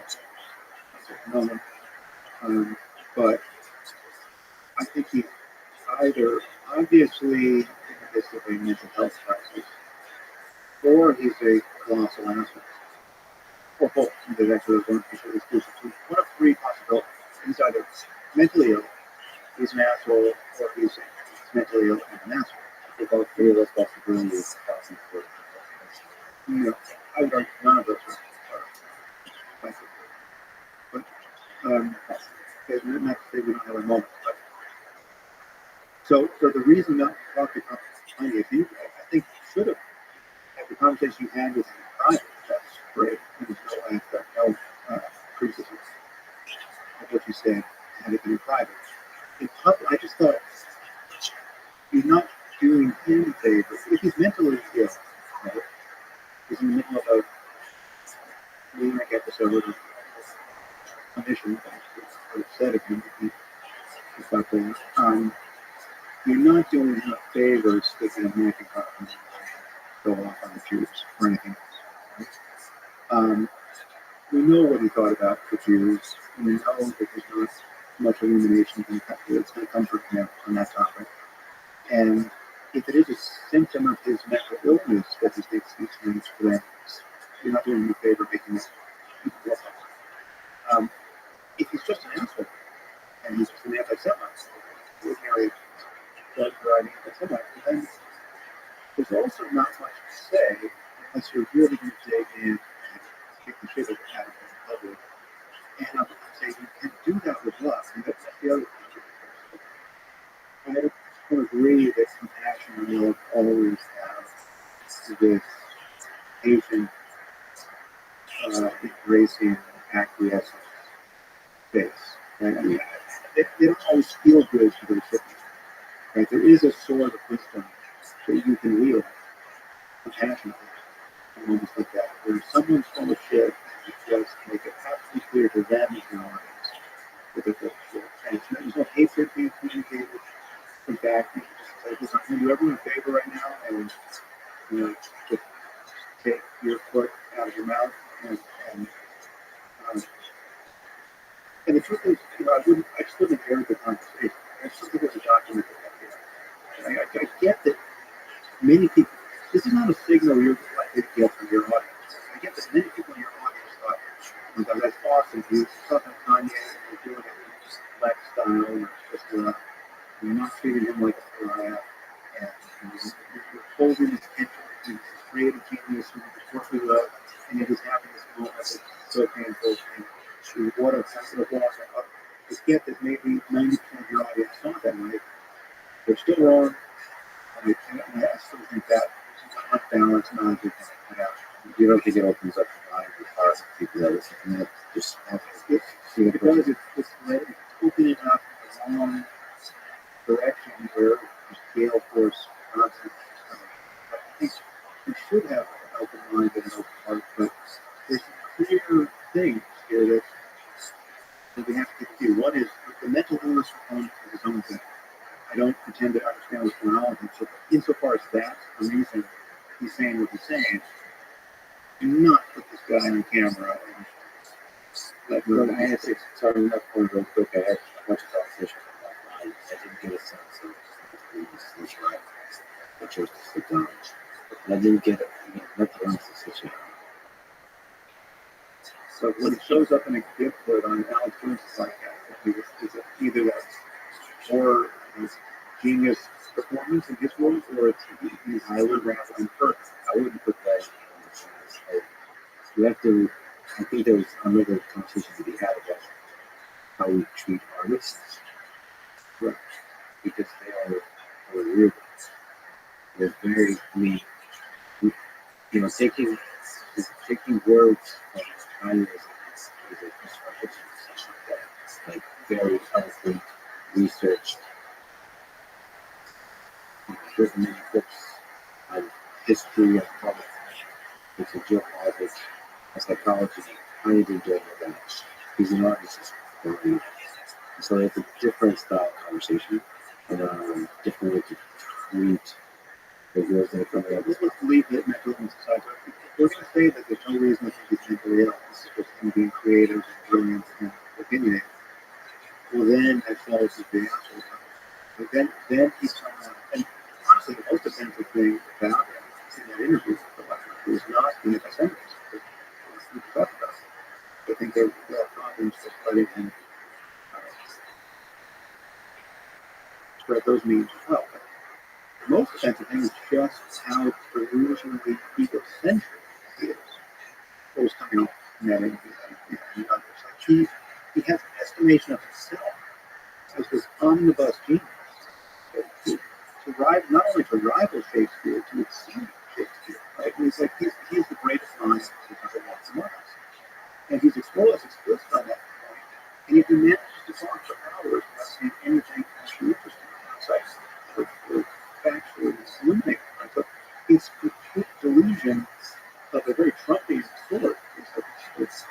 Trump says he's a genius and understands everything, but nobody takes him seriously.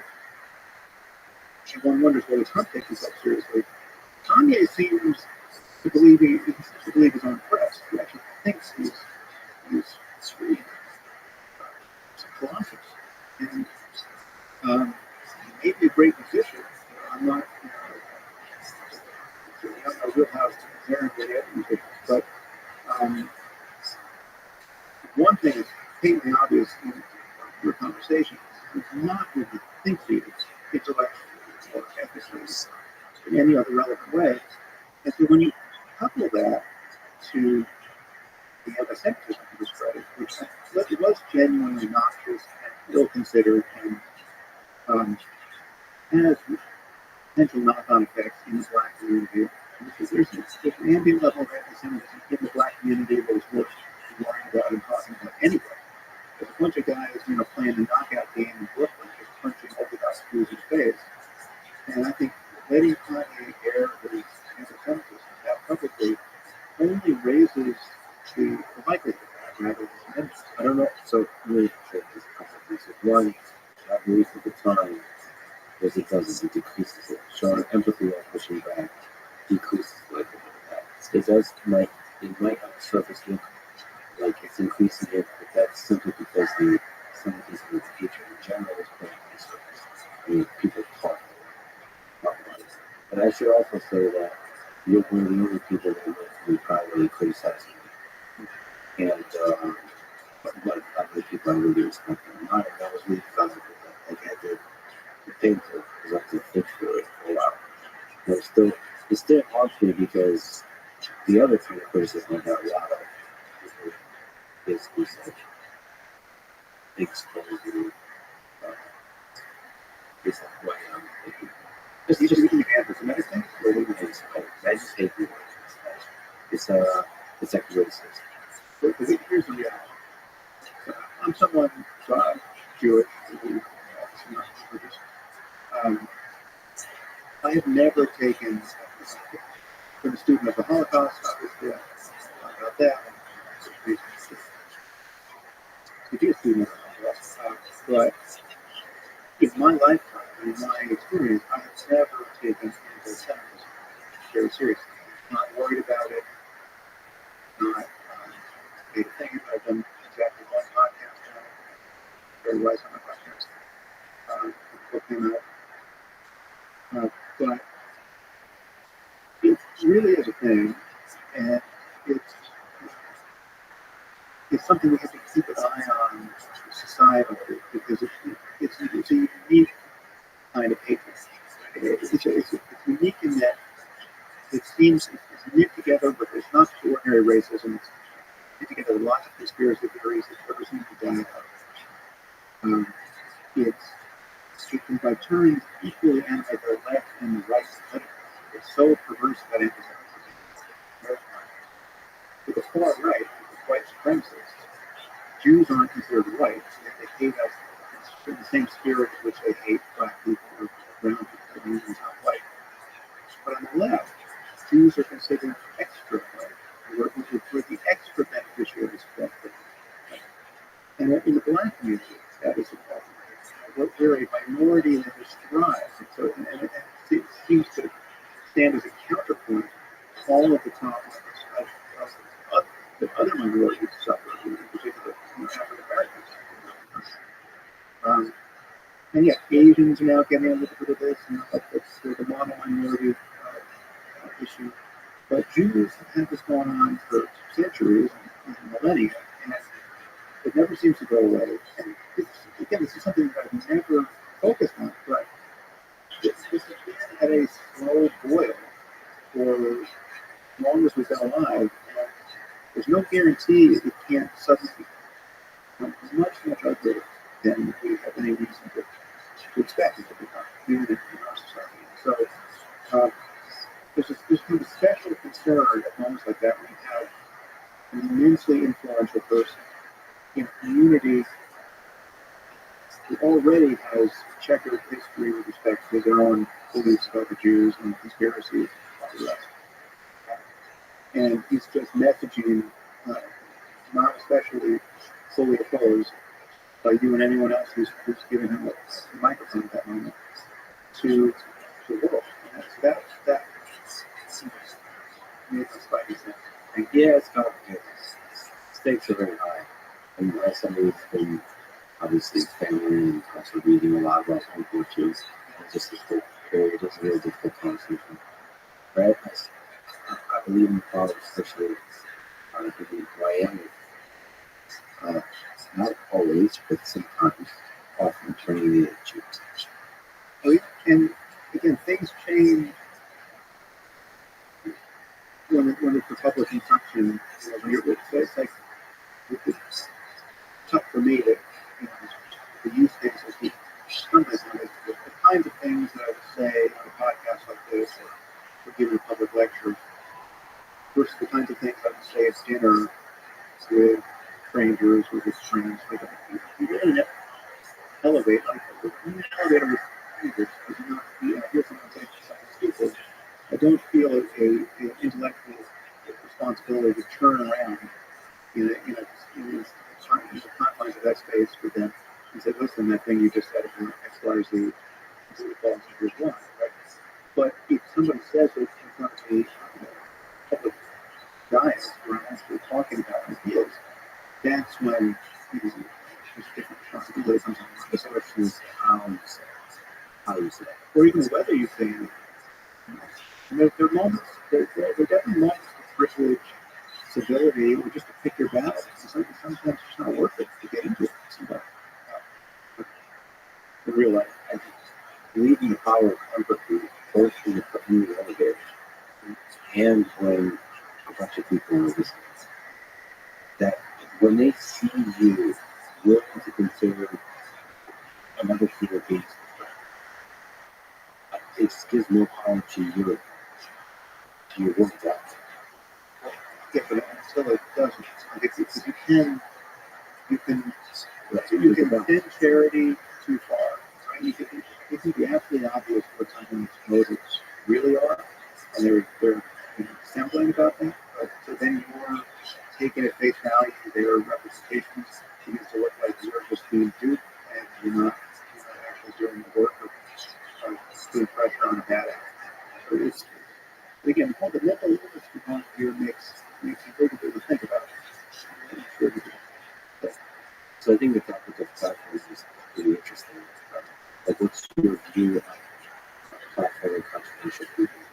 Let's start with the old, would you interview Hitler in your podcast, and how would you connect them? Oh, and all questions. You interview in 1935, 41, and 45. Let's say the uncanny valley perspective. This is whether or not to speak with bad people.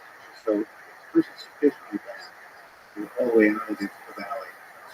And then if you talk to them, it's totally unproblematic. You don't have to spend any time signaling to your audience you don't agree with them. You're doing it.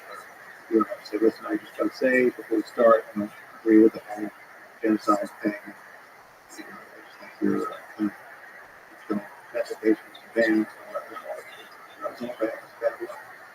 They don't. If you just if you go out saying that you don't agree with this person, you're not platforming them signatures to their views. You're just trying to, hey, if there's an issue you can go into it very much as an anthropologist would. I just want to understand the nature of evil. I just want to understand this phenomenon. How is this person evil?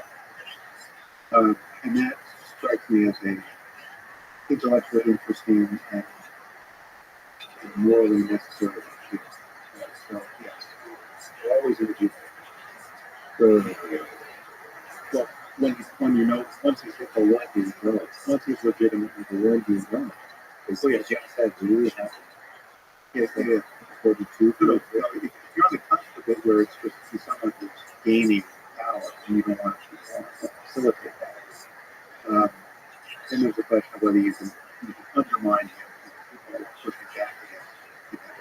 So this is why I wouldn't talk to just because I don't want to give them oxygen, and I don't think that in the context of my interviewing them, I'm going to be able to take the wind out of their sails.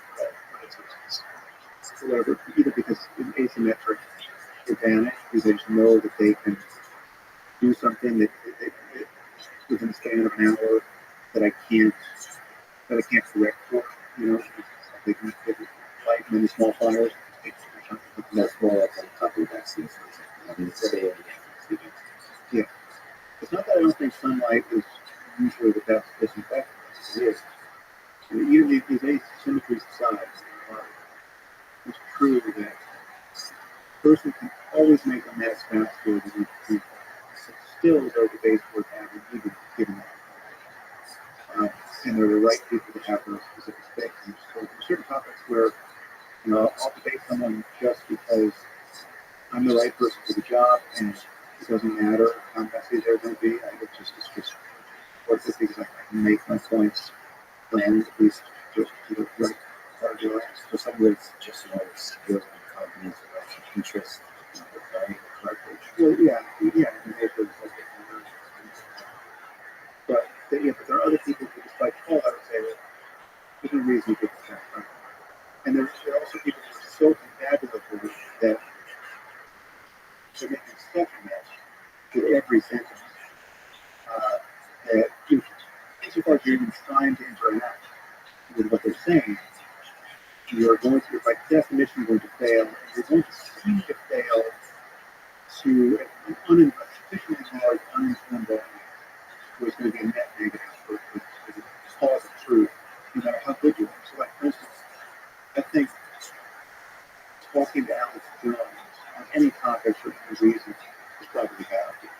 Because I just think he's neurologically wired to just utter a string of sentences. He'll get 20 sentences out, each of which is, contains more lies than the last.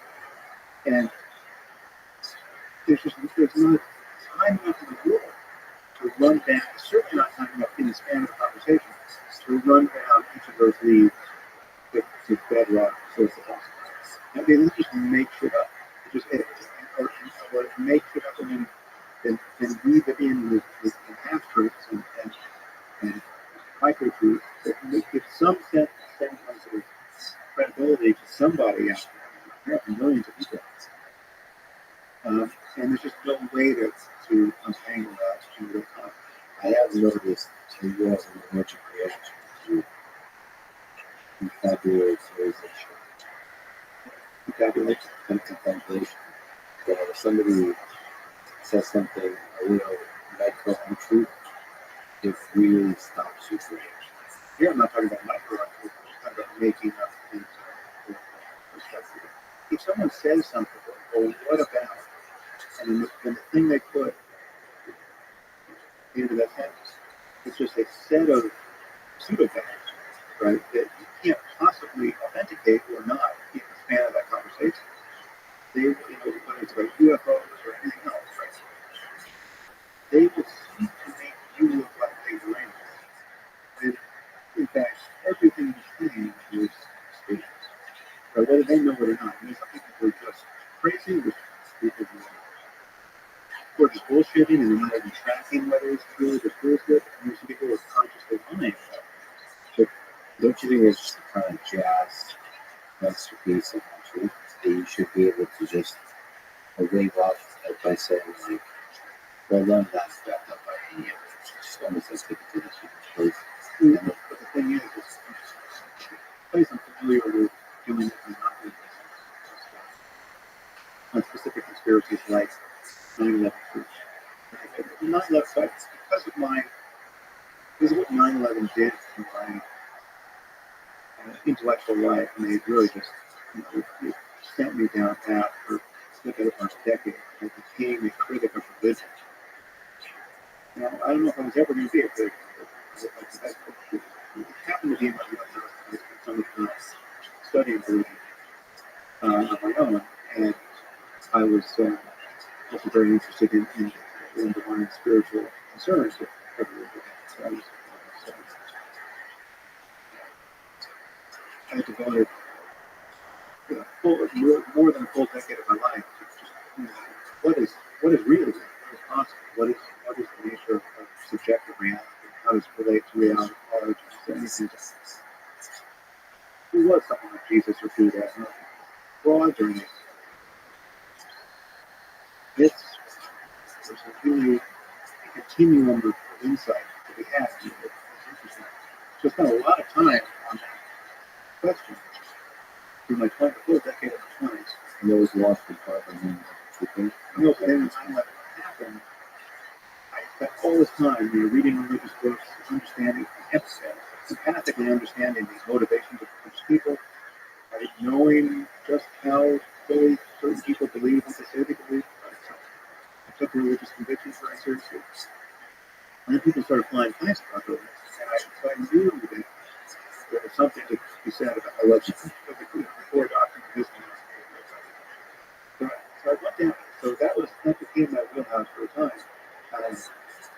Terrorism and jihadism topics.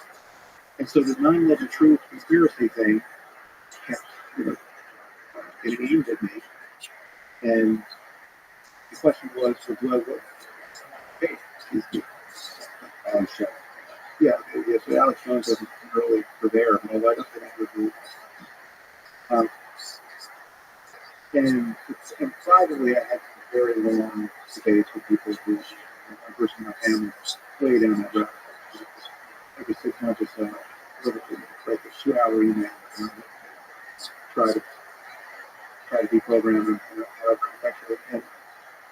And so went back and forth for years on that conflict with private.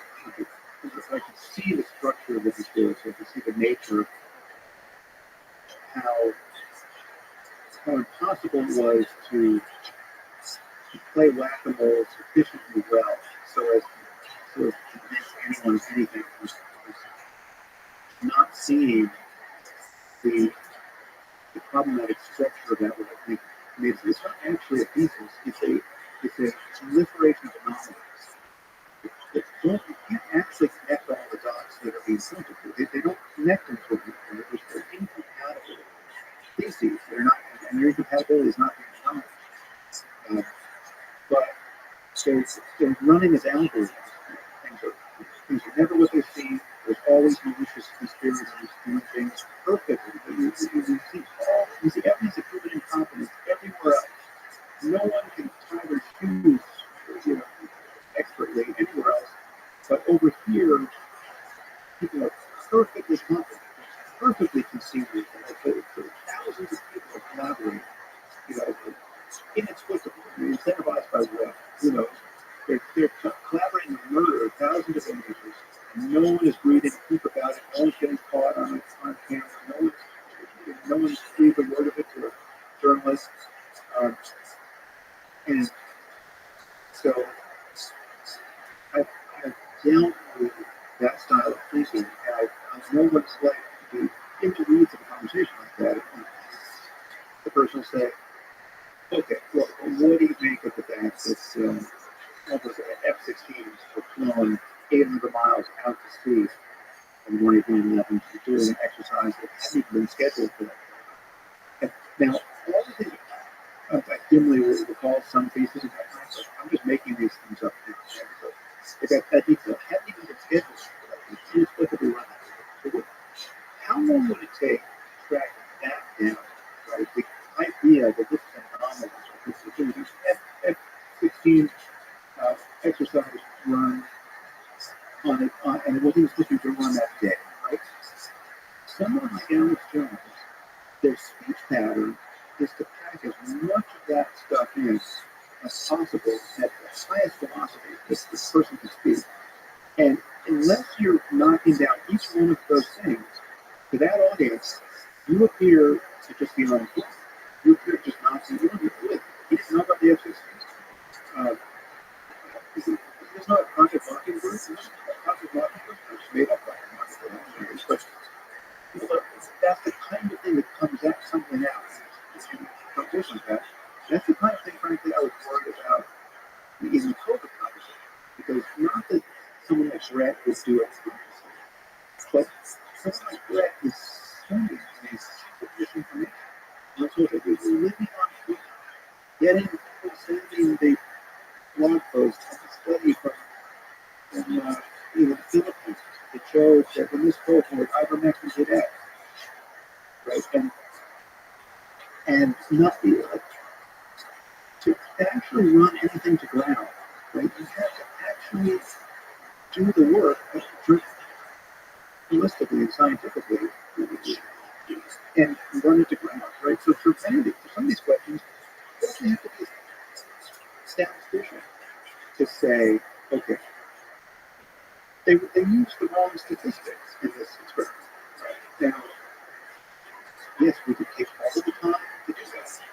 Or we could, at every stage along the way, in a context where we have experts we can trust, go with 97% of the experts about the safety of mRNA, about the transmissibility of mRNA, and whether to wear masks or not. And I completely agree that comes down unacceptably over the last few years.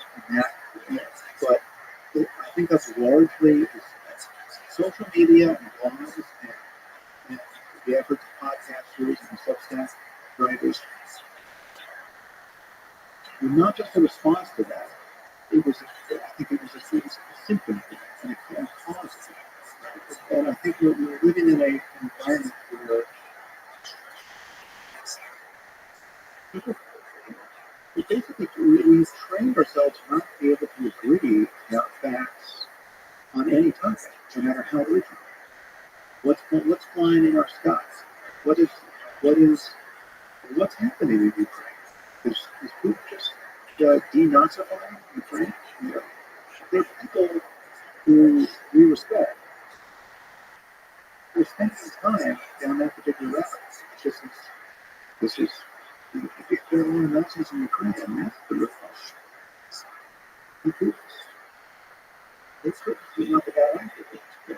How much time do I have to spend empathizing with Putin to the point of thinking, maybe Putin's got a point, and it's like, what about the polonium and the nerve agents and the killing journalists and the Navalny and is that count? I'm not paying so much attention to that because I'm following all these interesting people on Twitter, and they can give me some pro-Putin material here. And there are some Nazis in Ukraine. There are no Nazis. How am I going to weight these things? I think people are being driven crazy by Twitter.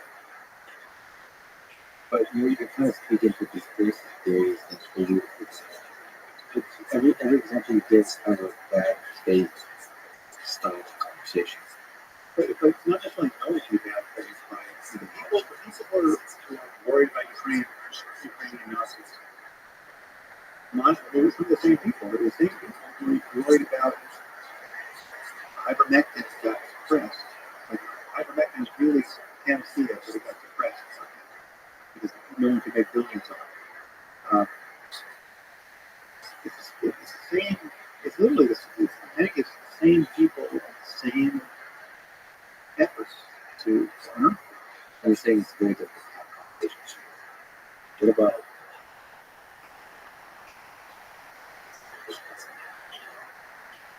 No, I don't think I'd be learning anything about it. It's like with Hitler. I'm not comparing Trump to Hitler, but Clips guy, you got a chance. You got this one. With certain world historical figures, I would just feel like, okay, this is an opportunity to learn something that I'm not sure about. I think Trump is among the most superficial people we've ever laid eyes on. But he is a public figure, and I'm sure there's some distance between who is the private, who is but it's not going to be the kind of distance that's going to blow my mind. And I think the liability of that. I think Joe Rogan was very wise on that. All he was doing is would put himself in a situation where he couldn't adequately contain the damage Trump was doing, and he was just going to make Trump seem cool to a whole new, potentially new cohort of this master. They would have a lot less. The entertainment value is so influential. There was that one debate where Trump we got a massive laugh on the line, and only Rosie O'Donnell. But the truth is, we're living in a political system where if you can get a big laugh during a political debate, you win. It doesn't matter who you are. But that's the level. It doesn't matter how informed you are, the debate is about what the hell you do about the threat of nuclear war or anything else. We're monkeys. It's really like that. if you brought up somebody I've learned a lot from him. Who he is, as a human being, also his kind of a voice of curiosity to me. Inspired me to have unending open-minded curiosity, much like you are the voice of reason. There was a podcast, Joe had recently podcast with Jordan Peterson. invite you up, say, they still have a hope for you. Any chance you talk to Joe again, reinvigorate your friendship. Yeah, well, I reached out to him privately. Did you use the power of love? Don't know if I love him. Consider him a friend. He also knows I'll be happy to his podcast. Get that together. I'm obviously not talking to Joe. It's not doing his podcast. I think we got a little sideways on the same lines where, spread and people. It was never that degree with Joe because Joe's in a very different lane. He's been consciously so. Joe is a stand-up comic who interviews, just is interested in everything. Interviews the widest conceivable variety of people, and just lets his interests ride with their expertise or lack of expertise. People we'll talk about anything, and he can always pull the ripcord, saying, I don't know what the fuck I'm saying, I'm stoned, we just drank too much. But it's very entertaining. It's all in my eye, it's all in good faith. Joe is extraordinarily ethical, good person. So this is good. Correct. Yeah. The crucial difference is because he is an entertainer first. I mean, I'm not saying he's not smart, he doesn't understand it. What's potentially confusing is he's very smart, and he's also very important. His full-time job is called, when he's not doing stand-up, he's doing color commentary for the UFC. His full-time job is talking to lots of very smart people at great length. So he's created a Joe Rogan University for himself. He's gotten a lot of information crammed into his head. So it's not that he's uninformed, but he can always, he feels that he's uninformed, but when it turns out he was wrong about something, he can always pull the ripcord and say, hey, I'm just a comic, we were stoned, it was fun, don't take medical advice from me, I don't play a doctor on any. I can't quite do that. Right? You can't quite do that. We're in different lanes. I'm not saying you are exactly the same lane, but much of Joe's audience, I'm just establishing shit, staying on about universities and medical terms, and it's not true, but that would be the perception, and it's a counterpoint to a lot of what you've said on Joe's podcast or the Brent's podcast on these topics.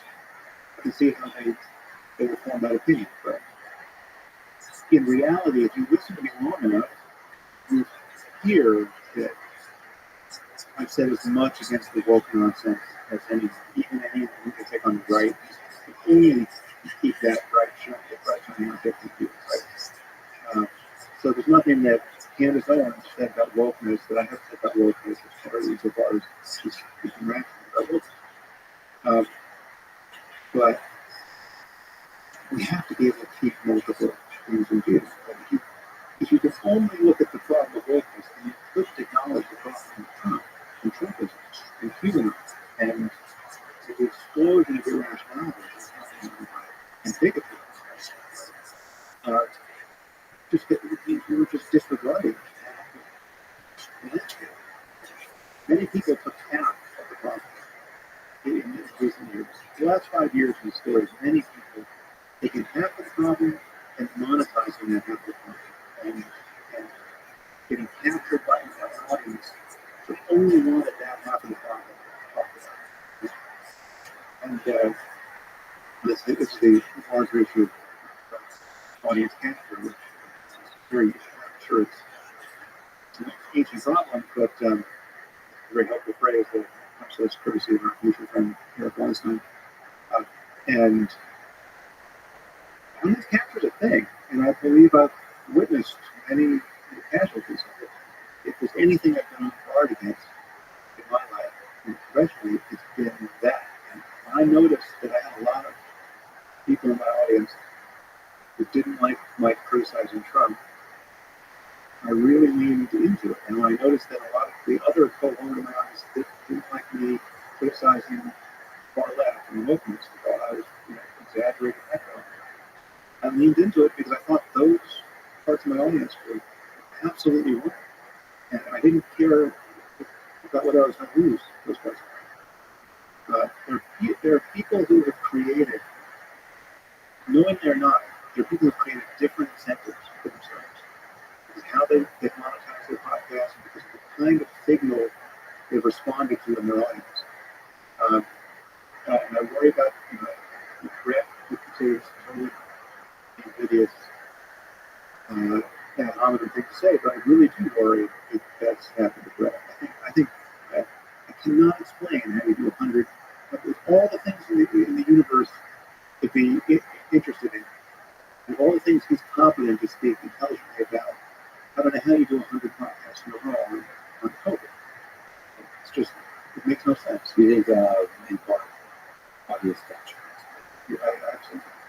What about, do you, like, for example, do you feel pressure to not admit that you made a mistake on COVID or made a mistake on Trump?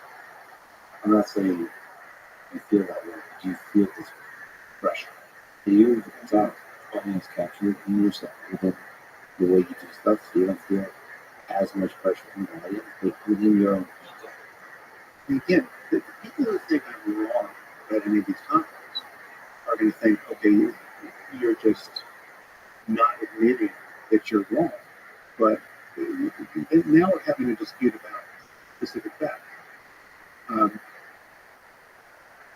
There are things that I believed about COVID or worried might be true about COVID 2 years ago that I no longer believe or I'm not so worried about now, and vice versa. Things have flipped. Certain things have flipped upside down.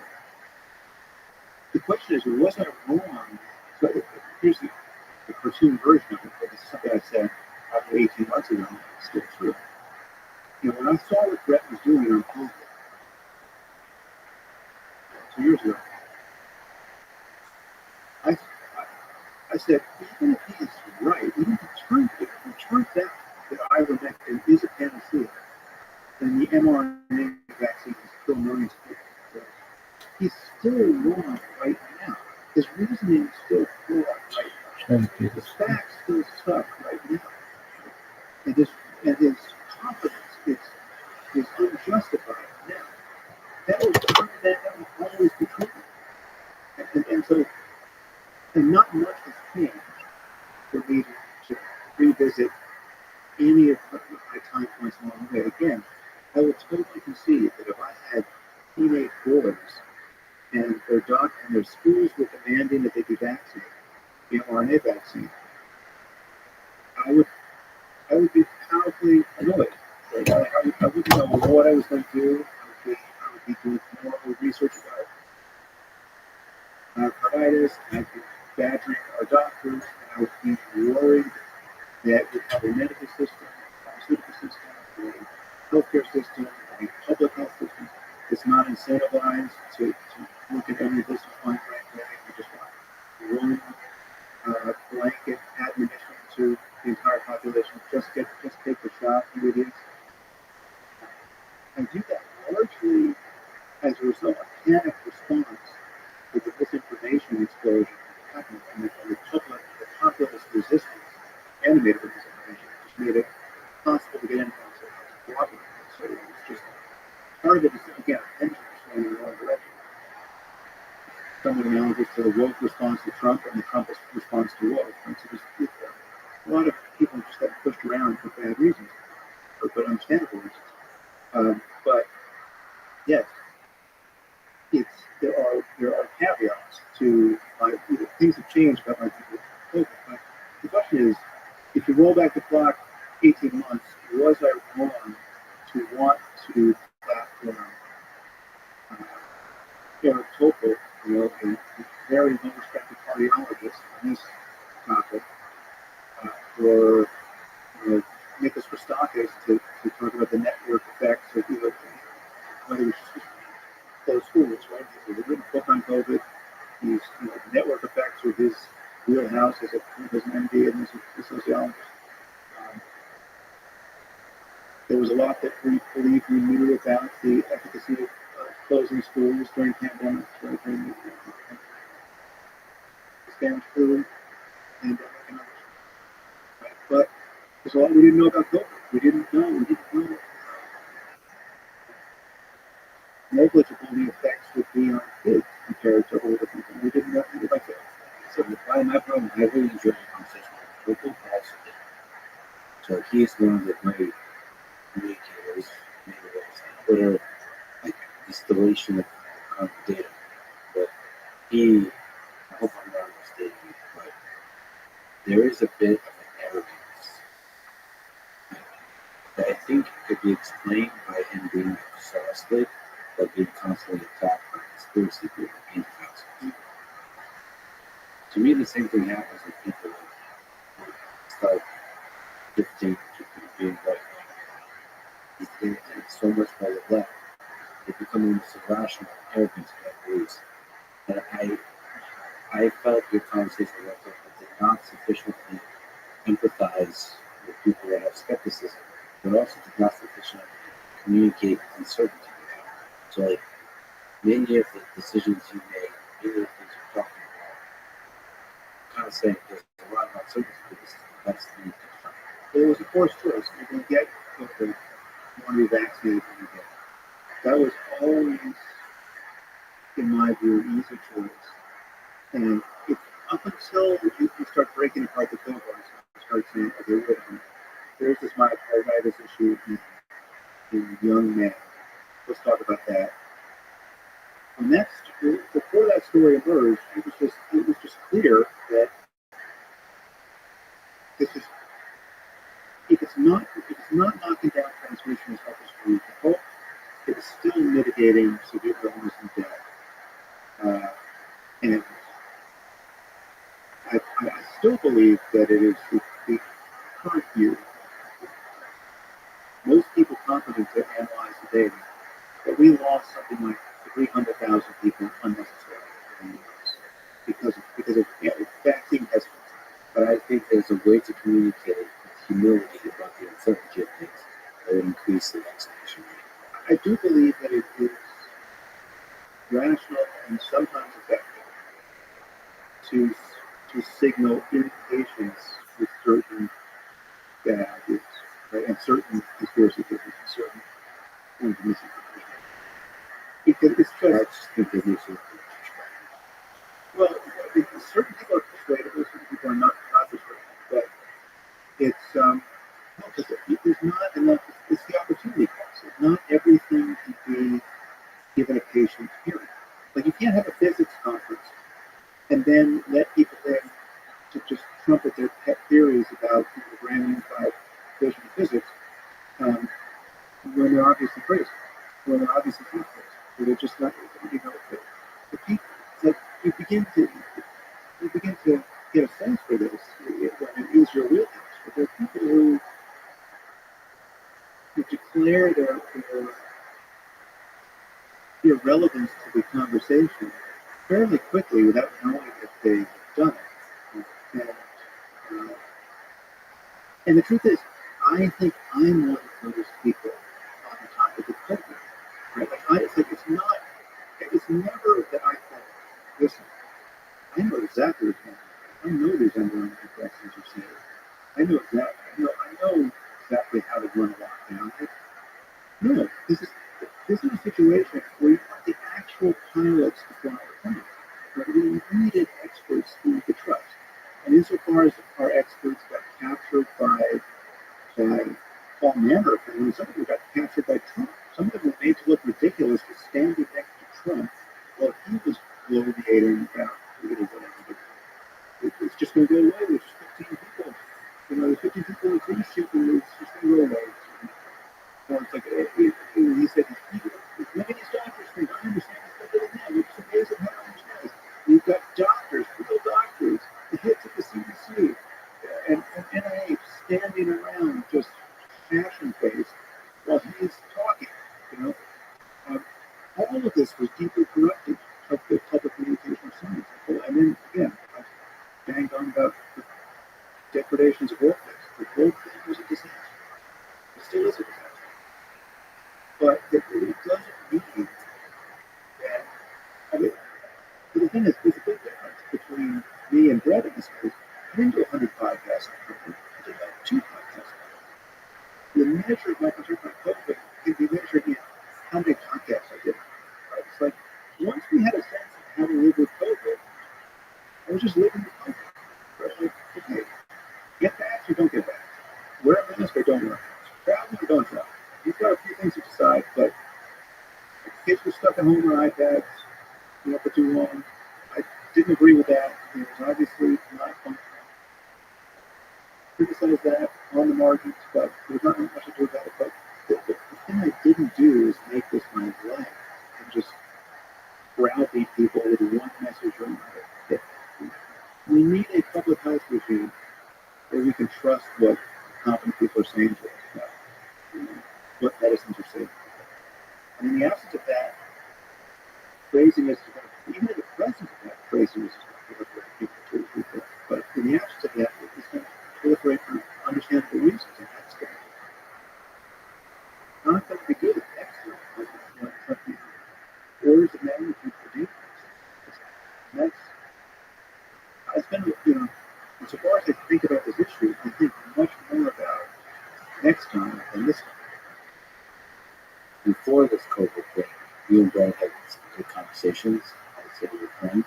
What do you admire most about the criticism of this COVID time? Well, I think Brett is very smart and he's a very ethical person who wants good things for the world. I have no reason. So the fact that we're on, we're crosswise on this issue does not mean that I think he's a bad person. The thing that worried me about what he was doing, this was true of Joe and this was true of Elon, this was true of many other people, is that once you're messaging at scale to a vast audience, you incur a certain kind of responsibility not to get people killed. I did worry that, people were making decisions on the basis of information. That's why I think, fairly circumspect. I just said, okay, give me the standard of the fairway expert opinion at this time point, with this time point, with this time point, and then I'm out. I don't need myself. I'm not an expert on COVID. I'm not an expert on safety. I'm not an vaccines. If something changes those economics for them, maybe I'll do a podcast. I just did a podcast on collaborative. I was never skeptical of collaborative. Brett was very early on saying this is elaborate, right? At a point where my own position was, it's clear. The thing we have to get straight is what do we do to make this happen? But also, we should say that you actually stated it as a possibility. Well, yeah. But you said it doesn't. It's time to figure that out. I've actually had my podcast guests on this topic changed my view of this because one of the guests in China gave the point that actually the best time to figure out the origin of this is immediately, right? Because when the evidence been completed, it didn't come back after a year. There are certain facts I might be able to get into, but I've always felt that it didn't matter for 2 reasons. One is we had the genome of the virus, and we very quickly immediately designed new vaccines against that genome. And that's really important. We had to figure out how to vaccinate and to mitigate develop treatments. The origin story that, generically speaking, either origin story was politically inflammatory and made the Chinese look bad. And the Chinese response to this was bad, but everything was bad. They're not cooperating. They're stopping their domestic flights, but letting their international flights go. And it's bad actors. And it should be treated as such regardless of the origin. And I would argue that the wet market origin is even more politically insidious than the lab origin. Because probably, to my mind, the lab leak can happen anywhere.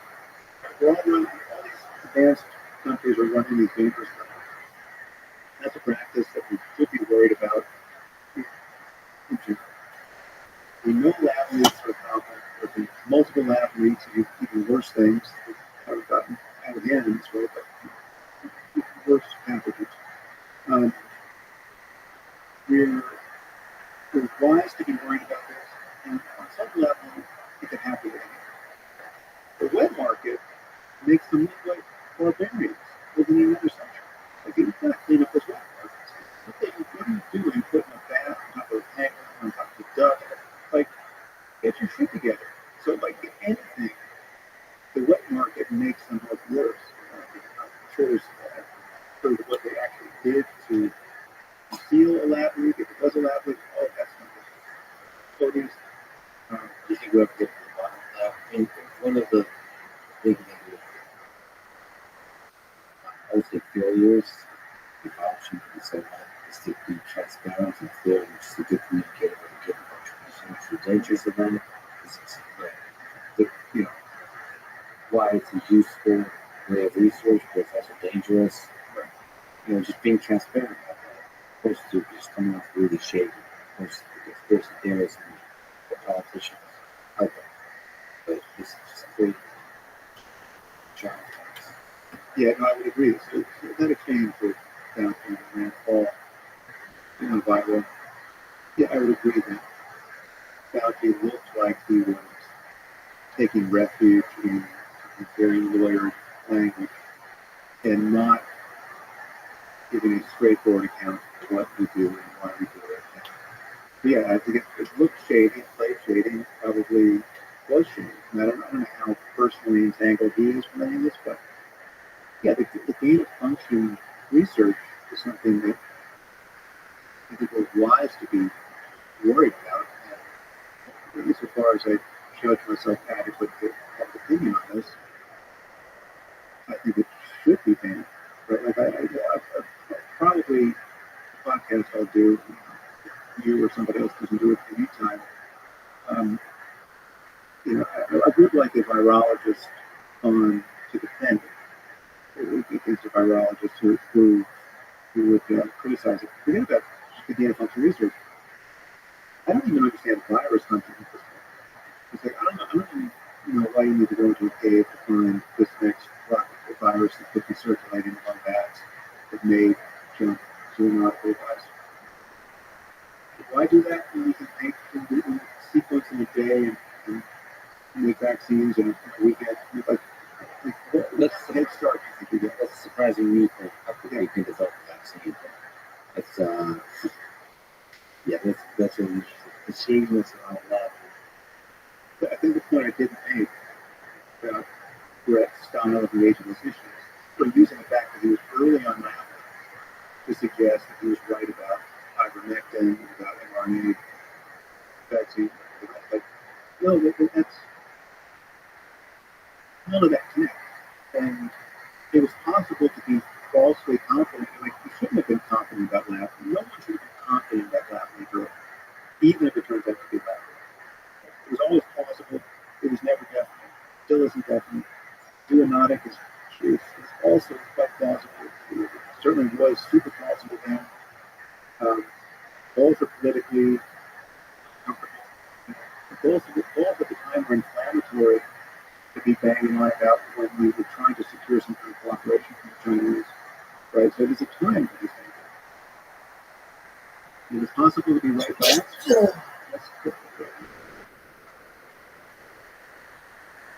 Your reasoning, your style of reasoning matters whether you're right or not. Like, because your style of reasoning is dictating what you're going to do next time. Sure. This is a multivariate situation. Really different from right COVID, given all the sort of chaos, especially when you step outside the pure biology or biology that gets past. Yeah, it's really, it's just trade-offs. The transmissibility of virus.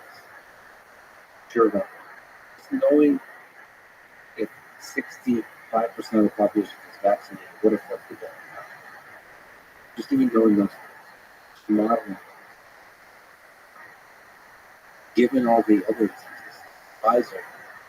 You had the CEO of Pfizer on the podcast. Did you leave that conversation feeling like is a person who is consciously uh, reaping windfall profits on a dangerous uh, vaccine and putting everyone at intolerable risk? Or do you think this person, is making a good faith attempt to save lives? Uh, no, no tainted bad incentives or something. The thing I sensed, like, broke apart, was a failure on my part.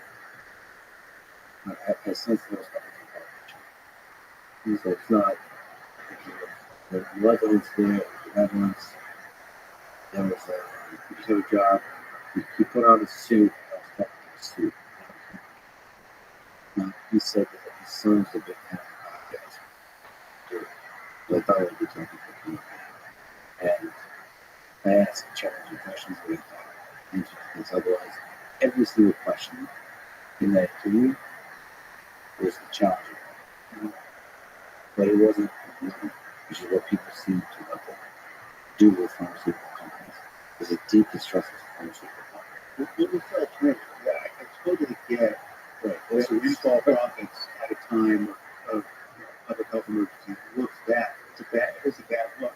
Right? But how do we reward and return capital to risk takers who spent $1 billion to design a new drug for a disease that maybe only harms a single-digit percentage of the population? So what do we want to encourage?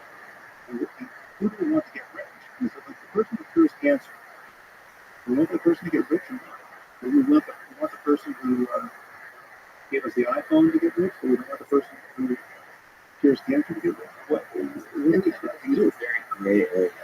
We want the person who declares that they have a cure for cancer to have authenticity and transparency. I think we're good now as a population, and there's something about the Pfizer CEO, for example, just CEOs of pharmaceutical companies in general, just because they're so loyal about so much marketing and PR people, you just spell bullshit. You're not talking real truth. It just feels like none of it is transparent for us as a public.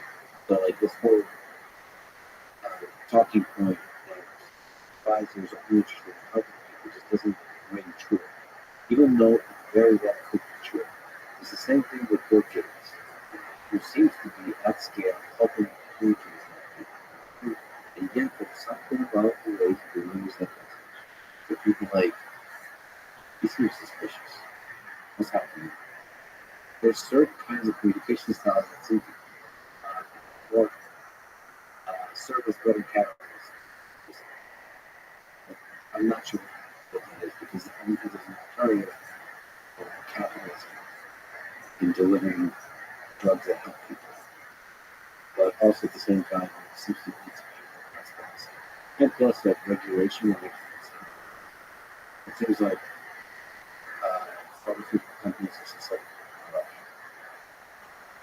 Yeah, I'm right about all that. But I also do think that most of the people going into those fields, most of the people going into government, doing it for good, and they're non-psychopaths trying to get good things done, trying to solve hard problems. They're not trying to get rich. I mean, many of the people, like, the bad incentives, again, I've heard this phrase 30 times on podcast, but it's just almost everywhere displaying normal people creating stuff. But it's not that there are that many bad people. And yes, it makes the truly bad people that much more remarkable for paying attention to. But the bad incentives and the power of bad ideas do much more harm. Because that's what makes good people running in the right direction.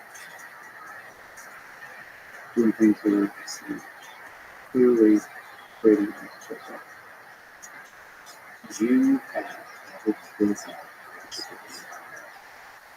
especially with the AI. There's a lot of interesting ideas that they share, and services they share. But when you put that, what do you find? Well, I had a lot of fun with him. I knew his friends. I like a lot.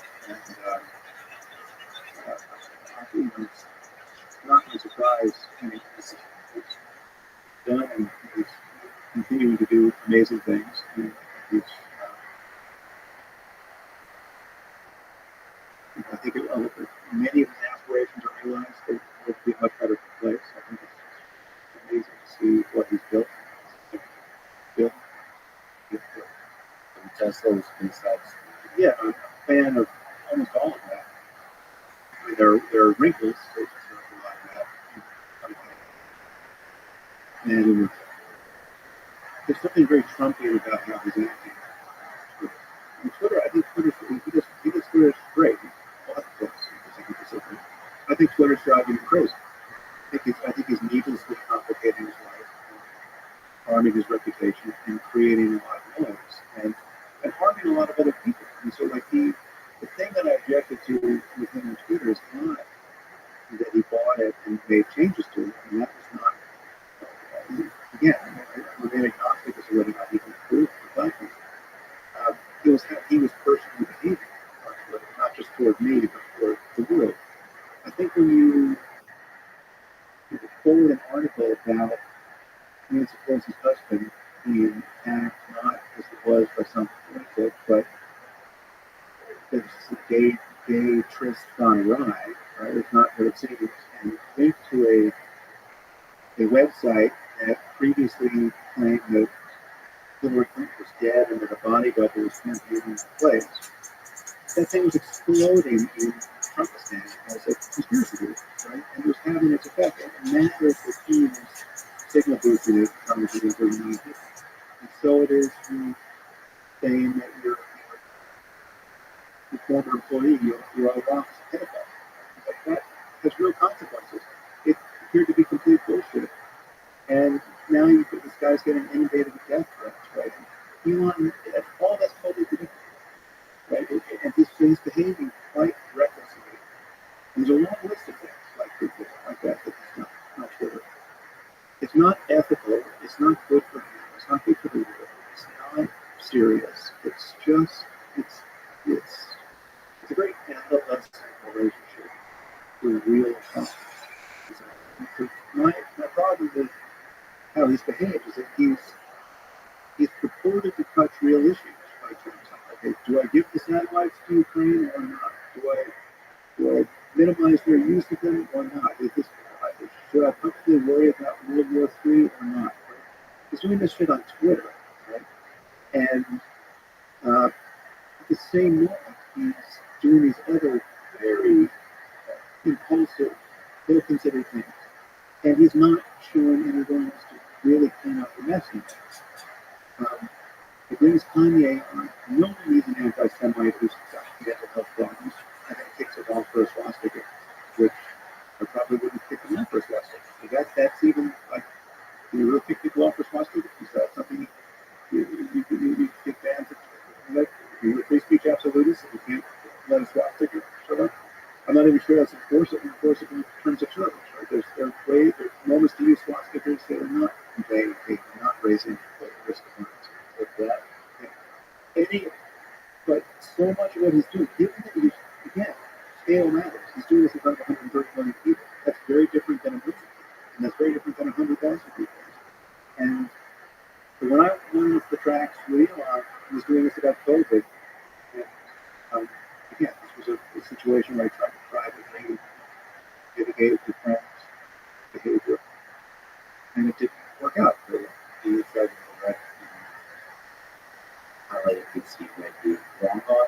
Yeah. Or did you use the let's call it, I should write about the pen for some guys? Well, no, but it was totally coming from a place of love because I was concerned about his reputation. It was a twofold concern. I could see what was happening with the tweet. His original tweet was panic over COVID is done. Wait, this is in March early March 2020. Oh, super early. Super when nobody knew anything, but we saw what was happening.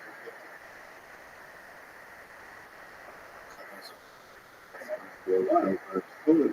But that became the most influential tweet on Twitter for that week. It was more engagement than any other tweet, or than any crazy thing Trump was tweeting. And it was just, it was just like nuclear bomb information. And I could see that people who were responding to it, like, wait a minute, if there's this genius technologist who must have inside information about everything. Surely he knows something that is not on the surface about this pandemic. And they were reading into it a lot of information that I knew wasn't there. And at the time, I didn't think he had any reason to be suggesting that. He just fired off a tweet. So I reached out to him in private, and because it was a private text conversation, I won't talk about the details, but I'm just saying that's a case among the many cases of friends who have public platforms who did something that I thought was dangerous and ill-considered. This was a case where I reached out in private and tried to help, genuinely help, because it was just, I thought it was harmful in every sense, because it was being misinterpreted. And it's like, okay, you can say that panic over anything is done, fine, but this was not how this was landed. This was like non-issue, conspiracy. It was going to be no COVID in the U.S. And Peter out, it's just going to become a cold. And that's how this was getting received. Whereas at that moment, it was absolutely obvious how big a deal this was going to be. Or that it was at minimum going to be a big deal. I don't know if it was obvious, but it was obvious there was significant probability. I remember it was unclear. I think because there's still stories of it, like it's probably going to the big concern with the hospitals and everything, because it's going to die out in like 2 months. Yeah, we didn't know, but there was no way we weren't going to have tens of thousands of deaths at a minimum at that point.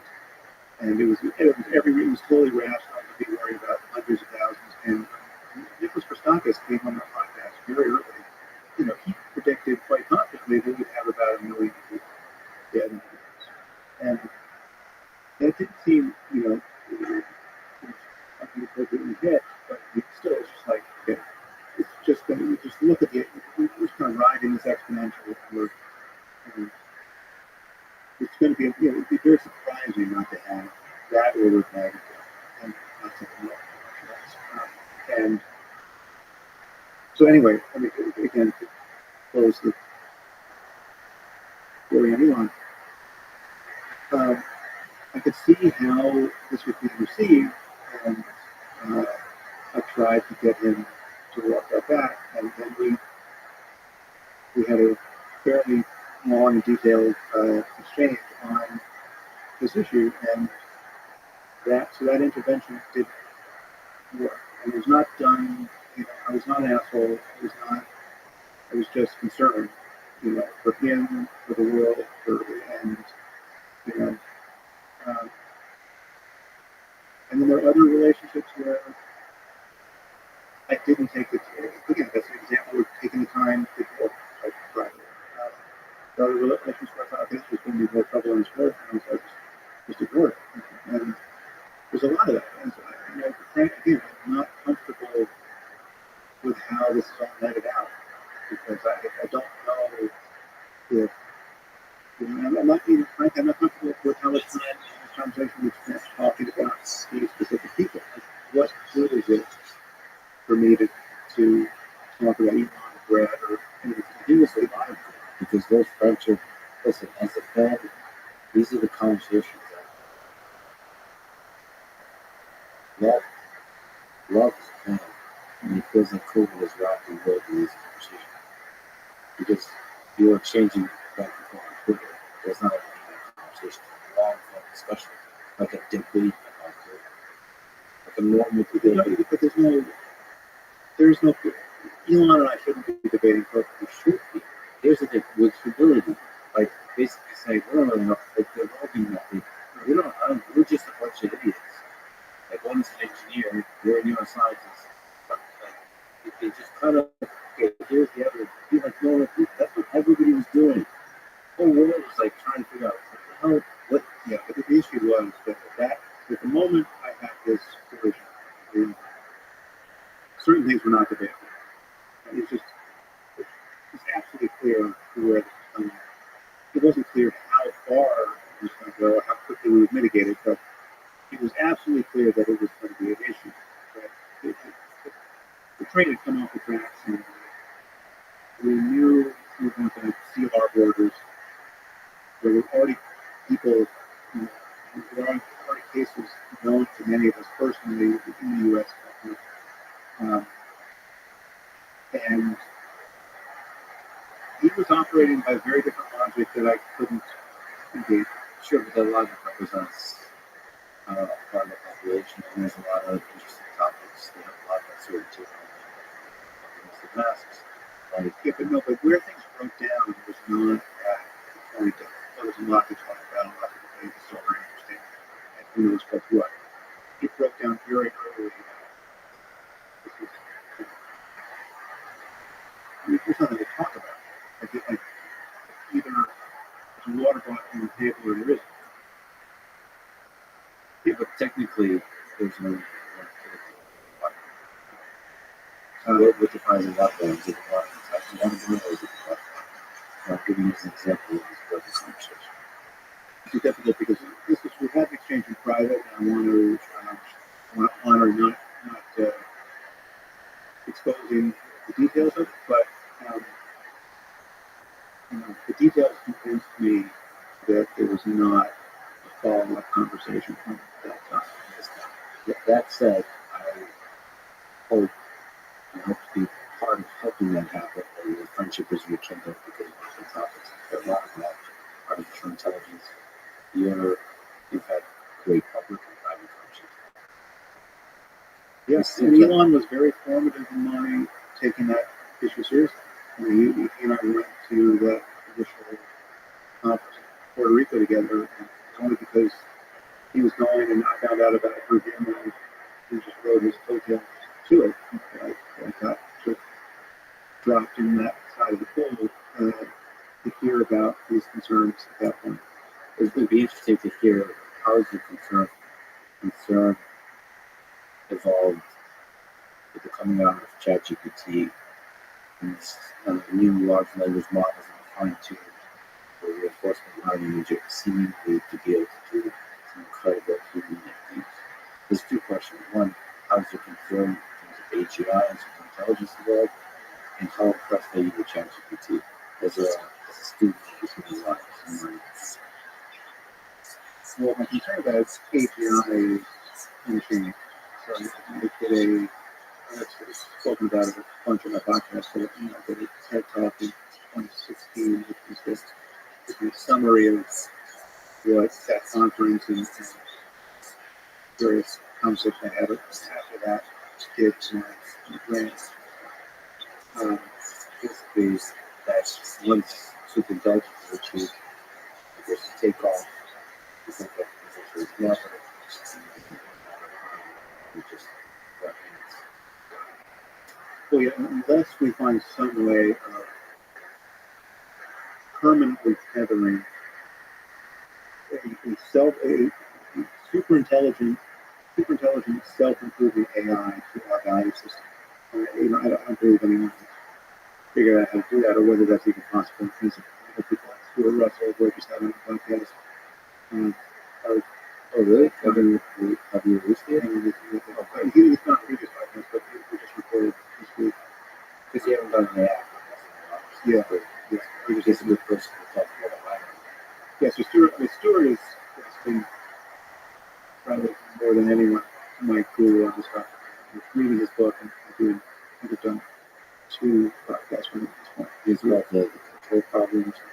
His book is Human Compatible. Yeah, he talks about control problems. And yeah, so I just think the idea that you can define a value in advance that permanently covers a self-improving, super intelligent AI to our values as we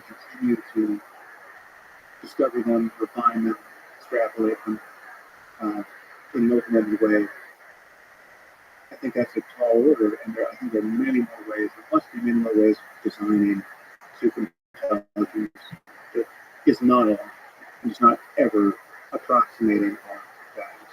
So Stewart's idea, to put it in a very simple way, is that he thinks you don't want to specify the value function. You don't want to magically ever write the code in such a way as to admit of no loophole. You want to make the AI uncertain as to what human values are, and perpetually uncertain, and always trying to ameliorate that uncertainty by hewing more and more closely to what our values are. It's always interested in us saying, no, that's not what we want, that's not what we need to do, stop doing that. No matter how smart it gets, all it wants to do is more perfectly approximate human values.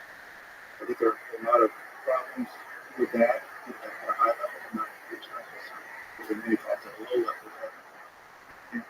They kind of force the human to believe in things. What there's that, and what humans get to vote, and what do humans value, and what is the difference between what we say we value and our revealed preferences, which if you were a super intelligent AI that could look at humanity now, I think we could be forgiven for concluding that the value is driving ourselves crazy with Twitter and living perpetually on the brink of nuclear war and just watching, hot girls in yoga pants on TikTok again and again. It's like, When you're saying that this is all revealed preference, and it's what is an AI to make it, and what should it optimize? Like, so a part of this is Stewart's observation that one of the insidious things about the YouTube algorithm is it's not that it just caters to our preferences. It actually begins to change us in ways as to make us more predictable. Like it finds ways to make us a better reporter of our preferences, and to trim our preferences down so that it can further train to that signal. So the main concern is that most of the people in the field seem not to be taking intelligence seriously. As they design more and more intelligent machines, as they profess to want to design true AGI, they're not spending the time that Stewart is spending trying to figure out how to do this safely. Above all, they're just assuming that these problems are going to solve themselves as we make that final stride to the end zone. Or to think very things like, AI would never form a motive. Why would it form a motive to be malicious towards humanity? Right? Unless we put that motive in. That's not the concern. The concern is in the presence of vast disparities in competence, and certainly in a condition where these machines are improving themselves, improving their own code, they could be developing instrumental goals that are antithetical to our well-being without any intent to harm us, right? So it's analogous to what we do to every other species on Earth. And you and I don't consciously form the intention to harm insects on a daily basis, but there are many things we can intend to do that would harm insects. Because you decide to repave your driveway or whatever you're doing, you're not taking the interest of insects into account because they're so far beneath you in terms of your cognitive horizons.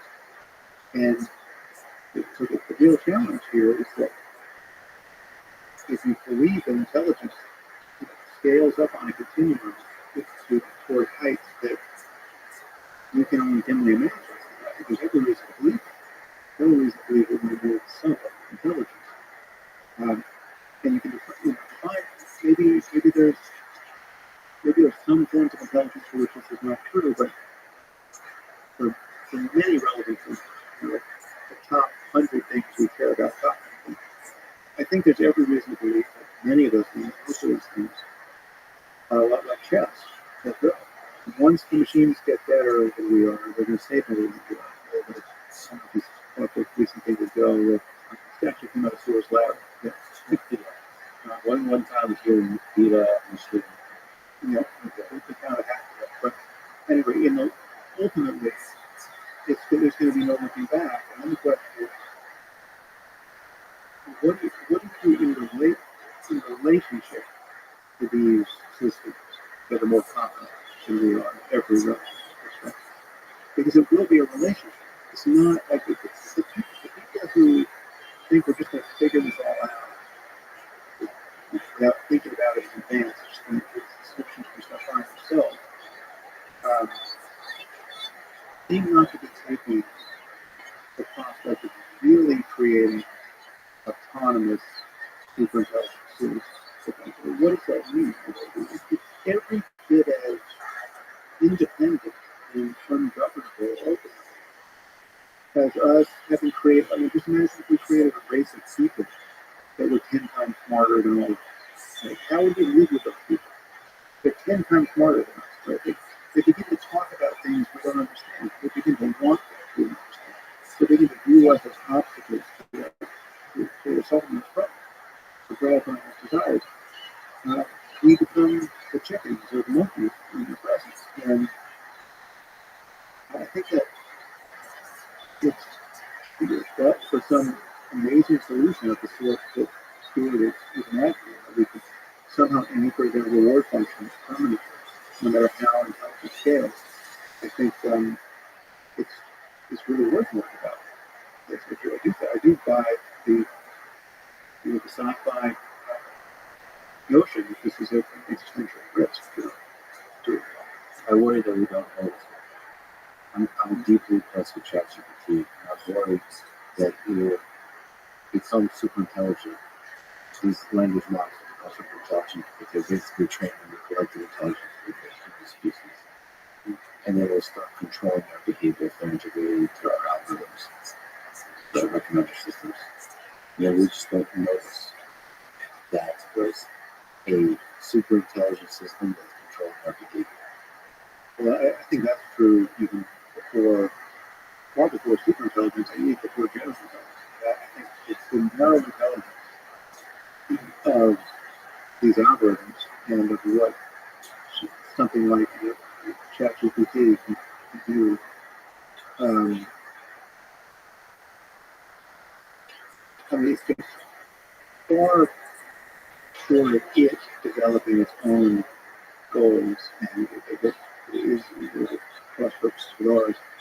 Just the unintended consequences of using it in ways we're going to be incentivized to use it. Money to be made from scaling this thing, and what it does to our information space and our senses, just being able to get the ground truth of any facts. It's it's super scary.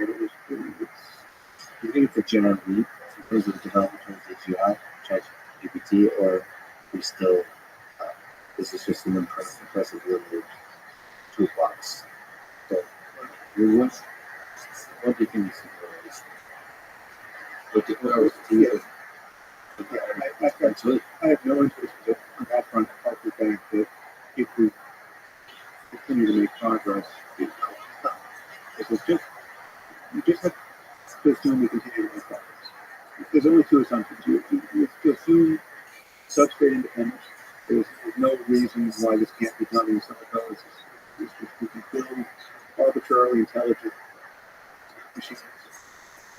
Nothing magical about having this done wherever in our brains. I think that is true, and I think it's scientifically parsimonious. And then you just have to assume that you make progress. It doesn't have to be any special rate of progress. It doesn't have to be forced we just keep going. At a certain point, we're going to be in relationship to minds, leaving conscious society. I don't have any reason to believe that they'll necessarily be conscious by virtue of being super intelligent. And that's just one interesting ethical question. But leaving conscience aside, they can be more competent. You know? And then that's like, the aliens have made. This literal that's an encounter where, again, leaving aside the possibility that something like Stewart's path is actually available. But it is hard to picture if what we mean by intelligence, all things considered, and it's truly general, if that scale then begins to build upon itself, how you maintain that perfect slavish devotion until the end of time, which I don't know if this is to me. Yeah. I think my gut says that time is not as well as zero. So it's not this increasingly positive path. Right. I have no, as you know, I'm not a computer scientist, so I have no intuition about just algorithmically how you approach that. My main intuition is maybe deeply flawed, but the main intuition is based on the fact that most of the learning is currently happening on human knowledge. Even ChatGPT is just straight up human data. I don't see where the takeoff happens when you completely walk out of the current impressive aspect of ChatGPT is that's using collective intelligence. What I believe, people who know much more about this than I do, I think we have reason to be skeptical that these techniques of deep learning are actually going to be sufficient to push us into AGI.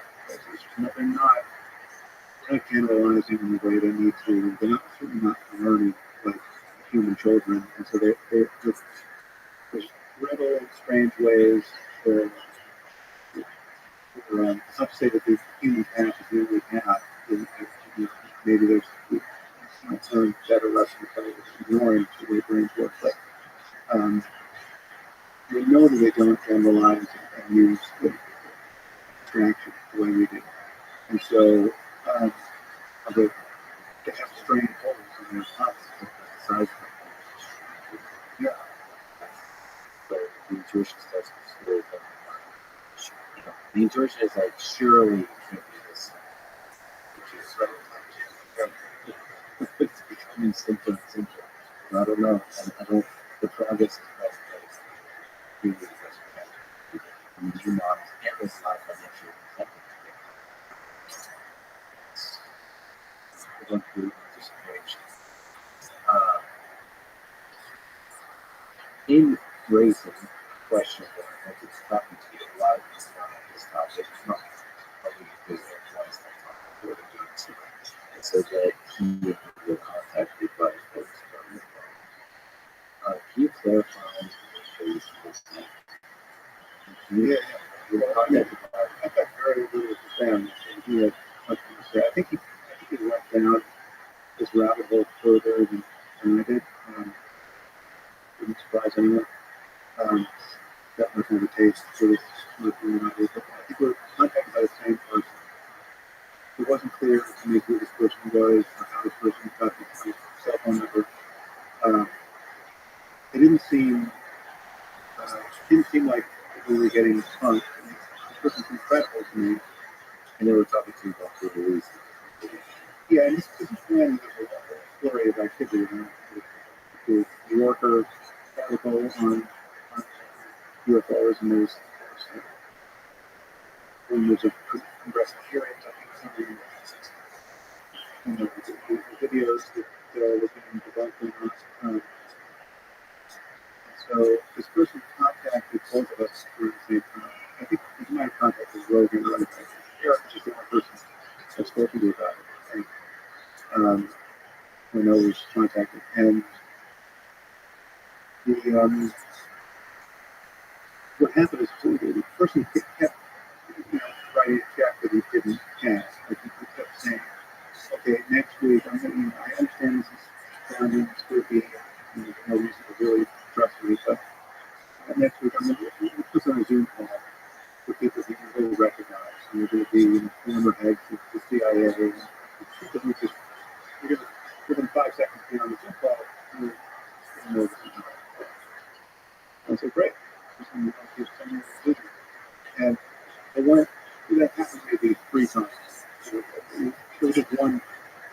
phone conversation, and then it was just text. And I think Eric spent more time with this person. I'm not, I haven't spoken about it. I haven't spoken to the public, but so I, it's not that my bullshit detector ever really went off in a big way. It's just the thing never happened. Like, You made a comment just interesting. I really appreciate it. You ran a thought experiment of saying, okay, maybe we do have alien spacecraft. But just the thought experiment they have a big visit. yeah. And the very kind of nihilistic side thought that it wouldn't matter. It wouldn't affect your life. So can you explain that? Well, I always think many people notice this. This was a sign of how crazy the news cycle was. Like with COVID and the Trump and I forget what the UFO things were picking up, but it just seemed like no one had the bandwidth to even be interested. Like I was amazed to notice in myself that I wasn't more interested in figuring out what was going on. And consider, wait, if this is true, this is the biggest story in contact with alien intelligence. Is by definition the biggest story in human history. Why isn't this just totally captivating? And not only was it not totally captivating, it was just barely rising to the level of my being able to pay attention to. And I view that one as to some degree, an understandable defense mechanism against the bogus claims that have been made about this country in the past. The general sense is probably bullshit, or probably has some explanation. I'm not sure if it's terrestrial, surprising. And there's somebody who just was YouTuber. Yeah, he don't. I've since seen some of those videos. Some of those videos seem like fairly credible debunkings of some of the optical. Yeah.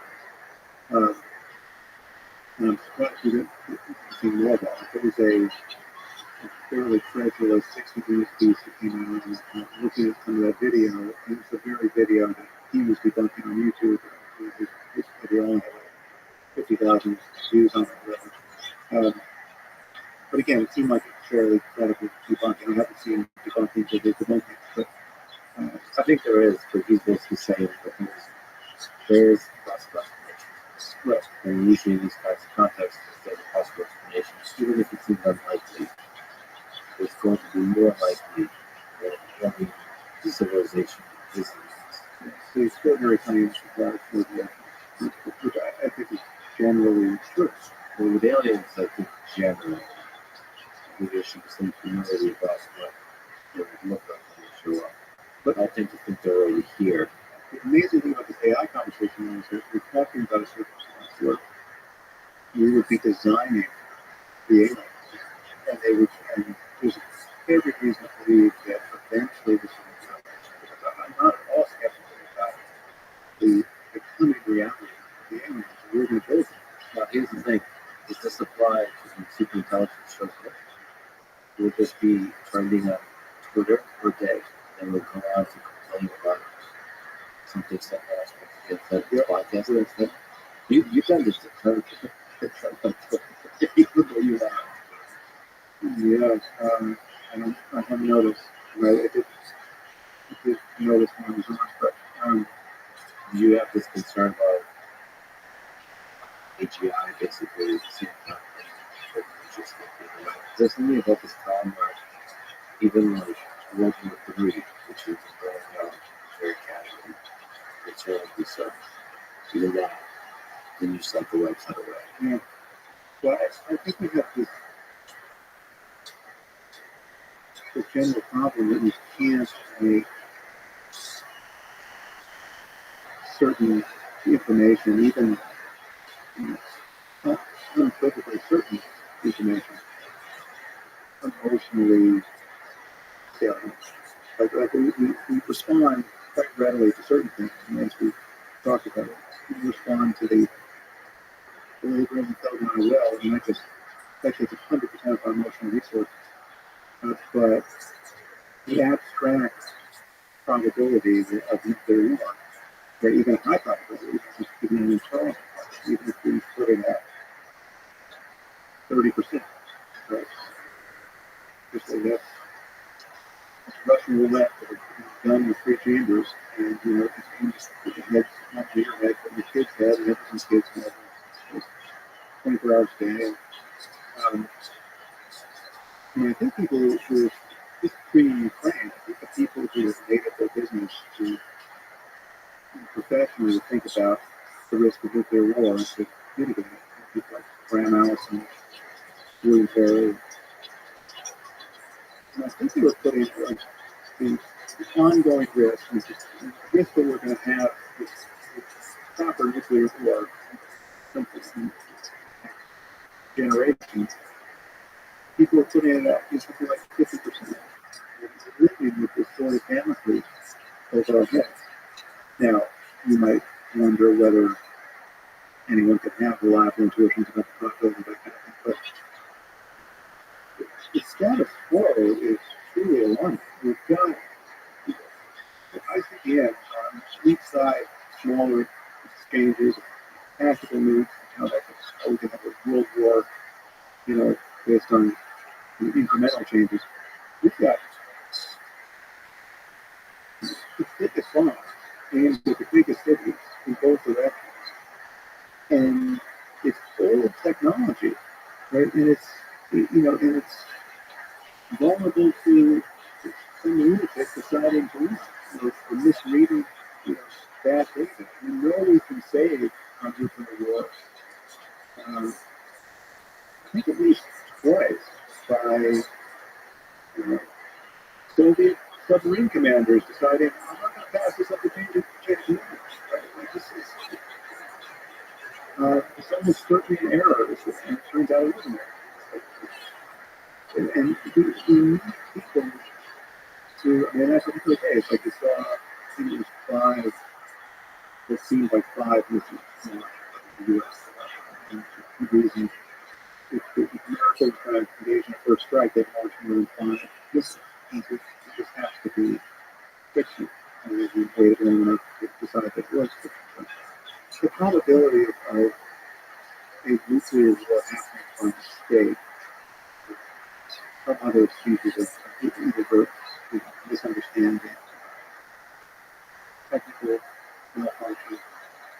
That's intelligence. Forget about the intentions of the thought, which is driven crazy by some ideology. And more about technologies and scale destruction. And this information is related to this picture related, especially scale. Once you can get a deep fake of any current president of the United States, I think would launch the first strike. And that it is. It would change the nature of food, but it might change the engine would have to skepticism. Sharpen. The more you have we might have AI and digital watermarks to help us. Maybe we'll not trust any information that has to come through specific channels. And so, in my world, it's like I no longer feel the need to respond to anything other than what I put out in my channels of information. Like there's so many people who clip stuff of me that shows the opposite of what I was actually saying in content. It was like re-edited my podcast audio to make it seem like I said the opposite of what I was saying. Like unless I put it out, you can't be sure that I actually said it. It's just, but I don't know what it's like to live like that for all kinds of information. And strangely, I think it may require a greater silence of information. We're living through this sort of Wild West period where everyone's got a newsletter and everyone's got a blog and everyone's got an opinion. But once you can fake everything, That might be a greater value for expertise. yeah, Price, but a more rigorous system for identifying that. yeah, or just knowing that it's going to be an arms race to authenticate information. So you can never trust a photograph unless it has been vetted by Getty Images, because only Getty Images has the resources to authenticate the provenance of that photograph. And it tells that it hasn't been meddled with by AI. And again, I don't even know if it's technically possible. Maybe whatever tools available for this will be commodified and the cost will be driven to zero so quickly that everyone will do it. Could be like encryption. And it would be proven and tested most effectively first, of course, which is where most of human innovation happens. Well, I have to ask because not how the director asked us on Twitter, since we're talking about this life. He asked, I'd be interested in both your expectations for human society if when we move beyond Mars. Will those societies be industrial based? How will it be governed? How will criminal infractions be dealt with? Will you read or watch sci-fi versus society logic? Do you think about our society beyond Earth? If economy is Mars and economy is space? Yeah, I think it's a pretty humbling picture. I mean, so we're still going to be the apes that we are. So if you imagine colonizing Mars, you have to imagine a first fist fight on Mars. You have to imagine first murder on Mars. Also, infidelity, Some extramarital affairs on Mars. So it's going to get really homely and boring really fast. It's like only the spacesuits or whatever the other these agencies of living in the atmosphere are left. Will limit how badly we can behave on Mars. what do you think most of the interaction with these spirits in space versus do you think there'll be, do you think we're like living through a transformation of a kind where we're going to be doing more and more interaction in digital space? Like everything we've been complaining about Twitter, is it possible that Twitter is just the early days of the political system that's actually giving birth to a better working system instead of digital? I think we're going to experience a pendulum swing back into the river. Many of us are experiencing that. Just wanting to have face-to-face encounters and spend less time on our phones, less time online. I think maybe everyone isn't going in that direction, but I do notice it myself, and I notice. I mean, once I got off Twitter, I noticed the people who were never on Twitter. You know, the people who never. I know I have a lot of friends who were never on Twitter. They actually never understood what I was doing. But it was they were seeing it and then reacted to it. They just didn't know. It's like being on Reddit. I don't spend any time thinking about not being on Reddit. It's not on Reddit. Do you think the pursuit of human happiness is better achieved and effectively achieved outside Twitter? Well, I think all we have is our attention. And we just have to notice what these various tools are doing. And just it became very clear to me that it was an unrewarding use of my attention. And it's not to say there isn't some digital platform. It's conceivable that would be useful, but and rewarding, but we just have life is doled out to us at moments. We have continually solving this rhythm. What is going to suffice to make this moment engaging and meaningful and aligned with who I want to be now and how I want the future to look. We have this tension between being in the present and becoming in the future. And it's seeming paradox. It's not really a paradox, but it can seem like I do think the ground truth for personal well-being is to find a mode of being where you pay attention to the present moment. Meditation by another name. You can pay attention to the present moment with sufficient gravity that you recognize that consciousness itself in the present moment, no matter what's happening, is already a circumstance of freedom and contentment and tranquility. You can be happy now before anything happens, before this next desire gets gratified, before this next problem gets solved. There's this ground truth that free. Consciousness is free and open, unencumbered by really any problem until you get lost in thought about all the problems that may be real. So the ability to catch and observe consciousness without thinking itself. Without being lost. And so this happens haphazardly to people who don't meditate because they find something in their life that's so captivating, it's so pleasurable, it's so thrilling. It can be scary, but being scared is captivating. It gets their attention. Whatever. Like Sebastian Junger wrote a great book about people's experience in war. Strangely, the best experience I've ever had. Everything. It's like only the moment matters. Bullet is listened by your head. You're not thinking about your 401k or that thing that you didn't say last week to the person you shouldn't have been talking about. You're not thinking about Twitter. It's like you're just fully immersed in the present moment. Meditation is the only way we could work through many things so many people could. What I mean by meditation is simply the discovery that there's a way to engage the present moment directly, regardless of what's happening. You don't need to be in a war, you don't need to be having sex, you don't need to be on drugs, you don't need to be surfing. Nothing. It doesn't have to be a peak experience. It can be completely ordinary, but you can recognize that in some basic sense there's only this, and everything else is something you're thinking. You're thinking about the past, you're thinking about the future, and thoughts themselves have no substance.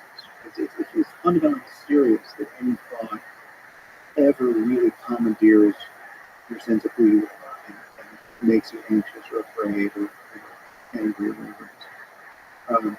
And the more you discover that, the half-life of all these negative emotions that blow all of us around get much, much shorter. Right? And you can literally just be angry, get you angry for hours or days, it lasts 4 seconds. Because you just, the moment it arises, you recognize it and you can decide, at minimum you can decide whether it's useful. And obviously, it sure isn't. And the illusion of fear. Yeah, it's all just that. Even the mindful meditative response to this is just happening. It happens to say that the moments where you recognize or not recognize is just not this does open up a degree of freedom for a person, but it's not a freedom that gives any motivation to commercial freedom. It's just a new way of being. Is there a difference between intellectually knowing fear as an illusion and really experiencing it? What's the oneness you can get to experience? And escape?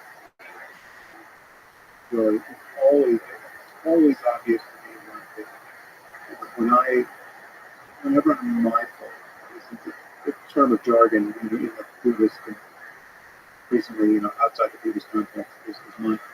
But there are different levels of mindfulness, and there's different degrees of insight into this. But yes, what I'm calling evidence of lack of free will and lack of self, the two sides of the same thing. There's a sense of being the subject in the middle of experience, to whom all experience refers, sense of I, a sense of me, and that's almost everybody's starting point when they start to meditate, and it's almost always the place people live most of their lives from. I do think that gets interrupted in ways that get unrecognized. People are constantly losing the sense of I, losing the sense of subject-object distance, but they're not recognizing. And meditation is the mode in which you can recognize, you can both consciously precipitate it, look for the self and fail to find it, and recognize its absence. And that's just the flip side of the coin of free will. The feeling of having free will is what it feels like to feel like a self who's thinking his thoughts and doing his actions, intending his intention. The man in the middle of the boat is rowing. Um, that's the false start. When you find that there's no one in the middle of the boat, that there's no boat, just the river, it's just the flow of experience. There's no center to it. There's no place in which you control it. And even when you're doing things, this does not negate the difference between voluntary and involuntary behavior. It's like I can voluntarily reach for this, but when I'm paying attention, I'm aware that everything is just happening. The intention to move is just arising. And I'm in no position to know why it didn't rise a moment before, or a moment later, or a moment or 50% stronger or weaker. There was to be ineffective, or to be doubly effective. Lurch for it versus move slow. I can never run the counterfactory. I can never. Well, all this opens the door to an even more disconcerting picture along the same lines, which is subsumes this conversation about free will. And it's the question of whether anything is ever possible. What if, this is a question I haven't thought a lot about it, but it's been a few years I've been kicking this question around. What if only the actual is possible? What if there was, what if, so we live with this feeling of possibility, we live with the sense that,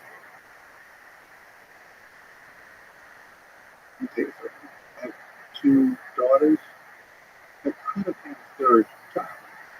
But what does it mean to say that I could have had a third child? You don't have kids or anything. So, Not that. yes. So the possibility might be. Right.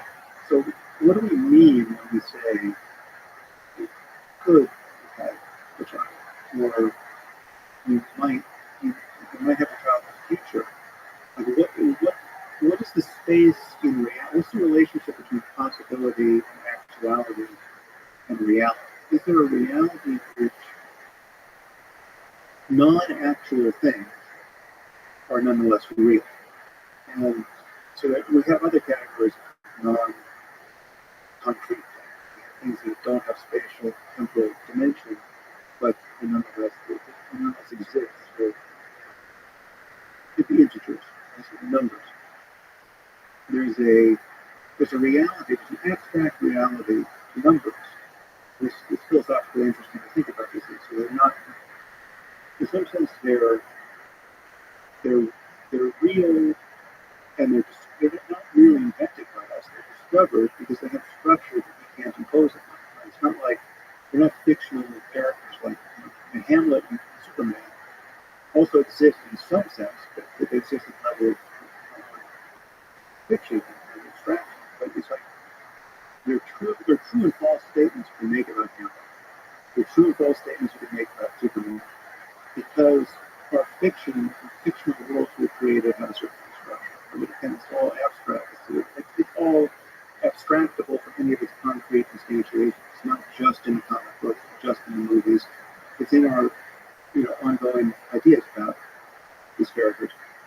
But natural numbers or the integers don't function quite that way. They're similar, but they also have a structure that's purely a matter of discovery. It's not, you can't just make up whether numbers are prime. We could be two integers, certain size, mention two enormous integers. If I were to say, okay, well, between those two integers, there are exactly 11 prime numbers. Right? That's a very specific claim about which I could be right or wrong. And whether or not anyone knows I'm right. That's just, there's a domain of facts that these are abstract reality. They relate in some way that's philosophically interesting, metaphysically interesting to what we call real reality, the spatial temporal order, the physics of things. But possibility, at least in my view, occupies a different space. And this is something, again, I thought this was pretty important. I think I need to talk to a philosopher of physics and a physicist about how this may interact with things like the many worlds interpretation. Yeah, that's an interesting way. Exactly. So I wonder if discoveries in physics, like further proof, more concrete proof that many worlds interpretation of mechanics has some validity, if that completely starts to change things. But even that's just more actuality. So if I took that seriously, that's a case of, and because that happens even if the many worlds interpretation isn't true, but we just imagine we have a physically infinite universe. The implication of infinity is such that things will begin to repeat themselves. Farther you go in space, or you just head out in one direction. Eventually, you can meet two people just like us, having a conversation just like this, and you're going to meet them an infinite number of times. Every infinite variety of permutations, slightly different. So, infinity is just so big that our intuitions of probability completely break down. But what I'm suggesting is maybe probability isn't a thing, right? Maybe there's only actuality. Maybe there's only what happens. And at every point along the way, our notion of what could have happened or what might have happened is just that. It's just a thought about what could have happened. Population does some fundamentally different things. You can imagine a thing that isn't real. That's where the possibility exists in imagination. Yeah, and possibility itself is a kind of spooky idea because it too has a sort of structure. Right? So, like, if I'm going to say, you could have had a daughter last year. So we're saying that's possible, but not actual. That is a claim that there are things that are true and not true about that daughter.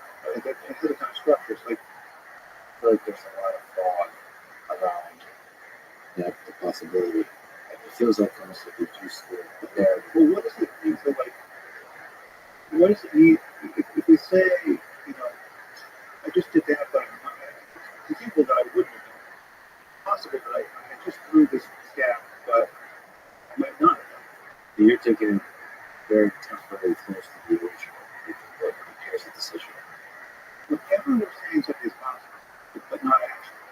Right? Like, this thing just happened, but it's conceivable, it's possible that it would have happened differently. And what does that possibility is? Where is that? For that to be real, for the possibility to be real, what claim are we making about the universe? Well, isn't that an extension of the idea that the universe is an illusion that often has sexuality possibilities? Right, yeah, I'm just extending it beyond Is there an action. This goes to the physics. We're always telling ourselves a story that includes possibility. possibility is really compelling? Well, yeah, well, because so this, yeah, this could sound just academic, but every backward-looking regret or disappointment, and every forward-looking worry is completely dependent on this possibility. Every regret is based on something else could have done something else. Every disposition to worry about the future is based on feeling that there's this range of possibilities that go either way. And,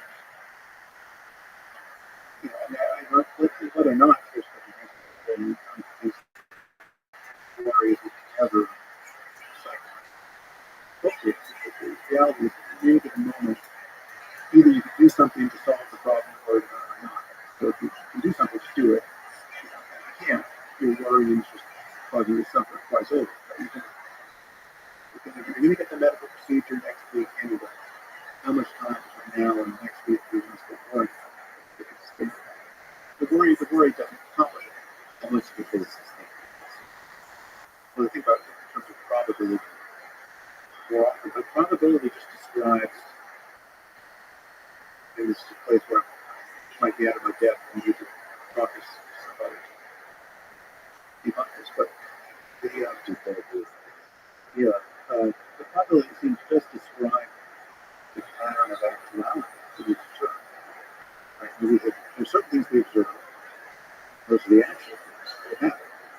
And we have this additional story about probability. Because we have the frequency with which things happen and happen in the past. I flip a fair coin, and I know in the abstract that I have to believe that in the limit, the first flips, those tosses should converge on 50% heads, 50% tails. I know I have a story as to why it's not going to be exactly 50% in any arbitrary terms. But in reality, all we ever have is we observe, and then we have an additional story that heads of the heads. Why do we think that? And what do we claim is true about the physics of things if we say it couldn't be otherwise? I think we're kind of that it allows us to have a nice model of it. It's just okay. It seems that possibility has to be somewhere to be effective. So it's a little bit like what's happening with the laws of nature. There's something metaphysically interesting with the laws of nature too, because the laws of nature. So the laws of nature impose their work on the world, right? You see their evidence, but they're not reducible to any specific set of instances, right? So there's some structure there, but the structure isn't just a matter of the actual things. With the actual billiard balls that are banged into each other, all of that actuality can be explained by what actual things are actually doing. But then we have this notion that in addition to that, there's the laws of nature that they're explaining this activity. But how are the laws of nature an additional thing, in addition to just the actual things that actually affect us? And if they are additional things, then how are they effective? If they're not among the actual things, they're just actually banging around.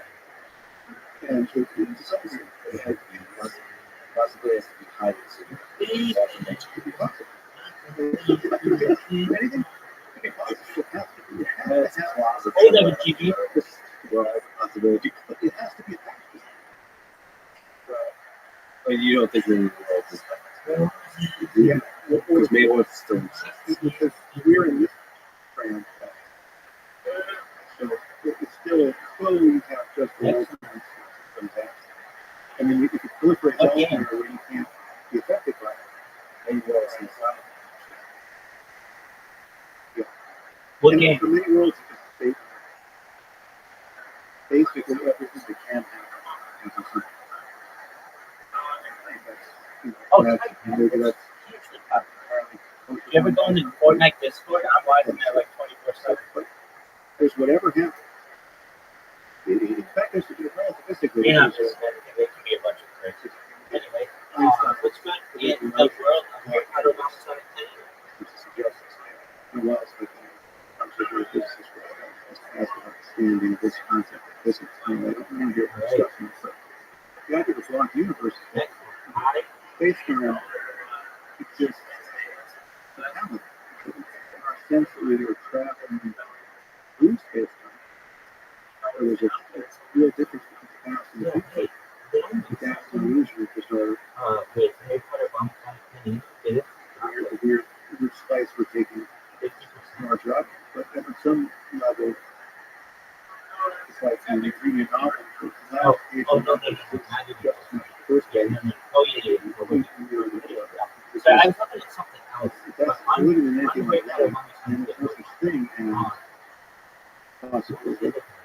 So I don't choose Just what is actually. yeah, see, Bitcoin is As a matter of our experience in the moment, I think it's totally compatible with that answer. It is what is actual.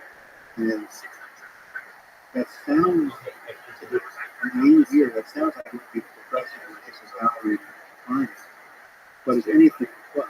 It's actually it's sort of this pure discovery. I mean, I don't think I have no would. idea what's Look, going to you happen. heard about Obama's You understanding. don't know It's about a community, it's about long-term holding. seeming to It's resemble about itself more than just from yesterday. making a quick Way phone. more freedom and all that than Yeah. it seems true to many people. Did And we expect Harry Potter to continue to the basic insight is that you're not have a significant you're not impact? it's the real freedom is reflected in the everything is just including your thoughts and So life is a process. you're trying to Okay, what changes we get? Let's just it's the miracle that the universe is illuminated to itself as itself the way you see it. And you're continually discovering what your life is.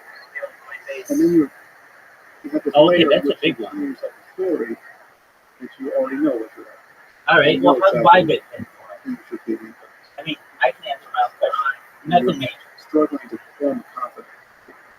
But the more And yet changes there we is talk this about, fundamental mystery to everything. Even the most familiar is what We're all no, it's probably mine. NPCs in this video game. Hold on one second. my sense of gaming is not huge. Hold on one second. Let me see. Can you hear me? So I was expecting Vibe that to affect us more. It hasn't, and it's fine. It's just the more exchanges around, the more people can purchase it, more diverse way, right? Um, it's basically like we have a product, and previously we were in a couple stores, like Guinness, and others, but now we're in another store, Vibe it. So that should mean that more people have access to Vibe it. That's good enough. Yeah, I know.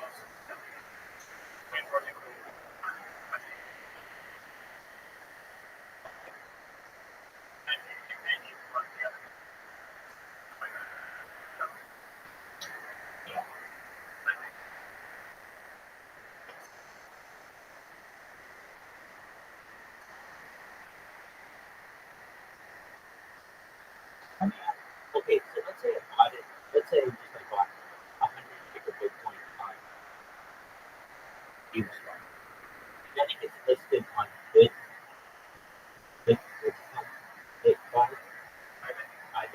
Okay. Then it gets listed on Bybit.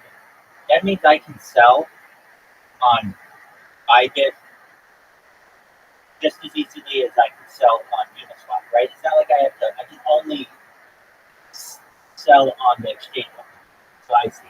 So basically, yeah, that can open us up to issues as well if people get really excited and they take on the maybe and sell it on another exchange. So it's kind of a double-edged sword, right?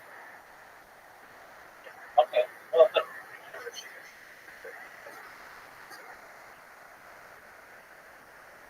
right, exactly. Okay. Well, let me let me give you an update on the Guinness and Harry Potter bond stuff. I mean, before I get you ready for this.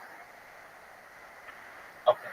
So, let's put a minute standing. Not that all matters. I've heard the quote before: the only person who thinks that your fantasy football team is interesting is you.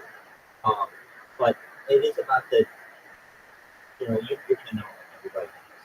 So, um, the lead is Louis Alejandro, which is Mike DeScroto, Yo-Yo, Team Hurricane 8, No Envoy, which is Crypto Broke 88, the Spastic Spatulas, which is Halloween 2008, Scroto 69, which is Scroto 69, Black Cat, which is Shadow Truth, the Red 5, there's Bitcoin Forever, there's BMU, there's Speed Demon. Okay, that's basically it. Alright, so here's what happened. At the beginning, you know how fantasy football works? Do you know how fantasy football works? Yeah, absolutely. Okay, so we started with the draft. When we drafted everybody, I think I won the draft. I really do. But that doesn't matter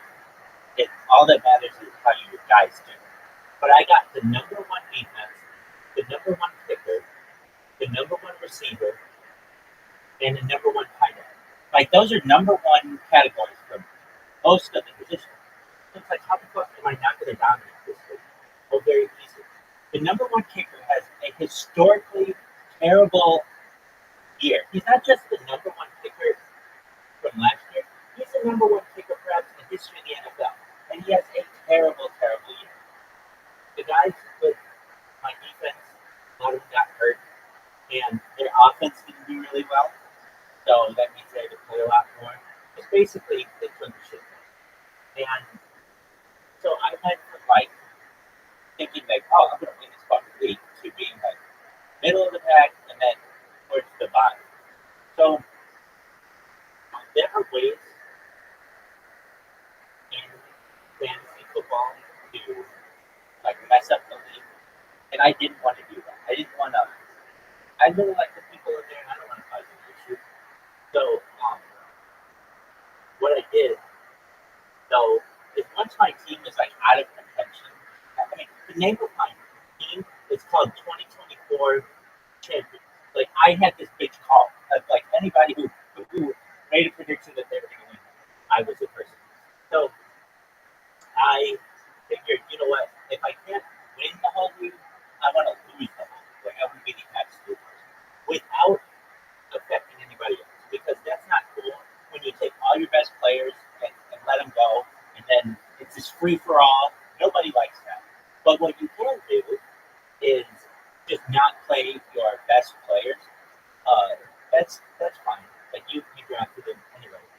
So, people could kind of tell what I was doing, and that was fine too. So I drafted, or like, it's called on waivers, it's like free agency. I took Tom Brady, who hasn't played in a couple years, and like another guy who hasn't played in a couple years. And I just put him on my team. Why?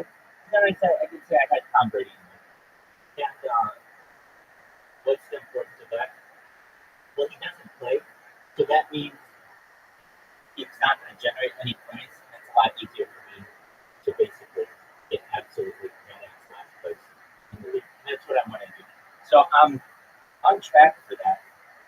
One person, I'm not even going to call him out because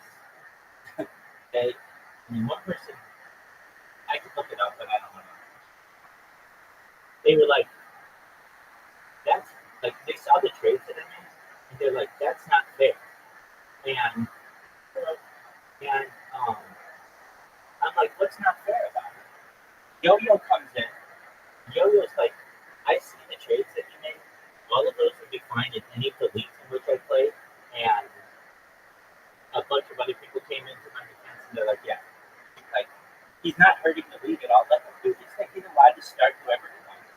He's allowed to, he's already number 10 in the league of 12 people. If he wants to be number 12, let him be number 12. It doesn't really matter. And I understand as well, it's not like I was what's called collusion, where I say to the guys who I'm playing, hey, do you want to win this week? All right, well, give me $5 or whatever, or $500 or whatever, and I'll let you win. There's nothing like that. There's just basically, I wanted some players on my team who were retired, and just so I can say that I have. I mean, all my life is recorded, so I think that this is like a historical archive. One day, if this goes big, then I'll be like, yeah, Tom Brady, I went and got last place with you as my quarterback. What the fuck, man? Not necessarily thinking that's exactly what I'm going to do, but it's just kind of my own, for my own team. It's kind of hilarious to me. If I'm not going to win, I'm going to lose. There's that saying from Talladega Nights, if you're not in first, you're last. And so if you're going to be last, go last alone. So it caused just a tiny thing. It caused like 1 hour of drama, which is fine for like a league. If you have 1 hour of drama, no big deal. So everybody came to my defense and they were like, he didn't throw the week and he didn't throw the net. He didn't throw like he's still playing as well as you could play. It's just these are guys on his bench, the guys who wouldn't play anyway. So it doesn't really matter.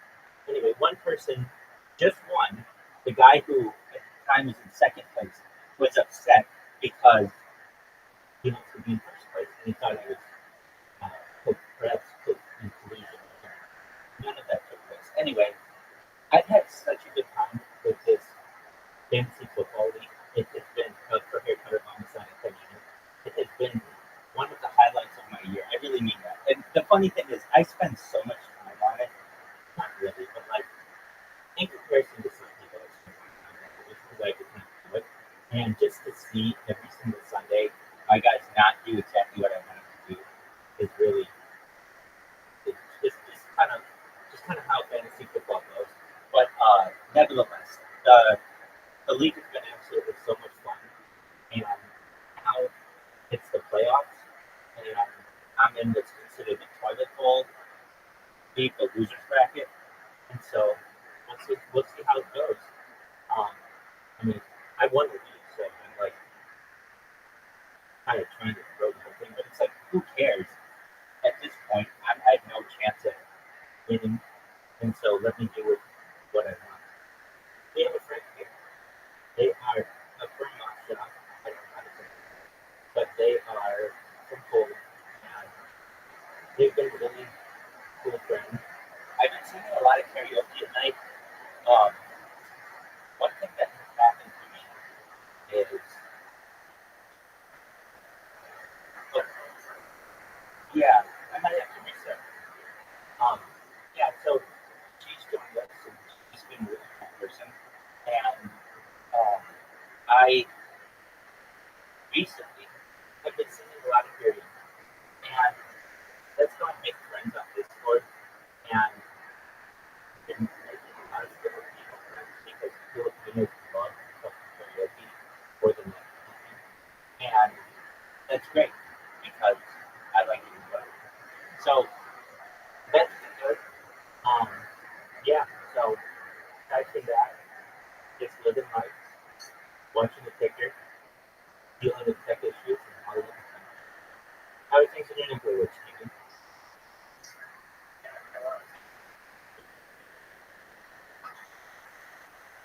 Excellent. How are you at Fortnite?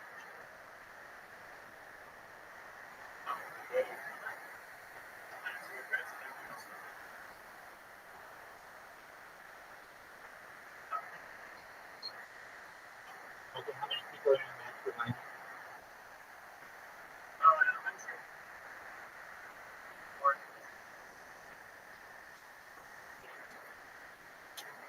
Like, you must have a pretty good. Hello, how are you, Afro?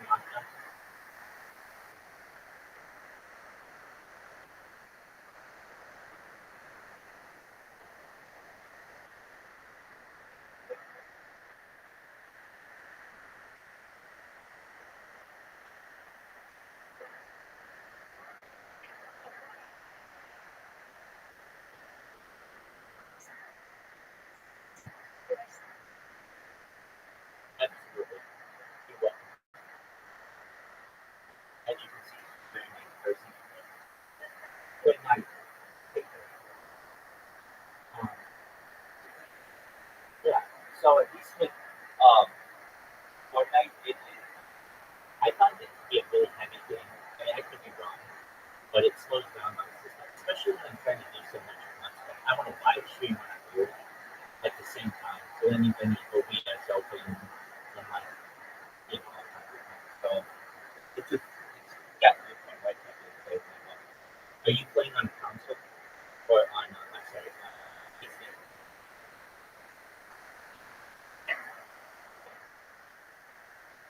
Excellent.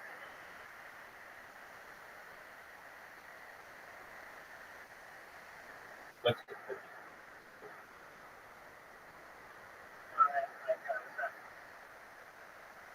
There you go. Yeah, that's what really kills me. With these computers are just like business computers, and they don't really have precedence. Hello. Apologies. I see. I'm not anyway, the graphics card on my PC are just not strong enough to really get in the way that I want to. It's something that I really want to do. I get Alright. It's you have any events in Harry Potter alongside Kenny coming up?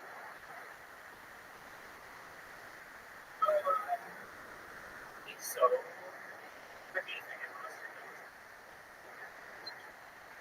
Okay. Yeah. Have you been in? How is the Twitter space?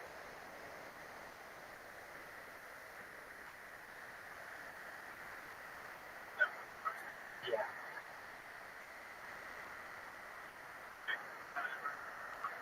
I haven't either. The last big one that I recall was the election.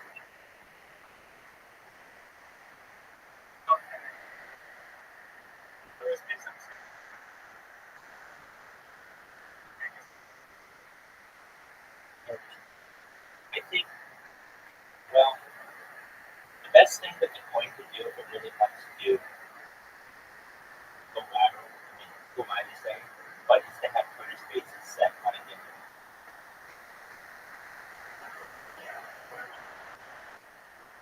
Yeah, yeah, that would be fun. Just easy, easy. Where people can play around it and be like, okay, good. Um, what I do or what I have done in the past,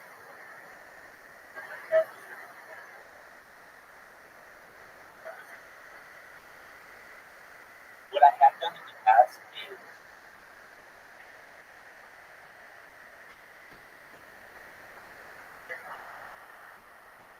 okay, just like one focused on Harry Potter along the side of the email.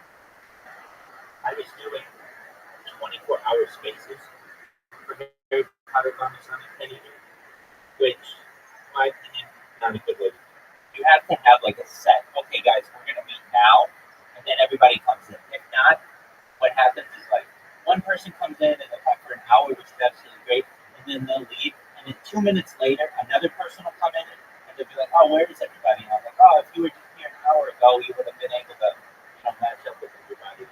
It's just when it's going all the time. But frankly, I think it's also maybe my account. I mean, I'm like persona non grata on Twitter just from all my spamming. Whenever I don't want to say whenever I create an account, yeah, just nobody sees my shit. And so even if I'm like, hey, we've got a Twitter space going on, come join it. People come in and they're like, okay. And the other thing is we just don't know how much to talk about. And um, I know in the past like we would do here, and I think we could perhaps do karaoke and some other things that might be beneficial. But you can only talk about the ticker so much without getting into talking about like a point and how much you're doing right now.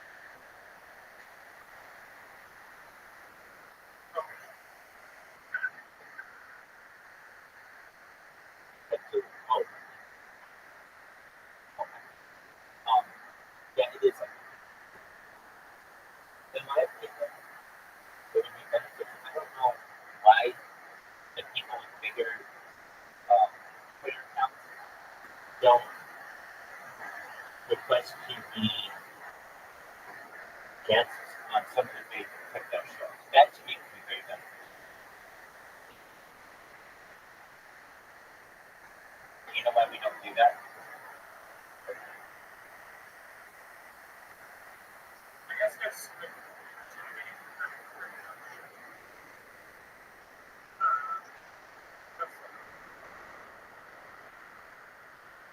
I think that's where they need just to get our name out there and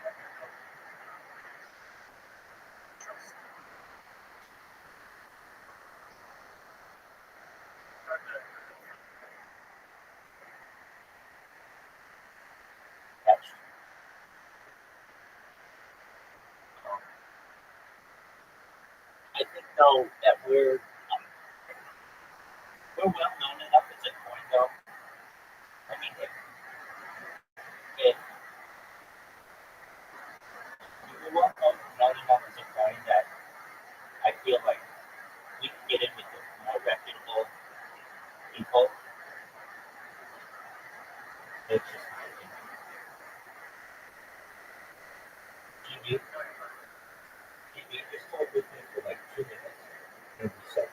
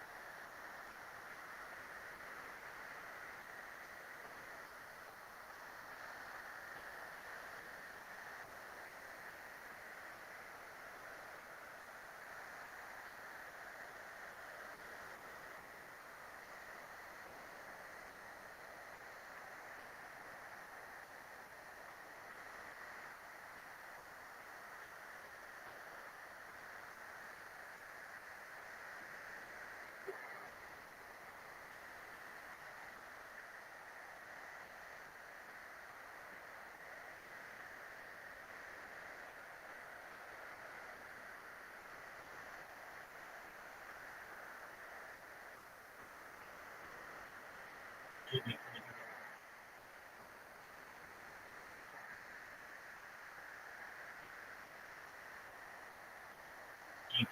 me?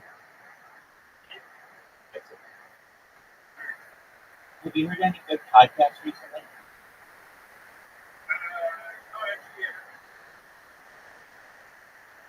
All right, I'll give you a recap on the Joe Rogan experience.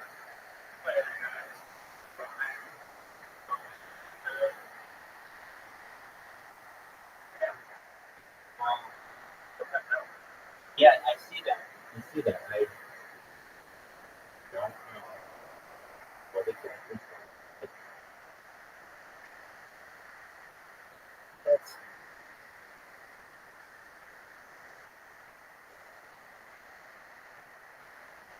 I'm gonna,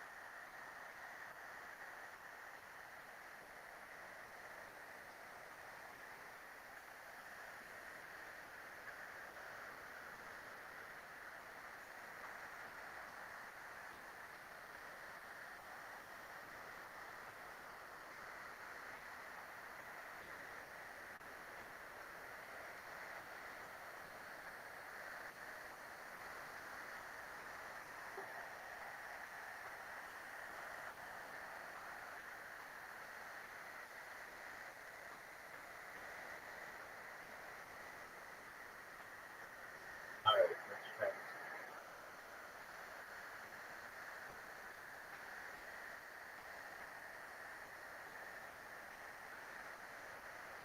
Anything like that? Okay. Maybe it'll work. I'm just doing so much streaming that I hear cutting. I hear cutting. All right. Turn it from the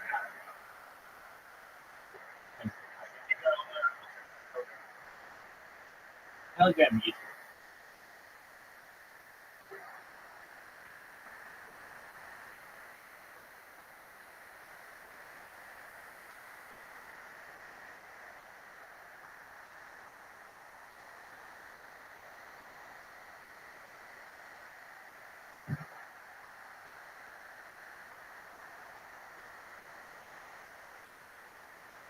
Yo, dog. This should be a lot better. Can you hear me,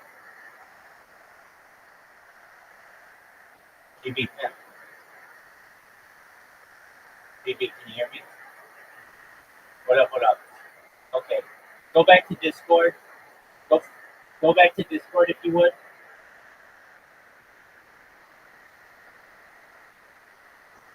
Can you go back to Discord?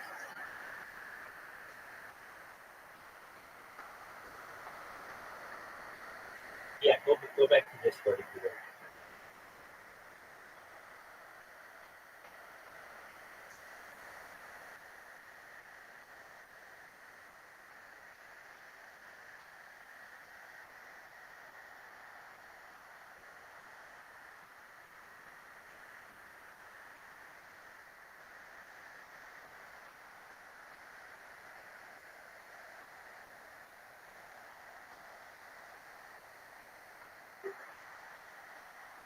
There he is.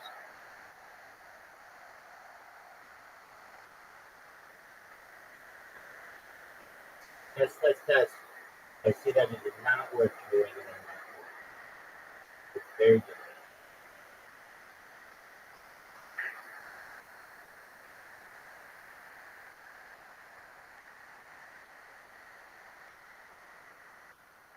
Now, if I play this, well, I'm going to play the podcast. Let me know if it comes in clear.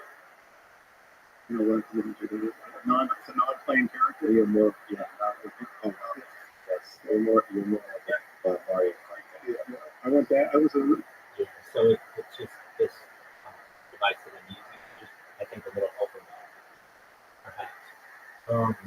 You know,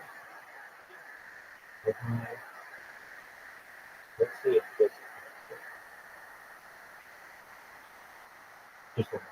What up, bitch? How you living, pimp? I'm kicking ass, taking names. How are things in your neck of the woods?